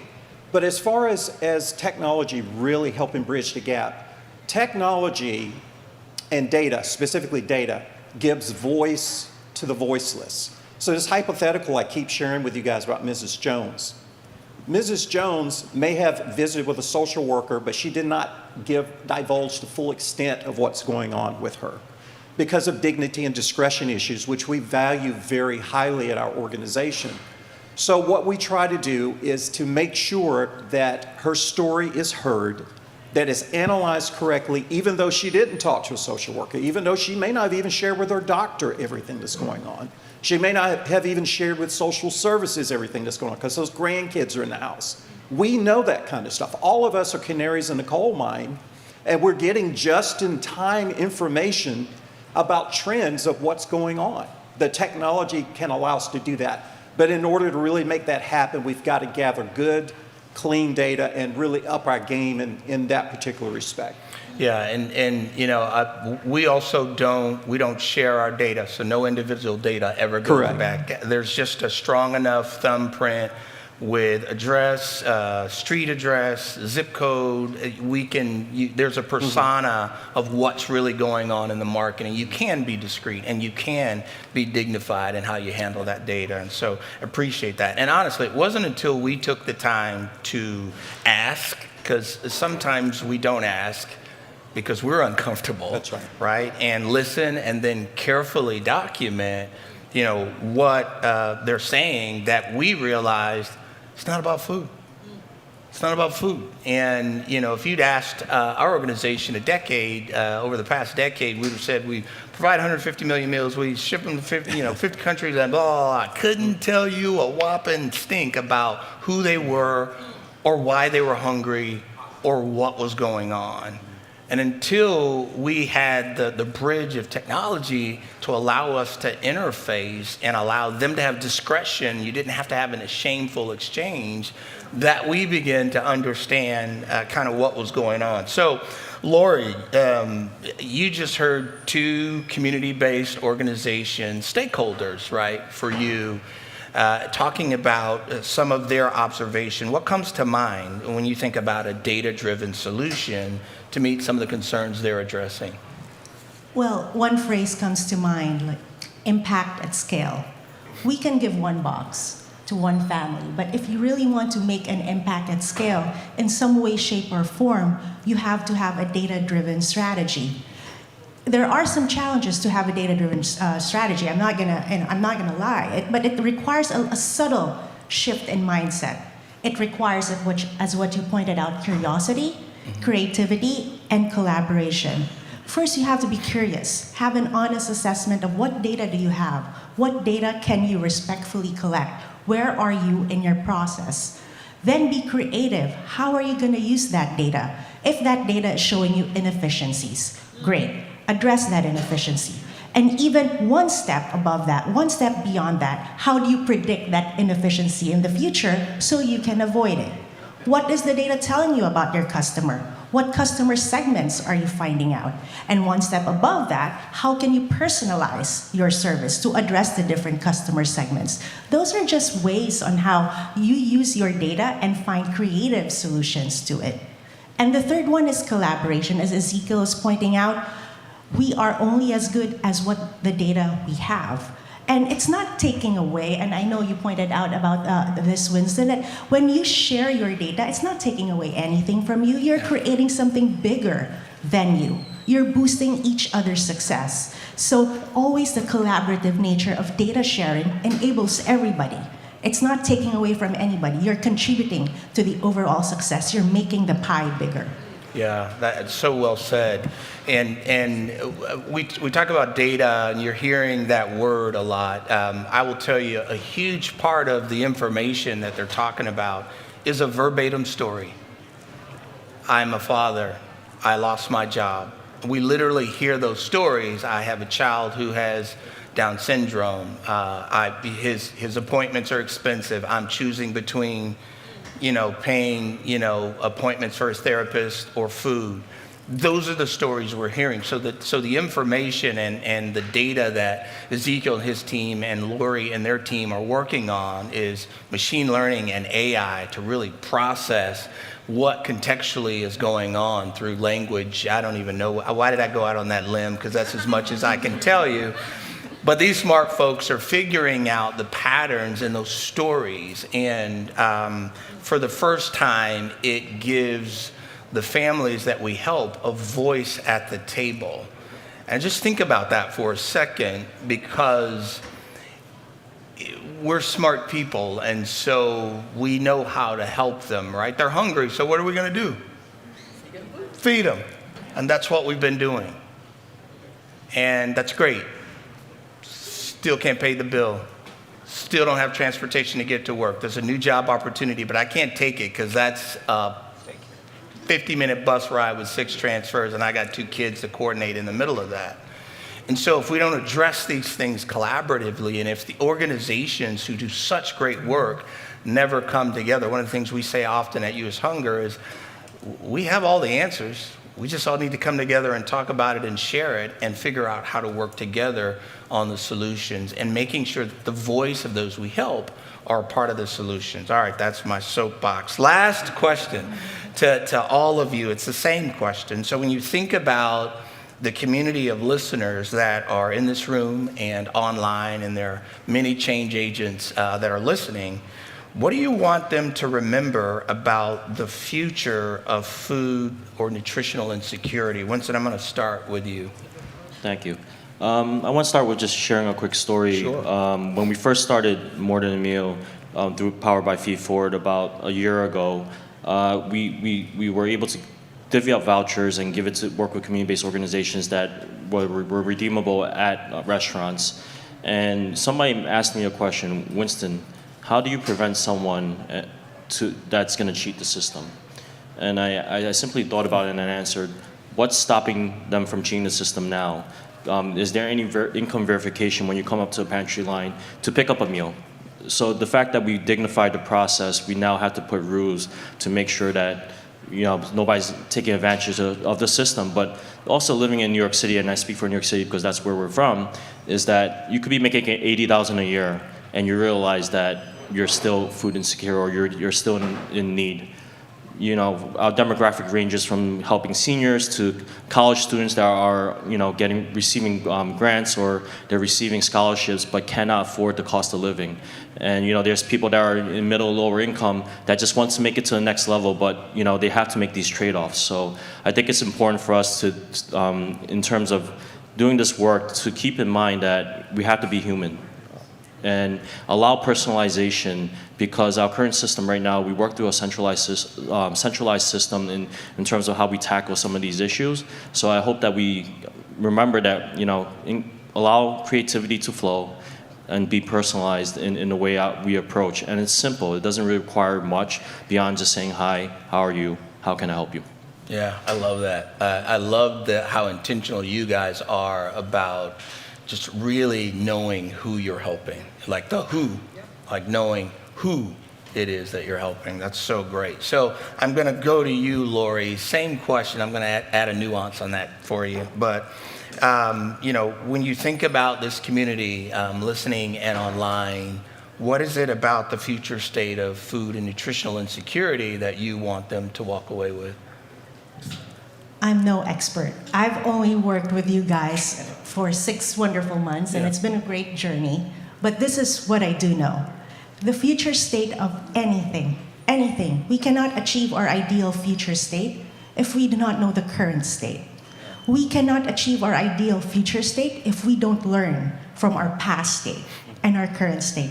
And guess how we can learn about our current state? It is through data.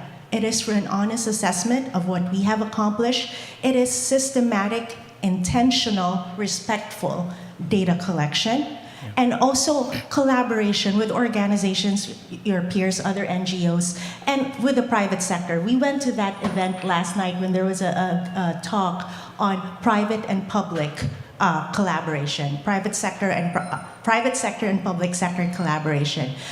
There are many organizations like Force for Good and JP Morgan. I encourage you to reach out to them and see how organizations like Force for Good can help you accelerate your journey, your technical journey, how you can use technology in accelerating where you want to be.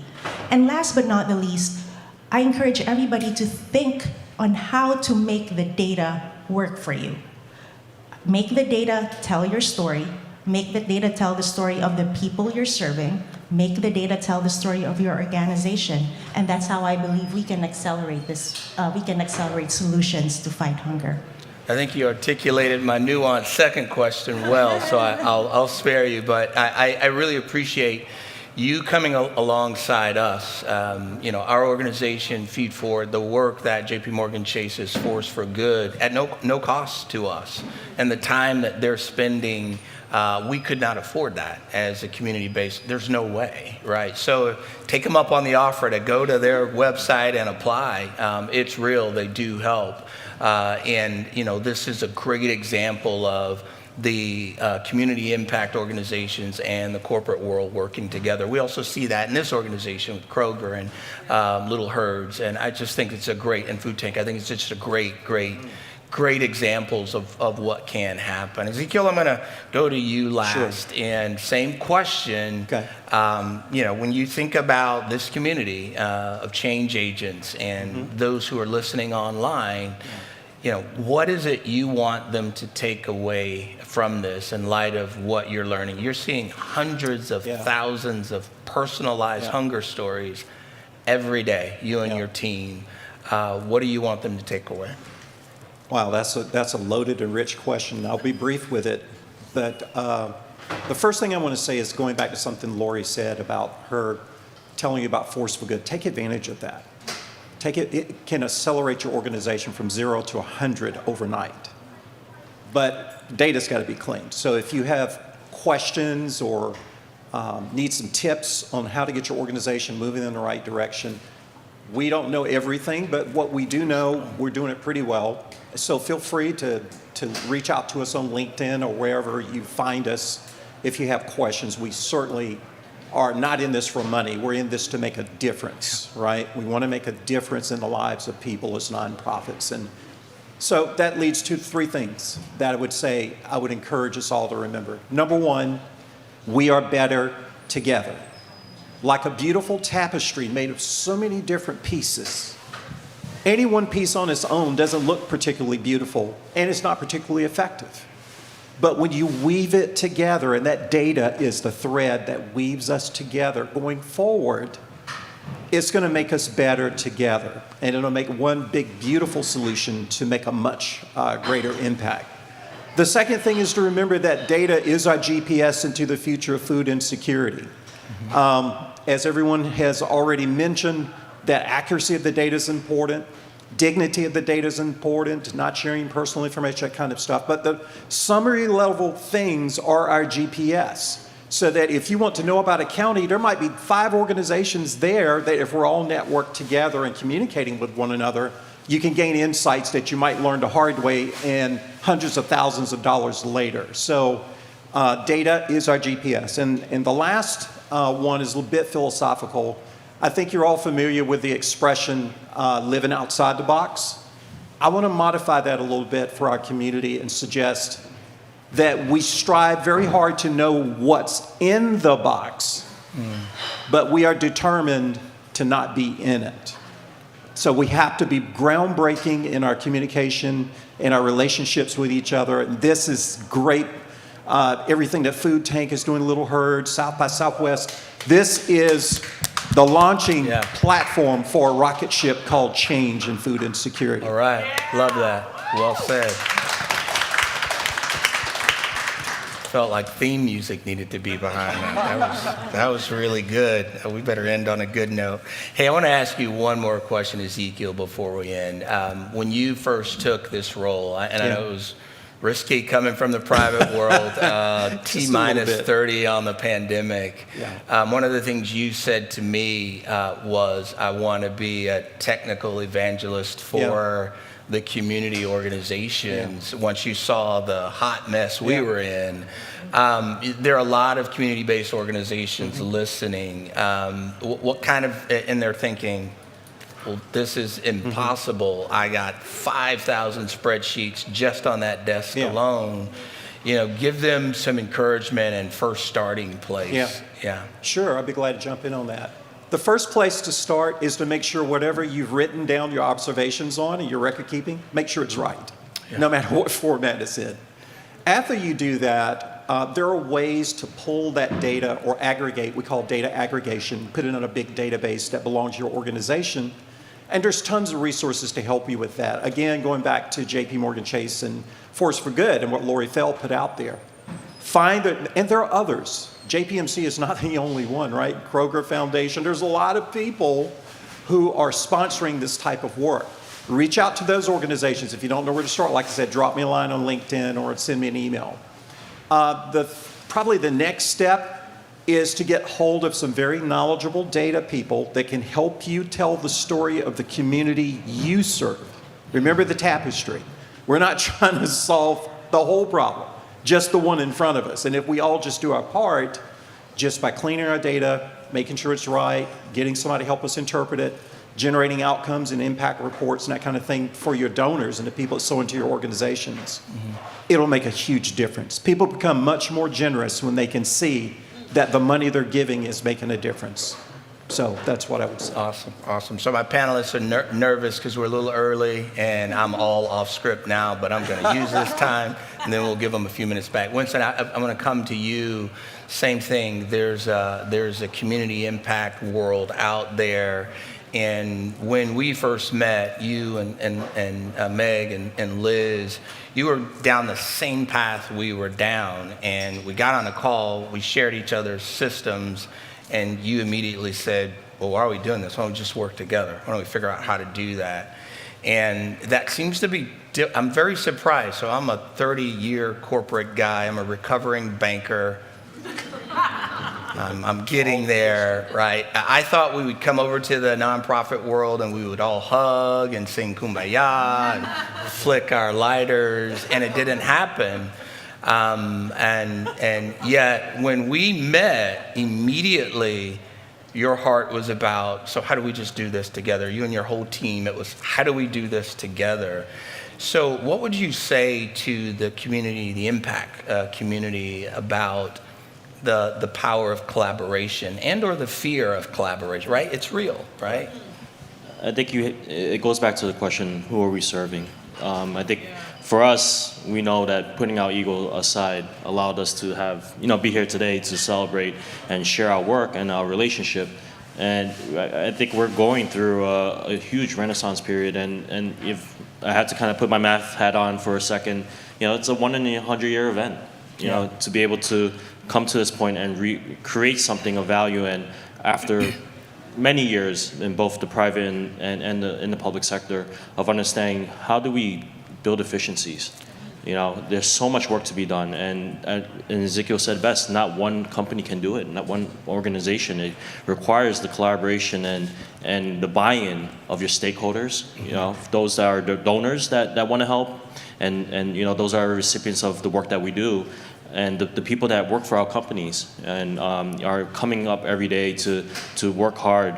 They're our stakeholders, and everybody has a piece, so we have to allow the level of participation, for the visibility and also transparency for people to voice and say what's on your mind. How do you think we can make this happen? And often it just comes down to communication. Yeah. And if we can break through those barriers and put aside the egos and communicate with each other, we'll realize that we're all doing different things, slightly different, but all doing the same thing, which is, trying to make this a more equitable space. Yeah, yeah.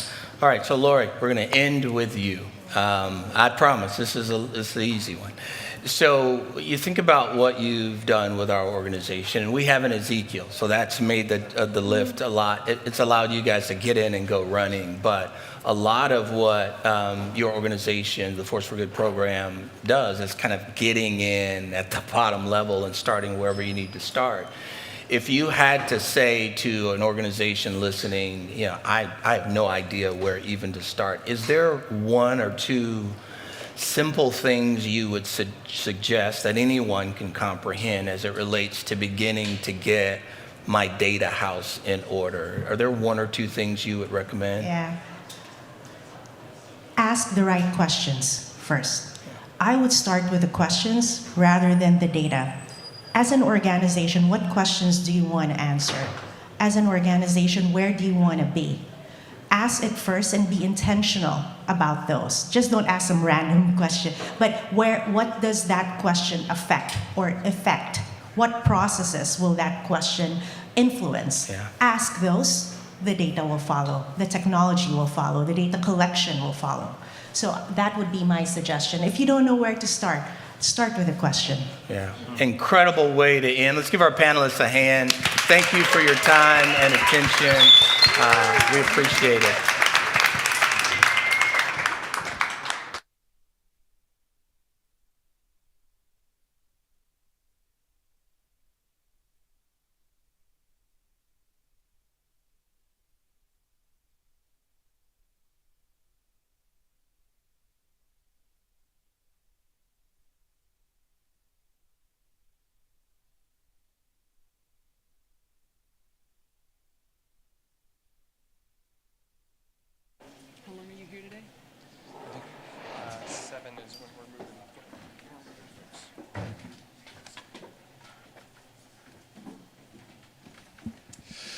Man, that was good. That was pretty amazing, actually. Thank you guys so much. Thank you, Rick. Thank you. That is such a great way for us to be coasting in for the landing on this amazing day, thinking about big data, big issues, and real action that we can be taking. Stick around. We've got one more amazing panel that's going to be coming up here shortly. We've got food in space. It's the NASA Deep Space Challenge. We're very excited. They're going to be talking about how we can think about growing food extraterrestrially, how we can think about the food we're going to eat as we're journeying through space. So stick around. But before that, we want to leave a last few comments from our partners. Oh, awesome. So first off, again, just want to thank everyone for being here. Thank you so much to our partners. Thanks to the Kroger Foundation, all of my friend partners, Little Herds. And I'm going to take a second and sort of rave about this nice gentleman here. He and his team have been responsible for a week of programming under this banner that they've developed. They've done an amazing job, an amazing space. And all these folks who are here, and all of our sponsors, and I just want to congratulate you, RNA. Thank you, Joy. That means the world coming from you, because you have been someone that I've looked up to and learned a lot from. And I think you just said I'm old. No, I said you're wise. Oh, okay. But Joy, with the Cook's Nook and the Cook's Nook team and the Food Tank team and the Mode Events team, the Ifanka team, the We Don't Have Time team. There have been so many groups, and that's just the start. Like, as you can see, we've got Oatly, we've got Food Bites, Vital Farms, we've got so many different groups that came our together. Our City of Austin Office of Sustainability, that's right, coming in as well, And it was so great to have some city councils in here, city council members in here as well. But this is, as you know, it's a group effort, and that means you too. You are part of this team. You are here today in person. You are here online with us right now. And so we're going to ask you to come with us and start thinking about next year. 23, South by Southwest 2023 is not that far away. We're gonna need your help to make that happen. Little Herds is a nonprofit. You can go to littleherds.org. You can donate, you can support, you can follow us. We wanna hear from you what we can do better. We wanna hear what we did right. We want you to donate and share with your friends so that they can help us put this on again next year. And then Tuesday, next week, if you're here in Austin, we want to see you at the Central Texas Allied Health Institute Community Health Allied Fundraising Gala with Jonathan Van Ness. It's going to be amazing. We're going to be just having fun, eating, drinking, not being responsible. It's going to be amazing. And we want to see you there. Yeah. So please join us. You can find information online, # Community Health Allied Gala with Jonathan Van Ness, littleherds.org, Cooksnook.net and Cooksnook Austin. Foodtank.com. Thank you so much, all of you, for being here with us, and we look forward to seeing you real soon. Thank you.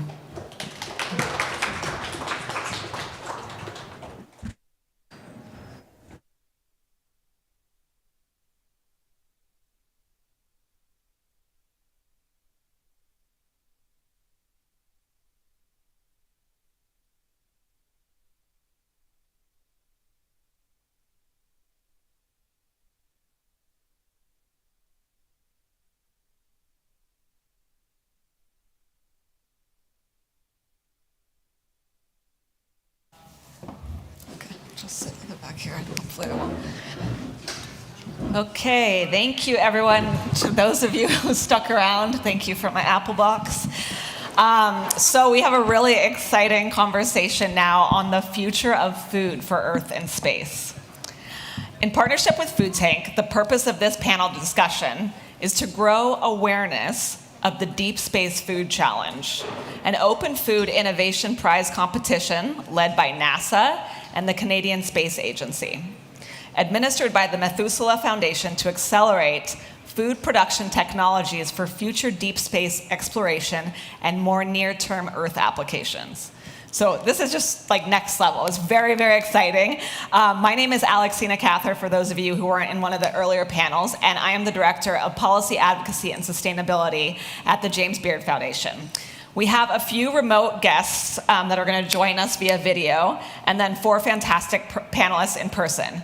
I'm going to let all the panelists introduce themselves, but we're going to start with some of our virtual panelists before we get to these 4 fine folks, starting with Monzi Roman.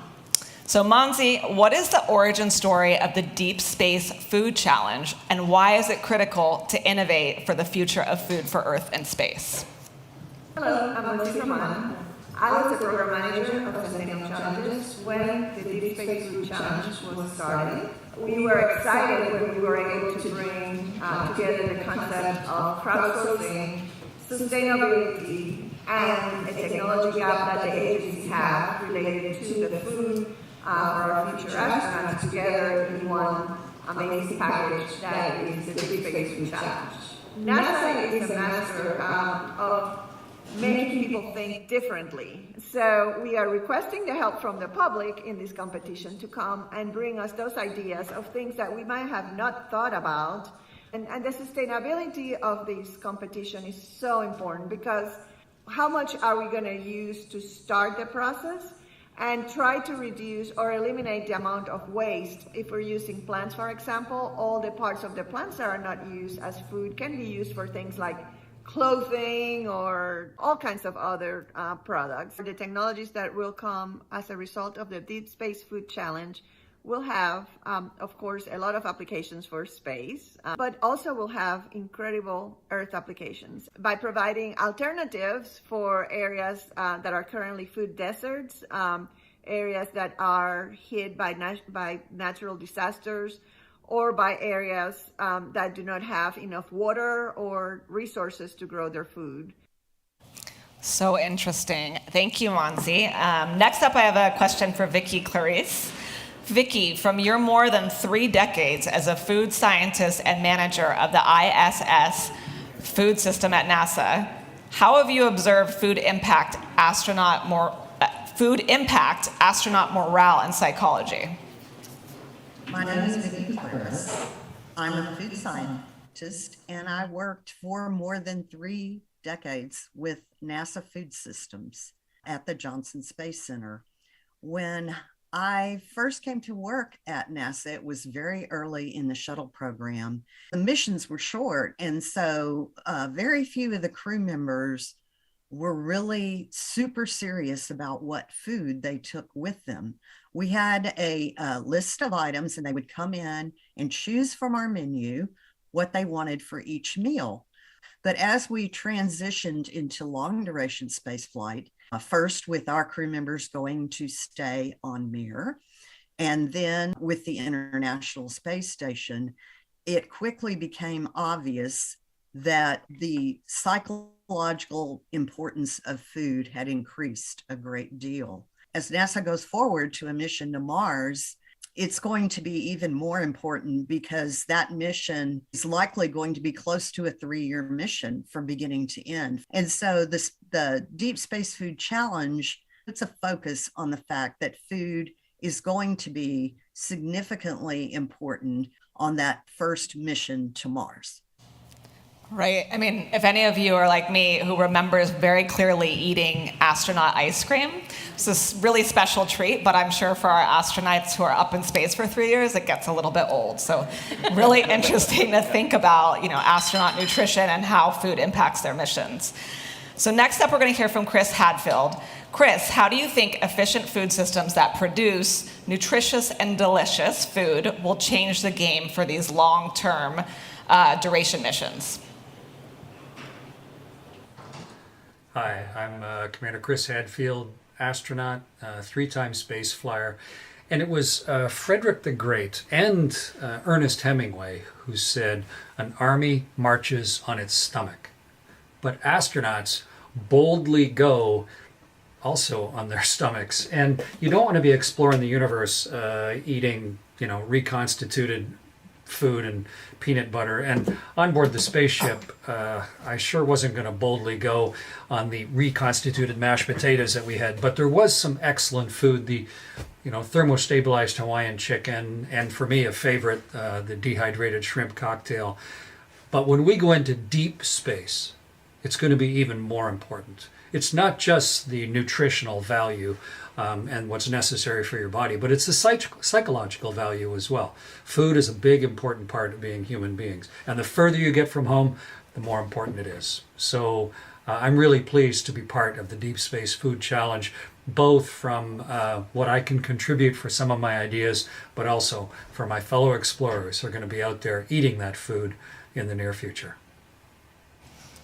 Thanks, Chris. And last but not least, we will hear from Simon Fleming. Simon, what role does nutrition play in overall astronaut health and performance? Of course, as well as all of us Earthlings down here.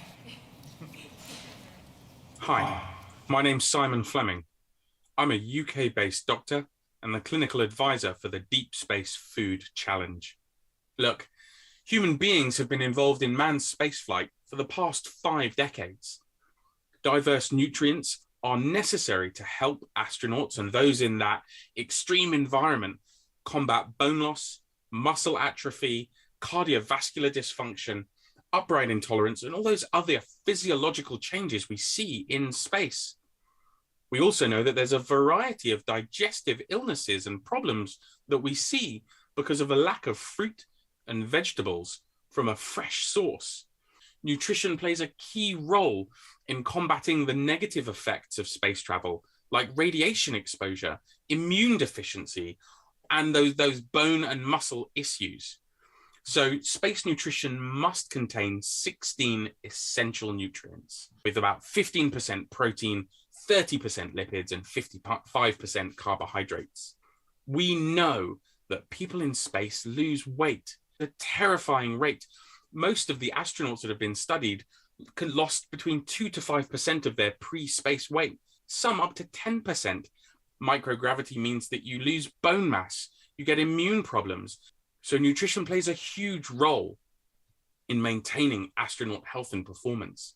Also, it maintains your psychological well-being, which is key for prolonged spaceflight. Thank you so much to all of you who joined in virtually. Really interesting to be thinking about these issues with astronauts and their nutrition.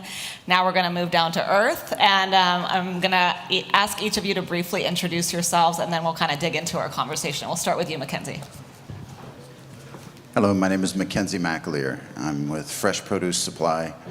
We fulfill harvest demand from fresh produce buyers anywhere. We provision agricultural systems and beneficial biological production, and are focused next year on the International Space Station, but in the next few years on spacecraft, space platforms, the Moon and Mars. Hi everybody, I'm Chef Joseph Yoon, Edible Insect Ambassador at Brooklyn Bugs, and also I had the great privilege to be the Culinary Director for the Future of Food at South by Southwest. Hope you guys have been having a wonderful time. And also now I just feel really humbled to join the Methuselah Foundation as our culinary advisor for the Deep Space Food Challenge. Thank you guys. I'm Dane Goebel. I'm the co-founder of Methuselah, and I'm just very happy that NASA reached out to us and asked for a little bit of help in running their amazing challenge. So we did phase 1 last year, and we're into phase 2 now, and I'm very happy to say that virtually all the winning teams from phase 1 are now coming into phase 2 and are going to build awesome, amazing prototypes. Hi everyone, I'm Florina Goebel. I'm the Communications Director for the Methuselah Foundation supporting the Deep Space Food Challenge. And Dane and I have the same last name because we are married, just full disclosure.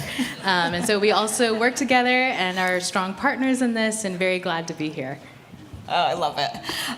Okay, so let's start with you, Mackenzie. What are your thoughts on maximizing nutritional value in our food through soil? You know, there's a common misconception that a bunch of billionaires are escaping Earth to space, and simply not true. In order for humans to do anything in space, we have to take our biology with us. And when we think about what's happening in soil, the reality is we don't know. 90+% of the microbiology in soil is a mystery to us, but that's where our nutrition comes from. And so as we think about going to space, we're using soil-based systems, we're using soil microbiology, studying minerals and nutrients, algae, bacteria, what really makes life on Earth thrive. And we're taking that technology to space and studying how to make it resilient and build it into ecologies that support life. Really cool. So Joseph, most of us here, even if we hadn't before, now know about bugs as a sustainable source of protein from some of the delicious treats that we've had over the last few days. Why do we need to normalize bugs as a source of protein? And also, why bugs in space? Like I'm glad you're here, but... Yeah, but why, Joseph? Really? Why are you here? Yeah, so let me try to unpack this a little bit. But, you know, at the rate that we are using the world's resources, the natural resources, we are at a tipping point where we will need to address how we will sustainably produce enough food for the burgeoning global population. And so in 2013, the UN's FAO, Food and Agricultural Organization, issued a report, Edible Insects, Future Prospects for Food and Feed Security.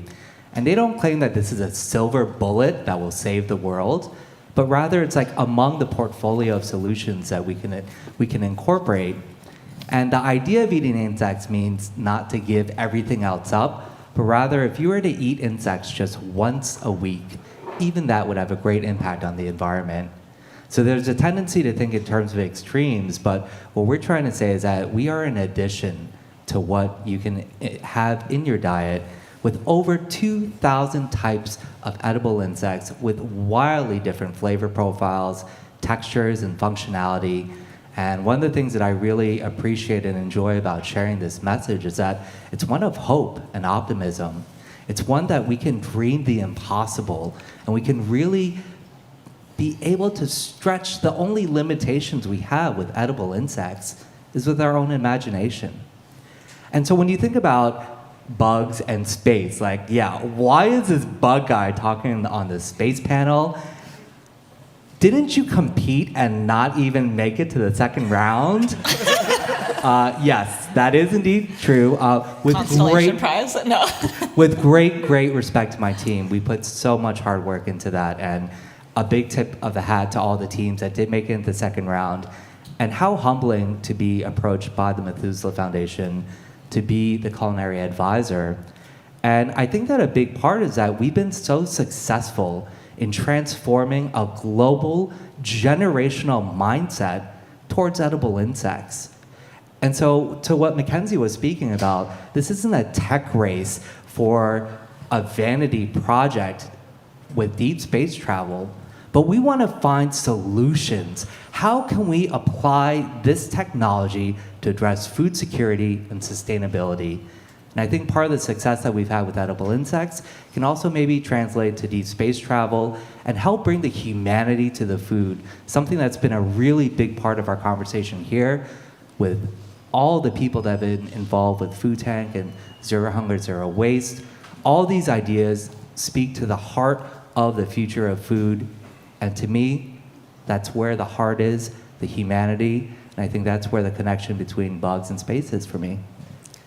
Thank you. And I think it's really important to remember, too, that sometimes here in America, we do innovative things, and we're like, oh, we're so innovative, and we're doing this new thing with food. But there are many, many cultures that rely on bugs for their, big source of their protein already. Yeah, thanks for mentioning that, because over 80% of the world's nations and over 2 billion people regularly consume insects. And so it's not really this it's weird maybe for us as Americans culturally and maybe for Europeans, but around the world, I mean, we're actually in the minority. It's a good thing to think about for us. Right, okay. So, Dane, I'm hoping you can give us a little bit of historical context on why space exploration helps drive food innovation here on Earth. If you can bring us back down to Earth, so to speak. I can try a little bit. So I'll actually start on Earth before we do the space thing. Okay. When I think about exploration, one of the most common things that it's synonymous with scarcity, right? So there's a lot of people who are, dealing with food scarcity right now around the world, but just about everyone who's an explorer has to consider their food supply, not just in terms of staying alive, but also, staying sane and not eating your crewmates. So if you go back to, just for fun, if you go back to the 1800s, you'll see a really interesting parabolic spike in terms of life expectancy and also intelligence. And can you just hold on, tell everybody here what a parabolic spike would be? Oh, it's like a hockey stick. It's like, okay, great, thank you. I hear you, Alexandra. He needs standard citations. If you don't do the sound, it doesn't work right. So in the middle of the 1800s, you see that happen, and that's essentially because of food preservation, new different forms of food preservation. So this French guy named Nicolas Appert came up with food bottling, which then was kind of surreptitiously handed over to the English. Nobody knows exactly how it happened, but then they ended up with canning, and that's what enabled huge maritime boom, which then enabled a global ice trade, which then enabled people who didn't happen to live in a place that was really, really cold part of the year to actually keep their food for longer without having to cure it. And so because of food preservation at that time, that enabled exploration and enabled life expectancies and intelligence to increase in the 1800s at a staggering rate. And so for me, when I look at space travel and the unbelievable impossible scarcity, unbelievable high risk, but also really, really specific constraints. Everything has to be, hyper engineered, because if anything goes wrong, you have a really bad situation. It's a perfect place to test out new technologies. So everybody knows about all the cool stuff that's happened because of space, but we're in an interesting situation right now because the current paradigm of shelf-stable foods is no longer going to work on a 3 to 5 year mission, right? People talk about the potential of actually having to, if you were to do that, you'd have to send the food ahead of the astronauts because the mass is so incredibly high. But by the time you do that, the nutrients will have degraded to the point where they're not going to be viable for long enough to actually really do the mission right, or you're going to end up with such an incredibly small amount of variety that you're going to end up in a bad situation. So, sorry, I'll go faster. So what that necessitates is in situ food production. You have to grow the vast majority of the food right where you're at. So that's another way of saying farm to table, except the farm is like your refrigerator and everything's in there. So I think it's really cool because if you can deliver on this premise, it can create a completely new setup for decentralized food production back here on Earth, because it's absolutely necessary up there. Yeah. Very, very, like, these are very complex things to think about, but I love the connection and the way that you guys are breaking this down for everyone. So, Florina, why is it critical to drive both international and global participation in the Deep Space Food Challenge? Well, one, I don't know if everyone is familiar here, but when you're in space, your taste buds go through change. Your whole physiology goes through massive change, and food tastes very different in microgravity. In fact, the common complaint among astronauts is that they don't really taste the food. They want it to be spicier. They want more flavor profiles. And the only way to achieve spicier, more diverse flavor profiles is to have spicier and more diverse people making that food. And so, that seems logical. But to put into context, only 10% of NASA's food menu is viable for a mission to Mars. Just 10%. And so we need real solutions. NASA and all these space agencies need solutions. And what I love about deep space food is that it democratizes access. It democratizes the way that we come to those solutions. So anyone, no matter what their background is, across the globe can make a team and compete in this challenge. And internationally, I'm very passionate about that because obviously I'm international.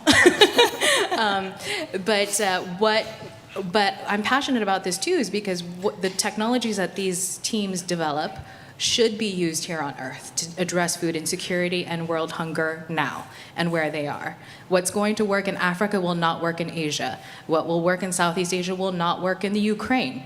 And so those people need to be designing food systems that work for them in their environments and with their own, knowing their cultural behaviors. I'm very into design thinking, and that to me just seems like a natural thing to do.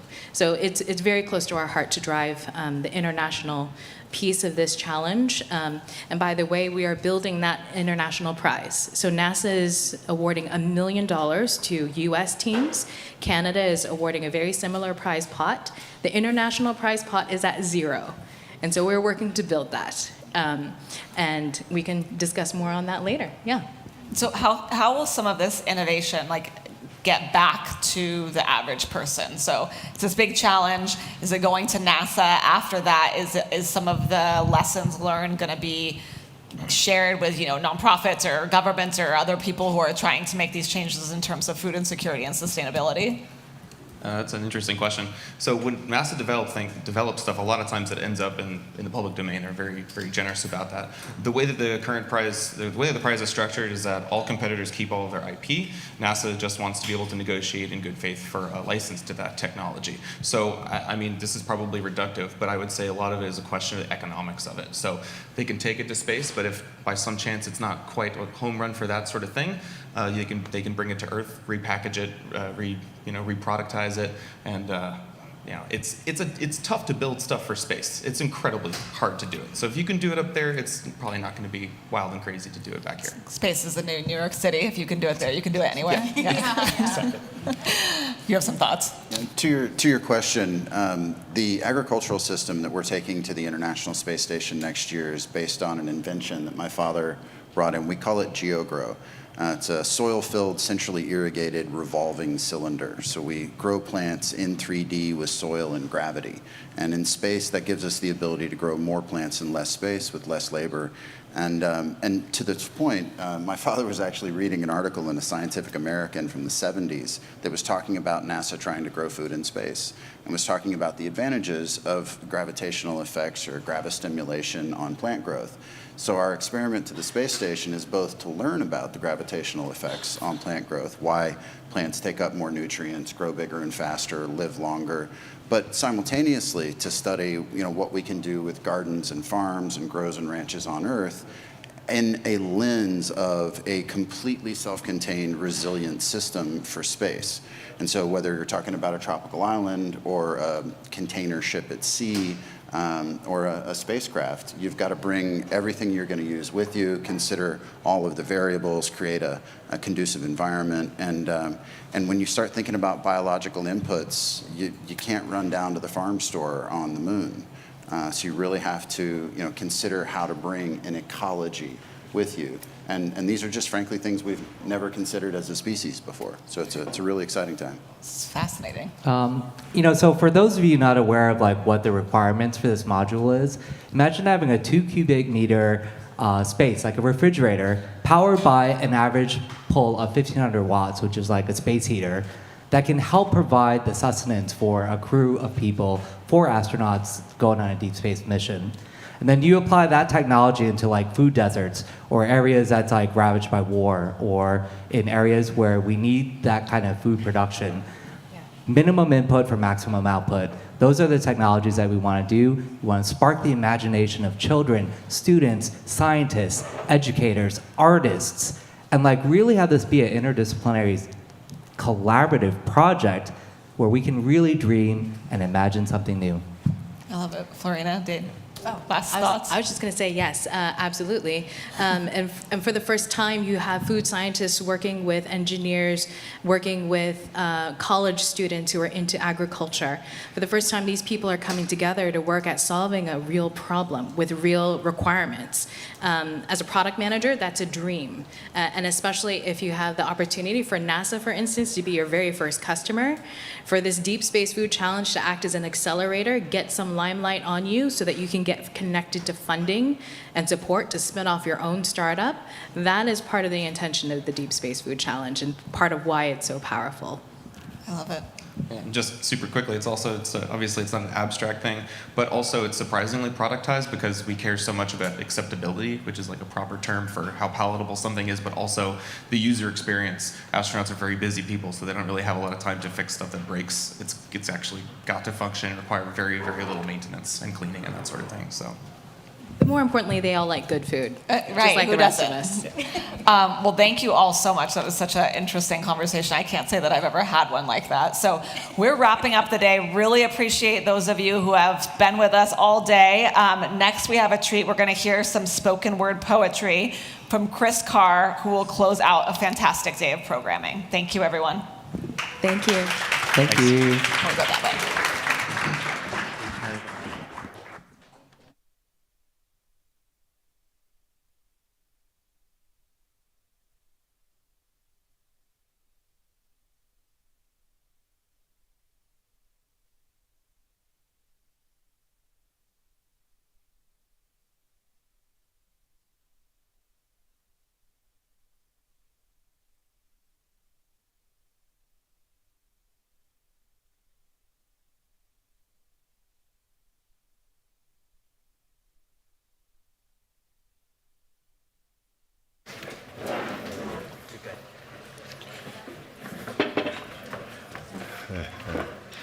Hello, what's up everybody? Can y'all hear me?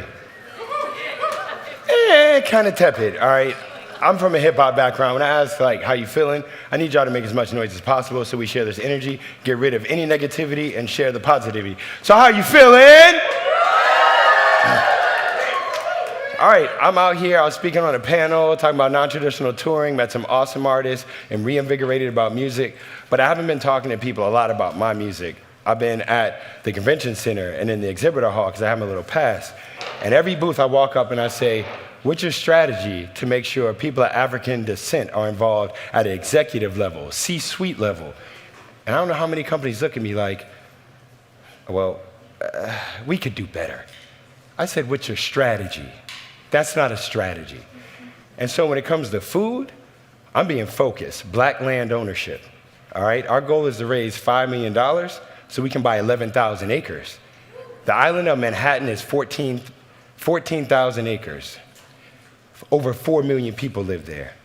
So if we had 11,000 acres, it means at least space for 1 million Black people to always be safe.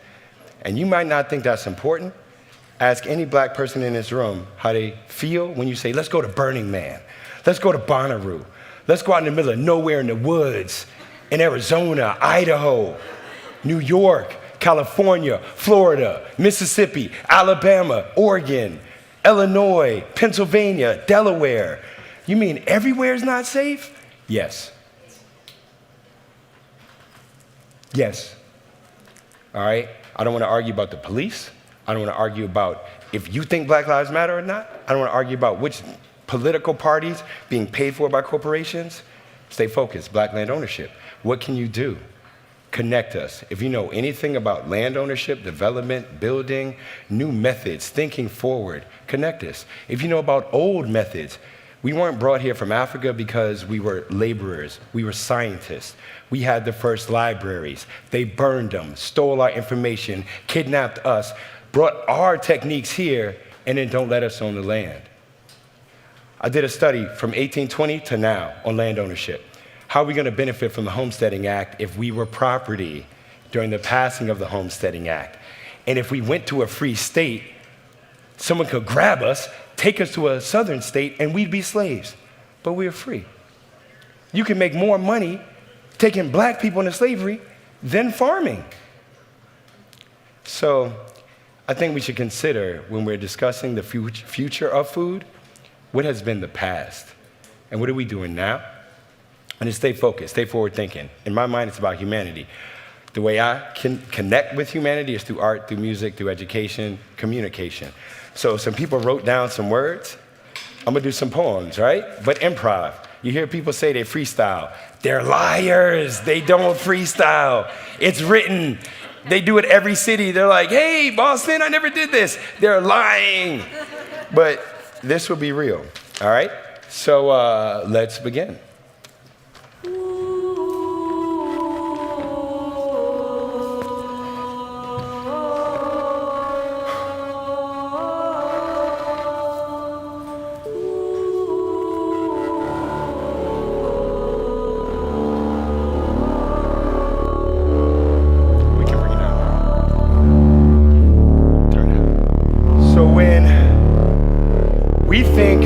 About how auspicious it is trying to change the global. You buy your own land, you farm your food, you feed your community and start local. You take the largest slice of pizza you can, get all your homies and start nibbling. And then you remember the country of origin, borderlines, and other fabrications of what it means to be a citizen aren't really about the physical shells we're living in. Whitey is on the moon! And Black people are getting put out of Austin. Whitey is on the moon! People can't grow crops in Compton. Whitey is on the moon. And y'all say it's good. How about we put our hands in the dirt and we talk about impact, human to human. I know it's confusing living as a human, but I'm driven like fission and fusion. What is sustainable and what's equitable, and who defines it? Look around this room. Do you see equity? Do you see parity? Do you see me working so hard, but you say I'm trying to ask for charity? I ask for what we're owed, stolen land. So when it comes to crypto, it's diamond and gold in hands. Because we make new paths. I made a vow. Shout out to the homies that worship the sacred cow. We'll make it out somehow, and I don't know how. But we gonna work this earth and till it. From here to Houston and Tilliston, I'm never giving up. We just started this partnership. Well, how will we ever make a way if I'm a black market Marxist artist? I put my heart in it. Well, we're made up of the same elements of the plants, the minerals, the insects, and the starships, and the starfish. So let's connect. We are one. Hydrogen, helium, neutrinos, all these elements of the sun. There is nothing between us. Air, you breathe. Really, atoms crashing, smashing, splitting, separating, and coming back together. So we can make a new tomorrow that can last forever. And ever and ever? Yeah, forever ever. For all of us. You and me. So you give me a shot, I'm gonna take a shot like a shooting spree and tell you about what's happening to people in sub-Saharan Africa, South Africa, and to the Sudanese. And truthfully, it's only beauty I see. But we gotta be honest. I hear about inclusive biodiversity. Do I see it? All the flavors in a melting pot. Can you taste it? All the energy, particle and wave, can you feel it? And if I wasn't here doing this in front of you, and if you read it, would you believe it? How many books have you read written by black people in the past week? How many movies have you made about a black character? Do I exist in your mind? So we can talk about food, because that's energy. And my combustible engine is like jet fuel, rocket propulsion, telemetry, trajectory, who knows where we'll land. This is heliocentric models like Copernicus. And there's only one thing in life that's permanent: change. And I hope you'll be a part of it. Peace, y'all.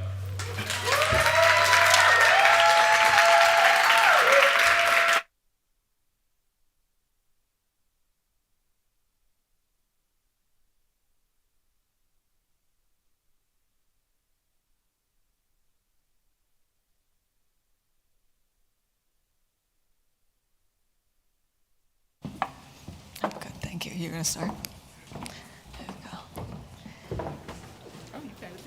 Thank you. Thank you. And I hope that you will sit with that for a minute, because that was powerful. That was honest. Mm-hmm. And that is what we needed to complete our day today. Thank you, Chris. Thank you, Chris.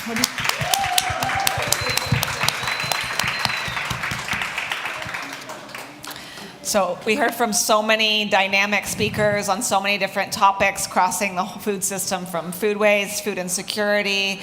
I think it can be overwhelming as much as it is inspiring, and just keeping what everyone said and keeping the momentum going to really make this change that needs to be made, whether it's starting at home in food waste, or calling your local politician, or connecting through social media. There are ways that each of us can be activated. And on behalf of Food Tank, we just want to thank you all for joining us this weekend. Thanks to RNA, thanks to Joy, all the speakers. Really special time. And from us over at the Cook Snook and all you crazy folks here in Austin, thank you so much for being with us.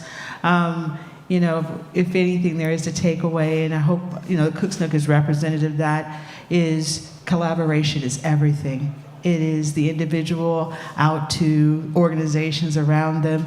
It is governmental representation and policy making.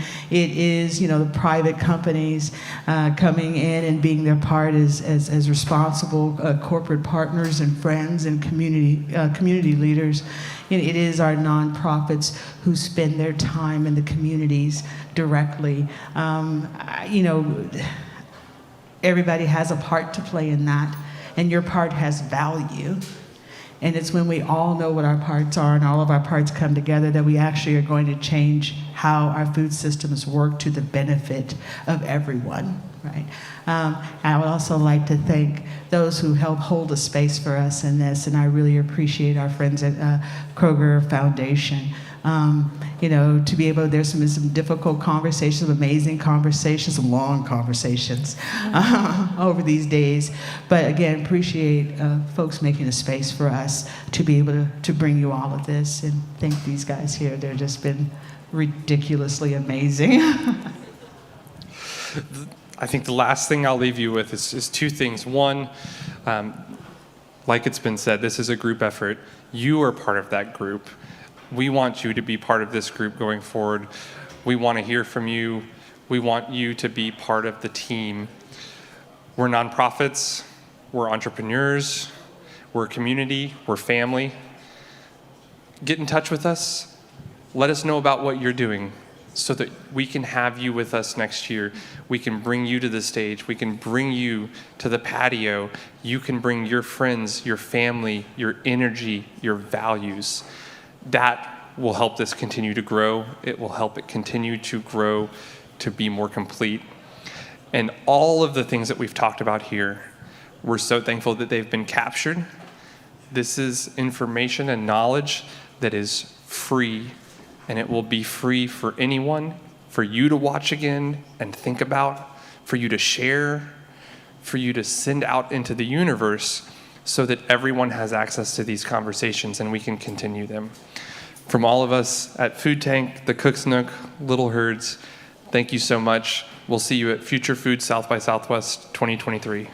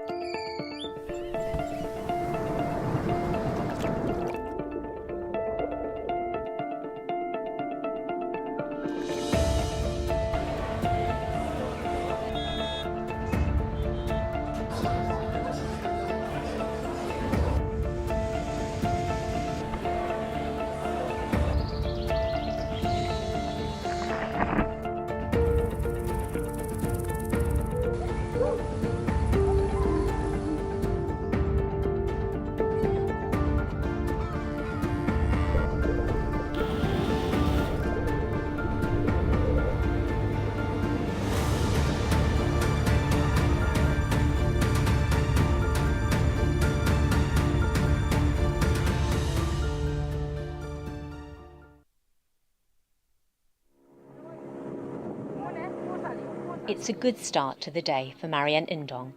She is hoping to bring in a good catch. She and her colleagues make a living farming and selling oysters and cockles in the delta of Saloum, in the Fatick region of Senegal. But 10 years ago, the picture was very different. Many of these mangroves were gone. Senegal is among the worst affected countries on the continent. Persistent droughts linked to climate change saw nearly 40% of its mangrove area lost since the 1970s. The mangroves not only cultivate wildlife and sea life like shellfish, but also act as a protective barrier between the land and the sea. Marianne was only able to start her business after a local project funded a huge mangrove reforestation in the region. Reboisement moom njëriñ bu bari moo ci nekk ndax tey boo gisee géej gi jëlul suñu dëkk bi lu ñuy reboiser moo tax waaye bu ñu bàyyi woon ni mangrove bi dee ba dara nekkatu ci géej gi day am doole pour yegg si suñu dëkk yi waaye booy reboiser gis nga poto bi nu mu taajoo si mangrove bi day tax géej gi du mun a am doole pour yegg si kaw dëkk bi. It's really important to reforest areas around Senegal with mangroves because mangroves really provide the last bastion of resilience in countries such as Senegal. Deforestation, road construction and other areas have led to the denudation of these kind of forested areas that have essentially meant that incomes have been lost by vulnerable communities. And this is what IFAD is trying to redress now. Funded by the International Fund for Agricultural Development, IFAD, and the Senegalese government, the PAFA project also gives funds to young people and women like Marianne. This includes loans and training in how to add value to their produce. Ba ma dalee commencé liggéey bi yokkute bu bari am nañ ko ci ndax xamuñ woon ne dañuy élever ay yoxos xamuñ woon tam dañuy def pépinière yoxos ba mu mun a màgg. fu mu nekk ni wàññeeku na si ñun baxalatuñu yoxos di ko weer di ci am lu tuuti boo ko defee transformation boobu ci ngay gën a am lu bëri daal ndax yoxos bu wow boo yóbbee paan dem weer ko du faj dara mais bu dee def nga ko transformation dugal ko si bocal yi tuuti ngay jël mu fees bocal nga dem jaayi ko. The extra income means that she can pay for her children's education and clothing. The project aims to reforest more than 1,000 hectares of mangroves in the next few years. It will directly benefit more than 50,000 families. As climate change continues to grab the headlines, this small project is playing its part to help communities adapt and survive. Protecting this ecosystem not only provides a vital habitat for sea life, but for thousands of young people in fishing communities like this one, the homes and livelihoods of people depend on it.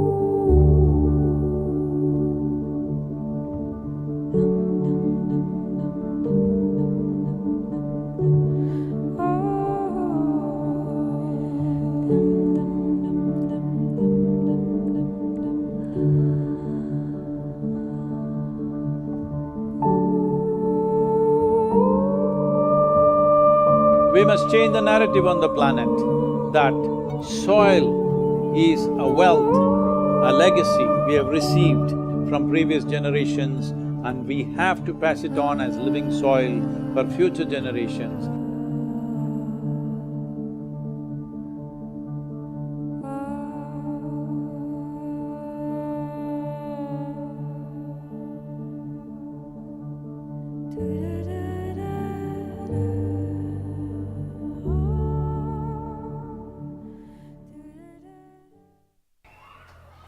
Hello, my name is Maximiliano Morales, agricultural engineering, founder of Andes Wines, and the former wine specialist of National Geographic Explorer Expedition Ship.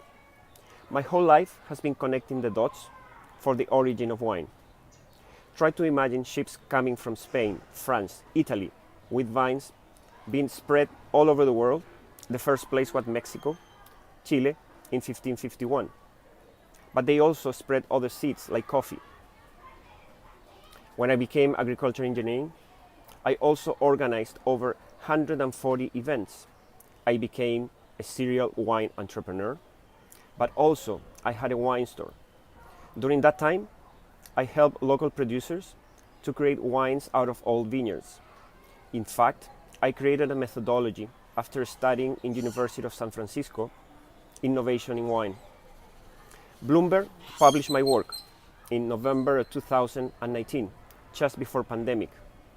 And before that, the Agency of Innovation in Chile, Corfo, hired me to create the roadmap of the wine industry based on old vineyards and climate change effects. We defined over 60 projects in all Chile in the south from Maule up to Patagonia based on climate change effects in old vineyards. Right after the publication of Bloomberg, over 100 global media published my work. Now, in Texas and in Mexico, my goal is to make an awareness about the importance of creating a new clone of Cabernet Sauvignon mainly and coffee. How we do that? In Chile we found Cabernet Sauvignon, Malbec, Cabernet Franc, over 140 years old, still alive, in production and without the affection of phylloxera. Try to remember that phylloxera is an insect that killed most of the vineyards in Europe in 1880s. During that time, Chile used to supply wine from Maule and Itata, and we exported through the ships. Texas, in fact, created a vine stock from old vines, originally and endemic from Texas. Right now, I'm in Puerto Vallarta, trying to push the importance of this issue also in coffee. Coffee is dying because of climate change, and it's being affected the most important coffee production areas in all Latin America. The next time you buy a coffee, you buy a wine, try to help local producers, because maybe it's not going to be longer. Thank you very much. Maximiliano Morales.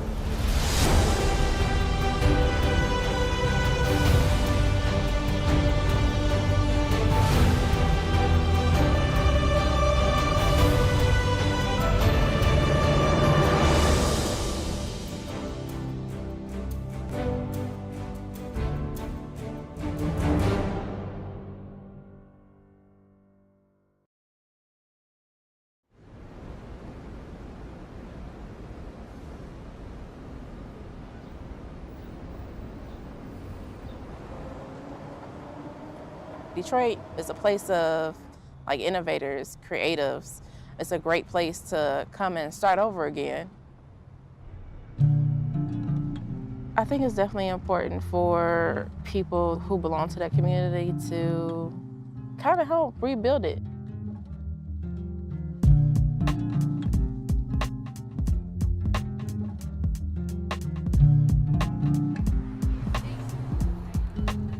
During the crisis and during the foreclosure and the bankruptcy of Detroit, a lot of people lost their homes and moved out. Unfortunately, within that area, the city is not building any new homes. By activating these vacant spaces and transforming them into urban farms or bee farms, we're able to have vast amounts of fresh vegetables that our bees and our pollinators can cross-pollinate to provide for the community.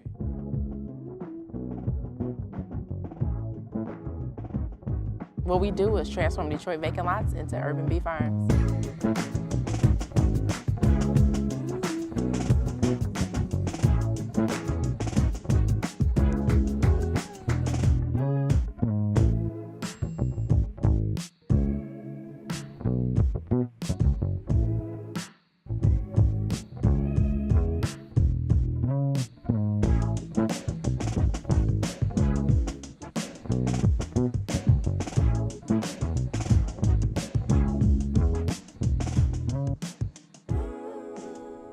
All my life I've been born and raised here in the Motor City. My grandmother will always create home remedies whenever me and my brother would get sick. So when I got sick in December, I went back to those methods. I came across the power of local raw honey from a local store in Ferndale, Michigan. When that worked, it clicked. Like, okay, let's study more about this honey and its medicinal properties. Since we started, it has been the year of the yes. When opportunities come, we say yes. And it has helped us get to this. Spring, summer season, that number does decrease as we approach pre-diabetic or diabetes. We're definitely changing the typical stereotypes of beekeeping, particularly here in America. You typically don't see too many beekeepers of color. By my interest, I want to help inspire others that they can do the same thing. It's important to expose our children to something that I know they're not familiar with. For one, we never know where it might take them. A lot of these children never even seen the honeycomb before, and they have very little knowledge of bees, so it feels great to educate them on the importance of honeybee conservation.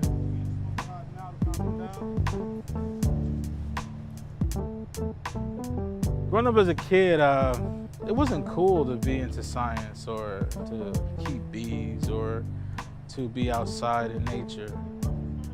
So we really didn't see a lot of those positive figures or people out there. So I think it's important for someone like me to be in a position of leadership to inspire other people that it's cool to learn about science. It's cool to give back to your environment and your community.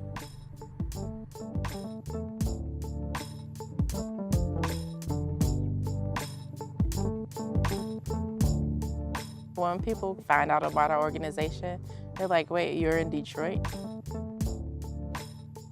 It's a shock value when we get people and we tell them that we're beekeepers and they look at us twice. You don't have to have $1 million in your bank account to start an idea. Go for it.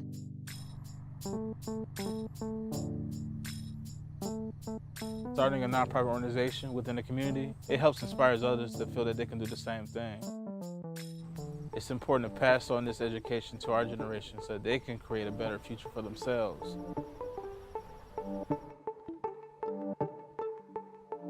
There was a problem that we seen in our city. There was a problem that we seen with our honeybees. What we're doing here is solving both of those problems.